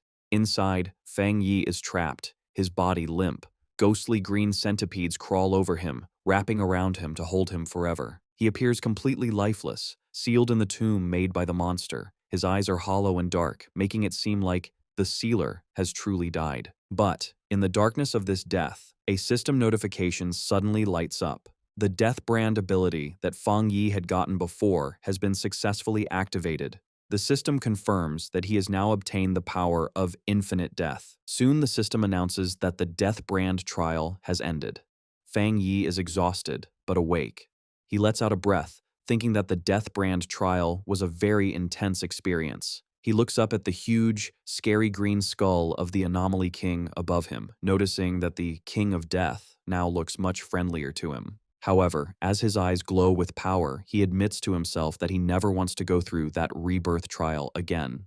Just before being sealed in the coffin, he realized the Anomaly King had targeted him with an inevitable death ability that he couldn't dodge. Facing certain death, he took a desperate chance. He decided to manually implant the dangerous Death Brand skill, the one he got from the magma but was hesitant to learn earlier, into his own body. The system confirmed the implantation and began learning the abilities. A huge surge of red, painful energy erupted from Fang Yi's body as the skill became part of him. While the system prepared to activate it, the energy squeezed tightly. Fang Yi stood helplessly before the Anomaly King as the monster got ready to kill him. The system told Fang Yi that the king's inevitable death rule was starting. At that moment, Fang Yi truly died. His eyes rolled back and his body went limp. The system confirmed his death, saying step 1 of the ability was complete. However, because Fang Yi was killed by the monster while holding the brand, the system immediately detected the killer. It announced that the death brand had been driven into the body of the King of Death, completing step 2. As Fang Yi's lifeless body fell, wrapped in the monster's dark and deadly energy, the system initiated its final phase. It triggered the death trial while Fang Yi was already dead, explaining how he was able to return to life and why he appeared so exhausted. Standing in the coffin's green aura, Fang Yi has successfully gone through the process. The system explains that the death trial he just experienced was a triple trial designed to test the holder. Fang Yi had to survive 3 terrifying tests to get the Death Brand's 3 abilities. First, the fire attributes Mystery Yellow Spring, where he was constantly burned by hellish fire. Second, the poison attributes Death Collapse, where his body was cursed to break apart endlessly. And finally, the earth attributes Hell Evil Scene, where the gates of hell open to drag him into a burial of evil spirits. Fang Yi thinks to himself, remembering that the pain was so intense it was hard to tell what was real, feeling like an endless cycle of death. However, having passed this hard test with great effort, he has now mastered the skill. His eyes open, glowing with a sharp red light, as he decides that now is the time for the real battle. He looks up with a sharp expression, realizing that he is now resisting the Anomaly King's inevitable death rule. Blue electrical energy begins to surge in his hand, creating a disturbance that the Anomaly King feels. The huge skeleton looks down, confused by the sudden power rising from the coffin. Suddenly, a massive blast of blue lightning breaks through the stone prison. Fang Yi shatters the stone slab and falls free, hitting the ground hard. The monster stares down through the green mist, watching its prisoner escape. Fang Yi walks through the smoke and debris, covering his face and gasping for breath, tired from the resurrection, but alive and free. The Anomaly King is in a state of pure shock, unable to understand that the human it just killed has come back to life. As Fang Yi stands before it, the system reveals that the Death King has sensed Fang Yi's resurrection. The giant skeleton summons its power, getting ready to fight the revived threat. Not giving Fang Yi a moment to rest, the Anomaly King launches a series of massive green energy blasts from the sky. The attack hits the ground with great force, causing a huge explosion of green energy that covers the area where Fang Yi was standing. However, as the dust clears, Fang Yi is crouching on the ground, completely unharmed. A grin appears on his face as he realizes the monster's attacks no longer work on him. The system confirms that Fang Yi has successfully avoided the inevitable death rule. He stands tall before the giant skeleton, his cape flowing in the wind, while the Anomaly King looks down in confusion and fear. Fang Yi looks up with a terrifying expression. One eye glows red and blood drips from his lip, but he smiles with total confidence. The Anomaly King suddenly feels a sense of extreme danger, its empty eyes widening as it realizes the hunter has become the hunted. The scene shifts to the mountains outside the barrier in Yue City, now covered in glowing green tombstones that radiate a thick aura of death. Elder Wu, Lin Yiyi, and Jiaolan stand on a cliff overlooking the disaster zone. Sensing the overwhelming death energy below, Lin Yi calls out for her cousin. Jiaolan decides they can't just wait. Telling the others not to worry, she summons purple flames in her hands and gets ready to attack the tombstones to break the barrier and save Fang Yi. However, before she can attack, a massive blast of blue water cuts through the air, stopping her. A woman comes down from the sky, surrounded by swirling water energy. It is Gu Yuru who announces that she has also come to help. Jiaolan looks up in surprise, recognizing the newcomer as the Sea Mystic from headquarters. Gu Yuru shouts that she will fight with them. Combining her powers with Jiaolan, they unleash a huge dual attack of blue water and purple fire energy against the barrier of tombstones. The attack causes a chain of massive explosions that lights up the dark area. After the blast, two soldiers who had been buried in the rubble wake up, confused and weak, wondering what just happened. However, the anomaly reacts immediately. The ground shakes as massive green tombstones erupt violently from the earth, shooting up like spikes. Gu Yuru, Jiaolan, and Lin Yiyi find themselves standing back to back, completely surrounded by a circle of towering tombstones. Jiaolan notes with annoyance that the trap has activated again. She warns the other two to be careful, explaining that this anomaly can drag any living creature inside the tombstones. Suddenly, skeletal hands burst out from the ground and the stone surfaces. A swarm of skeletons jumps from the air, diving down to attack the three women. However, in the middle of their attack, the skeletons suddenly stop. They look terrified, trembling as if they sense something far scarier than their current enemies. Instead of attacking, the skeletons frantically dive back into the ground and the tombstones, desperate to hide. Gu Yuru and Lin Yi look on in total confusion, wondering why the monsters suddenly ran away. The group walks through the now empty battlefield, wondering why the Anomaly King would order a mass retreat and what it is planning. A heavy boot lands on the ground. It is Elder Wu, carrying two unconscious soldiers on his shoulders. He tells the group that this might be a good thing. He explains that the Anomaly King has pulled back its power, which means the people who were buried alive still have a chance to be revived. Elder Wu looks out over the field where many soldiers are lying unconscious, but safe. He concludes that this proves the sealer has not died. In fact, Fang Yi must be causing so much trouble inside that the Anomaly King had to pull all its power back to defend itself. The smoke clears, and Fang Yi's sharp red eyes look out calmly. He is completely unharmed in the center of the battlefield. The system updates the status to Death Count 2. It explains that because the King of Death used its power to kill Fang Yi, it has been pulled into a cycle of death. As a penalty, the monster's power has been weakened by 10%. Fang Yi thinks about the situation, noting that being targeted by the King of Death usually means certain death. He knows this inevitable death rule is what makes this monster so special and dangerous. However, a dark, confident smile appears on his face as he realizes he has turned the tables. He thinks to himself that this inevitable death rule will now apply to the monster. High above, the monster looks down in complete shock, unable to understand why the human is still alive. In a panic, it attacks again, firing a storm of green energy beams from its ribcage. The beams rain down on Fang Yi, who stands there without trying to dodge. The attack hits with full force, causing a huge explosion of green energy that completely covers him. The monster grins, thinking it has finally won, but the system appears again, raising the death count to 3. It announces that because the king killed Fang Yi again, its power has been weakened by another 30%, and it is starting to collapse. The monster's body begins to break apart. Pieces of its face crack and fall off. From the smoke of the explosion, Fang Yi walks out slowly, his body reforming and completely unharmed. The monster stares in absolute horror, its green eyes wide with fear, as it realizes its attacks are only hurting itself. Fang Yi wipes his mouth with a smirk. He mocks the creature, ready to continue this cycle until the monster is completely destroyed. He focuses his mind and fires a massive beam of energy at the monster. However, the monster easily deflects the attack with its hand. A system notice announces that a new mark has been activated. Suddenly, red hellish flames erupt on the monster's body, mixing with its green aura.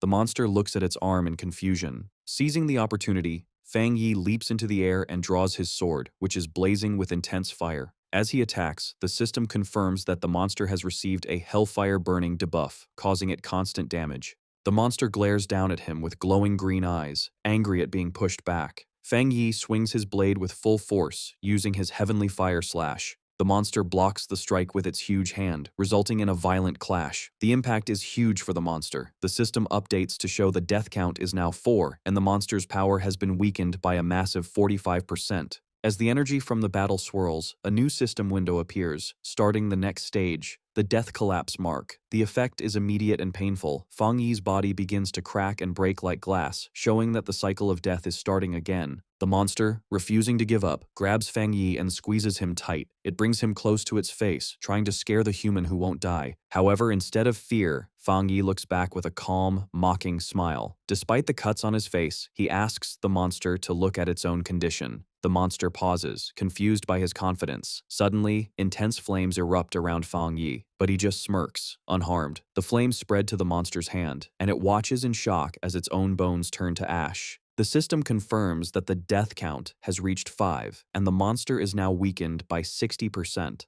Another notice announces that the Hell Evil Scene mark has been triggered, speeding up the destruction of the monster's body. The monster roars in a furious rage, but it can't stop its body from crumbling. Outside the barrier, the massive tombstones surrounding the city begin to collapse. Zhao watches in disbelief, realizing the entire anomaly is breaking down. In the sky, the dark clouds disappear, letting light shine through.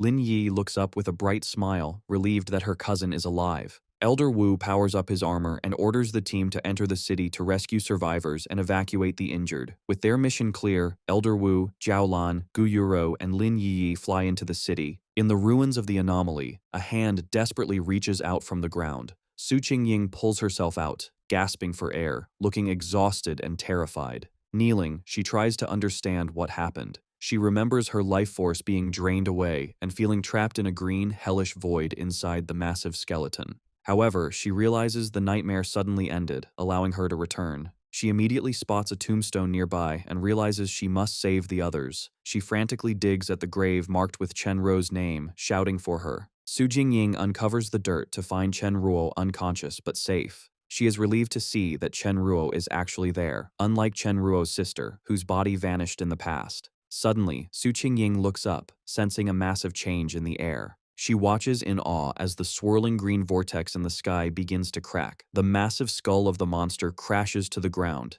Despite its collapsed state, the monster refuses to accept defeat. It glares up, declaring that it is the noble King of Death, and questioning what kind of being Fang Yi is to challenge it. The monster is furious that a human dares to look down on it. Suddenly, Fang Yi's undead army of red-eyed shadow spirits appears from the darkness. The monster's eyes glow with intense red light as they glare.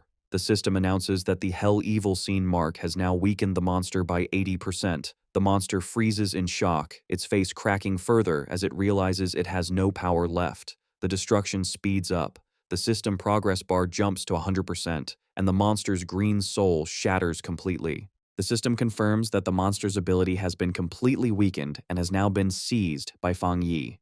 Fang Yi opens his eyes, which have changed from red to a glowing, mystical purple. The system declares the outcome. The old king falls. The new king ascends. Fang Yi stands victoriously on a high cliff, surrounded by a swirling aura of purple energy, the power of the death attribute he has just claimed. Behind him, the dark clouds part, and golden sunlight shines down on the new king. From the swirling purple energy in the sky, Fang Yi slowly comes down. His body is bathed in a divine light as the dark clouds begin to part, signaling the end of the disaster. On the ground, the survivors watch in complete disbelief. Su Jingying supports the injured Chen Ruo, while Gu Yuro adjusts her glasses, shaking with shock. She can't understand how the Sealer not only survived the Anomaly King's inevitable death rule, but also seemed to summon spirits from hell to swallow the monster. Elder Wu looks up with a mix of awe and a serious realization, thinking that Fang Yi's power might be even greater than they imagined. Fang Yi has done the impossible. He couldn't escape the death rule, so he broke it and seized the power to control life and death itself. Gu Yuro asks Elder Wu if humans are really capable of wielding such power. As she looks at Fang Yi, she sees the ghostly, skeletal face of the Death King over his own. She panics, wondering if the Anomaly King has awakened inside him. However, Jiaolin steps in with a confident smile, telling Gu Yuru to look closer at the battlefield. Across the empty land, a miracle is happening. The shadowy spirits Fang Yi summoned are not attacking. Instead, the people who were thought to be dead are sitting up, unharmed. The death power is being used to save them. Among the rubble, the villagers find Chen Xing, who looks beaten but is alive. As she wakes up, she is confused and groggily asks if she wasn't already dead, confirming she has been brought back. The villagers of Yue City look up at the floating figure of Fang Yi. Some in the crowd see the dark aura and call him a death god, while others argue that he is the sealer who saved them. Suddenly, the little girl who was saved earlier interrupts, shouting that the name the sealer sounds ugly. With a bright smile, she remembers the golden flames that protected her. To her, he is their god who defeated the evil. High in the night sky, Fang Yi decides it's time to end the conflict for good. He raises his hand and summons a massive jagged scythe made of dark purple energy. With a cold and serious look, one eye glowing red, he declares that everything must end now. He swings the huge energy weapon down, creating a massive slash of purple light. On the ground, the Yue City pioneers, including Chen Feng, look up in complete shock at the amazing display of power. Fang Yi's attack tears through the dark energy barrier that surrounded the city. The strike hits the swarm of red, ghostly spirits in the air, shredding and absorbing them with terrifying force. Amidst a chaotic storm of red and black energy, Fang Yi commands the spirits to return where they belong. He then shifts his energy, using his Yang attribute to perform a mass purification. He extends his hand, releasing a blinding wave of golden light to wash away the remaining death energy. The survivors watch in awe as the bright light breaks through the darkness, lighting up the night like a second sun. As the technique finishes, Fang Yi is relieved the battle is finally over. Nearby, Chen Ruo collapses into tears, hugging Chen Feng, overjoyed that they survived. Feng Yi knows that fighting the King of Death used a huge amount of his spiritual power, and he worries about what unknown side effects the death brand he absorbed might have. Fang Yi slowly comes down from the sky, landing softly among the ruins. Suddenly, Fang Yi is caught off guard as Lin Yi rushes in and tackles him with a fierce hug, screaming for her brother in relief, leaving Fang Yi confused. He gently comforts his cousin, patting her on the head. She exclaims that she was terrified he had died, but Fang Yi just smiles and assures her that everything turned out fine. Suddenly, Fang Yi's sharp eye notices something nearby. He turns to find Su Qingying standing there with a bright smile, thanking him. Fang Yi looks a bit confused. Su Qingying looks past him towards the survivors, where the Yue City captain, Chen Ruo, is sitting on the ground, crying with relief as she hugs her teammate. Fang Yi watches them with a warm smile, asking if Chen Ruo's sister is still alive. He thinks that amidst all this bad luck, saving her is a rare good thing. Meanwhile, the mood among the leaders is much heavier. Elder Wu receives the final damage report. The scene is grim, with rows of body bags and coffins lined up. The report says that nearly half of Yue City's population was lost, mostly ordinary people. It also says that out of 1,500 pioneers who came to help, 50 are dead, 30 are missing, and over 1,000 are injured. Elder Wu looks down with a serious expression, talking about the need for reconstruction and making sure the victims' families are compensated. Gu Yuro stands behind him, adding that Shen City will also help the ruined city. Jiaolan looks down, feeling guilty and frustrated. She asks her teacher if they can finally make the spiritual energy recovery public, saying she feels useless because they couldn't save everyone while keeping secrets. Elder Wu looks at her kindly but firmly, explaining that such a big decision is not up to them. He says that ordinary people are not as weak as she thinks, and that many have already figured out the truth and are preparing for the future. He places a reassuring hand on her shoulder, telling her she doesn't need to carry the weight of the world. Gu Yuru smiles, saying she originally came to meet the Sealer, but sees her help is no longer needed. The leaders watch as Fang Yi is surrounded by a crowd of cheering pioneers. They realize this battle has made him a central figure for the nation. The crowd chants his name, calling him their god and thanking him for saving them. Meanwhile, the battle's impact is felt globally. Elder Wu knows that publicly revealing that Xia Nation's pioneer, the Sealer, defeated the Anomaly King is a powerful warning to other countries. Spies from various nations scramble for information, frustrated that they still know nothing about his true abilities. Elder Wu understands that once the details of the Yue City incident are out, the world will believe Xia Nation has figured out the king's rule through Fang Yi, something no other nation has done. Because of this fear, other nations will not dare to act against Xia Nation. Fang Yi's victory has secured a huge strategic advantage for his country. Elder Wu addresses his team, ordering them to return and study all the data from the scene immediately. He gives a powerful speech, reminding them that the road ahead is long and they can't rely on the Sealer to solve every problem. Jiaolan and Guyuru smile, agreeing with their teacher. Guyuru says that retirement is impossible for them and that their Shen City team will be the ones to solve whatever comes next. Later, at his villa in Taitai City, Fang Yi is relaxing in a large bathtub, scrolling through his phone.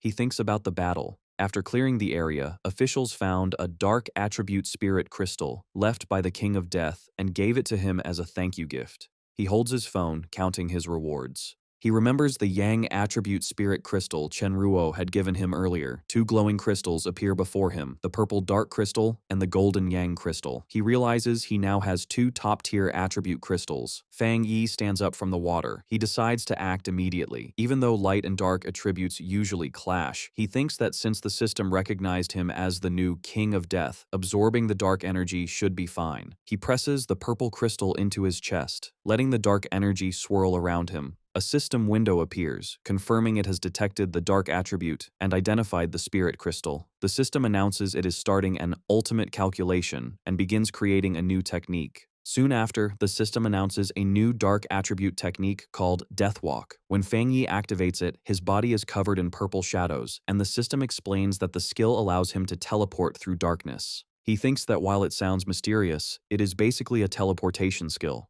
To test it, he vanishes from his second-floor balcony and reappears on the floor below.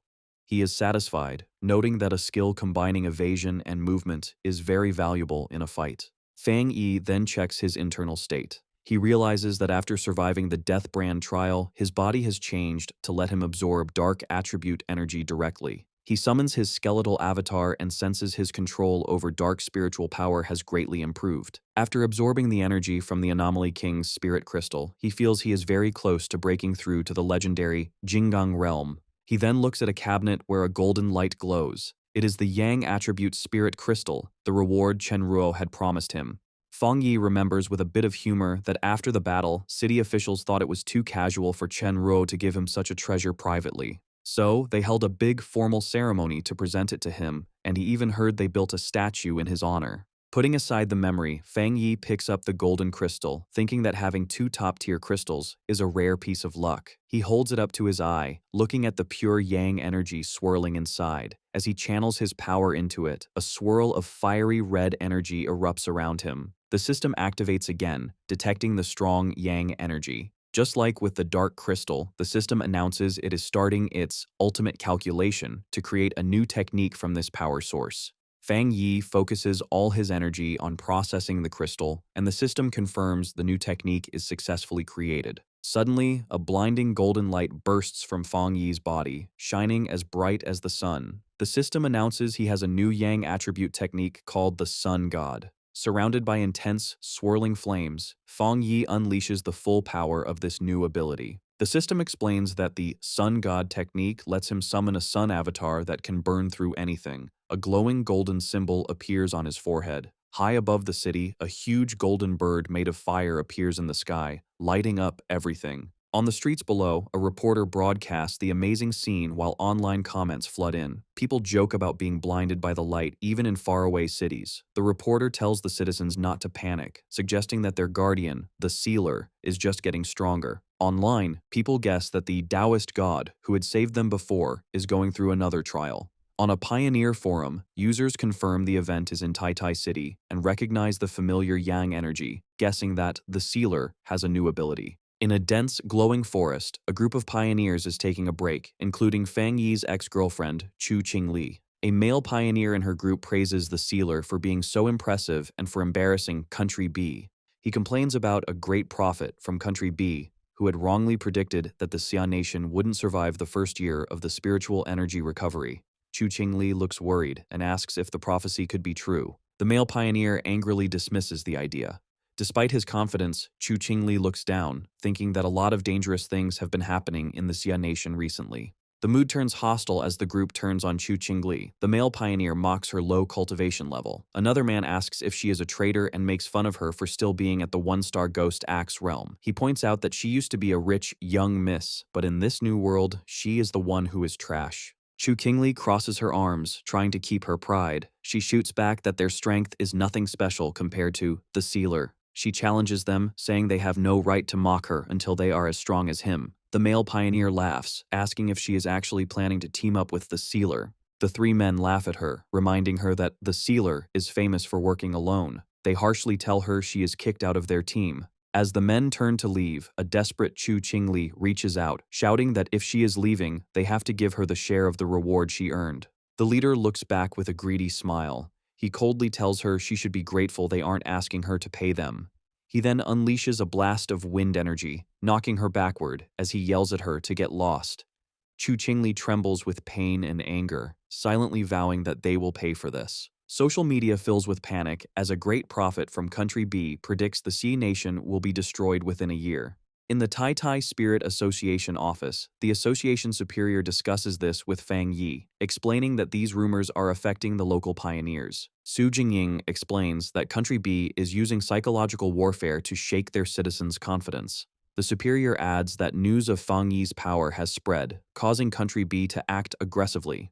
It is even rumored they had manipulated events to cause a near disaster in another city. The superior admits the disaster was strange because all signs pointed to it happening in Country B, yet it almost destroyed their own elite forces instead. To fight the panic, the association decides Fang Yi has to make a public statement. He stands at a computer and, with a single keystroke, sends his message.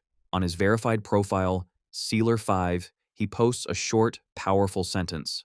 "The apocalypse won't catch up to my speed of breaking through." The internet explodes. A flood of comments appears, with survivors confirming they saw Fang Yi destroy the Death King. People begin to mock Country B's prophecy. Fang Yi believes the simplest way to shut them up is to state the undeniable fact of his strength. Across the nation, pioneers look at their screens in shock, realizing Fang Yi is breaking through again. They cheer for the god of Great Xia, knowing the hell the prophet predicted has come to their city, but Fang Yi is there to stop it. Meanwhile, at the headquarters of the enemy, the Country B information post, the atmosphere is chaotic. Staff members are frantically working, complaining about the Sealer and his terrifying power. They still haven't managed to get his personal data. The Country B Pioneer Network data expert explodes in anger, shouting at his team for failing to find this one person and threatening to fire them all. Back at the Tai Tai Spirit Association, things have calmed down. Fang Yi tells the superior his statement should keep things quiet.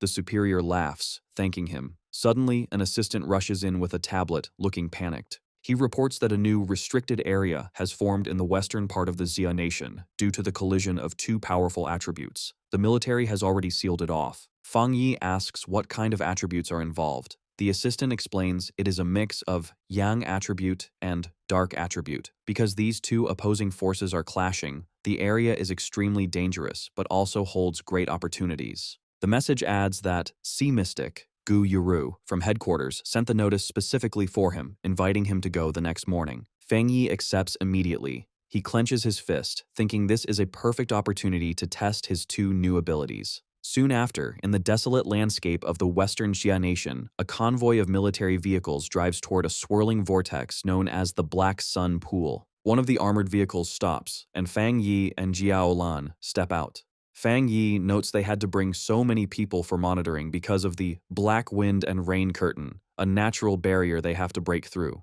He stands calmly before the storm, observing the magnificent and chaotic clash between the yang and dark attributes inside. Beside him, the team asks if he is ready.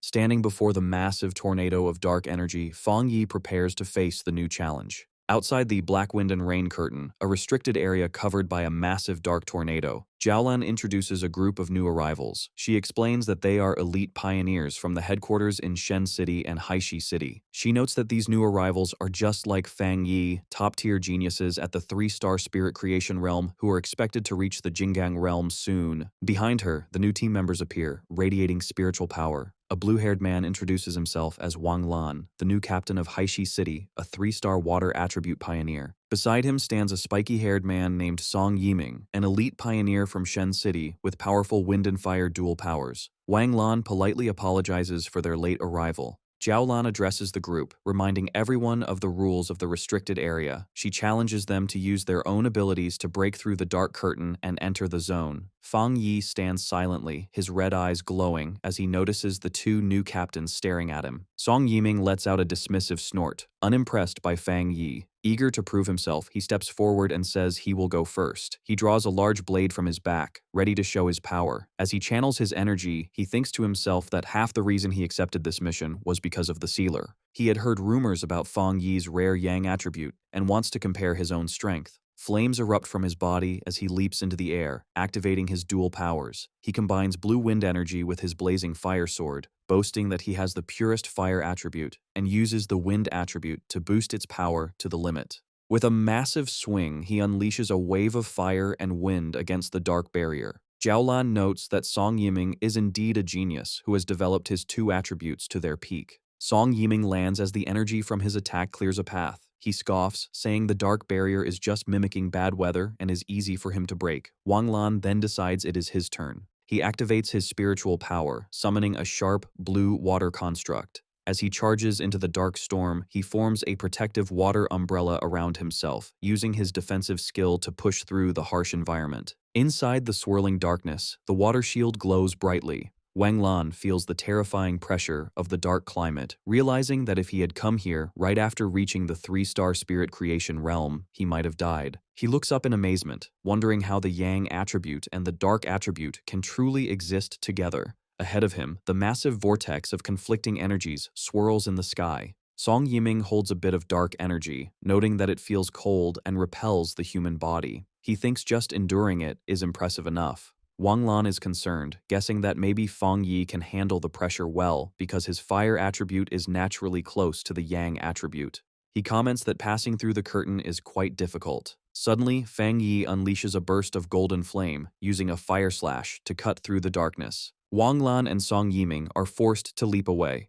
Wang Lan watches the golden figure streak past, trembling as he recognizes the pure yang attribute. Fang Yi tears through the final layer of the barrier, creating a massive opening of light. He stands casually with Jiaolan and greets the others, saying they have waited a long time. His presence is overwhelming. Song Yiming and Wang Lan stare at him in complete shock, stunned that the sealer moves through the deadly barrier so easily. Wang Lan asks how Fang Yi manages to keep the black wind and rain curtains split open. Fang Yi holds a ball of golden energy and calmly explains that it is simple. He says that as long as one uses a yang attribute that is stronger than the surrounding dark attribute, the darkness can be suppressed. He admits it uses a lot of spiritual power, but can be maintained with enough reserves. Meanwhile, Song Yiming is annoyed that Fang Yi calls such a feat simple. Wang Lan wonders if Fang Yi is really in the same realm as them. Jiaolan smiles and tells him he will get used to it, as every genius pioneer is shocked when they see Fang Yi's abilities. Fang Yi simply smiles, unbothered by their shock. Suddenly, the system alerts him that a source of pollution and an A-level dark anomaly have appeared. The ground begins to shake violently. Song Yiming looks eager. He says if it is just an A-level anomaly with a dark attribute, he wants to try fighting it. With Fang Yi in the lead, the group rushes toward the source of the disturbance. Ahead of them, 3 mysterious figures walk out from a cave. Fang Yi narrows his eyes and instantly recognizes that these people are from Country B. Jiaolan and Song Yiming are shocked to see others there. Jiaolan realizes these strangers have destroyed the anomaly. She shouts that there are no other authorized pioneers for today and concludes they must be stowaways. Jiaolan demands to know who they are.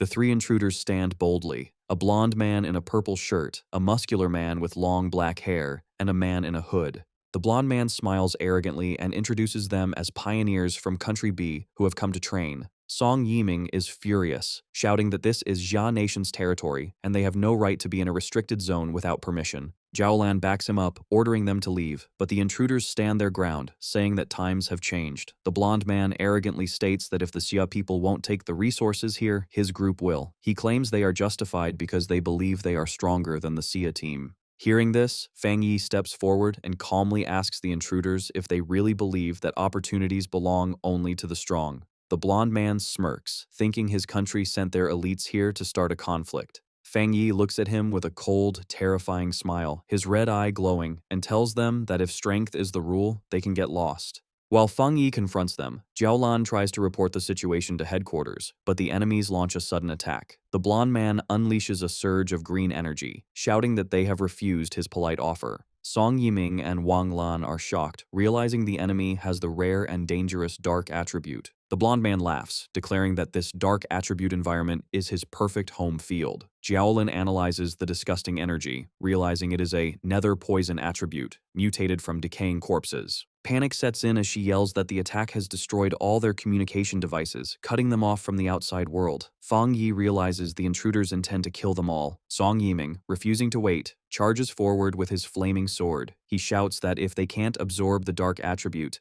they should just destroy it. Wang Lan tries to stop him, but he ignores the warning. Song Yiming unleashes a massive fireball at the enemy. However, the attack doesn't work as he expects. The green nether poison energy absorbs the fire, causing the fireball to explode violently and send a shockwave back towards Song Yiming. He stands his ground, shocked that his attack has failed. The explosion triggers a massive counterattack. A wave of green energy rushes toward the Zia team. Jiaolan shouts a warning as the deadly mist approaches. The green energy completely surrounds them. Wang Lan reacts just in time, creating a large blue water barrier to shield the group.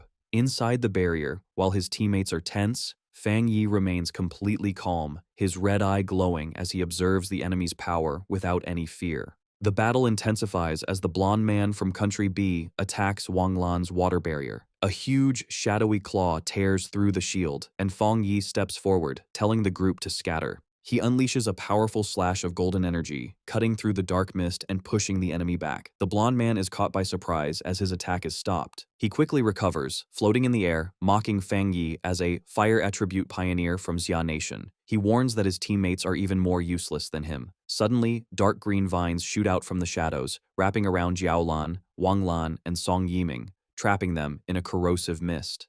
Jiaolan shouts a warning to Fang Yi, telling him this enemy has hidden his true strength and is at least at the second level of the Jinggang realm. Seeing the Ji team trapped, the blonde man laughs maniacally. Meanwhile, outside the restricted zone, the military watches helplessly as the massive black wind and rain curtain closes again, sealing the team inside. Jiaolan's subordinate anxiously watches a recording of the blonde man on a laptop, noting grimly that the rumors were true. Someone from Country B has mastered the dark attribute. He analyzes the video, concluding that while the enemy hasn't fully mastered the pure dark attribute, he has a deadly sub-attribute that causes wounds that cannot heal. The blonde man gloats that Fang Yi's partners are poisoned and will soon rot to death, their spiritual power becoming his food. He demands that Fang Yi return with him to the great Country B and become a part of him. Trapped, Jiaolan screams at Fang Yi to fight back. Suddenly, golden flames burst from Fang Yi's body, pushing back the darkness. He mocks the enemy, asking if he hasn't realized something important about their power matchup. Fang Yi activates his bonfire domain, creating a huge sphere of golden light that pushes back the nether poison.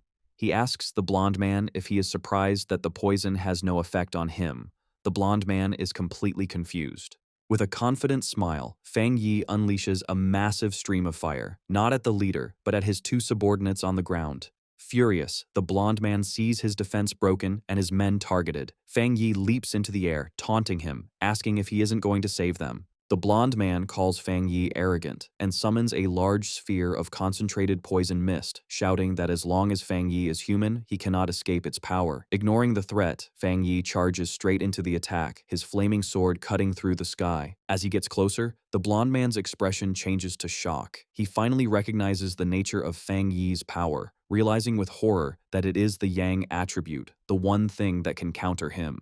Fang Yi raises his flaming sword high, announcing his attack, Skyfire Slash. With a powerful swing, Fang Yi slices through the enemy's defense and body, cutting the blonde man in half. Filled with disbelief, the blonde man can't understand how a human could master a power so close to that of an anomaly king. His body falls apart, leaving him confused and defeated. Song Yiming and Wang Lan watch in absolute shock. The blonde man coughs up blood, but refuses to die. Using the area's dense dark energy, green vines pull his two halves back together. He shouts that because the dark attribute is so rich, Fang Yi can't kill him. Fang Yi floats in the air with a bored look, thinking to himself that the nether poison attribute is too weak and its ability to heal is terribly low. He decides that this opponent doesn't even require his ultimate move. Suddenly, the blonde man looks at his hands in confusion, realizing his regeneration has stopped. He screams, asking why he isn't healing anymore. Fang Yi snaps his fingers. The energy he had planted behind the enemy explodes violently in a burst of golden light, destroying him completely. He lands softly, walking away from the charred remains with a cool attitude. He reaches his hand out toward Wang Lan and Song Yiming, and crackling blue lightning surrounds them, targeting the green poison spots on their bodies. Feng Yi explains he is removing the dark attribute, leaving the two pioneers amazed. He then taps Jiaolan on the shoulder, purifying her as well. She expresses her shock that he killed a Jinggang realm pioneer so easily. Feng Yi analyzes the fight, thinking the blonde man did not reach the Jinggang realm through normal means because his spiritual power felt impure. He also finds it suspicious that the enemies seemed unaware of his existence. Jiaolan admits she is also confused, but recalls an internal rumor that years ago, Elder Wu blocked a strange disaster that was supposed to hit Country B with his own body. They consider the theory that the rivalry between the two nations has always been strong, and Elder Wu likely became a target because of his heroism. The mood lightens as Song Yiming bursts into excitement, declaring that from now on he will hang a portrait of the sealer by his bed to motivate himself. Wang Lan asks his teammate with a straight face if he has been broken by the Yang attribute. Fang Yi turns away from the group, telling them that although he has removed the dark attribute, they are not in good enough condition to enter the core area of the restricted zone. He tells Jiaolan to take the others back or let them train in the outer area. As he speaks, he walks alone into the swirling wind and dust, leaving the team behind. With his eyes glowing gold, Fang Yi reveals his true intention: to see the true face of the core of this restricted area for himself. He stands alone before a massive, terrifying storm of blue lightning and dark energy. The sky cracks with power as he prepares to enter the dangerous core that no one else can reach. As Fang Yi walks into the storm of the restricted area, Jiaolan, Song Yiming, and Wang Lan watch. Stunned by his bravery, Song Yiming watches in disbelief. Wang Lan asks Jiaolan what their chances of success would have been alone. Jiaolan smiles bitterly, admitting she used to be the top candidate to succeed Elder Wu, but since the sealer arrived, she has accepted second place. Song Yiming and Wang Lan are shocked that their proud leader's personality has changed so much. Suddenly, the dark energy in the sky crackles violently. Song Yiming panics, shouting about what is happening. Sensing danger, Jiaolan screams at her teammates to dodge. A defensive barrier is raised just as a massive wave of dark energy erupts in a gigantic explosion. Despite their defense, Jiaolan, Song Yiming, and Wang Lan are sent flying. The explosion leaves huge trails on the ground. Battered and lying on the scorched earth, the three pioneers realize this destructive power is the true face of the restricted area's core. They look up in awe at the terrifying landscape, resembling a giant fiery eye matching the satellite images they had seen. Jiaolan points out that Feng Yi is ahead of them, floating in the center of the storm. Fang Yi hovers, his body a conduit between golden fire wings and jagged spikes of dark purple energy. He looks at a sphere of dark power in his hand, confused as he senses a strange reaction. He realizes that these two opposite attributes, yang and dark, are slowly merging into a new type of spiritual power.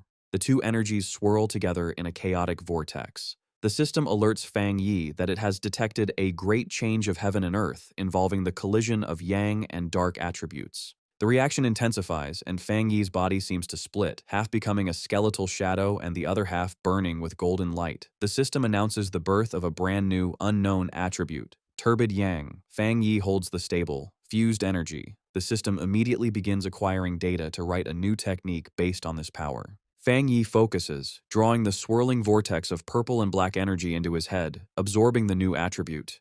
His eyes suddenly glow with a blinding white light. The system confirms he has a new technique, the Spirit Turbid Eye technique, a power that controls infinite changes, dealing with illusions and reality. The dark energy in the crater suddenly vanishes, sucked dry by the vortex. Song Yiming is dumbfounded, wondering if the dark attribute merged with the yang attribute to create a monster. Jiaolan notices something strange about the atmosphere. She asks if the others feel it. They realize that while this new spiritual power looks terrifying, the natural repulsion and fear usually caused by the dark attribute have disappeared. Wang Lan suggests they cultivate using this pure energy. Jiaolan agrees, and the three pioneers sit in meditation within protective spheres, eager to absorb even a small amount of this high-level energy. Meanwhile, outside the restricted zone, military observers are confused. The massive energy readings have stabilized, but the signals from Country B's intruders have vanished. The soldiers realize the sealer must have eliminated the enemies. Remembering rumors of Fang Yi's ruthlessness, they conclude the intruders got what they deserved. The soldiers rush to contact headquarters, relieved they saved video evidence of Country B's actions. They plan to use it as a bargaining chip in the coming diplomatic conflict. Far away, at the highest military intelligence office of Country B, a group of men in black suits stands nervously. A blond man with a mustache slams his fist down, demanding to know what happened to their strongest pioneer. He yells at his subordinates, asking how their agent could simply disappear. A man with long, wavy gray hair calmly suggests their missing agents are likely dead. With a dark expression, he admits their team suffered heavy losses and was outsmarted by the Xia Nation. The leader of Country B slams his fists on the table, screaming in disbelief about how their strongest could lose so inexplicably to the Xia Nation. He threatens the gray-haired man, demanding he get back all the benefits from Xia Nation, warning that if they fail, he will withdraw all funding for their organization. The gray-haired man stares back with a terrifyingly sharp look. He assures the leader they will avenge this grudge and make Xia Nation pay with interest. Suddenly, a burst of green spiritual energy erupts from his body, terrifying the guards. He stands and coldly warns the leader that although he is a proud citizen of Country B, he is not a dog like the leader's bodyguards. He states he hates being threatened and hopes the leader remembers that. The leader and his guards stand frozen in fear and anger as the powerful pioneer walks away. As the gray-haired man leaves, the leader yells after him, shouting that he will call the Xia Nation's leaders immediately and demanding the pioneers teach them a lesson. Walking down a dark hallway, the gray-haired man asks his subordinates for the results of their investigation. 3 figures in dark cloaks follow him. One reports they cannot enter the Xia Nation's restricted zone and have failed to locate the second young master. The subordinate explains the tracking instrument inside the target's body was likely destroyed, though they can't rule out interference from the massive energy fluctuations. Hearing this, the gray-haired man's face twists with hatred. He realizes his loss is real and vows that Xia Nation will pay. Meanwhile, Fang Yi floats in the center of the restricted area's core. The system provides details on his new ability, the Spirit Turbid Eye Technique, a powerful illusion art capable of dragging any creature into a realm of despair. It notes the scariest part is that Fang Yi doesn't even need to move to trap enemies in hallucinations until they die. Fang Yi lands thinking such a power seems almost too convenient. However, the moment his feet touch the ground, a sharp pain shoots through his body, causing him to freeze as his energy fluctuates wildly. He drops to one knee, coughing violently as his body struggles to contain the power. Wiping blood from his lip, Fang Yi remarks on how tyrannical the dark power is. Dark purple energy surges around him, and he realizes that even though he created a new attribute, the energy is still fighting back with a severe backlash. Despite the pain, a twisted, excited smile appears on Fang Yi's face. He finds the situation interesting, admitting it has been a long time since he faced such a difficult challenge. Inside a meeting room of the Country B Pioneer League, members discuss their recent failure. One finds it hard to believe their ultimate weapon was crushed by the Xia Nation. Another wonders if the failure was due to side effects. Suddenly, the gray-haired pioneer leader strides in with a terrifying presence. Without hesitating, the leader unleashes his power. Dark, ghostly shadows attack the members as he sarcastically comments that they seem to have unique insights. He orders a terrified subordinate to serve as bait for their next experiment. The subordinate begs for mercy, but the leader ignores his pleas, declaring that the previous leader was a straw bag. He vows to personally give the Xia Nation a display of power. Inside the Blue Star United Supreme Council Hall, the atmosphere is tense. A representative angrily declares that the Xia Nation has gone too far. The envoy from the E-Federation formally condemns the Xia Nation for killing important pioneers from another country, arguing that in the face of global disaster, countries should not be killing each other's forces. Suddenly, loud laughter echoes as someone shouts, "Killed well," shocking the representatives. Elder Wu, the Xia Nation's commander, walks in wearing full combat armor. He looks at the representatives with a mocking expression and orders his men to change their drinks to chrysanthemum tea, suggesting they need to lower their internal fire and calm down. The gray-haired pioneer leader is surprised to see Elder Wu but quickly dismisses the pleasantries, demanding an explanation for his country's powerful pioneer falling within Xia's borders. He looks at Elder Wu with suspicion, wondering how he recovered. Elder Wu flares his golden aura and scoffs, asking if the leader thinks he is worthy of demanding an explanation. He accuses the Country B pioneers of striking first, playing the victim while being the aggressors. The gray-haired leader asks for proof of the accusations, though fear gnaws at him. If Elder Wu has truly returned to his peak, then all their plans are already in danger. Elder Wu calmly raises a remote and says that if proof is what he wants, then proof is exactly what he will give him. On the screen behind him, a video shows the blonde leader and his team, proving that Country B's pioneers illegally crossed the border to steal resources. Elder Wu narrates that the intruders destroyed their own recording equipment but were killed in self-defense by Zia's pioneers. He declares that the arrogant intruders deserved to die. The audience is shocked by the clear evidence of Country B's treachery. Elder Wu stares down the gray-haired leader, quoting that those who commit injustice will destroy themselves. He warns that if any other nation tries to steal Sia's resources, they will face the same consequence. Enraged, the gray-haired leader secretly gathers green energy in his hand, preparing a sneak attack. He hurls 3 blades of green spiritual energy directly at Elder Wu. However, Elder Wu easily reflects the attack with a golden barrier, repelling the energy back at its source. The reflected force slams into the gray-haired leader, sending him flying backward. Elder Wu laughs heartily, mocking the attack as an insignificant trick. The gray-haired leader crashes onto the stairs, and his subordinates rush to his side in panic. Elder Wu watches with a satisfied expression, thinking about Feng Yi and how many more miracles the sealer can create for the Xia nation. Back at the restricted area, a massive vortex of dark energy swirls. Jiaolan, Wang Lan, and Song Yiming stand at the edge, watching. Jiaolan looks deeply concerned, fearing that the sealer might be in trouble.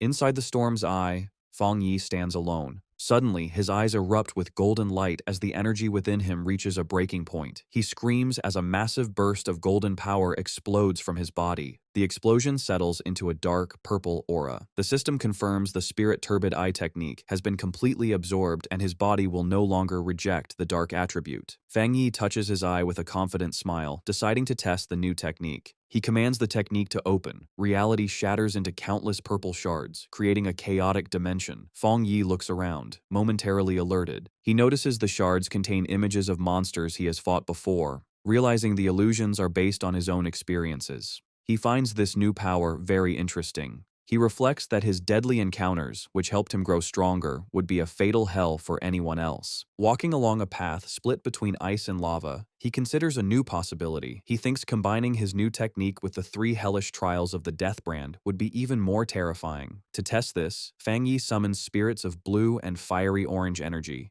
The conflicting energies swirl violently, creating a vortex.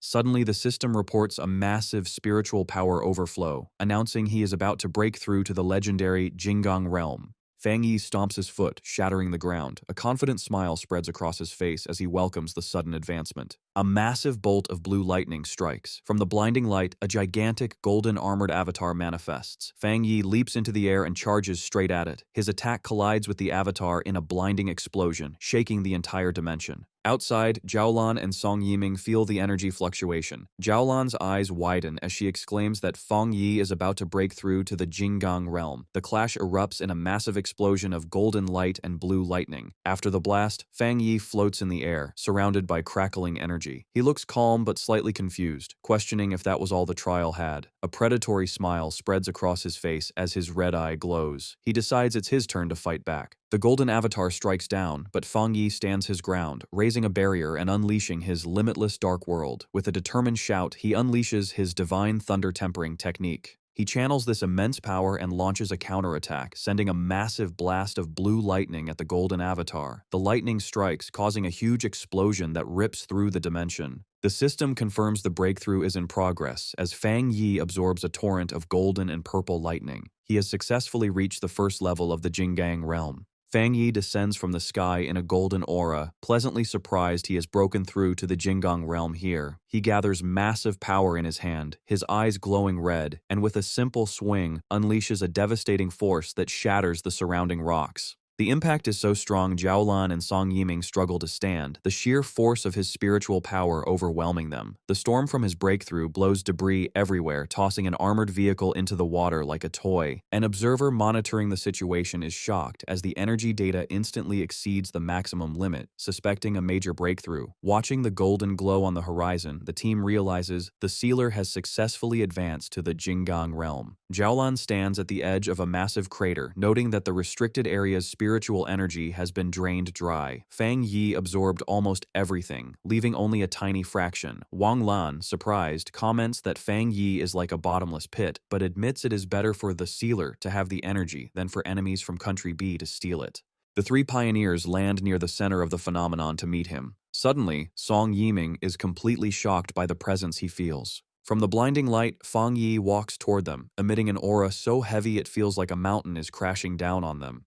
Despite the pressure, Wang Lan cheerfully takes a photo with his phone, deciding to use it as a wallpaper to bless his own breakthrough. Song Yiming sweats nervously, wondering how powerful Fang Yi has become. Our guy emerges from the golden light looking calm. He greets the group casually, as if he didn't just cause a massive energy storm. Jiaolan looks at him with deep admiration, thinking if he was once a sharp sword, he has now become a divine sword shining with immense power. The group marvels at the situation, reflecting on how difficult it is for a pioneer to cross the half-step gap to the Jinggang realm, yet Fang Yi grew so powerful in such a short time. Jiaolan smiles, thinking Fang Yi has given her a huge surprise and is a true blessing for the Xia nation. Looking at his back, she envisions a future where he shines brightly, believing he will soon stand shoulder to shoulder with her teacher, Elder Wu, or perhaps even surpass him. Meanwhile, news of the event explodes online. Reports confirm the sealer has broken through again in the Xia nation's western region. Comments flood in as people realize the S-level restricted area was sucked dry by him. Citizens celebrate their country gaining another Jinggang realm expert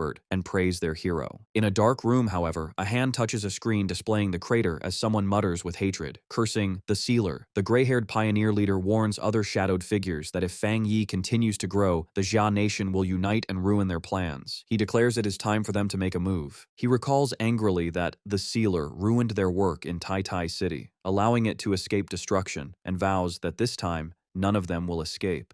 A woman with long nails steps forward, revealing 2 photos of Fang Yi. She explains her followers hacked into the Pioneer mobile database and found these pictures to uncover his true identity. The gray-haired pioneer leader holds the tablet with a wicked grin, telling her he doesn't care what methods they use as long as they succeed. He expresses pleasure at their cooperation, looking forward to revealing the sealer's true face. At 3:00 a.m. in a city, a massive red beam of light shoots down, striking a high-rise building. On the rooftop, Jiang Lu finishes his cultivation, surrounded by a swirling red fire aura, satisfied with his hard work. He laughs triumphantly, celebrating his advancement to the 2-star spirit creation realm. Feeling confident, Zhang Lu poses for a selfie, eager to check how people online are worshipping the phenomenon he caused. However, his attention is caught by a specific notification. He reads a news report about the sealer breaking through a restricted area and the stir it caused online. Zhang Lu blushes with amazement, realizing Fang Yi has improved yet again. Inspired, he punches the air with determination, thinking that if a genius like the sealer is working so hard, he cannot be satisfied with a small breakthrough. Looking at an image of Fang Yi, he feels strong enough to follow in his footsteps.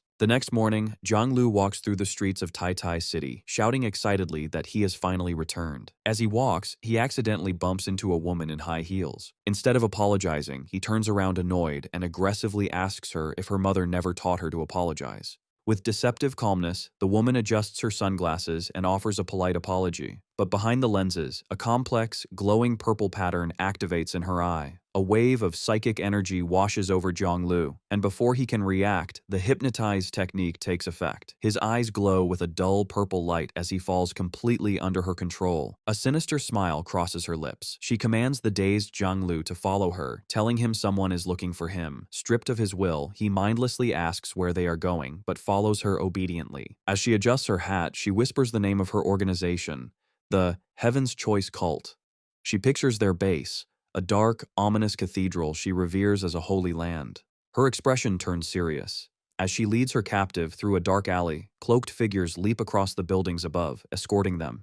She reinforces her mission, to infiltrate Tai Tai City, and not to disappoint the leader she calls Father. The woman vows to make Fang Yi's home base their new territory, declaring that the Heaven's Choice cult will soon shine over the entire nation. Zhang Lu wakes up in a dark, terrifying place identified as the Repentance Room of the Heavenly Chosen Church's headquarters in Tai Tai City. He screams in agony as he is tortured, shouting that he doesn't know the person they are asking about, He realizes he can't control his own mouth and remembers being hypnotized, understanding he has been brainwashed. These cruel people are trying to force information out of him about his future master, Fang Yi. He finds strange comfort in the fact that he genuinely knows nothing. In a grand hall, a subordinate reports to a woman dressed as a nun, asking if the prisoner has spoken. The woman prays and explains that although she forced him to speak, he seems too ignorant to be useful. The subordinate worries, questioning if Jiang Lu is even qualified to be bait. He expresses concern that the sealer might not come to save such a person. The woman declares she will increase the torture, determined to complete Father's mission. At the Tai Tai Spirit Association office, Fang Yi and Su Qingying sit across from two strangers.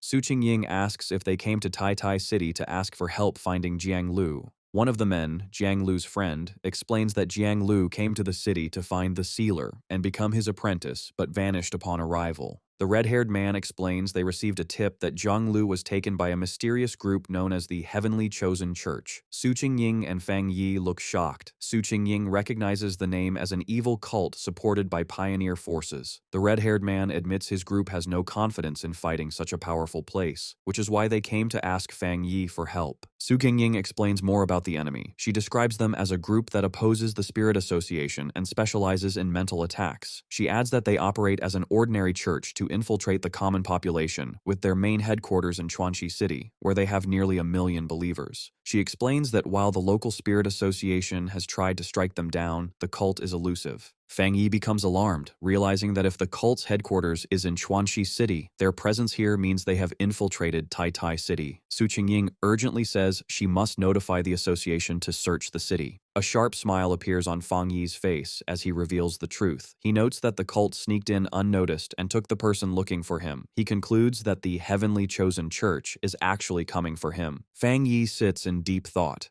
He reasons that since this elusive organization traveled thousands of miles to target him, it would be difficult to find clues if they intentionally stayed hidden. His expression turns serious. He suspects the idea of them infiltrating Tai Tai City is misleading. Su Jingying and the red-haired man look at him in surprise. Fang Yi asks for confirmation that Chuanxi City is currently the place in the Jia Nation with the fewest spiritual anomalies. Su Qingying confirms it, explaining that it is a popular place for the elderly to retire, and many people there don't even realize the world has changed. Fang Yi analyzes the enemy's strategy, theorizing that the cult intends to create scattered weak points in Tai Tai City to slowly take over. He realizes his presence is the biggest obstacle. Suddenly, he stands up and deduces that the missing Jiang Lu has likely been moved to the cult's headquarters in Chuanxi City. Instead of waiting, he decides to take the initiative and orders Jiang Lu's friend to book the earliest tickets to Chuanxi City to confront them directly. The two men eagerly agree to follow Lord Sealer. Fang Yi then tells Su Qingying to inform her superiors and run anti-cult propaganda to keep the city safe while he is gone. She cheerfully agrees. As he prepares to leave, Fang Yi thinks that this cult must be destroyed quickly. He admits he is surprised he didn't know such a powerful group existed there, and suddenly remembers that his aunt is currently retiring in that very city. Meanwhile, at the Heavenly Chosen Church headquarters in Chuanxi City, a subordinate approaches the leader, reporting that the sealer and his companions are flying to the city. The leader, in white religious robes, smiles sinisterly. She is surprised the useless bait worked, and that Fang Yi is coming to her territory. She clenches her fist, crushing the energy within it, and decides they must provide a proper welcome. Summoning a glowing white clock, she looks at it with a wicked grin, wondering if she can turn such a powerful heretic into a tool for her church. She remarks that heretics are stubborn. The subordinate assures the leader that she does not need to worry.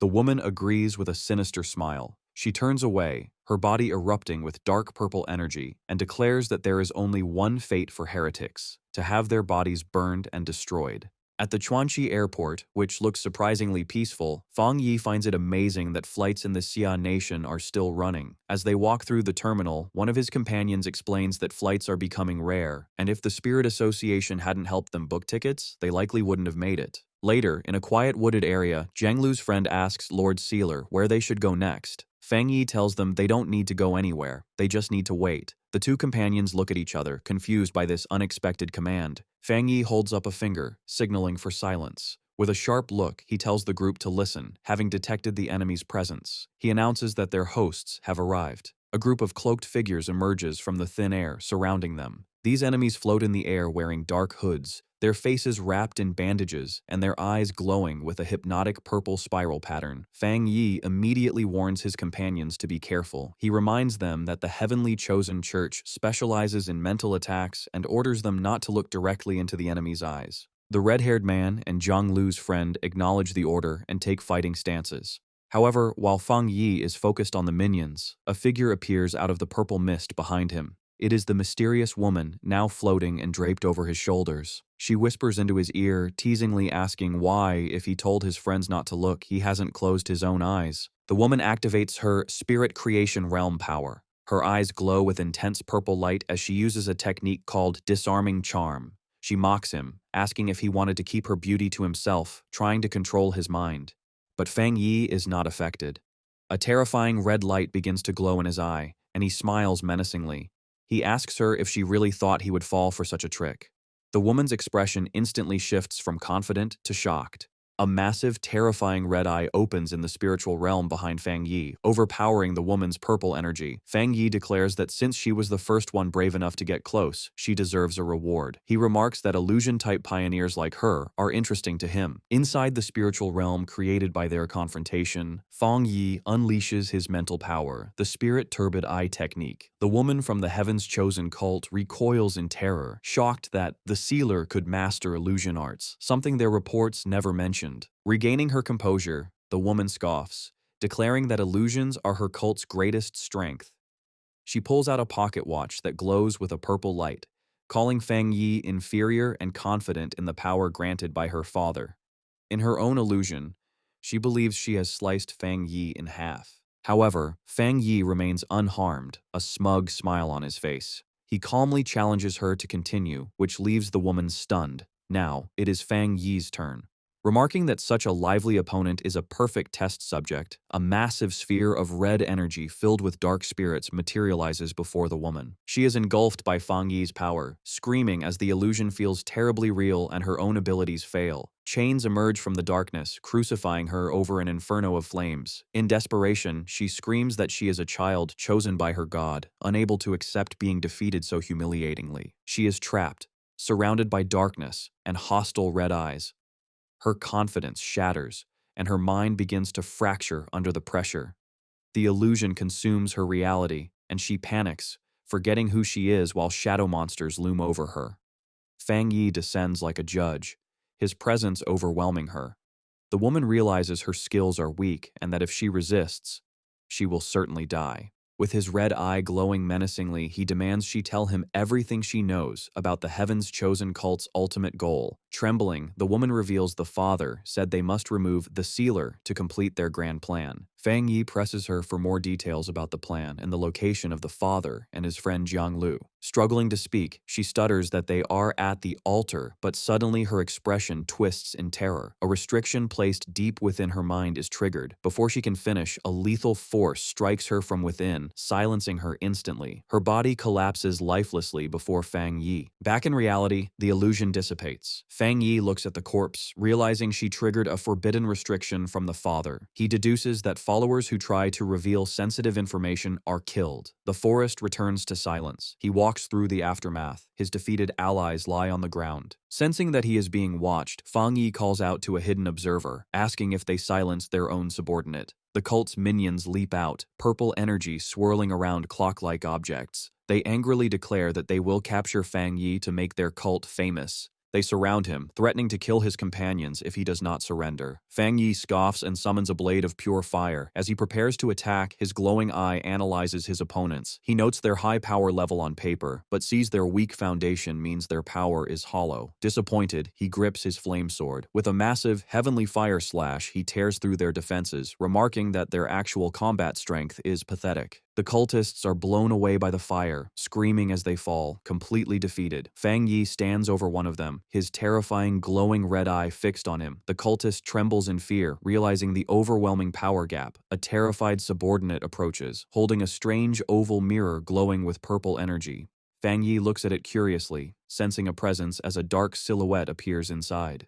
The voice from the mirror addresses the sealer, claiming there has been a misunderstanding. The voice asserts the heavenly chosen cult exists to save humanity, boasting they have solved 3 spiritual anomalies in Chuanxi City. The leader declares that compared to their holy work, the Spirit Association is incompetent. Fang Yi mocks her propaganda, telling her not to believe her own lies. He calmly dismantles their argument, pointing out that Chuanxi City is a secure area with no record of beast disasters, meaning the anomalies they fixed never existed. Fang Yi exposes their scheme, deducing the cult creates fake problems to attract believers and gather wealth for their own cultivation, dismissing their methods as despicable.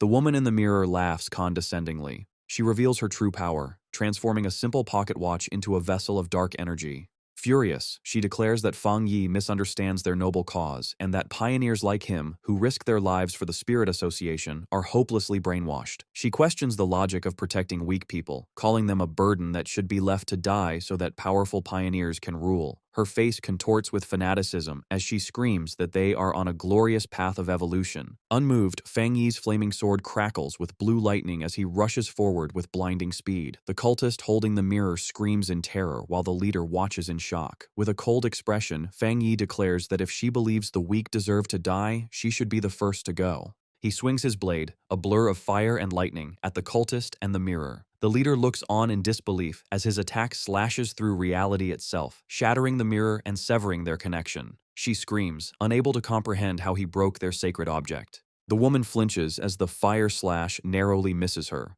Shocked, she realizes it was a powerful illusion, not a physical attack. She thinks that she was nearly trapped in Fang Yi's illusion and is fortunate her real body wasn't present. In her mind, the cult leader experienced being decapitated by a giant, red-eyed Fang Yi who had pulled her into his mental realm. Despite the illusion, a real wound, a purple energy crack, appeared on her forehead, a testament to Fang Yi's strange power. Back in the forest, a cultist holds a mirror showing his leader's shocked face. The woman remarks that Fang Yi's methods are interesting. Regaining her composure, she smirks and tells him that he is very strong, asking if they should talk. Fang Yi notices the wound on her forehead isn't blood but seems contaminated by a dark attribute. He concluded his illusion wasn't strong enough to trap her remotely without her physical body present. He gave her an ultimatum.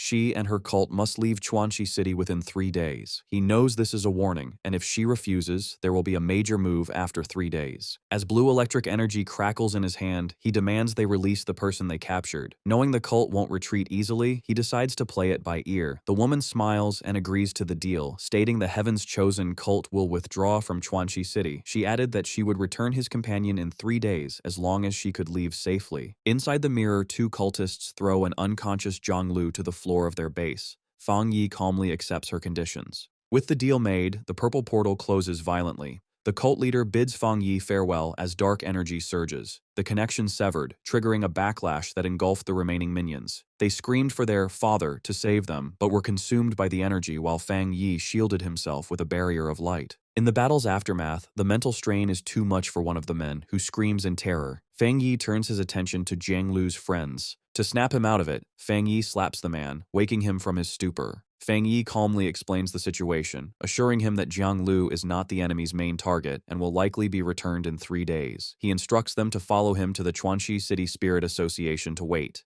With his hands in his pockets, Fang Yi prepares to leave. As the trio walks away, exhausted and shaken, Fang Yi checks his phone, deciding it is safer to wait until the ordeal is over before contacting his aunt who lives in the city. They arrive at the towering Chuanxi City Spirit Association building. In a conference room, Fang Yi meets with local officials. The branch leader, contacted by Su Qingying, offers their full cooperation. Fang Yi declines direct combat assistance, stating confidently he can handle the father alone. However, he gestures to Jiang Lu's friends, requesting the association look after them since they are independent pioneers. The branch leader happily agrees. Suddenly, the door bursts open and a staff member rushes in, shouting for his boss to look at the Pioneer Forum. The staff member approaches Fang Yi in a panic, desperately apologizing and begging the sealer not to take it to heart, explaining that people are stirring up negative emotions against him online. Fang Yi asks to see the phone. On the screen, he reads a flood of hateful posts claiming the sealer is unworthy of being the pioneer's leader, accusing him of killing innocents and being arrogant. One comment points out a strange detail. All the hate posts are from IP addresses within Chuanxi City. Inside the Spirit Association, the office is chaotic. The local superior is on the phone shouting orders to block all local IP addresses from posting.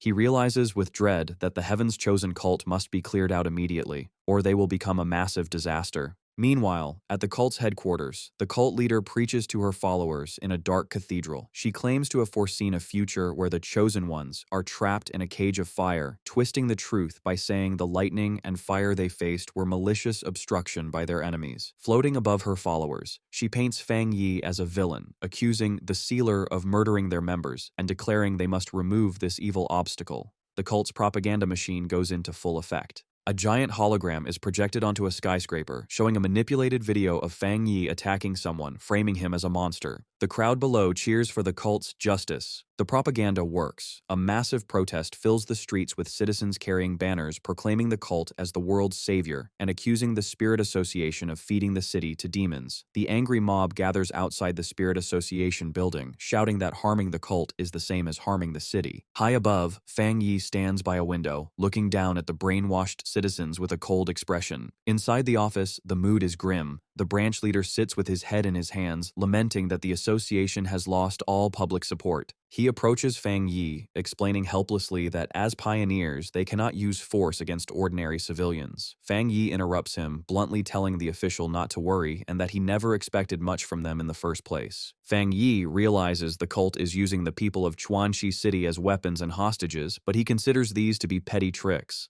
The Heavenly Chosen Church's leader grins from under her hood, taunting the sealer and asking if he likes her gift.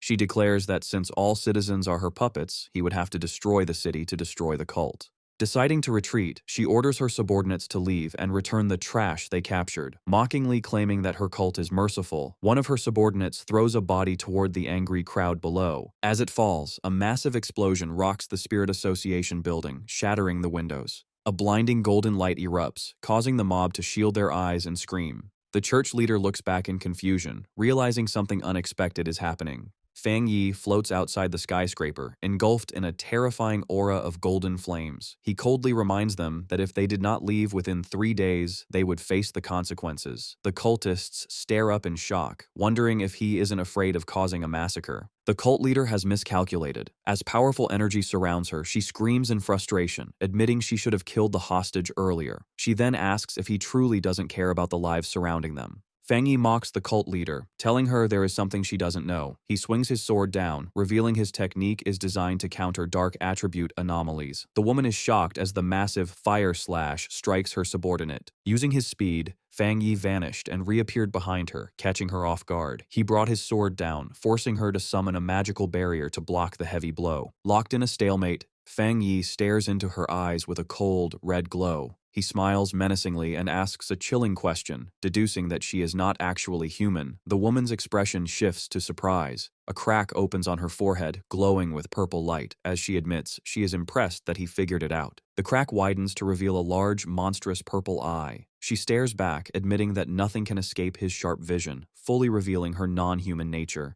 The monster admits it has been a long time since it faced a situation like this. The creature in the cult leader's body claws at its face, revealing a monstrous, multi-eyed form beneath the skin. Opposite this sight, Fang Yi stands motionless, his expression calm and fearless. The enemy then erupts into a massive, jagged form of purple shadows. A system notification alerts Fang Yi that dark intelligence has been detected. The system explains it is a self-aware sub-attribute called grafting. The entity has no physical form and survives by stealing and grafting itself onto different pioneers to grow stronger, showing how it possessed the Heavenly Chosen Church leader. A brief flashback shows the destruction of the Heavenly Chosen Church headquarters, where the building collapsed in flames.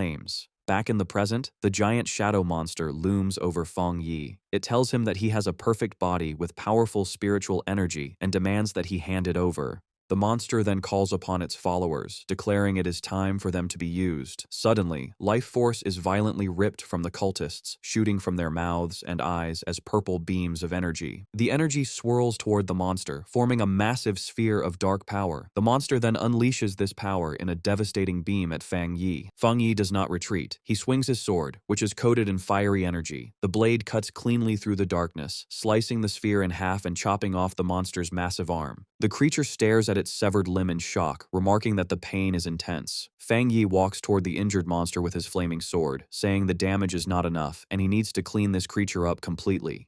He realizes this dark intelligence has a hidden trick, disguising itself as a human to build a faction. Fang Yi raises his hand, noting that killing this thing might be harder than the previous anomaly king. Suddenly, a massive claw of blue electrical energy descends from the sky. Watching from a nearby building, the branch leader and another pioneer are terrified, realizing the dark attribute has gained true intelligence and can graft onto pioneers. They decide they must warn headquarters. The giant lightning hand slams down and firmly grabs the shadow monster.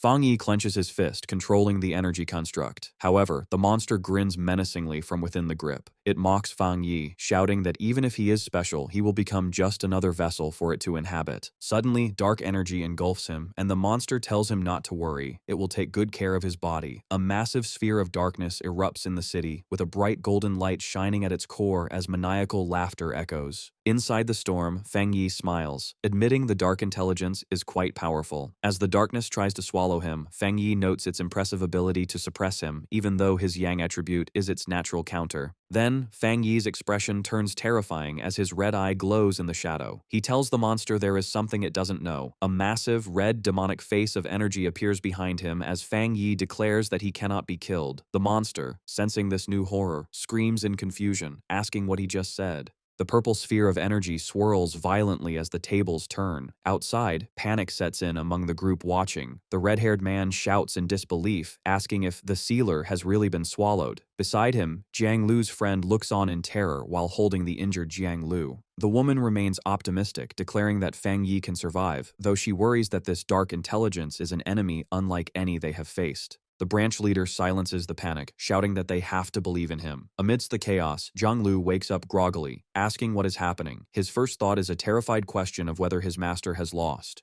However, inside the chaotic purple dimension, Fang Yi is alive and well, walking calmly through the storm. He looks around, realizing he is inside the dark intelligence's body. A system window appears, confirming his plan worked. The death count increases to 1, activating his death brand. Because he allowed himself to be devoured, the system triggers a debuff on the enemy, weakening the Dark Intelligence's abilities by 20%. Fang Yi examines his hand, puzzled. He notes that despite being in a spiritual space, he isn't a spirit body. His glowing red eye then catches sight of something below him. He finds himself surrounded by glowing blue, ghostly figures floating in the darkness. Fang Yi approaches one of them, recognizing the silhouette. He asks if she is the pioneer most recently grafted by the monster, the woman who led the heavenly chosen church. The blue spirit floats silently, her expression sorrowful. Suddenly, the female spirit and the other blue ghosts around her drop to their knees, bowing before Fang Yi. Fang Yi looks down, his red eyes narrowing as he understands what they are trying to communicate. He asks if they are begging him for release and freedom from this monster. Fang Yi concludes the pioneers are long dead. What stands before him are merely their imprisoned soul breaths, trapped by the monster. Fang Yi summons his sword, acknowledging the tragic reality that the trapped souls share a life force with the monster. He realizes that destroying the dark intelligence means destroying them too. He gathers his energy, deciding that burning them with his pure world divine fire is the greatest mercy he can offer. He swings the massive blade with all his might. The fire slash cuts cleanly through the darkness, bisecting the massive shadow entity. As the purification washes over the area, the spirit of the female pioneer fades away with a peaceful expression, finally freed. The dark intelligence screams in agony, but refuses to give up. It morphs into a spiked shadow, yelling that Fang Yi's resistance is useless and threatening to chop off his limbs. However, a system window confirms that contact with such a massive dark attribute has triggered the Hell Evil Scene mark. The system announces the monster's power is being rapidly drained, first weakening by 50%, then quickly jumping to an 80% reduction as the Hell Evil Scene swarms the enemy. The monster is reduced to a chaotic sphere of red eyes, unable to maintain its form. The system announces the weakening has reached a critical 99%, leaving the entity virtually powerless before Fang Yi's glowing gaze. Fang Yi reaches out, coldly commanding the monster to hand over its power. The dark intelligence looks on in pure shock and fear, realizing it is completely defeated. With a final command to break, a massive explosion of light tears through the darkness, shattering the dimension as the monster screams in despair. The dark dimension shatters, causing a massive, fiery explosion over the city. On the ground, the branch leader and Jiang Lu brace against the shockwave, wondering if Fang Yi destroyed the dark intelligence. Jiang Lu stares at the sky, shocked and amazed at the limit of human power Fang Yi is displaying. High above, Fang Yi summons a radiant sun that illuminates the sky, burning away the dark energy. With the evil purged, Fang Yi floats down calmly, his cape billowing. He looks pleased and summons a wisp of dark purple energy to inspect his new power. The system confirms the dark intelligence is destroyed, and Fang Yi's body shows no rejection to the dark attribute, while his illusion and domain techniques are strengthened. Unexpectedly, a large red spirit flower emerges from Fang Yi's clothes, wanting the dark energy. Fang Yi is surprised, noting the plant has evolved enough to communicate. Without hesitation, the red flower aggressively absorbs the dark purple energy from his hand. Resting in his palm, the flower thanks him, and Fang Yi observes that its voice sounds female. Bathed in a warm glow, Fang Yi looks fondly at the spirit flower, realizing it has been growing stronger in the shadows since he reached the Jinggang realm, especially after absorbing so much dark spiritual energy. Suddenly, the flower shrinks and hides inside Fang Yi's clothes to sleep. Fang Yi smirks, noting it seems much sleepier, and decides to study it later. The city is now bathed in the bright light of a clear morning. The branch leader, Jiang Lu, the red-haired man, and Jiang Lu's friend gather, smiling in relief. They celebrate that their city is saved, confirming with awe that the sealer annihilated the sentient dark attribute. Smiling brightly, Jiang Lu expresses his satisfaction at witnessing Fang Yi save the city, feeling he has no regrets. Without warning, a sinister purple aura swirls behind Jiang Lu. From the sky, a deadly beam of dark purple energy shoots down toward him. Just before it lands, a powerful blast of golden energy intercepts it, causing a massive explosion that leaves Jiang Lu stunned. Confused and shaken, Jiang Lu asks what just happened. Fang Yi then lands calmly on the street, his hand still wrapped in golden flames, revealing he was the one who blocked the ambush. The branch leader approaches Fang Yi with a huge smile, expressing his gratitude for the rescue. He continues to thank Fang Yi while Jiang Lu stands safely behind him. The concrete on the ground is severely cracked from the interception, showing the power of Fang Yi's attack. Staring at Fang Yi, Jiang Lu's eyes fill with awe, declaring the pioneer his greatest idol. The branch leader warmly shakes Fang Yi's hand to say goodbye, accompanied by Jiang Lu and his friends, all grateful the evil cult is gone. However, Fang Yi maintains a serious expression, warning them that destroying the cult is not enough, and they must remain vigilant. He explains that while their city seems peaceful, its location with abundant natural resources makes a future, large-scale spiritual mutation inevitable. Hearing this, the branch leader is left frozen in shock. He sweats nervously, trying to assure Fang Yi they are always prepared and patrol the restricted areas daily. However, the branch leader, Jiang Lu, and his friend are shocked when Fang Yi reveals a trace of the dark attribute almost grafted onto Jiang Lu's body. Without waiting for them to process this, Fang Yi turns. He calmly walks away, instructing the branch leader to take him to the city's restricted mountain area because he believes the spiritual mutation is approaching. As he walks, Fang Yi checks his phone seriously, deciding to postpone a visit to his aunt to deal with this threat. An official SUV speeds up a dirt road in a lush mountain forest. Inside, the branch leader drives and cheerfully asks Fang Yi if he wants to see pandas or eat hot pot after they finish. Sitting in the passenger seat with his eyes closed, Fang Yi politely declines, stating they need to focus on official business. He silently ponders the relaxed nature of the locals and wonders if the dense spiritual energy could cause pandas to mutate into terrifying beasts. Suddenly, a sharp flash of energy crosses Fang Yi's forehead as his senses activate, his eye glowing red. He looks out the window toward a distant, dark mountain peak, a confident smile spreading across his face as he confirms the location of the anomaly. Without hesitation, Fang Yi throws open the door of the moving SUV and jumps out, startling the branch leader while ordering him to lock down the mountain highway. Fang Yi leaps down the steep cliffside, his red eyes focused as he commands the branch leader not to follow. Left alone, the branch leader parks the car and stands at the cliff's edge, scratching his head in confusion, wondering what Fang Yi detected since he sensed nothing. Plunging into the shadowy forest, Fang Yi descends rapidly. As he falls, his eye glows red, and blue electricity sparks around his hand.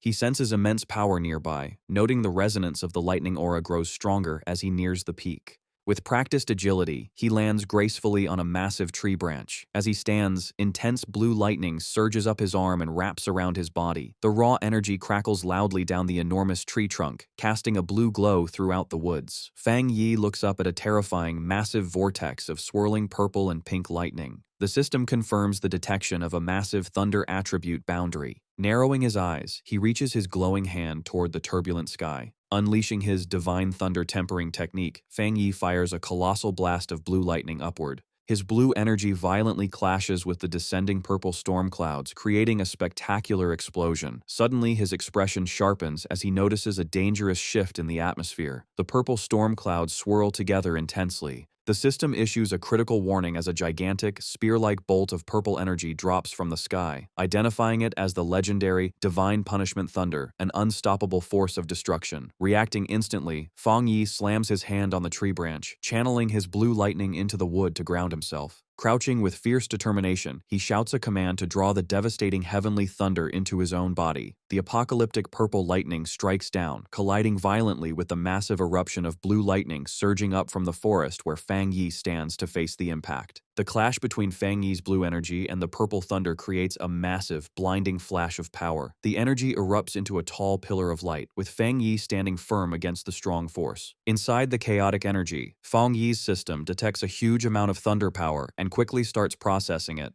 The absorption works. The system announces Fang Yi has gained a strong new skill to summon thunder to strike enemies and absorb it to break his own limits. Fang Yi thinks about breaking his limits, looking up at the storm calmly. He knows that normally every skill has a strict limit. It takes special conditions and huge spiritual power to break through, which often fails. However, a confident smile crosses his face as he grabs a cluster of purple lightning. He realizes his new skill skips these normal rules. Standing unhurt inside the purple lightning, he notes he can now use the thunder to keep getting stronger. He also knows the thunder is an unstoppable natural force, making it a deadly weapon. He is very happy to get such a strong trump card in this normal mountain. Suddenly, a sharp alert breaks his thoughts. He feels an intense energy coming from the mountain's peak. Knowing the thunder energy no longer rejects him, he wraps himself in purple lightning and flies toward it. He lands in a clearing where pink and purple energy strikes the ground. His system detects a falling entity called a throne. As he approaches the glow, the system explains, "This is a thunder throne." A throne of pure purple energy appears. The system explains these thrones hold ancient spiritual power and come to the world to find their masters, making Fang Yi curious. Fang Yi walks to the glowing object and reaches out to touch the new thunder throne. As his fingers touch the purple structure, a sudden spark of energy pushes his hand away. A system alert tells him the thunder throne already has a master and rejects him. Surprised, Fang Yi looks closer and finds a small gourd vine growing on the throne. He is amazed that the ancient entity chose a simple plant as its master. Smiling, Fang Yi thinks that in this new era of spiritual energy, all living things, even a simple flower or grass, can get amazing chances and become great. Suddenly, the red spirit flower comes out of Fang Yi's coat, asking him who is calling it. Fang Yi holds the red flower toward the floating gourd. Guessing the vine sensed the flower and started talking to it. The glowing purple gourd moves happily in the air, greeting the red flower. The flower translates the gourd's message to Fang Yi. The vine says hello and wants to be friends, as they are the first beings of its kind it has met. Fang Yi is amused and confused to be called a plant's kind. He realizes the gourd probably likes him because he just absorbed the same thunder energy that powers the throne. The red flower explains the vine cannot leave yet. It ate a lot of energy and needs to sleep deeply to process it. Understanding this, Fang Yi knows the vine found a great chance.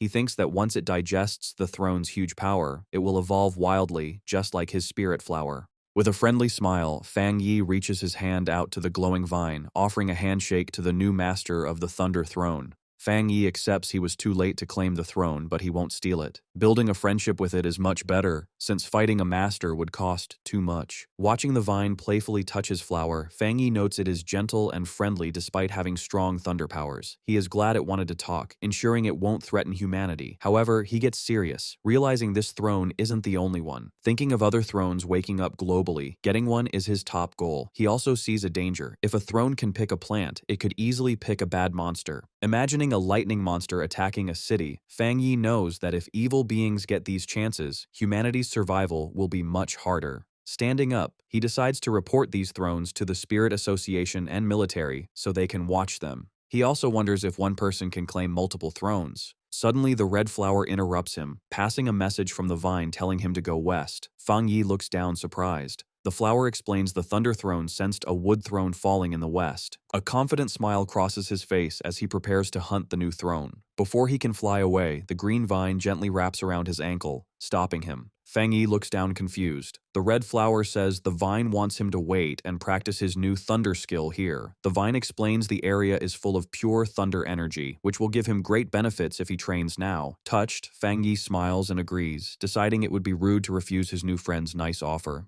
He sits to meditate, floating slightly above the ground wrapped in purple lightning. As he trains, he is thankful the vine treats him as a true friend, sharing its huge spiritual wealth. Fang Yi fully starts his new skill, the Thunder Divine Limit, causing a big storm of purple lightning to spin around him. Wanting to test his limits, he shoots a big blast of thunder energy into the dark sky, wanting to see how much this power can raise his strength. The purple lightning crackles and expands wildly. Inside the chaotic storm, Fang Yi's eyes glow as he also starts his golden sun breathing technique. Triggered by his energy, a giant pillar of golden thunder crashes from the clouds, covering the forest in a huge explosion of light. Sweating under the heavy pressure, Fang Yi is amazed by the thunder's scary force. He feels the lightning flooding his bones, being quickly absorbed and refined by his golden aura. To his surprise, the two strong energies do not fight. Instead, they mix perfectly, making his body hot as his soul feels like it enters a whole new level. Suddenly, a change catches his eye, making him look up in total surprise. High above him in the dawn light, a huge blue image of a meditating god appears in the sky. The system says his golden sun breathing technique broke its limits and evolved completely. Fang Yi stares at his hand, looking at the glowing golden energy wrapping him after his skill evolved. The system calls the new skill the Divine Sun Swallowing Heaven technique.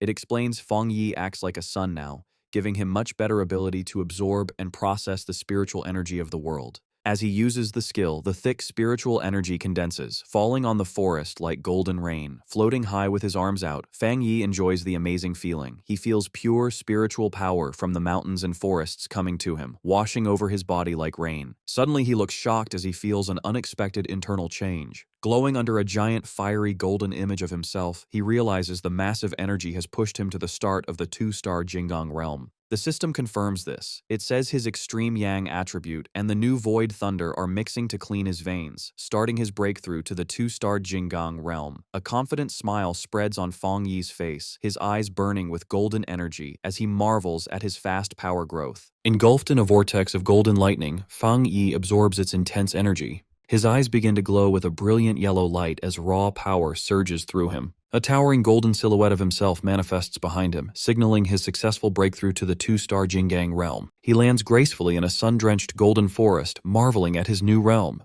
Taking a deep breath, Fang Yi reflects on a pioneer's cultivation, noting that while they absorb natural spiritual energy, not all of it can be used immediately. He visualizes the complex circulation required to refine energy. Understanding that superior cultivation techniques are necessary for a higher conversion rate, he realizes that despite the abundance of spiritual energy, the current pinnacle of human power remains at the three-star Jinggang realm because of this difficult refinement process. He considers it remarkable that he broke through to the two-star realm so quickly, his thoughts then shifting to the imposing dark throne he discovered. With a serious gaze, he concludes the era of accelerated spiritual recovery has arrived much earlier than humanity anticipated. His contemplation is interrupted when he looks down, noticing his sentient red spirit flower trying to get his attention. The flower translates a message from the sentient gourd vine, conveying its congratulations. The vine explains that the throne also needs to begin its own cultivation due to his breakthrough and suggests he leave soon because it is afraid of other humans. Fang Yi agrees, acknowledging his breakthrough caused a significant disturbance. He knows he must report the throne to the Spirit Association and the military, but worries the harmless gourd vine might become a target for greedy individuals.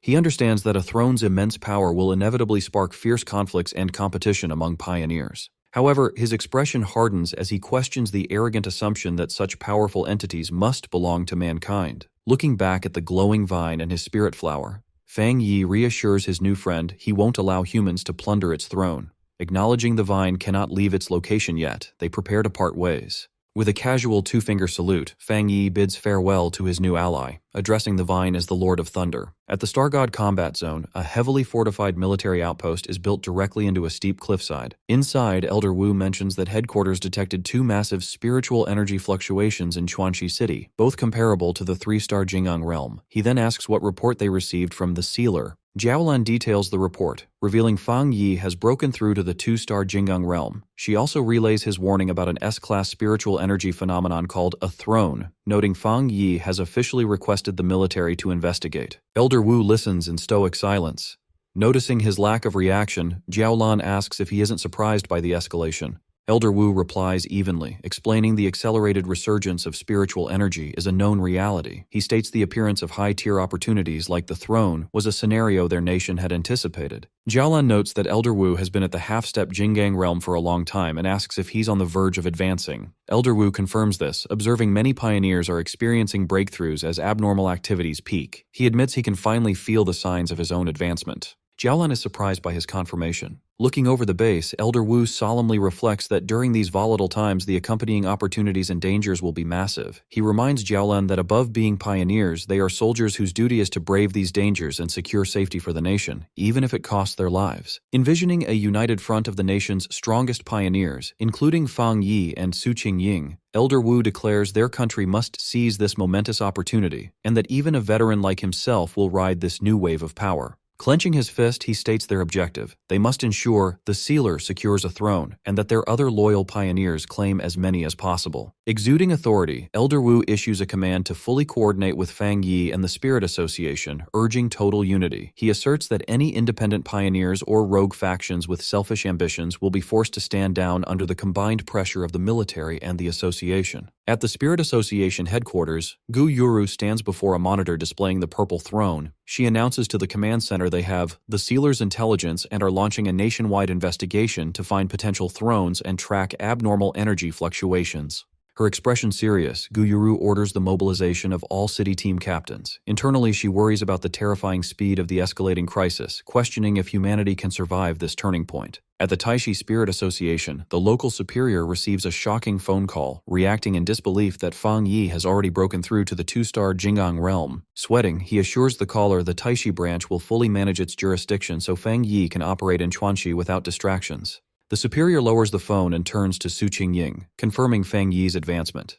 Su Qingying smiles proudly, noting Fang Yi is now the second strongest pioneer in the nation, behind only Elder Wu. She adds that their city of Taishi is benefiting from his reputation. However, she rubs her head with a slightly embarrassed expression. She admits she had been overly arrogant about her recent advancement to the half-step Jinggang realm, failing to anticipate the massive, worldwide spiritual energy surge Fang Yi had triggered. The superior's expression turns grave. He fears that if Taishi faces another catastrophic spiritual anomaly, potentially worse than the last, they might not survive. He vows they must protect their city to avoid becoming a burden to Fang Yi. 10 hours later, an emergency meeting is convened at the Chuanxi Spirit Association, gathering all pioneer captains from surrounding cities. Gu Yuro stands at the head of the conference table before a projection of the throne. She reports that, following Fang Yi's intelligence, headquarters detected over 20 similar spiritual energy anomalies globally, but they cannot confirm if all are thrones. A map of their nation appears on screen, showing 7 confirmed locations with similar energy signatures within their borders.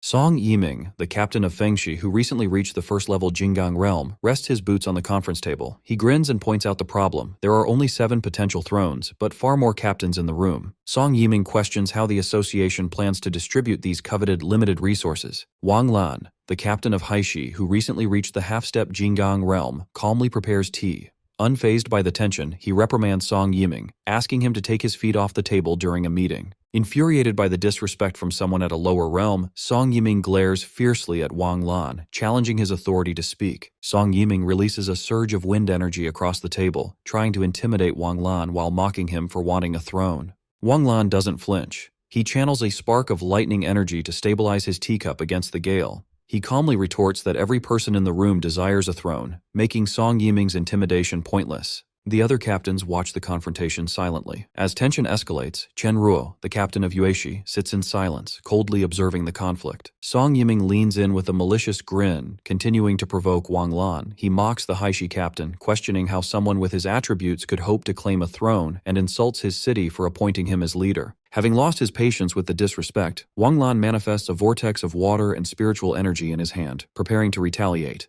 Before violence can erupt, Gu Yuro slams her hands on the table, furiously ordering both captains to sit down and forbidding any fighting during the conference. Suddenly, an overwhelming aura crashes down on the room. Gu Yuru, Wang Lan, and Song Yiming instantly freeze, their faces showing shock at the sudden, oppressive pressure. Song Yiming is violently slammed into his chair, pinned down by heavy, phantom-like hands of dark purple energy. He is left terrified and gasping at the sheer, intimidating force of the attacker. Sweating profusely, Song Yiming frantically wonders if Elder Wu from the Star God Combat Zone has arrived to intervene. Fang Yi, crackling with golden energy, steps through the doorway. Sensing the terrifying scale of power, the captains realize it feels akin to the peak of the 3-star Jinggang realm. Song Yiming trembles, confused as he realizes this suffocating presence does not belong to the Elder. Fang Yi steps into the room with a polite smile, greeting the gathered captains. He apologizes for being late as he approaches the table. Gu Yuro formally acknowledges him, announcing the arrival of the sealer. Song Yiming cowers in his seat, nervously glancing at Fang Yi. He wonders why every instinct is screaming at him to back down, finally realizing this unassuming young man is the legendary pioneer everyone has been talking about. Fang Yi's polite demeanor vanishes.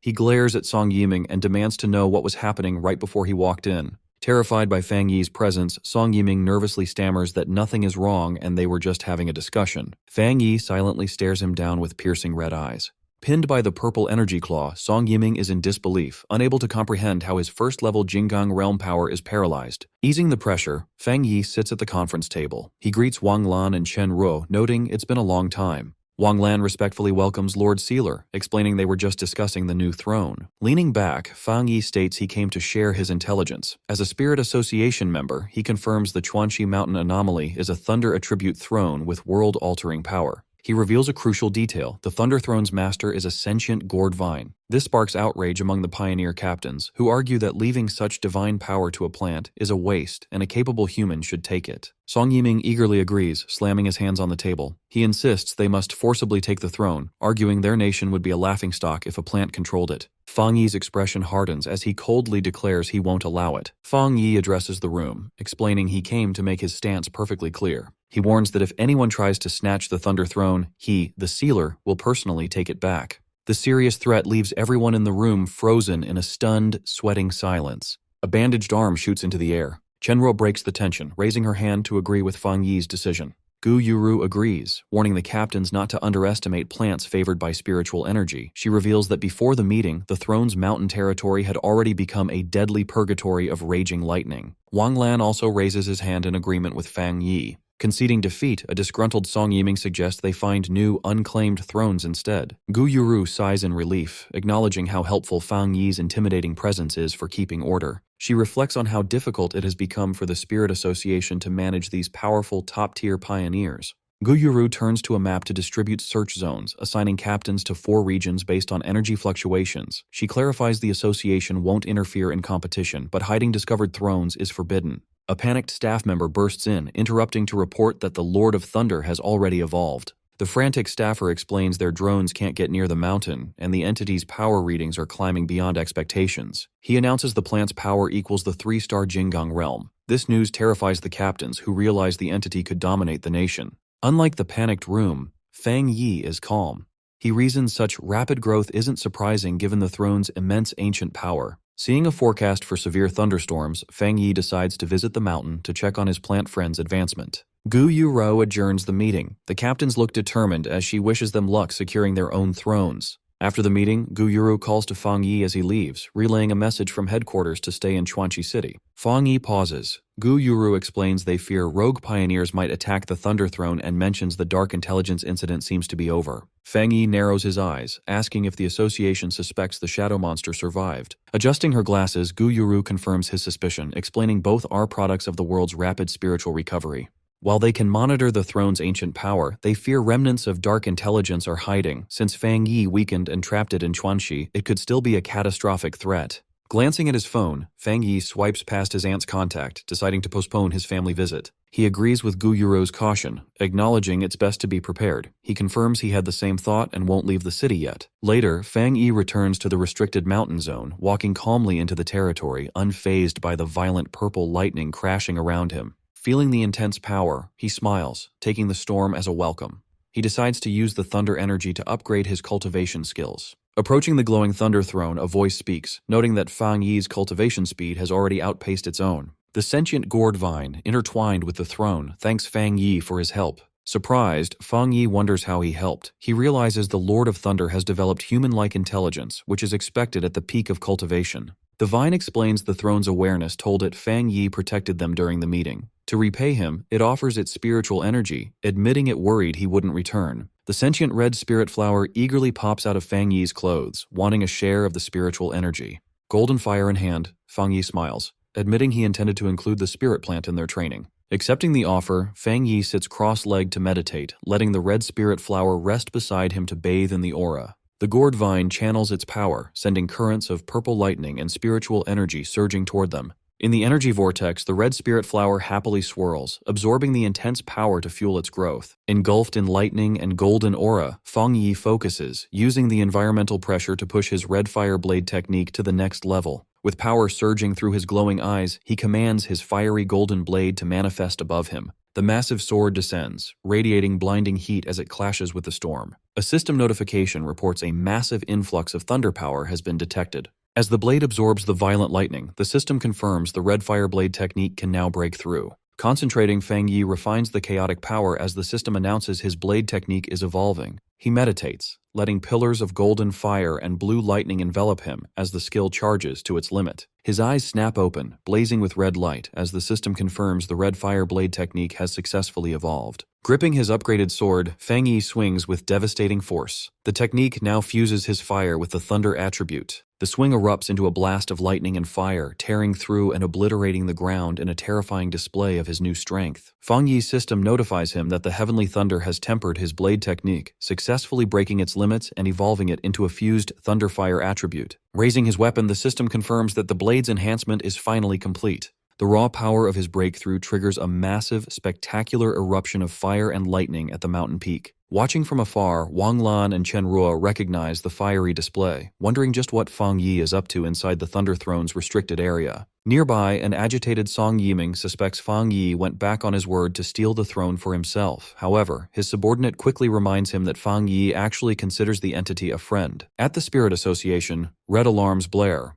Staff members report that the energy concentration in the restricted zone has exceeded observable limits, forcing them to retreat their surveillance drones. The branch leader watches the distant glow with heavy concern, fearing Fang Yi might be locked in a brutal battle with the throne. Back on the mountain, Fang Yi tightly grips his newly evolved, intensely glowing sword. His eyes glowing red, he smiles, extremely satisfied. The physical blade feels as though it has been masterfully reforged by the sheer intensity of the power. The dense ambient energy also causes his sentient red spirit flower to evolve, increasing its intelligence and enhancing its unique attributes. Reveling in the surge of energy, the massive flower playfully intertwines with the glowing structure of the throne amidst the flames. The flower communicates its delight to Fang Yi, who decides it's time for them to hurry and locate the next throne. Suddenly, the sentient gourd vine hovers above him, catching his attention. The vine speaks to Fang Yi, warmly congratulating its friend on achieving such a powerful breakthrough. It then shares a premonition received during its cultivation. A new throne will descend very soon, and its aura shares a deep, opposing yet complementary connection with his spirit flower. Hearing this unique opposition and complement, Fang Yi deduces that the incoming entity must be a wood attribute throne. The glowing gourd vine confirms that the new throne is already descending in the distance. Sending a wave of green spiritual energy toward Fang Yi, the vine offers to share the general location it sensed through their psychic connection. Fang Yi closes his eyes, focusing his mind to silently accept the vine's sensory transmission. A confident smirk appears on his face as he opens his eyes, confirming he has successfully perceived the exact coordinates.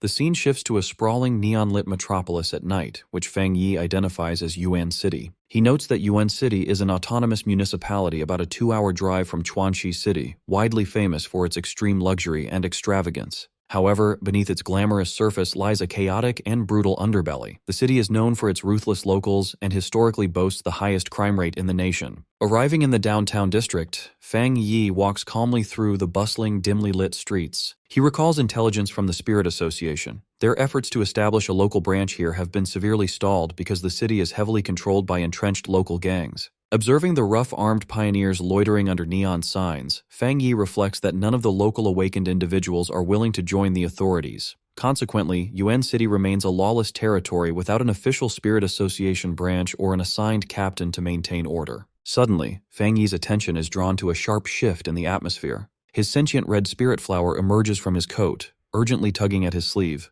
Fang Yi validates its reaction, noting that they can both sense the new energy emerging from the west. To the west, at the foot of a dark, looming mountain, sits a massive, extravagantly lit private mansion. Inside the estate walls, a lavish nighttime pool party is underway, hosted by the local elite. A sunglasses-clad bodyguard approaches the host, quietly reporting some news. The host raises an eyebrow, intrigued to hear that other pioneers have appeared nearby. The host is Jiang Gensheng, the notorious local kingpin of Yuan City. He laughs arrogantly, throwing his jacket open as he boasts that no one can make waves in his territory. His arrogant laughter is immediately cut short when a blinding eruption of green light flashes from the mountain directly behind his estate. A colossal sphere of pure green energy, the descending wood throne, crashes into the mountain peak, unleashing a devastating shockwave across the area. The sheer force of the impact reaches the mansion, shattering glass and sending debris flying. Jiang Gensheng is left visibly shocked as his guests scream in terror. Recovering from the shock, a furious Jiang Gensheng marches toward the mountain with his bodyguard, aggressively vowing to see who has the guts to run wild on his property. 2 minutes later, Jiang Gensheng and his bodyguard trek up the forested mountain, which is now swirling with dense, residual green spiritual energy. They are intercepted by Fang Yi, who stands calmly in the eerie light, noting that the source of the disturbance lies just ahead. Enraged by the intrusion, the bodyguard violently lunges through the air at Fang Yi, demanding to know who dares trespass on young Master Jiang's private property. As a heavy punch speeds toward his face, Fang Yi scoffs dismissively at the arrogant claim of private territory. Without even taking his other hand out of his pocket, Fang Yi effortlessly catches the bodyguard's fist in midair. He brings the man's momentum to a dead halt, leaving him completely stunned. Glaring with glowing red eyes, Fang Yi coldly educates them that the mountain is national soil belonging to all the people of Yuan City. He firmly declares that from now on, the territory is under the strict jurisdiction of the Yuan City Spirit Association. He then unleashes a powerful blast of fiery energy from his palm, effortlessly blowing the bodyguard away while mocking their absurd claim of private ownership. Meanwhile, deeper in the forest, Jiang Gensheng aggressively confronts the newly descended wood throne, violently struggling against the dark green vines the sentient entity is using to reject him. Refusing to take no for an answer, the arrogant kingpin yells that the throne must submit to him simply because it landed in his territory. Forcing his way through the thick vines with his aura, Jiang Gensheng stubbornly insists the seat of power belongs to him,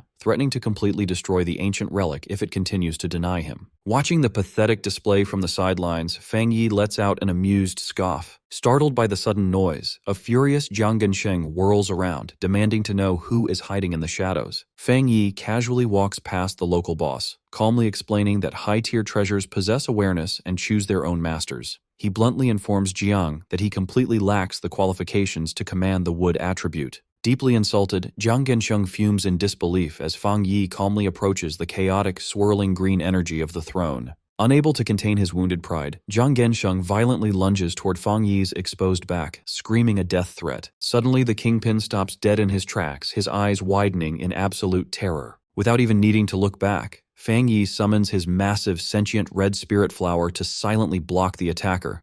Trembling before the giant imposing spirit plant, Jiang is completely paralyzed with fear. Fang Yi casually notes that the gang boss is somehow even weaker than his own bodyguard. With a condescending smirk, Fang Yi dismisses the notorious kingpin of Yuan City as a complete disappointment. Leaving the terrified boss behind, Fang Yi steps forward to stand alone before the colossal, crackling green structure of the wood throne, preparing to initiate contact. Fang Yi faces the wood throne's swirling green energy. His system announces the ancient relic is matching with a master. The system quickly confirms the match, recognizing Fang Yi's sentient red spirit flower as the wood throne's new master. A massive surge of green energy erupts from the mountain peak. The power forms a tall pillar of bright green light that pierces the night sky, visible even in distant Chuanxi City. At the Spirit Association headquarters, Gu Yuru and Wang Lan see the huge energy spike. Gu Yuru realizes the wood throne has a new master. She worries that if a pioneer from lawless Yuan City got it, things could get hard to handle. Anxious, she quickly calls Fang Yi. Fang Yi calmly answers, noting Chuanxi City's pioneers must have seen the huge energy wave. He tells Gu Yuru the wood throne has finished choosing its master. Shocked, Gu Yuru asks if Fang Yi claimed the throne. Standing before his giant sentient red spirit flower, Fang Yi explains the new master is his spirit plant, not a human. He says he controls the desolate attribute and treats the flower as his pet. Gu Yuru is left completely stunned and speechless by this news. Fang Yi casually adds he already defeated Yuan City's notorious boss, Jiang Gensheng, who lies unconscious at his feet. He advises the Spirit Association to enter Yuan City immediately, leaving the task of cleaning up Jiang's gang to them. Ending the call, Fang Yi smiles and congratulates his spirit flower. However, he notes it must stay on the mountain to absorb the throne's energy, meaning they must part ways for now. Watching his flower settle on the wood throne, Fang Yi feels like he is dropping a child off at school. The sentient flower asks when it can return to him. Fang Yi smiles and tells it to train hard and enjoy the power. He estimates they will reunite when the flower reaches the Jing'an realm. The next day, Fang Yi's cousin, Lin Yiyi, arrives in Chuanxi City after a transfer by the Taishi Spirit Association. Walking the neon-lit streets, she reflects on how news of her cousin's spirit flower claiming the wood throne has spread through the pioneer community. She is also amazed Fang Yi casually revealed his rare desolate attribute to the public. She recalls a recent meeting where the Spirit Association asked her to become Yuan City's new captain. Although officials promised full support, the sudden promotion leaves her hesitant. Letting out a heavy sigh, she tries to clear her mind. Rubbing her temples, she decides to observe the situation first to see if she is ready for the responsibility. Putting work aside, she decides to visit her mother, assuming she enjoys a peaceful life in Chuanxi City. Suddenly, a violent tremor shakes the streets, startling Lin Yiyi and sending pedestrians into a panic. Chaos erupts as people scream about an earthquake and rush to safe zones. However, sensing a wild surge of spiritual energy, Lin Yiji realizes this is a dangerous spiritual anomaly, not a natural disaster. Red alarms flash at the Chuanxi Spirit Association. Gu Yuru and her team are confused, wondering how such a large anomaly could form without triggering any early warning systems. A panicked staff member reports a massive spiritual energy spike in the restricted mountain zone. He says the sudden surge caused wild mountain beasts to mutate violently. A scary horde of mutated beasts, including giant armored flyers and huge spiked predators, swarms out of the forest toward the Chuanxi urban district. The monsters invade the streets, destroying buildings as terrified civilians scream for their lives. Caught in the chaos, Lin Yi takes action, narrowly dodging a strike from a huge, multi-eyed beast. While dodging monsters, she tries to call her mother, but the connection fails. As a shadowy beast looms behind her, she realizes her mother is in grave danger. The monster violently charges at her, jaws wide open and eyes glowing. Lin Yi turns back, her eyes widening in shock at the unavoidable attack. Right before the beast reaches her, a blinding flash of purple energy crashes down, slicing the monster in half. Lin Yi instantly recognizes the familiar spiritual power. Fang Yi steps from the dust, calmly noting Chuanxi City has suffered a mutation outbreak. Relieved but frantic, Lin Yi runs to him, begging him to help find her mother since phone lines are down. In the ruined Chuanxi urban district, inside a broken supermarket, a trembling voice calls for a father. Nearby, a man lies motionless under a collapsed shelf as the small voice cries for a mother. A terrified young boy stands alone among the scattered groceries and flickering lights, wondering where his parents went. Overwhelmed by fear, the boy trembles as tears stream down his face. Unable to hold back his terror, he drops to his knees and cries loudly into the empty store. Suddenly, a woman rushes over and covers his mouth. It is Fang Yi's aunt, Lin Yi's mother. She holds him close, whispering that loud crying will attract the roaming beasts. The boy looks at her with large, tearful eyes, trembling and missing his parents. Trying to calm the child, Fang Yi's aunt smiles warmly and pulls out a bright yellow package of a popular snack. The boy's eyes light up. Kneeling beside him, she promises that if he stays quiet and waits for rescuers, he can have the snack as a reward for being brave. The boy smiles and reaches for the treat, distracted from the horror. However, a scary shadow wolf with glowing red eyes silently enters the aisle right behind the aunt.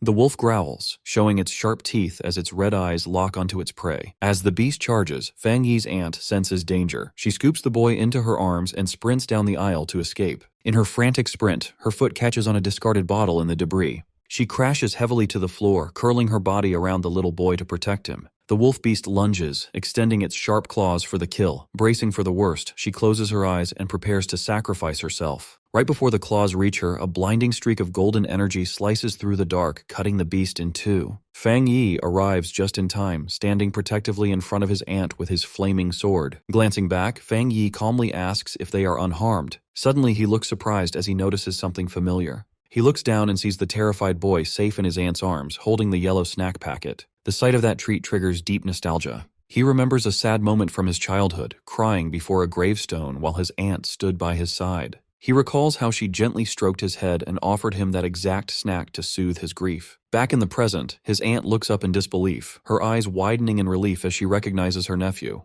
Fang Yi softens and asks his aunt about the child she just risked her life to protect. Smiling despite her near-death experience, she explains the boy was separated from his parents in the supermarket chaos and she couldn't leave him to the monsters. The touching moment is interrupted when a familiar voice calls for her mother.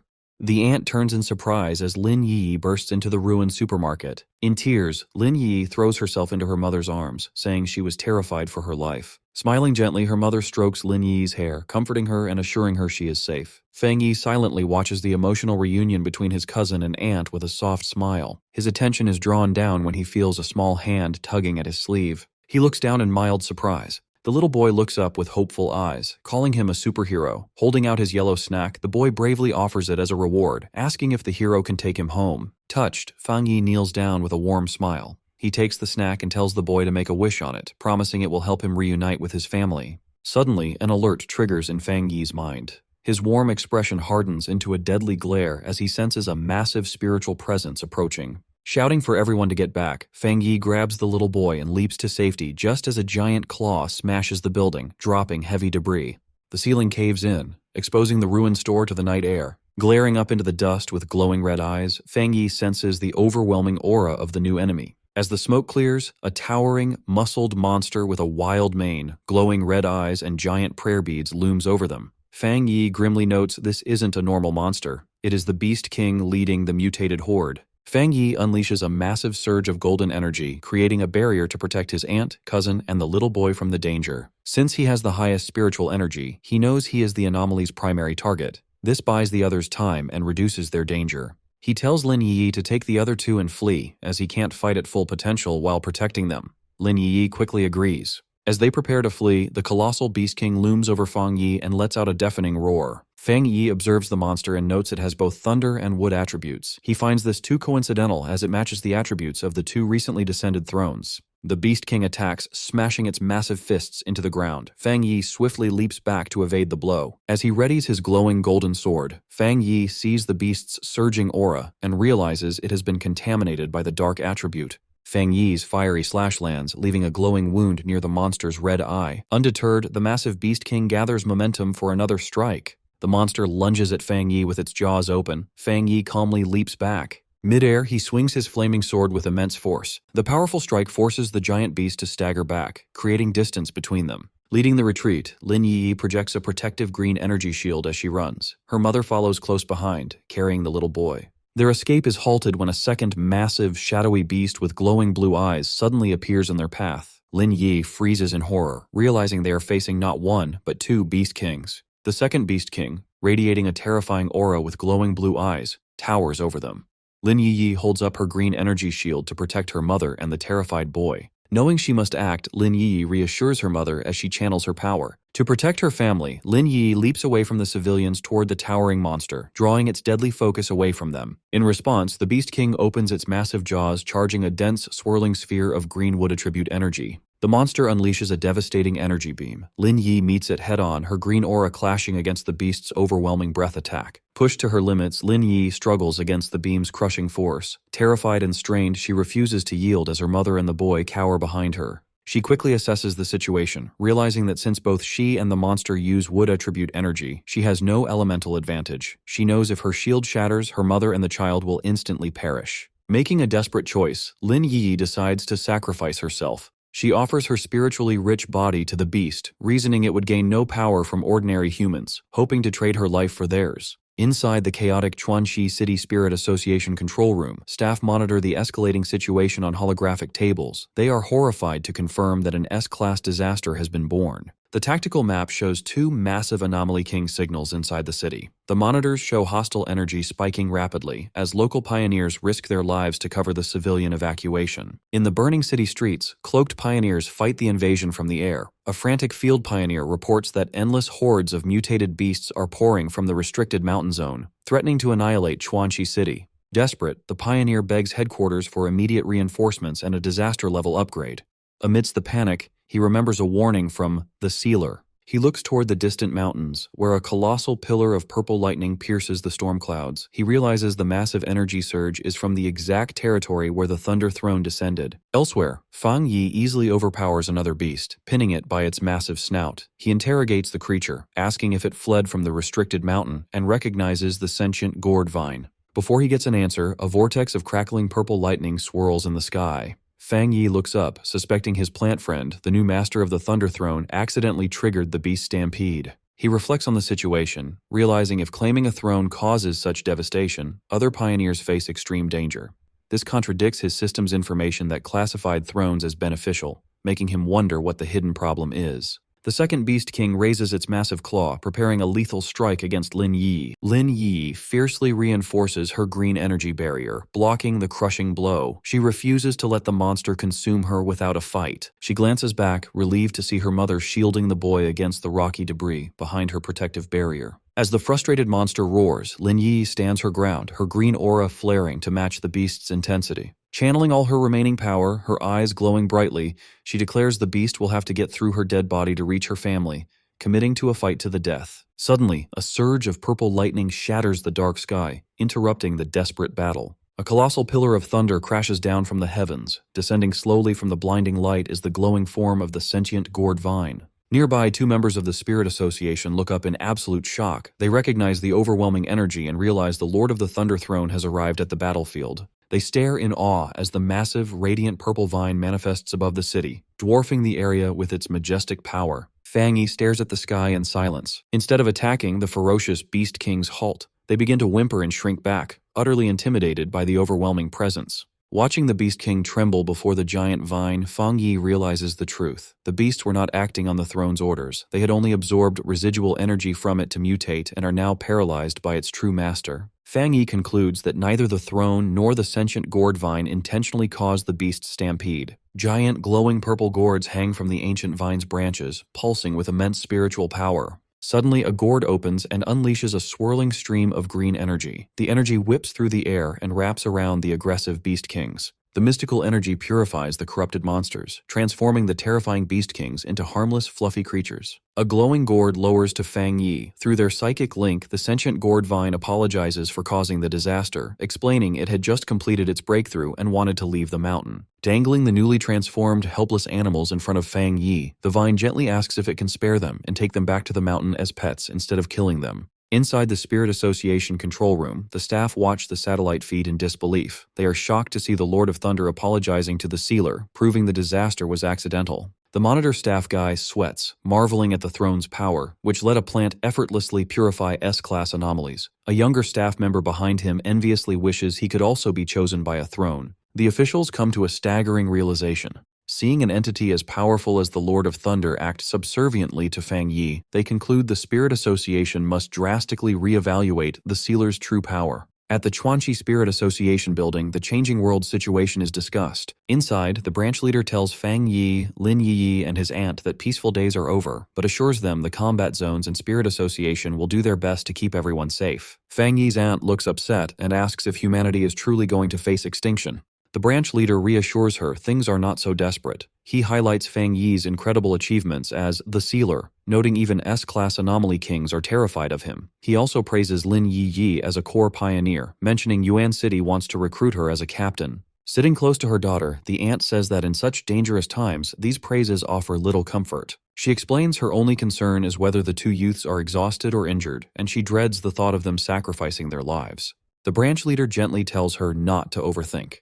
Fang Yi changes the subject, asking about Jiang Lu and his group, noting they were missing during the recent beast mutation crisis. Exasperated, the branch leader explains he sent them to the hospital but they left overnight. He mentions Jiang Lu was restless while hospitalized, wanting to continue training because he felt humiliated by his weakness. Suddenly, a panicked man and woman burst into the room, desperately calling for Xiao Hao. The little boy happily recognizes them as his parents. The mother tearfully embraces her son and expresses immense gratitude, recognizing Fang Yi's aunt and the others as their saviors. The father bows deeply to Fang Yi and his aunt, stating that although they are ordinary people, they will immediately help if they ever need anything. The aunt humbly declines, saying it was just the right thing to do. The parents happily leave the building, with the boy riding on his father's shoulders. Watching them go, Fang Yi suggests his aunt move back to Taishi City with him and Lin Yi. Not long after, a plane flies across the sky, carrying Fang Yi, Lin Yi, and their aunt back to Taishi City. Upon arrival, a crowd outside a large, modern villa welcomes the sealer back home with a red banner. Su Gingying is among the crowd, warmly welcoming Fang Yi as he arrives with his family. Inside, the aunt is amazed by the size and luxury of the large living room. Lin Yi playfully covers her mother's eyes to prepare a surprise. Fang Yi asks his aunt to guess what they prepared for her. With a smile, Fang Yi presents a property deed. He reveals they bought this villa for her, ensuring she lives safely near his own home so they can visit easily. As his aunt is shocked by the generous gift, Fang Yi adds they also bought a replacement home in Chuanxi City, ensuring her comfort if Lin Yi accepts her transfer to Yuan City. Deeply moved, the aunt expresses how proud she is of them. However, she notices her daughter's troubled expression and points out that Yi is hiding a heavy burden. Fang Yi notes his cousin is still torn about relocating to Yuan City. Yi admits she is struggling to make a decision on the Spirit Association's promotion offer. Yi explains her hesitation, suspecting Yuan City officials are just using her to connect with Fang Yi's power. She also knows reforming the city's corruption will be a huge task, and she cannot endlessly rely on Fang Yi's help. Her mother encourages her to take the leap, reminding Yi of her spontaneous spirit. She teasingly brings up when Yi used a fake cram school excuse to find Fang Yi. Stunned, Yi realizes her mother saw through her lie. Empowered by her mother's support, Yi smiles and finds her resolve. She agrees it is time to mature and accept the challenge in Yuan City. The heartfelt family moment is interrupted by a ringing smartphone. Fang Yi answers a call from Jiaolan, asking if the combat zone has any new leads. She informs him Elder Wu discovered a mysterious new territory and invites Fang Yi to join an expedition. In a dark alleyway inside an underground black market, a hopeless group of people hide in the shadows. A purple-haired woman asks a smoking man if it is truly impossible for them to return to Yuan City. The man snaps back, confirming their exile. He recalls the defeat of their boss, Zhang Gensheng, realizing the Zhang family gang has completely lost its territory and power. Suddenly, ominous laughter echoes in the alley. The group turns to see a mysterious cloaked figure stepping toward them. The masked stranger smirks and tells the Zhang family members not to panic. He states their interests align and proposes a sinister deal. At the Star God combat zone, Fang Yi approaches the massive metal gates of the military facility. Suddenly, his sharp senses trigger an alert, prompting him to turn as he detects an ambush. Elder Wu charges at him, delivering a powerful punch. Fang Yi remains calm, effortlessly blocking the heavy strike with one hand, generating a massive shockwave. Unfazed, Fang Yi asks for an explanation. Elder Wu breaks into a laugh, apologizing and explaining his veteran comrades refuse to believe rumors of such a talented youth. Elder Wu turns toward a group of men in advanced combat armor, proudly stating his demonstration should convince them of Fang Yi's unbelievable strength. One of the veterans laughs, pointing out Elder Wu was forced to take a step back from Fang Yi's block. Another veteran jokes that the younger generation has outpaced them and suggests Elder Wu can finally retire. Fang Yi observes the cheerful veterans, realizing with astonishment that every single one of them possesses the immense power of the two-star Jinggang realm. Elder Wu then addresses Fang Yi, asking if he remembers the extreme dark zone they had previously discussed. He explains that far beyond their world, much more dangerous domains have existed for a long time, deeply tied to the global return of spiritual energy. Elder Wu reveals a military secret. The nation's top fighters were absent during recent monster outbreaks because they were deployed to these domains. He declares these domains the true front line, where humanity fought a hidden war before the public knew about spiritual energy. Fang Yi recalls intelligence from Jiaolan, noting these domains act like volatile time rifts. They are filled with chaotic energies and a dark attribute that breeds terrifying monsters. Elder Wu confirms this, warning that these classified domains have become very active recently, with new rifts constantly opening across space. However, the danger comes with a great opportunity. Elder Wu explains venturing into these domains is the only way to establish higher-level cultivation pathways, allowing pioneers to reach the ghost acts and creation stages. Listening intently, Fang Yi understands the government's foresight. He realizes this is why the nation restricted polluted zones long before spiritual energy fully awakened. Looking at the veterans, Fang Yi is struck by the immense burden they carried. Secretly exploring these nightmarish hellscapes and protecting the nation requires unimaginable resilience. He realizes their two-star Jinggang strength is solid, meaning the Star God combat zone's military might is far greater than it appears. Elder Wu's expression turns serious as he brings the conversation to their current objective. Elder Wu reveals their target. They will explore the most dangerous domain, a horrifying monster-infested cavern known as the Tomb Cluster. As Fang Yi stands with Elder Wu and the veterans, another person walks out from the shadows of the base. Elder Wu introduces the newcomer to Fang Yi as Zhang Tian, an elder of the Star God Combat Zone. Zhang Tian scoffs, turns his back, and starts walking away. Elder Wu whispers to Fang Yi, explaining that old Zhang is stubborn and has a difficult temper.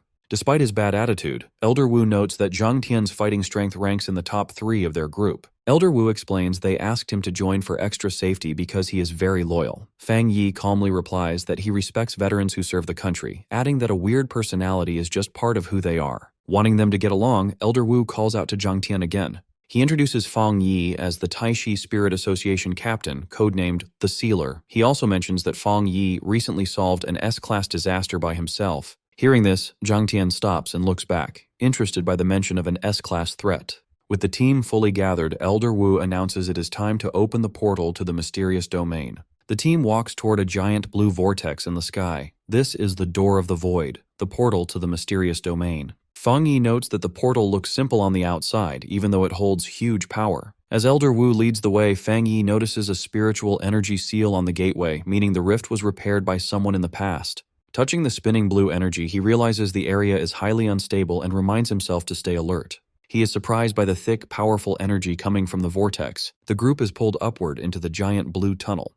As they float, Fang Yi wonders if the strange visuals around them are just side effects of the strong energy. Suddenly, his sharp senses pick up on something much deeper. He sees flashes of space and ghost-like whale shapes in the void. Fang Yi realizes their energy feels completely alien, as if from beyond their known universe. Moving past green energy vines, Elder Wu warns the group not to get too close or stare at the shapes, as their raw power could easily destroy them. Fang Yi feels the wild mix of elements and void energy. He knows even a small touch could destroy a person's body and spirit. Since these threats are pure elemental power and not living monsters, his death seal ability is useless here. Looking at the broken reflections of countless worlds trapped in the void, Fang Yi understands the size of the threat. If this giant rift is not kept under control, it will bring a world-ending disaster to their planet. The tunnel finally leads to a dark open space. Elder Wu looks serious as he announces they have reached their destination. They stop in front of a giant dark tear floating in the blue energy. Elder Wu tells the rest of the team to get ready. Glowing with a bright blue light, Elder Wu tells everyone to release their power and stay afloat before crossing into the dangerous domain. Exiting the portal, the team floats into a dark, creepy cave known as the Tomb Cluster. They instantly notice a heavy feeling of death filling the space. Below them, a thick pool of green energy begins to bubble, warning them of an approaching threat. Seeing the danger, Elder Wu orders the team to get ready for battle, saying they must finish the fight fast. Suddenly, a giant pillar of dark green energy shoots up from the bottom of the cave. The energy forms a scary shadow monster with glowing green eyes. The team is shocked by its sudden appearance. Wasting no time, Elder Wu and Zhang Tian rush right at the giant monster. The shadow monster fights back instantly, shooting a deadly beam of dark green energy from its hand. Elder Wu and Zhang Tian use their golden energy to create a shared Jinggang realm defense to hold back the blast. However, the monster's attack is too strong. The beam breaks their defense, sending both men flying backward as they cough up blood. The other veterans watch in shock, horrified to see their strongest fighters beaten so easily. Seeing how bad things are, Fang Yi says the situation is critical and they must attack the beast together. As the veterans catch Elder Wu and Zhang Tian, they realize the giant monster's dark energy weakens a pioneer's spiritual power. A veteran notes the weakening effect is so strong that Elder Wu and Zhang Tian couldn't even use a tenth of their true power. Not bothered, Fang Yi glows with golden light and calls out his sword, saying he will test his own attack. Fang Yi jumps into the air, covering his sword in golden flames to use a powerful dragon slash attack. The flaming sword hits the giant shadow monster, creating a huge explosion of clashing energies. As the smoke clears, Fang Yi is still floating, though his energy has faded a bit. He calmly notes that his power was greatly weakened by the cave's dark energy, or else that single strike would have killed the creature. Watching from below, the veterans are amazed. One points out that Fang Yi nearly destroyed the giant monster by himself, proving his reputation is true. Zhang Tian stares in awe, repeating Fang Yi's code name, the Sealer, with a new level of respect. Elder Wu speaks up, noting that the veterans would be more terrified if they knew the true reason behind that title. Not caring about being weakened, Fang Yi focuses. He releases a wave of dark energy, creating giant shadow claws around his body as he turns on his Twilight Fire domain. With a quick move, Fang Yi commands the shadow claws to grab the green monster. His system confirms the domain opens successfully, and the dark claws start tearing into the beast's wild energy. The system detects the heavy dark energy, but tells Fang Yi his special technique allows him to ignore the weakening effects. As the monster roars in pain, the system marks the beast as a target, draining its strength and cutting its dark power in half. Floating above the weakened beast, Fang Yi's sword lights up again. It spins with a deadly mix of golden fire and dark twilight energy. With cold focus, Fang Yi readies his final strike and gives a single command to kill the beast. Fang Yi unleashes a fire slash at the monster. The powerful attack triggers a blinding explosion of energy upon impact. Fang Yi is resolute, his eyes glowing a menacing red. He unleashes an immense, explosive wave of golden energy that radiates outward from his body. The brilliant golden light aggressively burns away the lingering dark remains of the monster. Watching the spectacle, Zhang Tian stares in absolute shock at the unbelievable display of power. Beside him, Elder Wu analyzes the technique, noting that Fang Yi is employing a powerful yang attribute to actively suppress the surrounding dark energy. Meanwhile, far away at the Yuan City Wood Attribute Throne, the sentient gourd vine begins to glow intensely with a vibrant green light amidst the mountain crags. The sentient red spirit flower flares up, sensing that its master is in need of assistance. Responding to the call, a massive, concentrated beam of green energy violently erupts from the mountain peak where the sentient gourd vine is rooted. Back at the battle, Fang Yi is wreathed in chaotic, crackling golden energy as he continues his assault. It becomes apparent that despite wielding the power of death and being the master of the throne, the Dark Giant is proving to be exceptionally resilient and difficult to destroy. Realizing the Dark Giant is not yet defeated, Elder Wu tells Zhang Tian that Fang Yi needs their help. Zhang Tian agrees gruffly, and the combat zone elders rush forward together. Zhang Tian, Elder Wu, and the two other armored elders quickly channel their respective powers, their hands glowing with different elemental energies. The four elders simultaneously fire powerful multicolored energy beams down towards the battlefield. The combined streams of energy strike Fang Yi's back, infusing him with their power as he pushes his own golden energy to the limit. The resulting combined attack triggers a colossal, blinding explosion of golden light that completely engulfs the area. The violent shockwave from the blast forces Elder Wu, Zhang Tian, and the others to shield themselves as they are pushed back. As the smoke and chaotic energy clear, the surrounding environment is drastically altered. The elders look down, realizing that the explosion has uncovered the area's true form. A vast, gloomy burial ground filled with countless tombstones is revealed within a deep, newly formed chasm. Fang Yi approaches the group, politely thanking the seniors for their timely assistance, acknowledging that he couldn't have destroyed the Dark Giant smoothly without them. He admits he underestimated the enemy earlier and asks if anyone was injured in the ensuing blast. Caught off guard by Fang Yi's humility, a flustered Zhang Tian awkwardly apologizes for his earlier hostile attitude and expresses his gratitude to Fang Yi for saving him. Elder Wu smirks at this uncharacteristic behavior, wondering if Zhang Tian has been possessed, since the usually stubborn man actually managed to utter a "thank you." The brief moment of levity is shattered when the ground suddenly ruptures, and skeletal hands radiating an eerie green light burst from the earth. A terrifying horde of reanimated glowing green skeletons crawls out of the freshly exposed graves, advancing toward Fang Yi and the stunned elders. Keeping his composure, Fang Yi asks Elder Wu if he recalls the unnatural disaster mutation that occurred in Moon City. Elder Wu grimly confirms, realizing with horror that they are facing the exact same horrific phenomenon again. Disgusted by the sudden appearance of the undead, Zhang Tian eagerly steps forward. Gathering bright yellow energy in his hands, he declares that he will take the first strike. He rapidly hurls a barrage of explosive energy blasts into the advancing skeletal horde. Unwilling to stand back, Elder Wu and another combat zone elder charge into the fray alongside him. Zhang Tian leaps high into the air, summoning an energy ball crackling with intense yellow electricity, and claims a section of the battlefield for himself. He unleashes the destructive energy straight down upon the skeletons. The combat zone elders engage the undead army head-on, efficiently cutting down the skeletons with powerful energy slashes and piercing beams. Amidst the chaotic battle, Fang Yi's glowing red eye narrows as his attention is drawn away from the immediate threat. Suddenly, the system informs him that it is detecting a strong dark attribute fluctuation nearby and instructs him to touch its source to compile a new technique. Alerting the elders to the powerful dark energy, Fang Yi dashes forward to investigate. Following his lead, Elder Wu spots a massive, imposing structure looming in the murky distance and questions what it could be, while another elder wonders if it's merely an illusion. Elder Wu quickly dismisses the illusion theory, noting that the giant stone tablet is actively emitting dark energy, though he is confused by its sudden appearance. Fang Yi deduces that it must be a physical manifestation of the area's dark power and decides to approach it. Ignoring a warning shout from Zhang Tian, Fang Yi propels himself directly toward the towering monolith. Cloaked in his protective golden aura, Fang Yi flies through the dark mist toward his target. He reaches the immense weathered surface of the stone tablet, which is surrounded by swirling, ominous shadows. As Fang Yi presses his hand against the cold stone, dark red energy immediately reacts and surges around his fingers. The system confirms that a dark attribute technique is automatically compiling. The process completes, rewarding him with the Great Hell Saber method.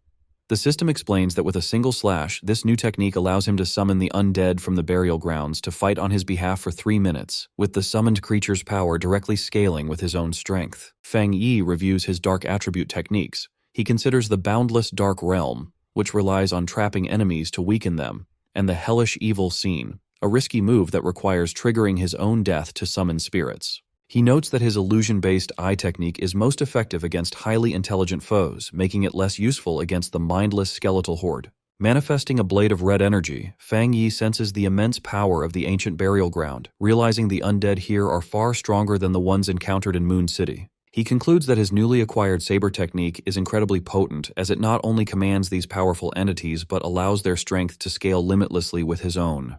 While Fang Yi contemplates his new power, the combat zone elders gather around the massive stone tablet. Astonished to discover it is made of solidified dark energy, they quickly decide to harvest a sample for the research institute. Zhang Tian is particularly enthusiastic, believing that studying this artifact could alter the future. As he channels energy into his hand to strike the stone, Fang Yi notices their actions with growing concern. Zhang Tian delivers a powerful punch to the monolith, while Elder Wu hopes to secure an unprecedented specimen of solid dark energy to advance their research and overcome future dark attribute threats. The moment the strike lands, a violent tremor rocks the cavern, instantly halting their progress. A panicked Elder Wu realizes his grave error, shouting that the stone tablet should not have been disturbed. Deep fissures spread across the massive structure, and huge chunks of the dark stone begin to break away and fall. Realizing the imminent danger, the elders shout to retreat, scrambling to evade the massive, plummeting boulders. Amidst the collapsing ruins, Fang Yi senses a sudden, terrifying surge in the surrounding spiritual energy. A chilling realization washes over him as he finally understands the true, catastrophic origin of the Black Sea anomaly. From the shattered remains of the tablet, a colossal, towering tsunami of malevolent red and black energy erupts. The group has unwittingly unleashed an ancient, otherworldly dark tide, possessing a level of destructive power far beyond anything they have ever witnessed. The massive wave of dark red and black energy, the dark tide, erupts from the ruins. Seeing the danger, Zhang Tian shouts the first rule of exploration: retreat immediately upon encountering the dark tide. The dark energy quickly forms into terrifying, shadowy beasts that swarm the area. The combat zone elders begin to fall back, fighting their way through the horde. In the chaos, Elder Wu looks back and cries out for the sealer to wait. Fang Yi stands still, facing the towering wave of destructive energy. As the red energy gets dangerously close, Elder Wu desperately yells at Fang Yi, asking what he is doing and ordering him to come back. Ignoring the warnings, Fang Yi stares into the tide with his glowing red eye. He hears a mysterious voice calling to him from within the dark energy. Curious, Fang Yi reaches his hand toward the swirling red mass, deciding to see what's inside. He prepares to face death as he confronts the otherworldly power. Suddenly, a massive, blinding explosion of red energy engulfs Fang Yi. Elder Wu and Zhang Tian watch in terror, screaming his name as the blast consumes him. Unable to accept the loss, Zhang Tian charges toward the deadly wave to save him, but Elder Wu summons a glowing energy hand to hold him back, yelling that he can't save Fang Yi and rushing in would be a meaningless death. A furious Zhang Tian argues back, declaring Fang Yi is the nation's future. He blames himself and the other elders, insisting he would gladly trade his own life for the young pioneers. In anguish, Elder Wu says Fang Yi is likely gone. He stresses that more casualties will doom the nation's future. Taking responsibility for inviting Fang Yi, Elder Wu orders the remaining elders to retreat and survive. Just as the elders prepare to flee, a massive pillar of golden energy erupts from the dark tide. They look back, stunned, recognizing Fang Yi's signature golden power and hoping he has survived. Meanwhile, inside the abyss, Fang Yi calmly falls through a swirling tunnel of red and gold energy. Unharmed by the blast, he finds it strange that there are no monsters within the dark tide's heart. Drifting deeper into the dark red void, Fang Yi follows his instincts. He senses that if he keeps going, he will find the source of the call, even though the voice is now silent. To get answers, he attempts to communicate with his system to analyze the strange environment.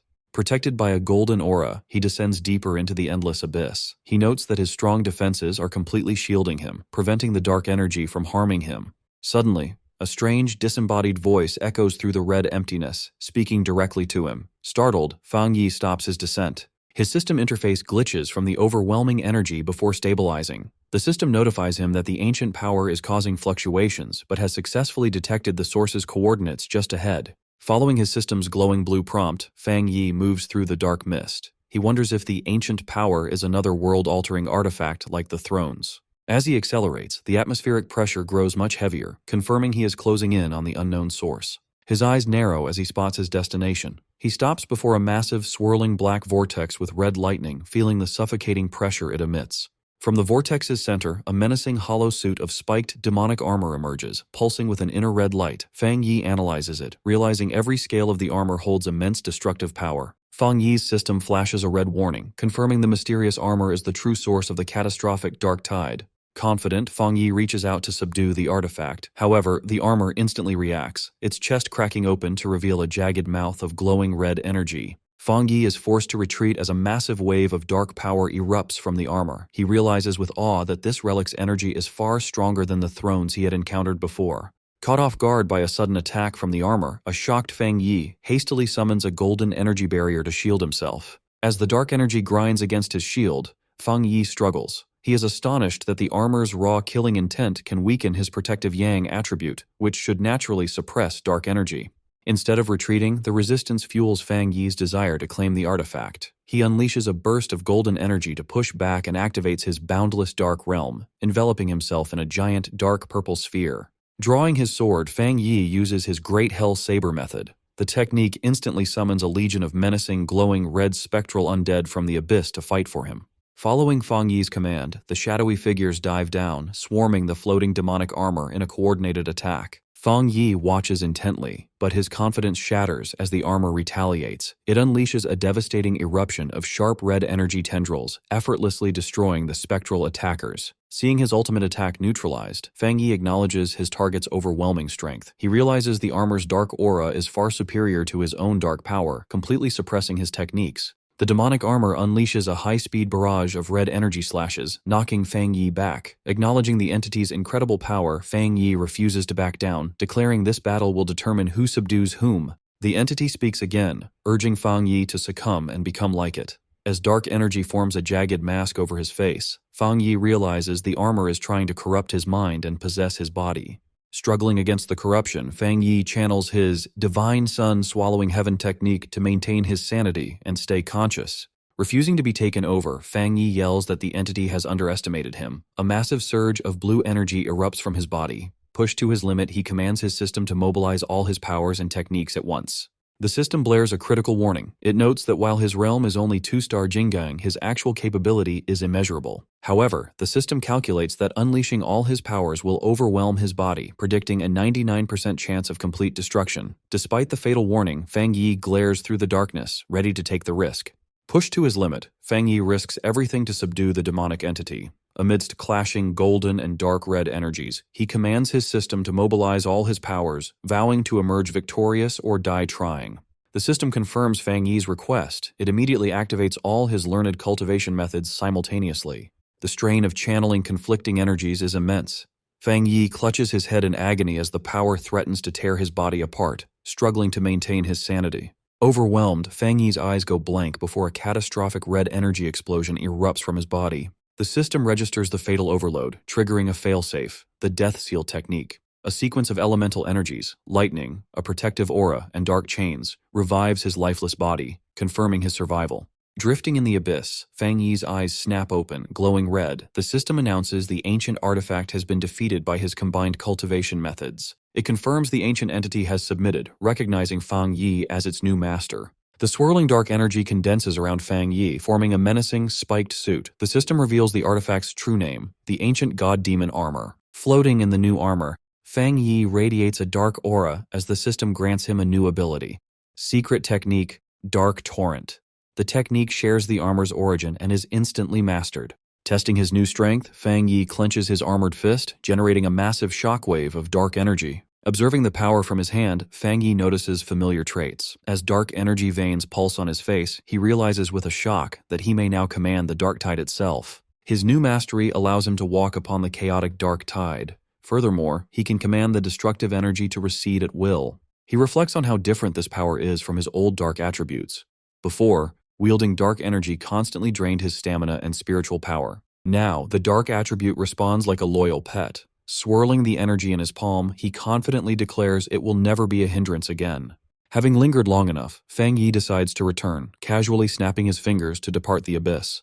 As he leaves, he wonders how much time has passed, suspecting his absence has thrown the outside world into chaos. At the Xia Nation Spirit Association HQ, the president slams his fists on his desk in a rage. Beside him, Gu Yuru quietly observes.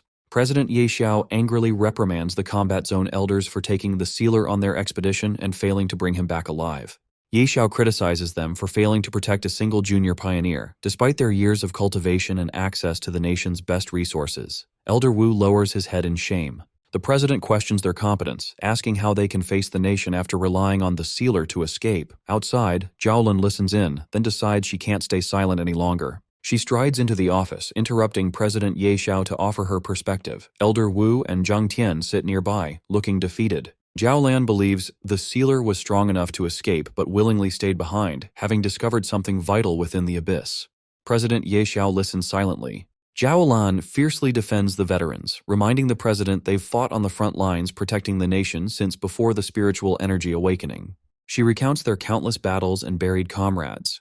While the sealer is a rare genius, she reminds him of the elder's despair when Fang Yi was lost to the void. She insists that if it were possible, Elder Wu and the others would have gladly traded their lives to bring the young pioneer back safely. Unappeased, President Ye Xiao retorts that the sealer is the core of the crucial Captain Plan. He asks if she can guarantee his survival when even their predecessors couldn't escape the dark tide. In frustration, Ye Xiao shouts that Fang Yi's value to the nation is greater than theirs. As Gu Yuru tries to calm him, Zhaolan challenges his assumption that the dark tide guarantees death. Zhaolan glares fiercely, questioning his logic. If Fang Yi is truly dead, why is one pioneer more important than the entire surviving Star God combat zone? She bluntly asks if, by doubting Fang Yi and dismissing the combat zone, he believes the Spirit Association alone could protect the Xia Nation without their military might. Realizing she's overstepped, Elder Wu shouts Zhaolan's name, ordering her to stand down.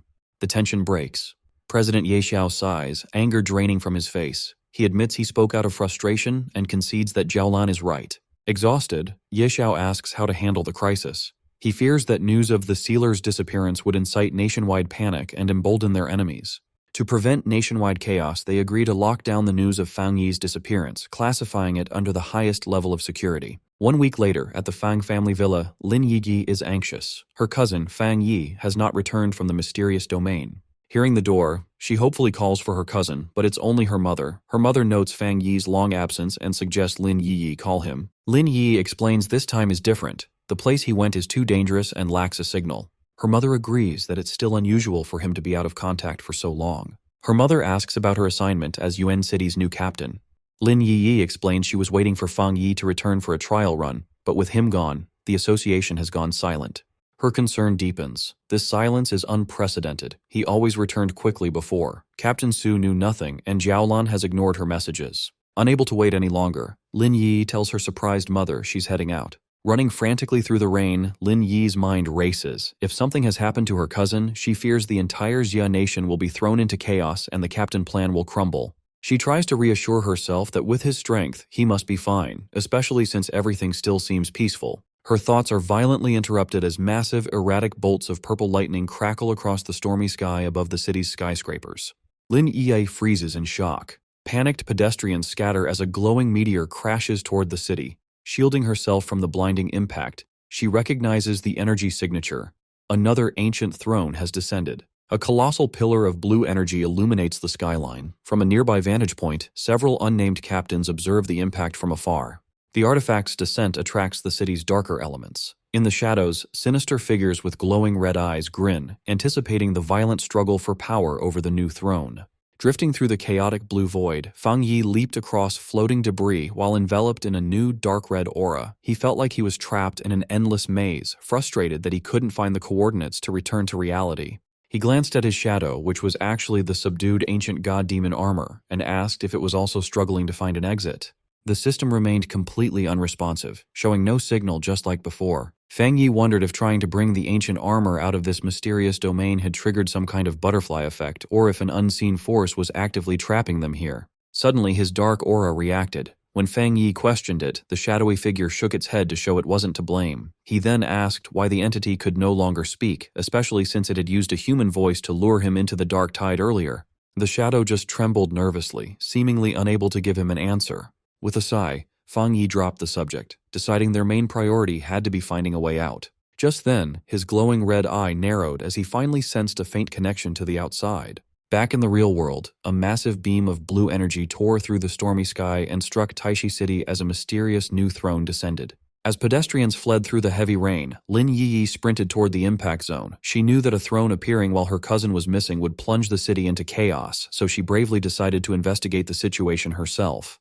Running through the wet streets, her sharp instincts warned her of an ambush. A sinister man with a knife stepped into her path and grinned, confidently calling her Miss Lin. Startled, she took a defensive stance and demanded to know who he was. More armed thugs stepped out of the downpour, quickly blocking her escape. Lin Yi mocked them, calling them foolish for recklessly wandering into Taishi City during such a chaotic event. She demanded to know what they wanted. Without waiting for an answer, she unleashed a powerful shockwave of green spiritual energy, violently pushing back the attackers who were trying to close in. Moving smoothly, she turned her energy into thick vines that tightly wrapped around one of the older thugs. She followed up with a fierce kick to his chest, demanding answers from the stunned man. The man crashed hard onto the wet pavement. Seeing their first attack fail, another thug blew a sharp whistle to call for immediate backup. In an instant, the area swarmed with even more enemies. Thugs with various weapons appeared from the shadows, side streets, and rooftops, completely surrounding her. The leader of the ambush, a man wearing a red bandana, arrogantly pointed his massive sword at her. He scoffed, claiming she was just a little girl riding on the fame of the sealer, and ordered his men to attack her all at once. With green energy glowing in her eyes, Lin Yi glared back and asked if they were underestimating her. She declared this was the perfect chance to test her recent multi-target combat training. Pushing her power, she sent out a flurry of sharp, whip-like green vines. They struck and grabbed multiple attackers in midair while she fought in close combat, quickly kicking down anyone who managed to get close. She directed the vines to tighten their grip on the captured enemies. The older thug struggled helplessly and cursed as he realized her unique wood attribute could actively suppress their spiritual energy. Taking total control of the fight, Lin Yi grouped the bound thugs together. With a powerful sweep of her vines, she launched the cluster of enemies through the air and fiercely told them to get lost. Suddenly, a sharp projectile of dark purple energy shot through the rain, aiming right at her. She recognized the threat with alarm. It was a fire ability infused with a corrosive dark attribute. While normal fire couldn't easily burn her strong vines, this dark flame was incredibly dangerous. She tried to dodge, but the dark energy grazed her, slicing into her arm. She gasped as blood spilled from the fresh wound. Seeing her injured, the bandana-wearing leader and the rest of the thugs lunged from all directions to finish her off. Just before their blades hit, Lin Yi summoned a glowing green barrier around herself. The intense burst of energy violently repelled all the attackers, sending them flying backward. She mocked them for being 9 grown men who still couldn't defeat a single student. The leader steadied himself on the wet pavement with an observant gleam in his eye. Seeing that the sealer still hadn't shown up to rescue her from a deadly situation, he confidently concluded that Fang Yi was indeed out of the city. Having achieved his true goal, the leader ordered his men to retreat. The thugs leaped away into the storm, vanishing quickly.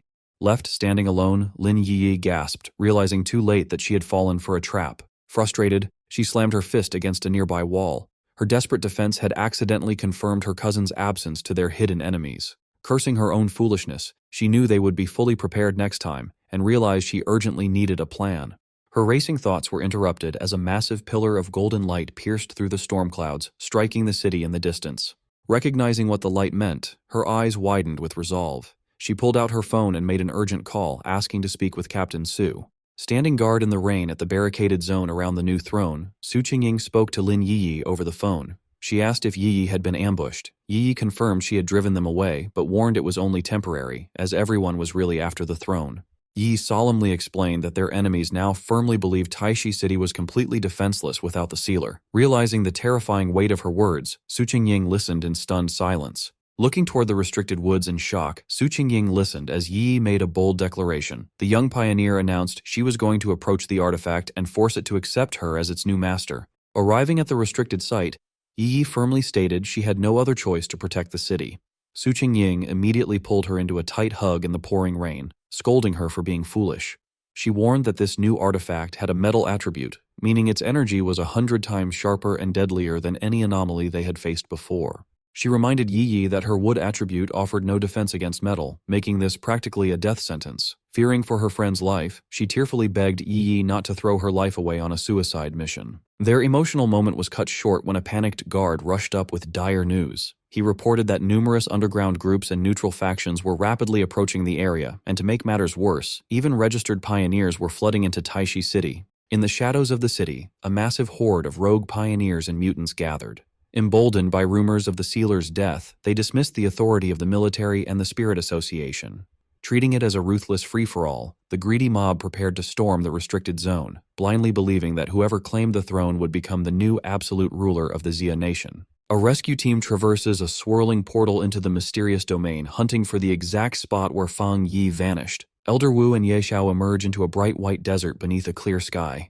Wu confirms this is where the dark tide swallowed the sealer, though the environment's drastic transformation bewilders him. He wonders how the oppressive dark energy and ancient tombstones vanished without a trace. The sky splits open as a terrifying wave of dark energy erupts, leaving the rescue team awestruck by its overwhelming power. Fang Yi drops from the rift onto the white sand. He is surprised to land here, having merely followed the newly descended throne's energy signature to navigate back to reality. Spotting his glowing golden aura, Wu and Ye Xiao recognize Fang Yi. They are astonished to see him alive and radiating spiritual power that now exponentially surpasses Elder Wu's own strength. Wu senses the young pioneer's overbearing aura, realizing his power far exceeds the third level of the Jinggang realm. Hearing his name, Fang Yi turns, his glowing red eye recognizing the combat zone elders descending toward him. Ye Xiao steps forward to warmly grasp Fang Yi's hand. Introducing himself as the president of the Xia Nation Spirit Association, he declares they have come to bring the sealer home. Fang Yi accepts the greeting but silently ponders the introduction. Having never heard of Ye Xiao, he assumes the man was appointed during his absence. Ye Xiao notes that a newly descending throne might explain the spatial anomalies. Fang Yi explains he was trapped inside the domain, wandering blindly without Earth's coordinates until he stumbled upon them. Driven by a sudden urgency, Fang Yi requests an immediate return to Taishi City. Elder Wu and the veterans eagerly agree, proud to assist the powerful young pioneer. Wasting no time, the group channels their spiritual energy, activating a massive blue portal for their return. As they cross back, dread washes over Fang Yi.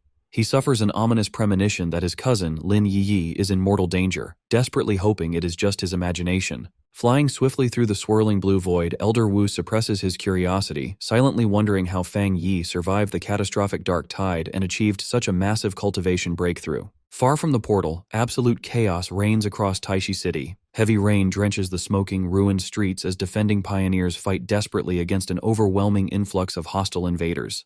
The Spirit Association's lead official projects a golden shield to block a cloaked rogue's strike.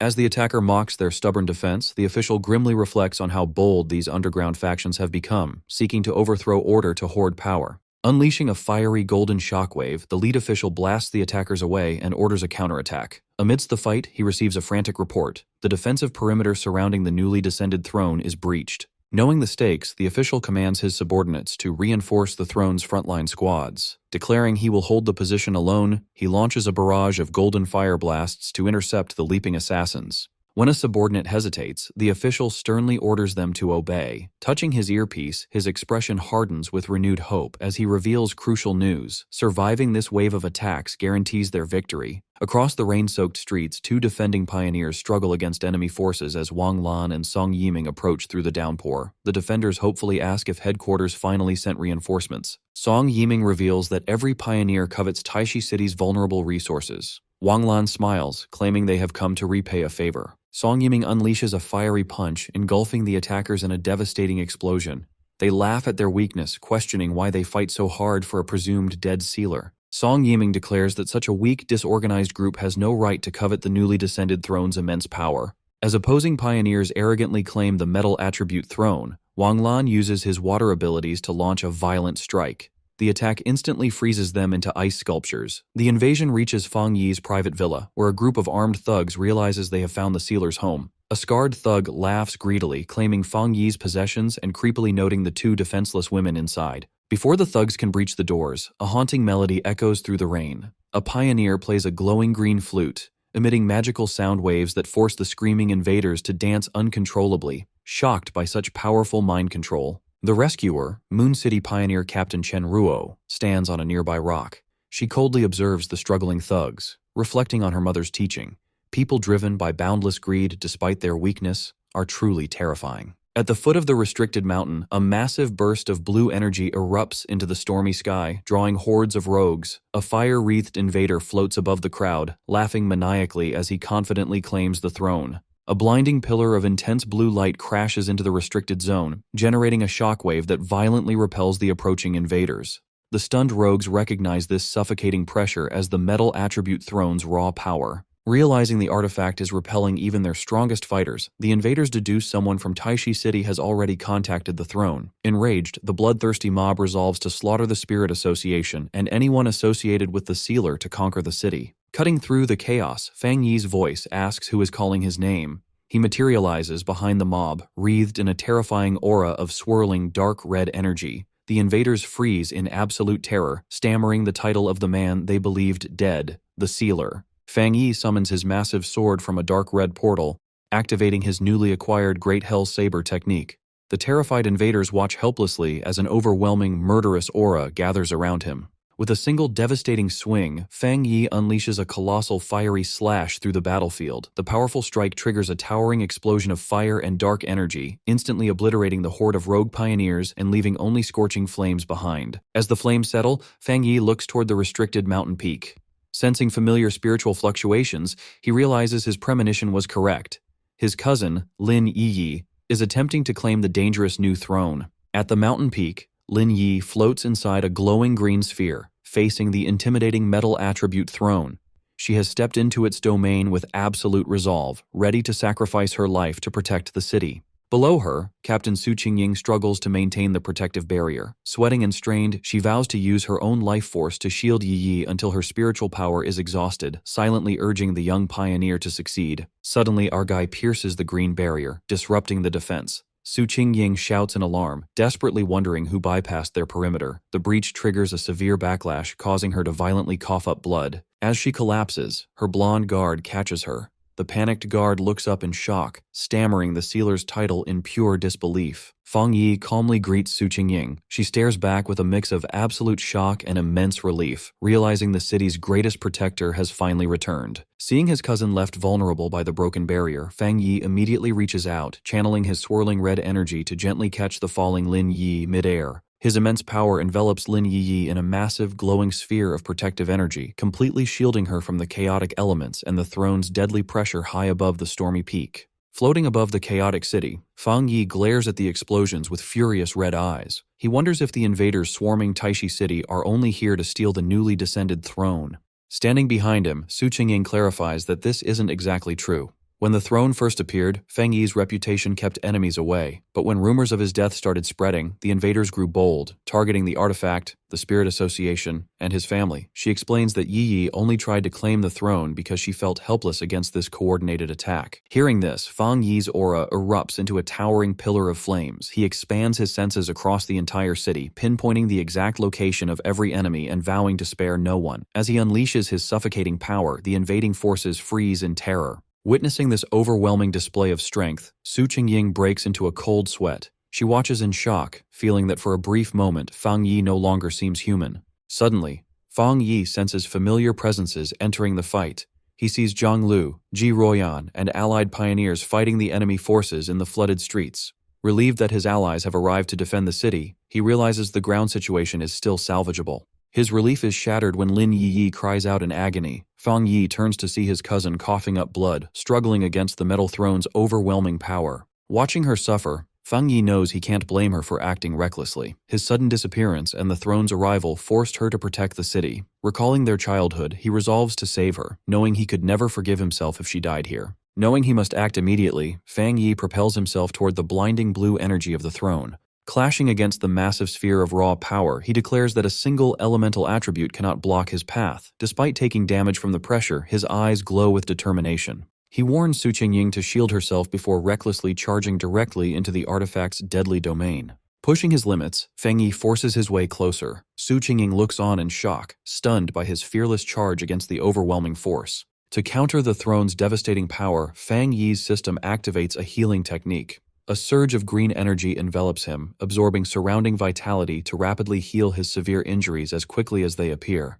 Bathed in this restorative aura, Fang Yi smirks, noting he finally found the perfect opportunity to use this life-giving technique. He states it is the ideal counter to survive the Metal Throne's assault. His forced entry triggers a colossal eruption, sending a blinding pillar of blue energy tearing straight through the storm clouds. From a distance, Zhenglu and the other defenders watch the sky in awe. They see the Metal Throne's wild energy fluctuations, feeling its raw power threatening to pierce the heavens. In the flooded streets, the Association Superior observes the energy spike. Recognizing the unique signature, he knows the crucial moment has arrived and orders his men to proceed with their strategic plan without hesitation. Back at the epicenter, Fang Yi weathers the storm of energy and walks up to the glowing blue metal throne. Mockingly apologizing for the interruption, he places his hand directly on the artifact. The system detects the dense metal attribute and begins compiling a new technique. Within seconds, his dark energy absorbs the artifact's essence, and the system confirms success. He gains a metal attribute technique that multiplies his attack power, enabling a strike 3 tiers above his current level. While it leaves him vulnerable to metal attacks during cooldown, he also gains a skill to give objects or people a metal physique, boosting their strength. With the core power extracted, Fang Yi observes the glowing diamond-shaped construct in his hands. Fang Yi immediately selects Lin Yi as the target for his new implantation skill, directing the glowing golden energy toward her. The core sinks into Lin Yi's chest, infusing her with the metal attribute. Bathed in light, her pained expression fades into peaceful sleep as the throne's power safely protects her. Meanwhile, rogue pioneers breach the Spirit Association base. Their leader, a metal attribute invader named Li Mingxuan, stands on the rubble, mocking the weak defenses and demanding the local captain show up. Laughing, he gloats that the Taishi captain is already missing. He scoffs at how pathetic and fragile the city has become without the sealer to protect it. Inside the ruined lab, Li Mingxuan lifts a terrified researcher by the throat. He sneers, asking where the association members went and mocking them for giving up just because the sealer is presumed dead. Trembling, the researcher asks if the invaders are here for the spirit crystals. He quickly surrenders, pointing them toward safe number 3. Surprised by his quick surrender, Li Mingxuan asks if he fears the association's punishment. The researcher cries that staying silent would only get him beaten, knowing the invaders would find the crystals eventually. Satisfied, Li Mingxuan tosses him down as his thugs crack open the vault, revealing a massive hoard of glowing blue spirit crystals. Seeing the treasure, he warns the cowering man against any tricks. Li Mingxuan orders his men to loot every last crystal, leaving nothing for the city. However, behind his back, the researcher's terrified act vanishes into a cold glare. He silently dismisses the greedy thieves as ignorant fools walking blindly into a trap. Settling onto a couch, Li Mingxuan plans to convert the lab into their permanent base. His subordinates flatter him, claiming the metal throne rightfully belongs to him and insisting they teach the local pioneers a brutal lesson. Li Mingxuan laughs, stating that ancient artifacts only submit to the worthy. He confidently points out that the sealer's relative hasn't conquered the artifact yet, proving the throne has rejected her. A thug chimes in, mentioning rumors that the pioneer is just a young girl. As the men laugh and plan to ambush her later, a swirling dark void silently opens on the ceiling above them. Their laughter stops when Li Mingxuan hears a strange dripping sound. Confused, he looks around, wondering if the ceiling has sprung a leak. He looks up just in time to see sharp tendrils of black energy raining down. The dark liquid pierces his men, who scream in agony as the highly corrosive energy burns them alive. Fang Yi calmly steps down from the swirling shadows. Recognizing the legendary pioneer, Li Mingxuan stares in absolute terror, stammering that his return is impossible. Refusing to accept reality, Li Mingxuan channels his energy into a glowing blue fist. He violently lunges forward, shouting in denial and demanding to know who dares to challenge him. Without stepping back, Fang Yi effortlessly catches Li Mingxuan by the face, instantly stopping his charge. Leaning close, Fang Yi holds a finger to his lips, silently ordering the invader to be quiet. Glaring at the paralyzed leader with piercing red eyes, Fang Yi coldly pronounces the absolute sentence for anyone trespassing in Taishi City: death. Fang Yi violently strikes the terrified Li Mingxuan, knocking him to the ground. Looming over the defeated leader, Fang Yi summons his glowing golden sword. Li Mingxuan stares up in sweating terror, stammering the sealer's title, having firmly believed he was dead. With eyes glowing a menacing red, Fang Yi coldly dismisses him. A massive blast of golden fire engulfs Li Mingxuan, burning the screaming invader alive. Surrounded by fading embers, Fang Yi calmly tells the remaining thugs he understands fighting over a new throne. However, he is furious they tried to divide up Taishi City. Advancing on them, he adds they even dared to target his family. Glaring with deadly intent, Fang Yi delivers his sentence: none will leave alive. He unleashes a devastating fiery dragon that sweeps through the room, instantly obliterating the invaders. Out in the flooded streets, Jiang Lu and his allied pioneers are surrounded. A colossal fiery explosion erupts from the Spirit Association building, illuminating the stormy sky. The enemy thugs stare in absolute dread, realizing the sealer has truly returned. Panic spreads through the enemy ranks as Li Mingxuan's aura completely vanishes. Furious at being tricked by false rumors, the invaders curse their decision to enter the city. Seeing the enemy's morale shatter, Jiang Lu laughs triumphantly. He mocks their cowardice for attacking Taishi City and aggressively leaps into the fray just as the thugs order a desperate retreat. The invaders scatter and flee for their lives, knowing crossing paths with the sealer means certain death. Seizing the advantage, the Spirit Association's lead official commands his forces to chase them down, ordering them not to let a single invader escape and regroup. A massive wave of fire sweeps through the streets, obliterating the fleeing rogues and cutting off their escape. Watching the flames, Captain Chen Ruo recognizes the familiar, overwhelming power raining from the sky. Wang Lan and Song Yiming observe the destruction in awe. Seeing powerful Jinggang realm pioneers instantly annihilated, they agree only the sealer could unleash such a terrifying attack. Looking over the city, Su Qingying confidently states no enemy will dare approach them now. Taking advantage of the shift in power, she orders her subordinates to gather all available metal attribute spirit crystals from the association. The remaining thugs flee frantically through the nearby forest, horrified to realize heavily armed military reinforcements are now hunting them. President Ye Xiao arrives alongside Elder Wu, Gu Yuru, and the military. Ye Xiao orders his troops to capture every invader so the sealer can personally decide their fate. Cornered and broken, the surviving rogue pioneers fall to their knees begging for their lives. They offer to join the Spirit Association, swearing to protect the Xia nation if they are spared. Gu Yuru glares at the kneeling men with cold disgust. She dismisses them as pathetic opportunists, pointing out they aren't genuinely remorseful but are just terrified of dying. Her attention is drawn upward as an allied pioneer shouts that the sealer has arrived. A massive pillar of fire crashes into the street ahead of them. Fang Wei emerges from the roaring flames with his fiery sword, coldly asking if these are the remaining invaders. Facing his overwhelming presence, the cornered rogues panic. On the brink of death, they desperately wonder if fighting to the bitter end will give them an escape. Paralyzed by fear, the thugs cannot even move. In desperation, one screams it isn't fair, cursing Taishi City and blaming their impending deaths on the false rumors of the sealer. Ignoring their pathetic excuses, Fang Yi raises his hand, gathering a massive surge of fiery energy. Watching him gather power, Gu Yuru is awestruck. She senses his raw spiritual energy could level the entire city, shocked he possesses this much power even without claiming the new throne. With a merciless motion, Fang Yi brings his hand down. A colossal wave of fire instantly incinerates the remaining invaders, turning them to ash. Observing the aftermath, Gu Yuru realizes Fang Yi's strength has eclipsed even Elder Wu's. Recalling how Wu became a legend by saving a city single-handedly, she notes that if Fang Yi hadn't carefully controlled his strike, his flames would have annihilated everything in their path. Ye Xiao marvels at how effortlessly Fang Yi wiped out the invaders who nearly defeated their entire force, exercising such precise control that no ally was harmed.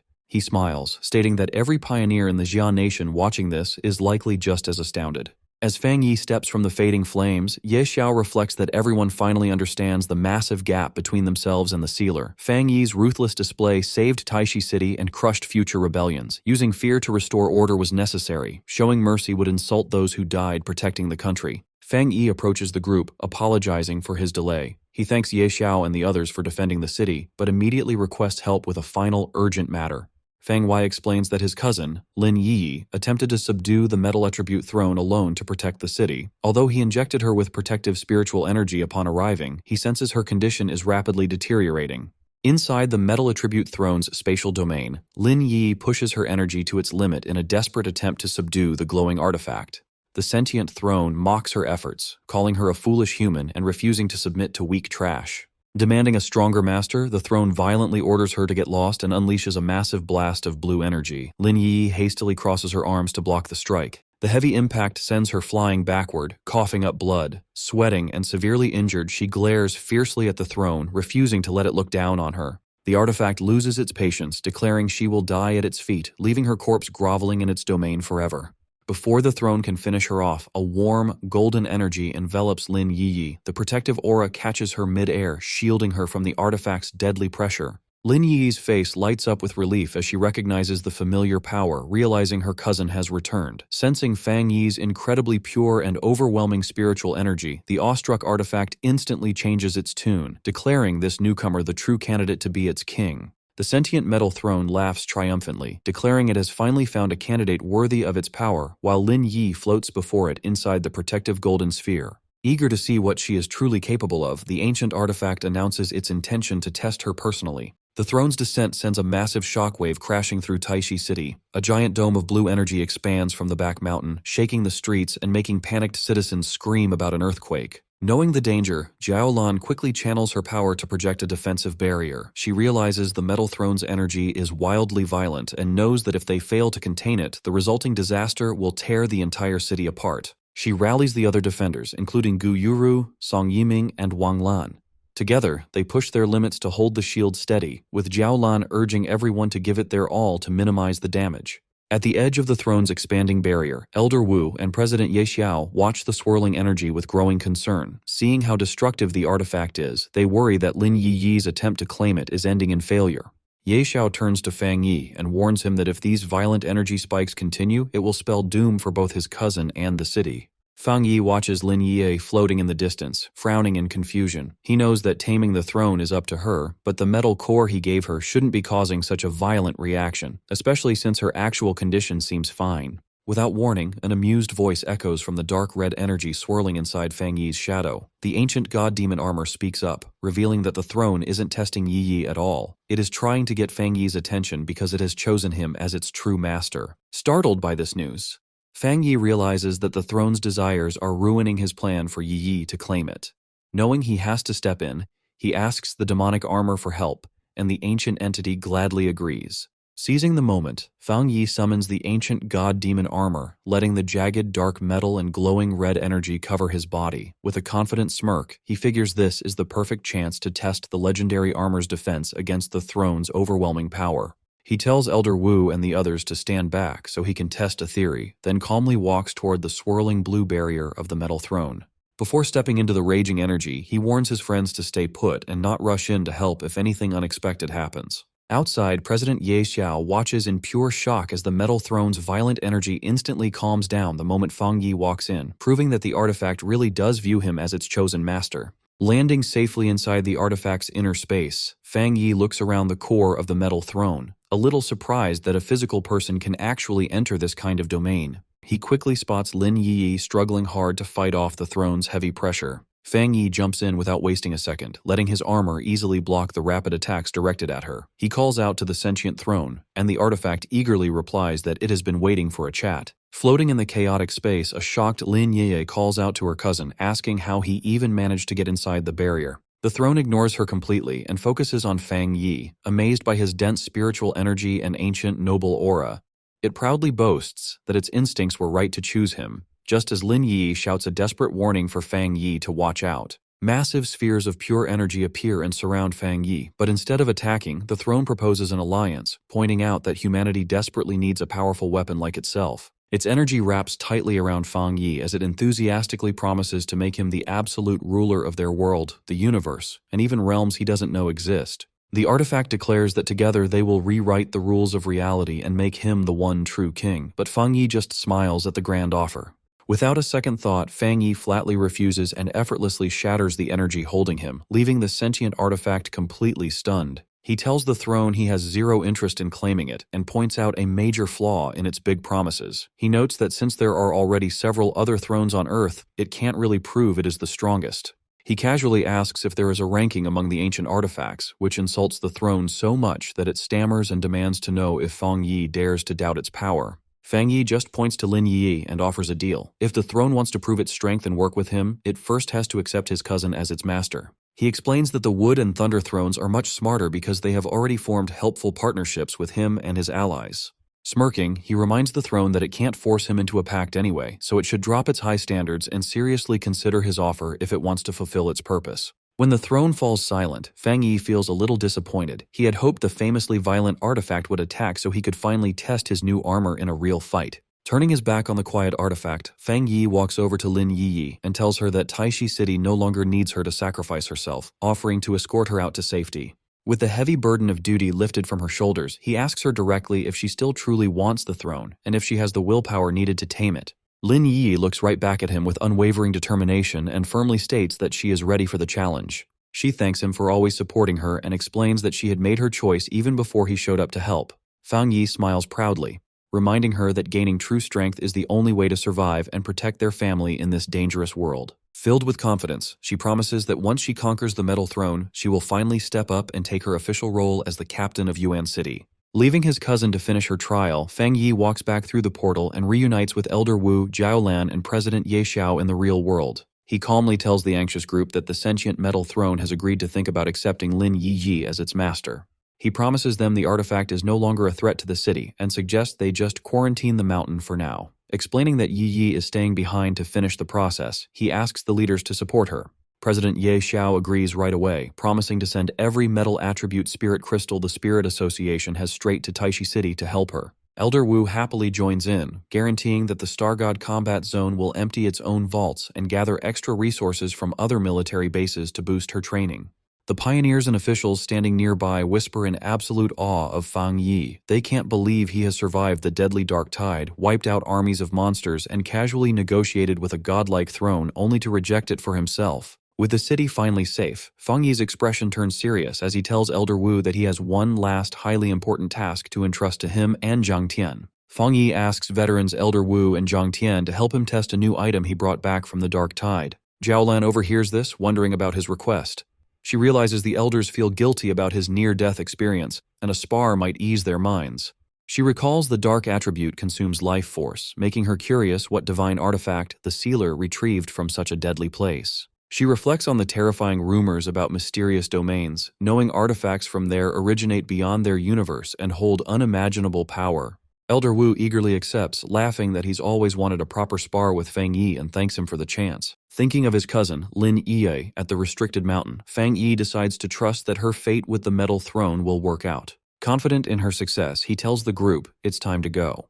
They head to the Star God Combat Zone's elite training center, a facility built to withstand immense destructive force. Inside the facility, Elder Wu remarks that the location is perfect for their test. Fang Yi asks if the room is durable enough to contain a massive explosion without any effect on the outside. Inside the training room, Elder Wu assures Fang Yi the facility is secure and tells him not to hold back. When Elder Wu asks how to begin, Fang Yi states the rule.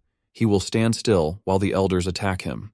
A dark energy erupts around Fang Yi as he challenges the veterans to attack him at once with their full strength. Shocked by the intense pressure of Fang Yi's ancient power, Zhang Tian nervously asks if he's using a defensive artifact. Another veteran praises Fang Yi's courage, gathering his own energy with an excited grin. Declaring they won't hold back, the elders leap toward Fang Yi, combining their powers into a single devastating energy beam. Fang Yi remains still as a dark energy shield erupts around him and the elders' combined strike crashes against it. The collision creates a massive shockwave that pushes the attackers back, but Fang Yi's silhouette remains unmoved within the smoke. As the dust clears, Fang Yi is revealed wearing the menacing ancient god-demon armor, completely still. The elders stare in disbelief, realizing their full-strength attack didn't even scratch the armor, leaving Fang Yi unharmed. A nervous Elder Wu admits that if Fang Yi were an enemy, he'd be more terrifying than any disaster or beast king they have ever faced.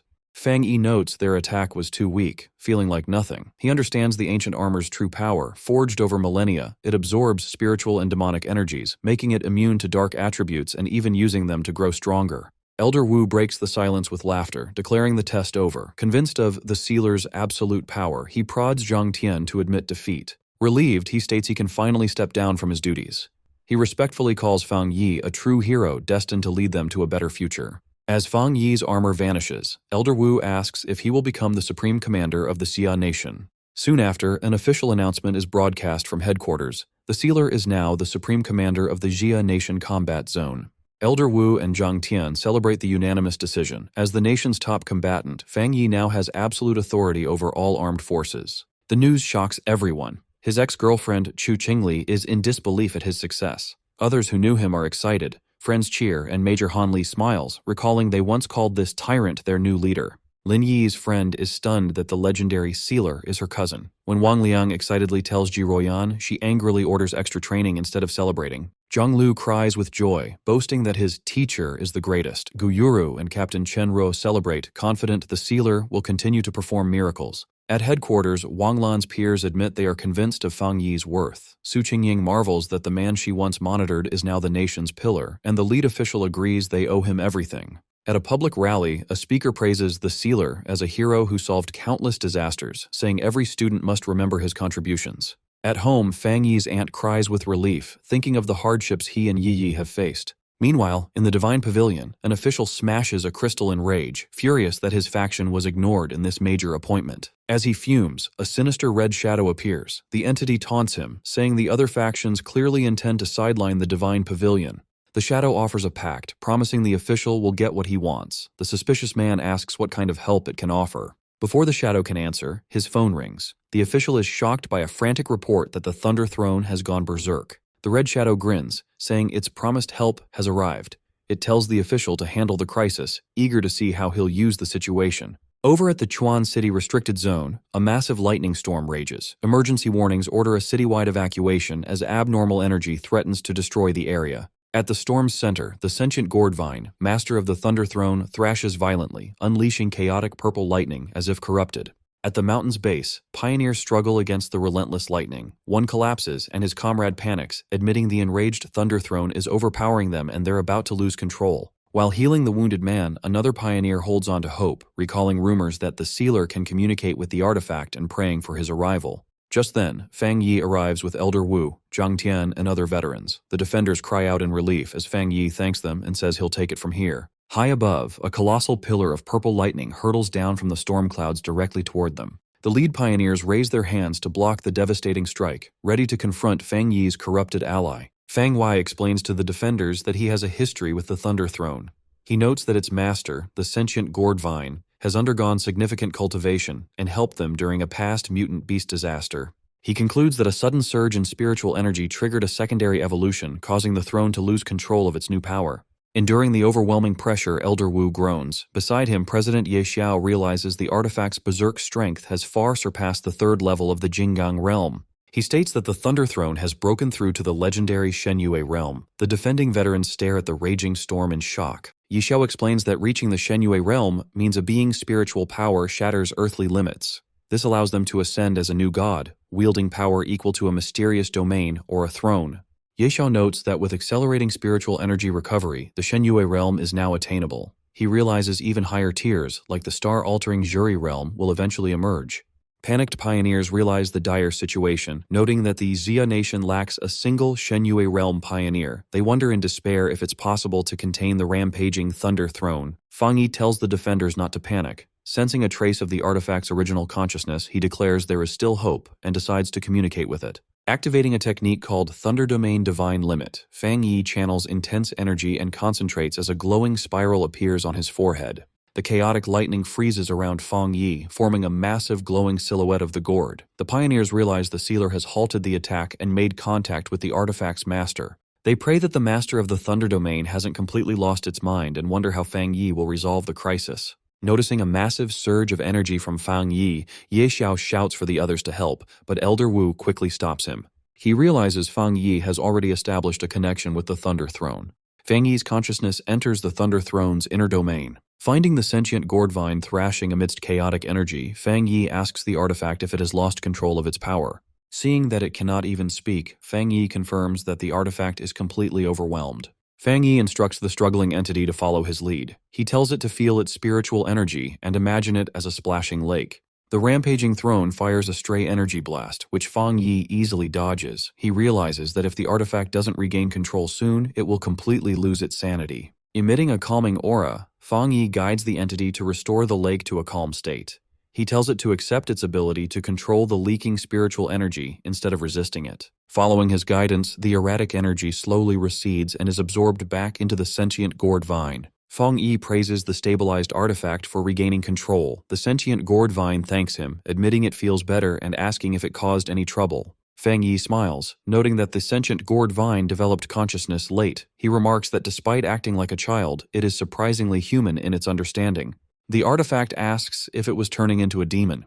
Fang Yi explains it just experienced a temporary loss of control from a power surge, pointing out that violently resisting only pushed it closer to madness. Fang Yi warns the entity that relying completely on the throne's power without a firm mind leads to a loss of control. He advises it never to depend solely on that power during a crisis. Outside the domain, the storm clouds break.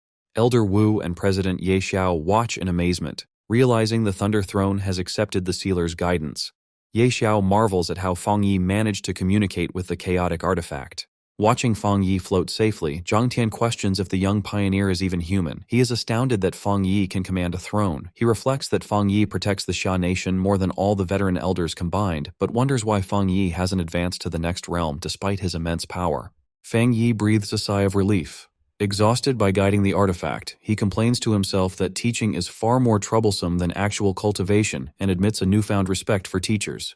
With the crisis resolved, Fang Yi safely descends from the sky, landing before Elder Wu, Zhang Tian, and President Ye Xiao. A helicopter lands nearby, interrupting their reunion. 3 cloaked figures emerge. The lead official steps forward, confirms if Fang Yi is the legendary sealer, and introduces himself as Zheng Huairen of the Divine Pavilion.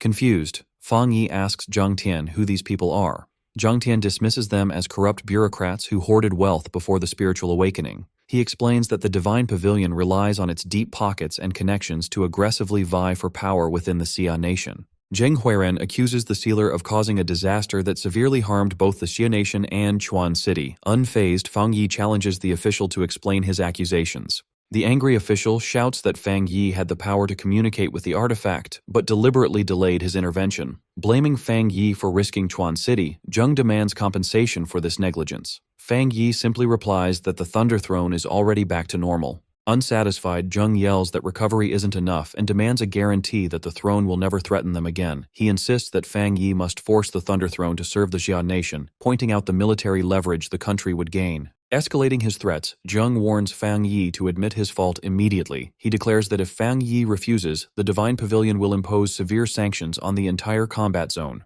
Before Fang Yi can respond, a blinding purple light illuminates the area. Zheng Huairen freezes in absolute terror as he looks up. A colossal bolt of lightning strikes the arrogant official. High above the mountain, the sentient gourd vine angrily declares death to anyone who disrespects its teacher. The purple lightning clears, leaving no trace of the arrogant official. Shocked by the sudden destruction, Ye Xiao asks if the man is truly gone. He then turns to Fang Yi, asking if the Thunder Throne really just accepted him as its master. Fang Yi calmly agrees. Fang Yi waves his hand to clear the lingering energy and thanks the artifact, seeing that deadly strike as payment for his teachings. Turning to the stunned group, he assures them that the Thunder Throne is actually kind and well-behaved, holding no ill will toward most people. He casually praises its fast learning, leaving everyone speechless at how he describes such a catastrophic entity. Ye Xiao laughs in agreement, though he knows the truth. The artifact has world-destroying power, and this gentle, protective behavior is meant only for Fang Yi. Zhang Tian scoffs, glad the scheming official got what he deserved. Elder Wu then tells Fang Yi they plan to make the incident public, highlighting how the Thunder Throne chose Fang Yi and destroyed his enemies to defend him. Fang Yi smiles and agrees, noting that secrets are impossible to keep in this new era. Since he is already in the spotlight, he welcomes the publicity. He knows the throne's massive strength will be a powerful warning to their enemies. His expression darkens as he warns Elder Wu that the nation's peace won't last. The era of the thrones has begun, and everyone knows that having one of these artifacts is the only way to secure power in this changing world. Elder Wu grimly agrees, admitting that their authority can only hold the greedy factions back for so long, and no one knows when that fragile order will break. Fang Yi then asks if anyone else has managed to claim a throne. Elder Wu confirms there is one known case of someone who publicly announced their status as a throne master. When Fang Yi asks where this person is, Elder Wu reveals they are in Country B. Meanwhile, on the coast of Country B, a massive crowd cheers wildly. They celebrate their alliance leader for successfully claiming the Earth throne. Overjoyed, the Country B leader throws his hands up, declaring this the ultimate sign of good fortune and power for their nation. The newly crowned master floats into the sky, calling himself the Lord of the Earth. He promises to show off his divine power to boost their global standing, claiming his rise is the will of heaven. Clasping his hands, he channels his new abilities with a loud shout, causing massive rocks to violently erupt from the ocean. The spectators watch the giant stone structures emerge from the sea in awe, amazed by the terrifying power of the throne. The Country B leader eagerly orders his crew to record the event, wanting to broadcast their nation's strength to the world. He praises the world-shaking power that only a throne master can wield. Staring into the camera, the pioneer leader issues a public challenge. He mocks the Xia nation, asking if their strongest pioneer, the sealer, has ever claimed a throne. With a smug grin, the Country B leader confidently answers that he hasn't. Pointing at the camera, the pioneer leader declares that without a throne, Fang Yi cannot understand true power. He threatens to crush the sealer to death if they ever cross paths. The broadcast quickly goes viral online. The comments are flooded with foreign viewers mocking Xia Nation for failing to secure a single throne. They ridicule the sealer as a fraud, declaring that Country B is now the global superpower and Xia Nation is irrelevant. Back at the office, Su Qingying complains about Country B's sudden arrogance. She wonders if they have already forgotten how easily the sealer wiped out one of their elite teams in the past. Scrolling through the backlash, the lead official notes that the public announcement isn't the worst part. He explains they are using public opinion to make Xia Nation look weak and vulnerable simply because they lack an official throne master. Su Qingying defends Fang Yi, pointing out that his combat strength has been more than enough to handle all their internal threats, even without an artifact. The lead official scoffs, remarking that the foolish people of Country B would never believe the truth anyway. The two throne masters currently in Xia Nation are actually the sealer's spiritual pet and his student. At the same time, a blinding pillar of golden light shoots into the sky from the Fang family villa. Inside, Fang Yi is deep in meditation, focusing on his powerful cultivation technique. He senses a familiar feeling washing over him, signaling an upcoming breakthrough. His energy resonates with an ancient power similar to the dark tide, guiding his strength. The massive concentration of his spiritual energy creates a beam of light that pierces the clouds, forming a swirling vortex over the city. Alarms trigger panic at the monitoring center. A staff member reports that the spiritual energy in the city has shattered their measurable limits. Checking the location, they realize the anomaly is coming directly from the sealer's home, with the sky warping around his energy. Su Qingying announces in shock that Fang Yi is attempting to break through to the next realm, leaving the officials completely stunned. Deep in his trance, Fang Yi controls his breathing while his spiritual form floats calmly in front of a massive glowing moon. His system confirms that a breakthrough to the Shenyue realm is about to happen. As storm clouds swirl around the moon, the system issues a warning. It explains that the Shenyue realm controls cold and illusion, and to complete his breakthrough, Fang Yi must survive a heavenly tribulation. The peaceful mental landscape suddenly turns hostile. Violent currents of dark red energy swirl around his form, launching sharp attacks against him. Using his spiritual vision, Fang Yi analyzes the chaotic storm hitting his barrier. He realizes the tribulation is made entirely of dark energy, which makes sense since the moon represents chaos and disorder. He understands the true nature of the Shenyue realm. While people associate the moon with beauty, it actually causes madness and manipulation. The realm's power to gather faith is basically just fanatical worship and mind control. Smiling confidently, he admits this breakthrough won't be easy. He summons a massive sphere of golden energy to shield himself as the system warns him that the tribulation is trying to corrupt his sanity. Slashes of dark energy and divine lightning rain down, violently crashing into his fiery barrier. The tribulation uses its gathered power to try and shatter his defenses. Refusing to be overwhelmed, Fang Yi shouts into the storm and summons his ancient god-demon armor. A massive surge of dark red power erupts around him as he unleashes the artifact's energy to fight back. Fang Yi fights back against the heavenly tribulation, unleashing a powerful fire slash to cut through the storm. Pushing his power even further, he uses a secret technique to release a massive dark flood. Slowly, the spinning dark energy swallows up the storm's chaotic power. With the storm calmed, Fang Yi floats up toward the glowing moon. Smiling with confidence, he snaps his fingers to call the scattered dark energy back to his body. Soon, the system confirms he has broken through to the first level of the Shenyue realm. As his body absorbs the rest of the dark energy, Fang Yi enjoys the feeling of his new power.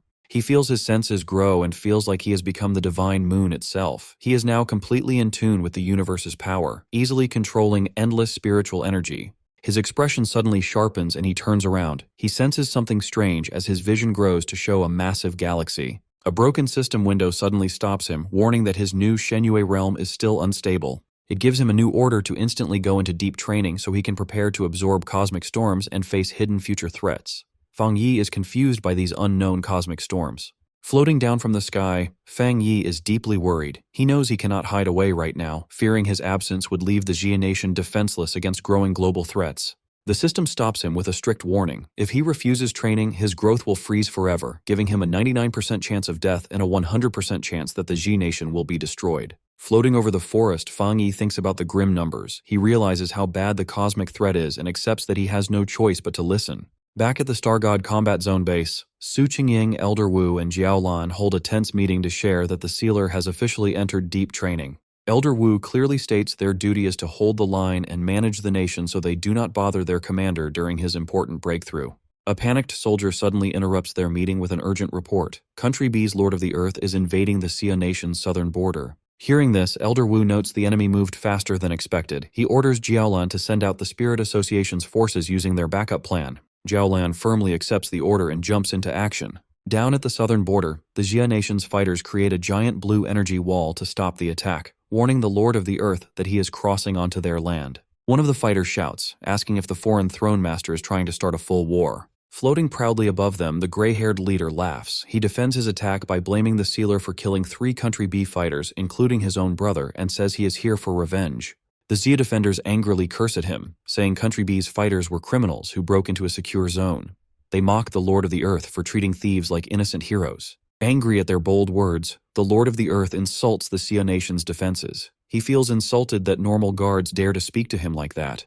Swearing to kill the defenders, he unleashes his power, making huge stone spikes violently shoot out from the ground below the Xia fighters. The massive, sharp rocks rip through the coast, forming a scary wall of earth that threatens the city limits. Stepping in to fight back, a special team of Xia fighters in green uniforms charges onto the field. The squad leader praises the guards and says it is their turn to fight. Floating above, the Lord of the Earth looks down at the new arrivals in confusion. The plant research team takes their places, aiming to trap the invading throne master. They plan their attack together, using their special military research on mutated plants. The squad leader pushes strong green energy straight into the dirt, calling forth a huge, fast-growing plant that breaks out from the ground.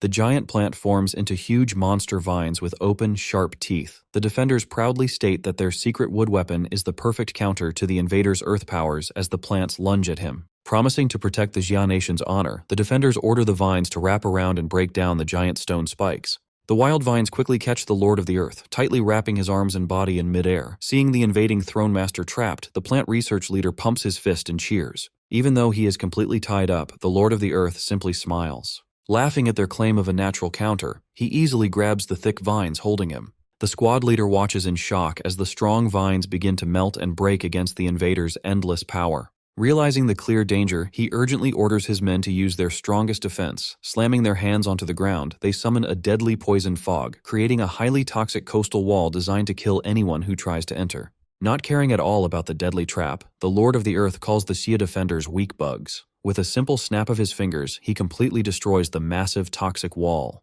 Cursing their broken defenses, the squad leader refuses to give up. He yells that they must stop the invader even if it costs their lives, leading his men in a brave, head-on charge.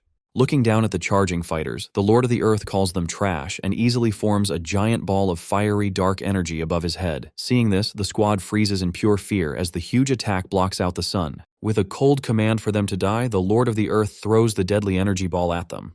The terrible attack instantly wipes out the entire defending squad, creating a massive explosion that destroys the whole coastline. The Lord of the Earth turns his dark gaze toward a nearby Xia city. He names it as his next target, mocking the nation for lacking a throne master to defend it. A dark pillar of energy wipes out the city center. Deep within the ruins, scared people hide together, crying and asking who will save them. A local fighter stands before them to block the falling rocks, promising that the defenders have not given up yet. In his quiet training space, Fang Yi sits meditating before the giant moon. The intense spiritual shock from feeling the attack suddenly breaks his focus, making him cough up blood. Ignoring his injuries, he realizes he must stop his training and step in right away before it is too late. Soon, at the Xia Nation's southern border in Nanming City, a sudden attack leaves the streets in flaming ruins. The Lord of the Earth laughs as he uses his powers to rip chunks of the city's infrastructure into the sky, sending panicked civilians falling toward the ground. Sweeps of green energy catch the falling civilians.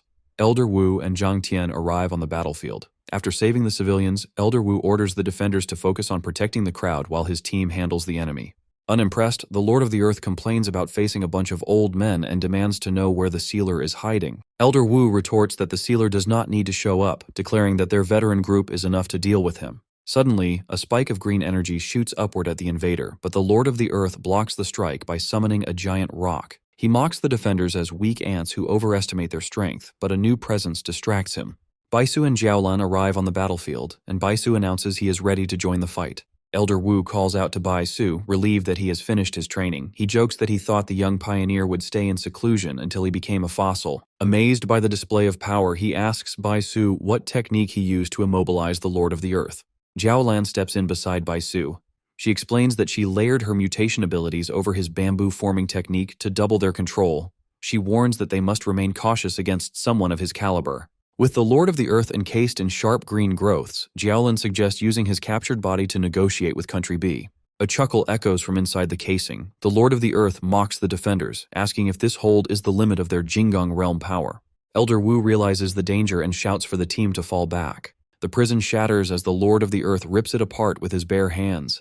His body has mutated into a decayed monster with glowing green eyes. Baisu freezes in disbelief, while Jiaolan realizes the invader has undergone forbidden body modification. Elder Wu deduces that Country B never abandoned their illegal biological experiments, making the Lord of the Earth a product of their research.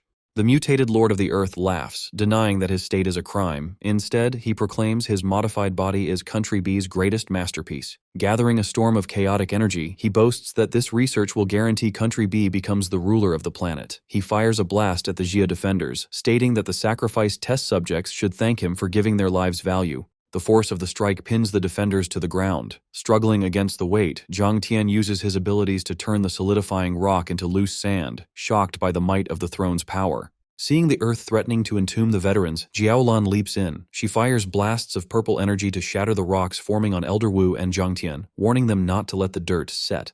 The Lord of the Earth locks his green eyes onto Jiaolan. Intrigued by her power, he declares her mutant attribute is suited for him to devour.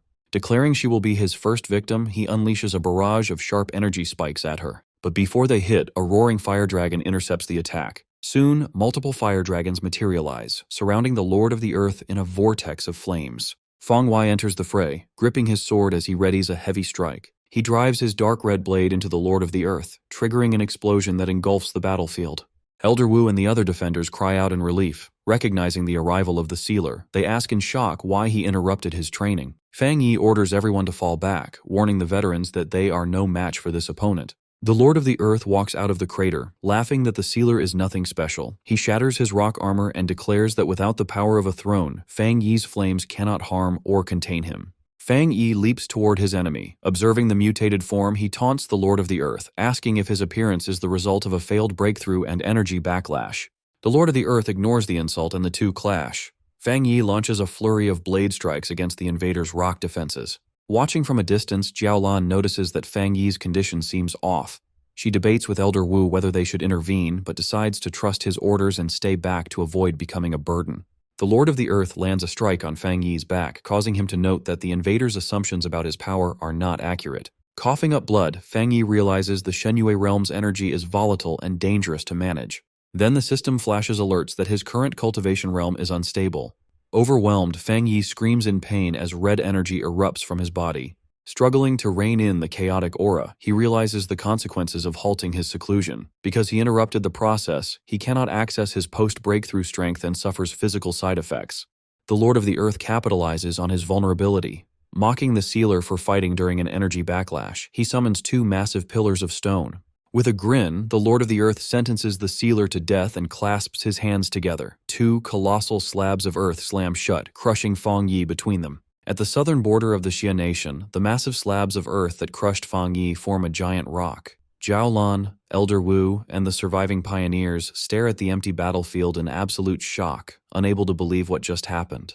Baisu watches in disbelief, stammering that there is no way the legendary sealer could have fallen so easily.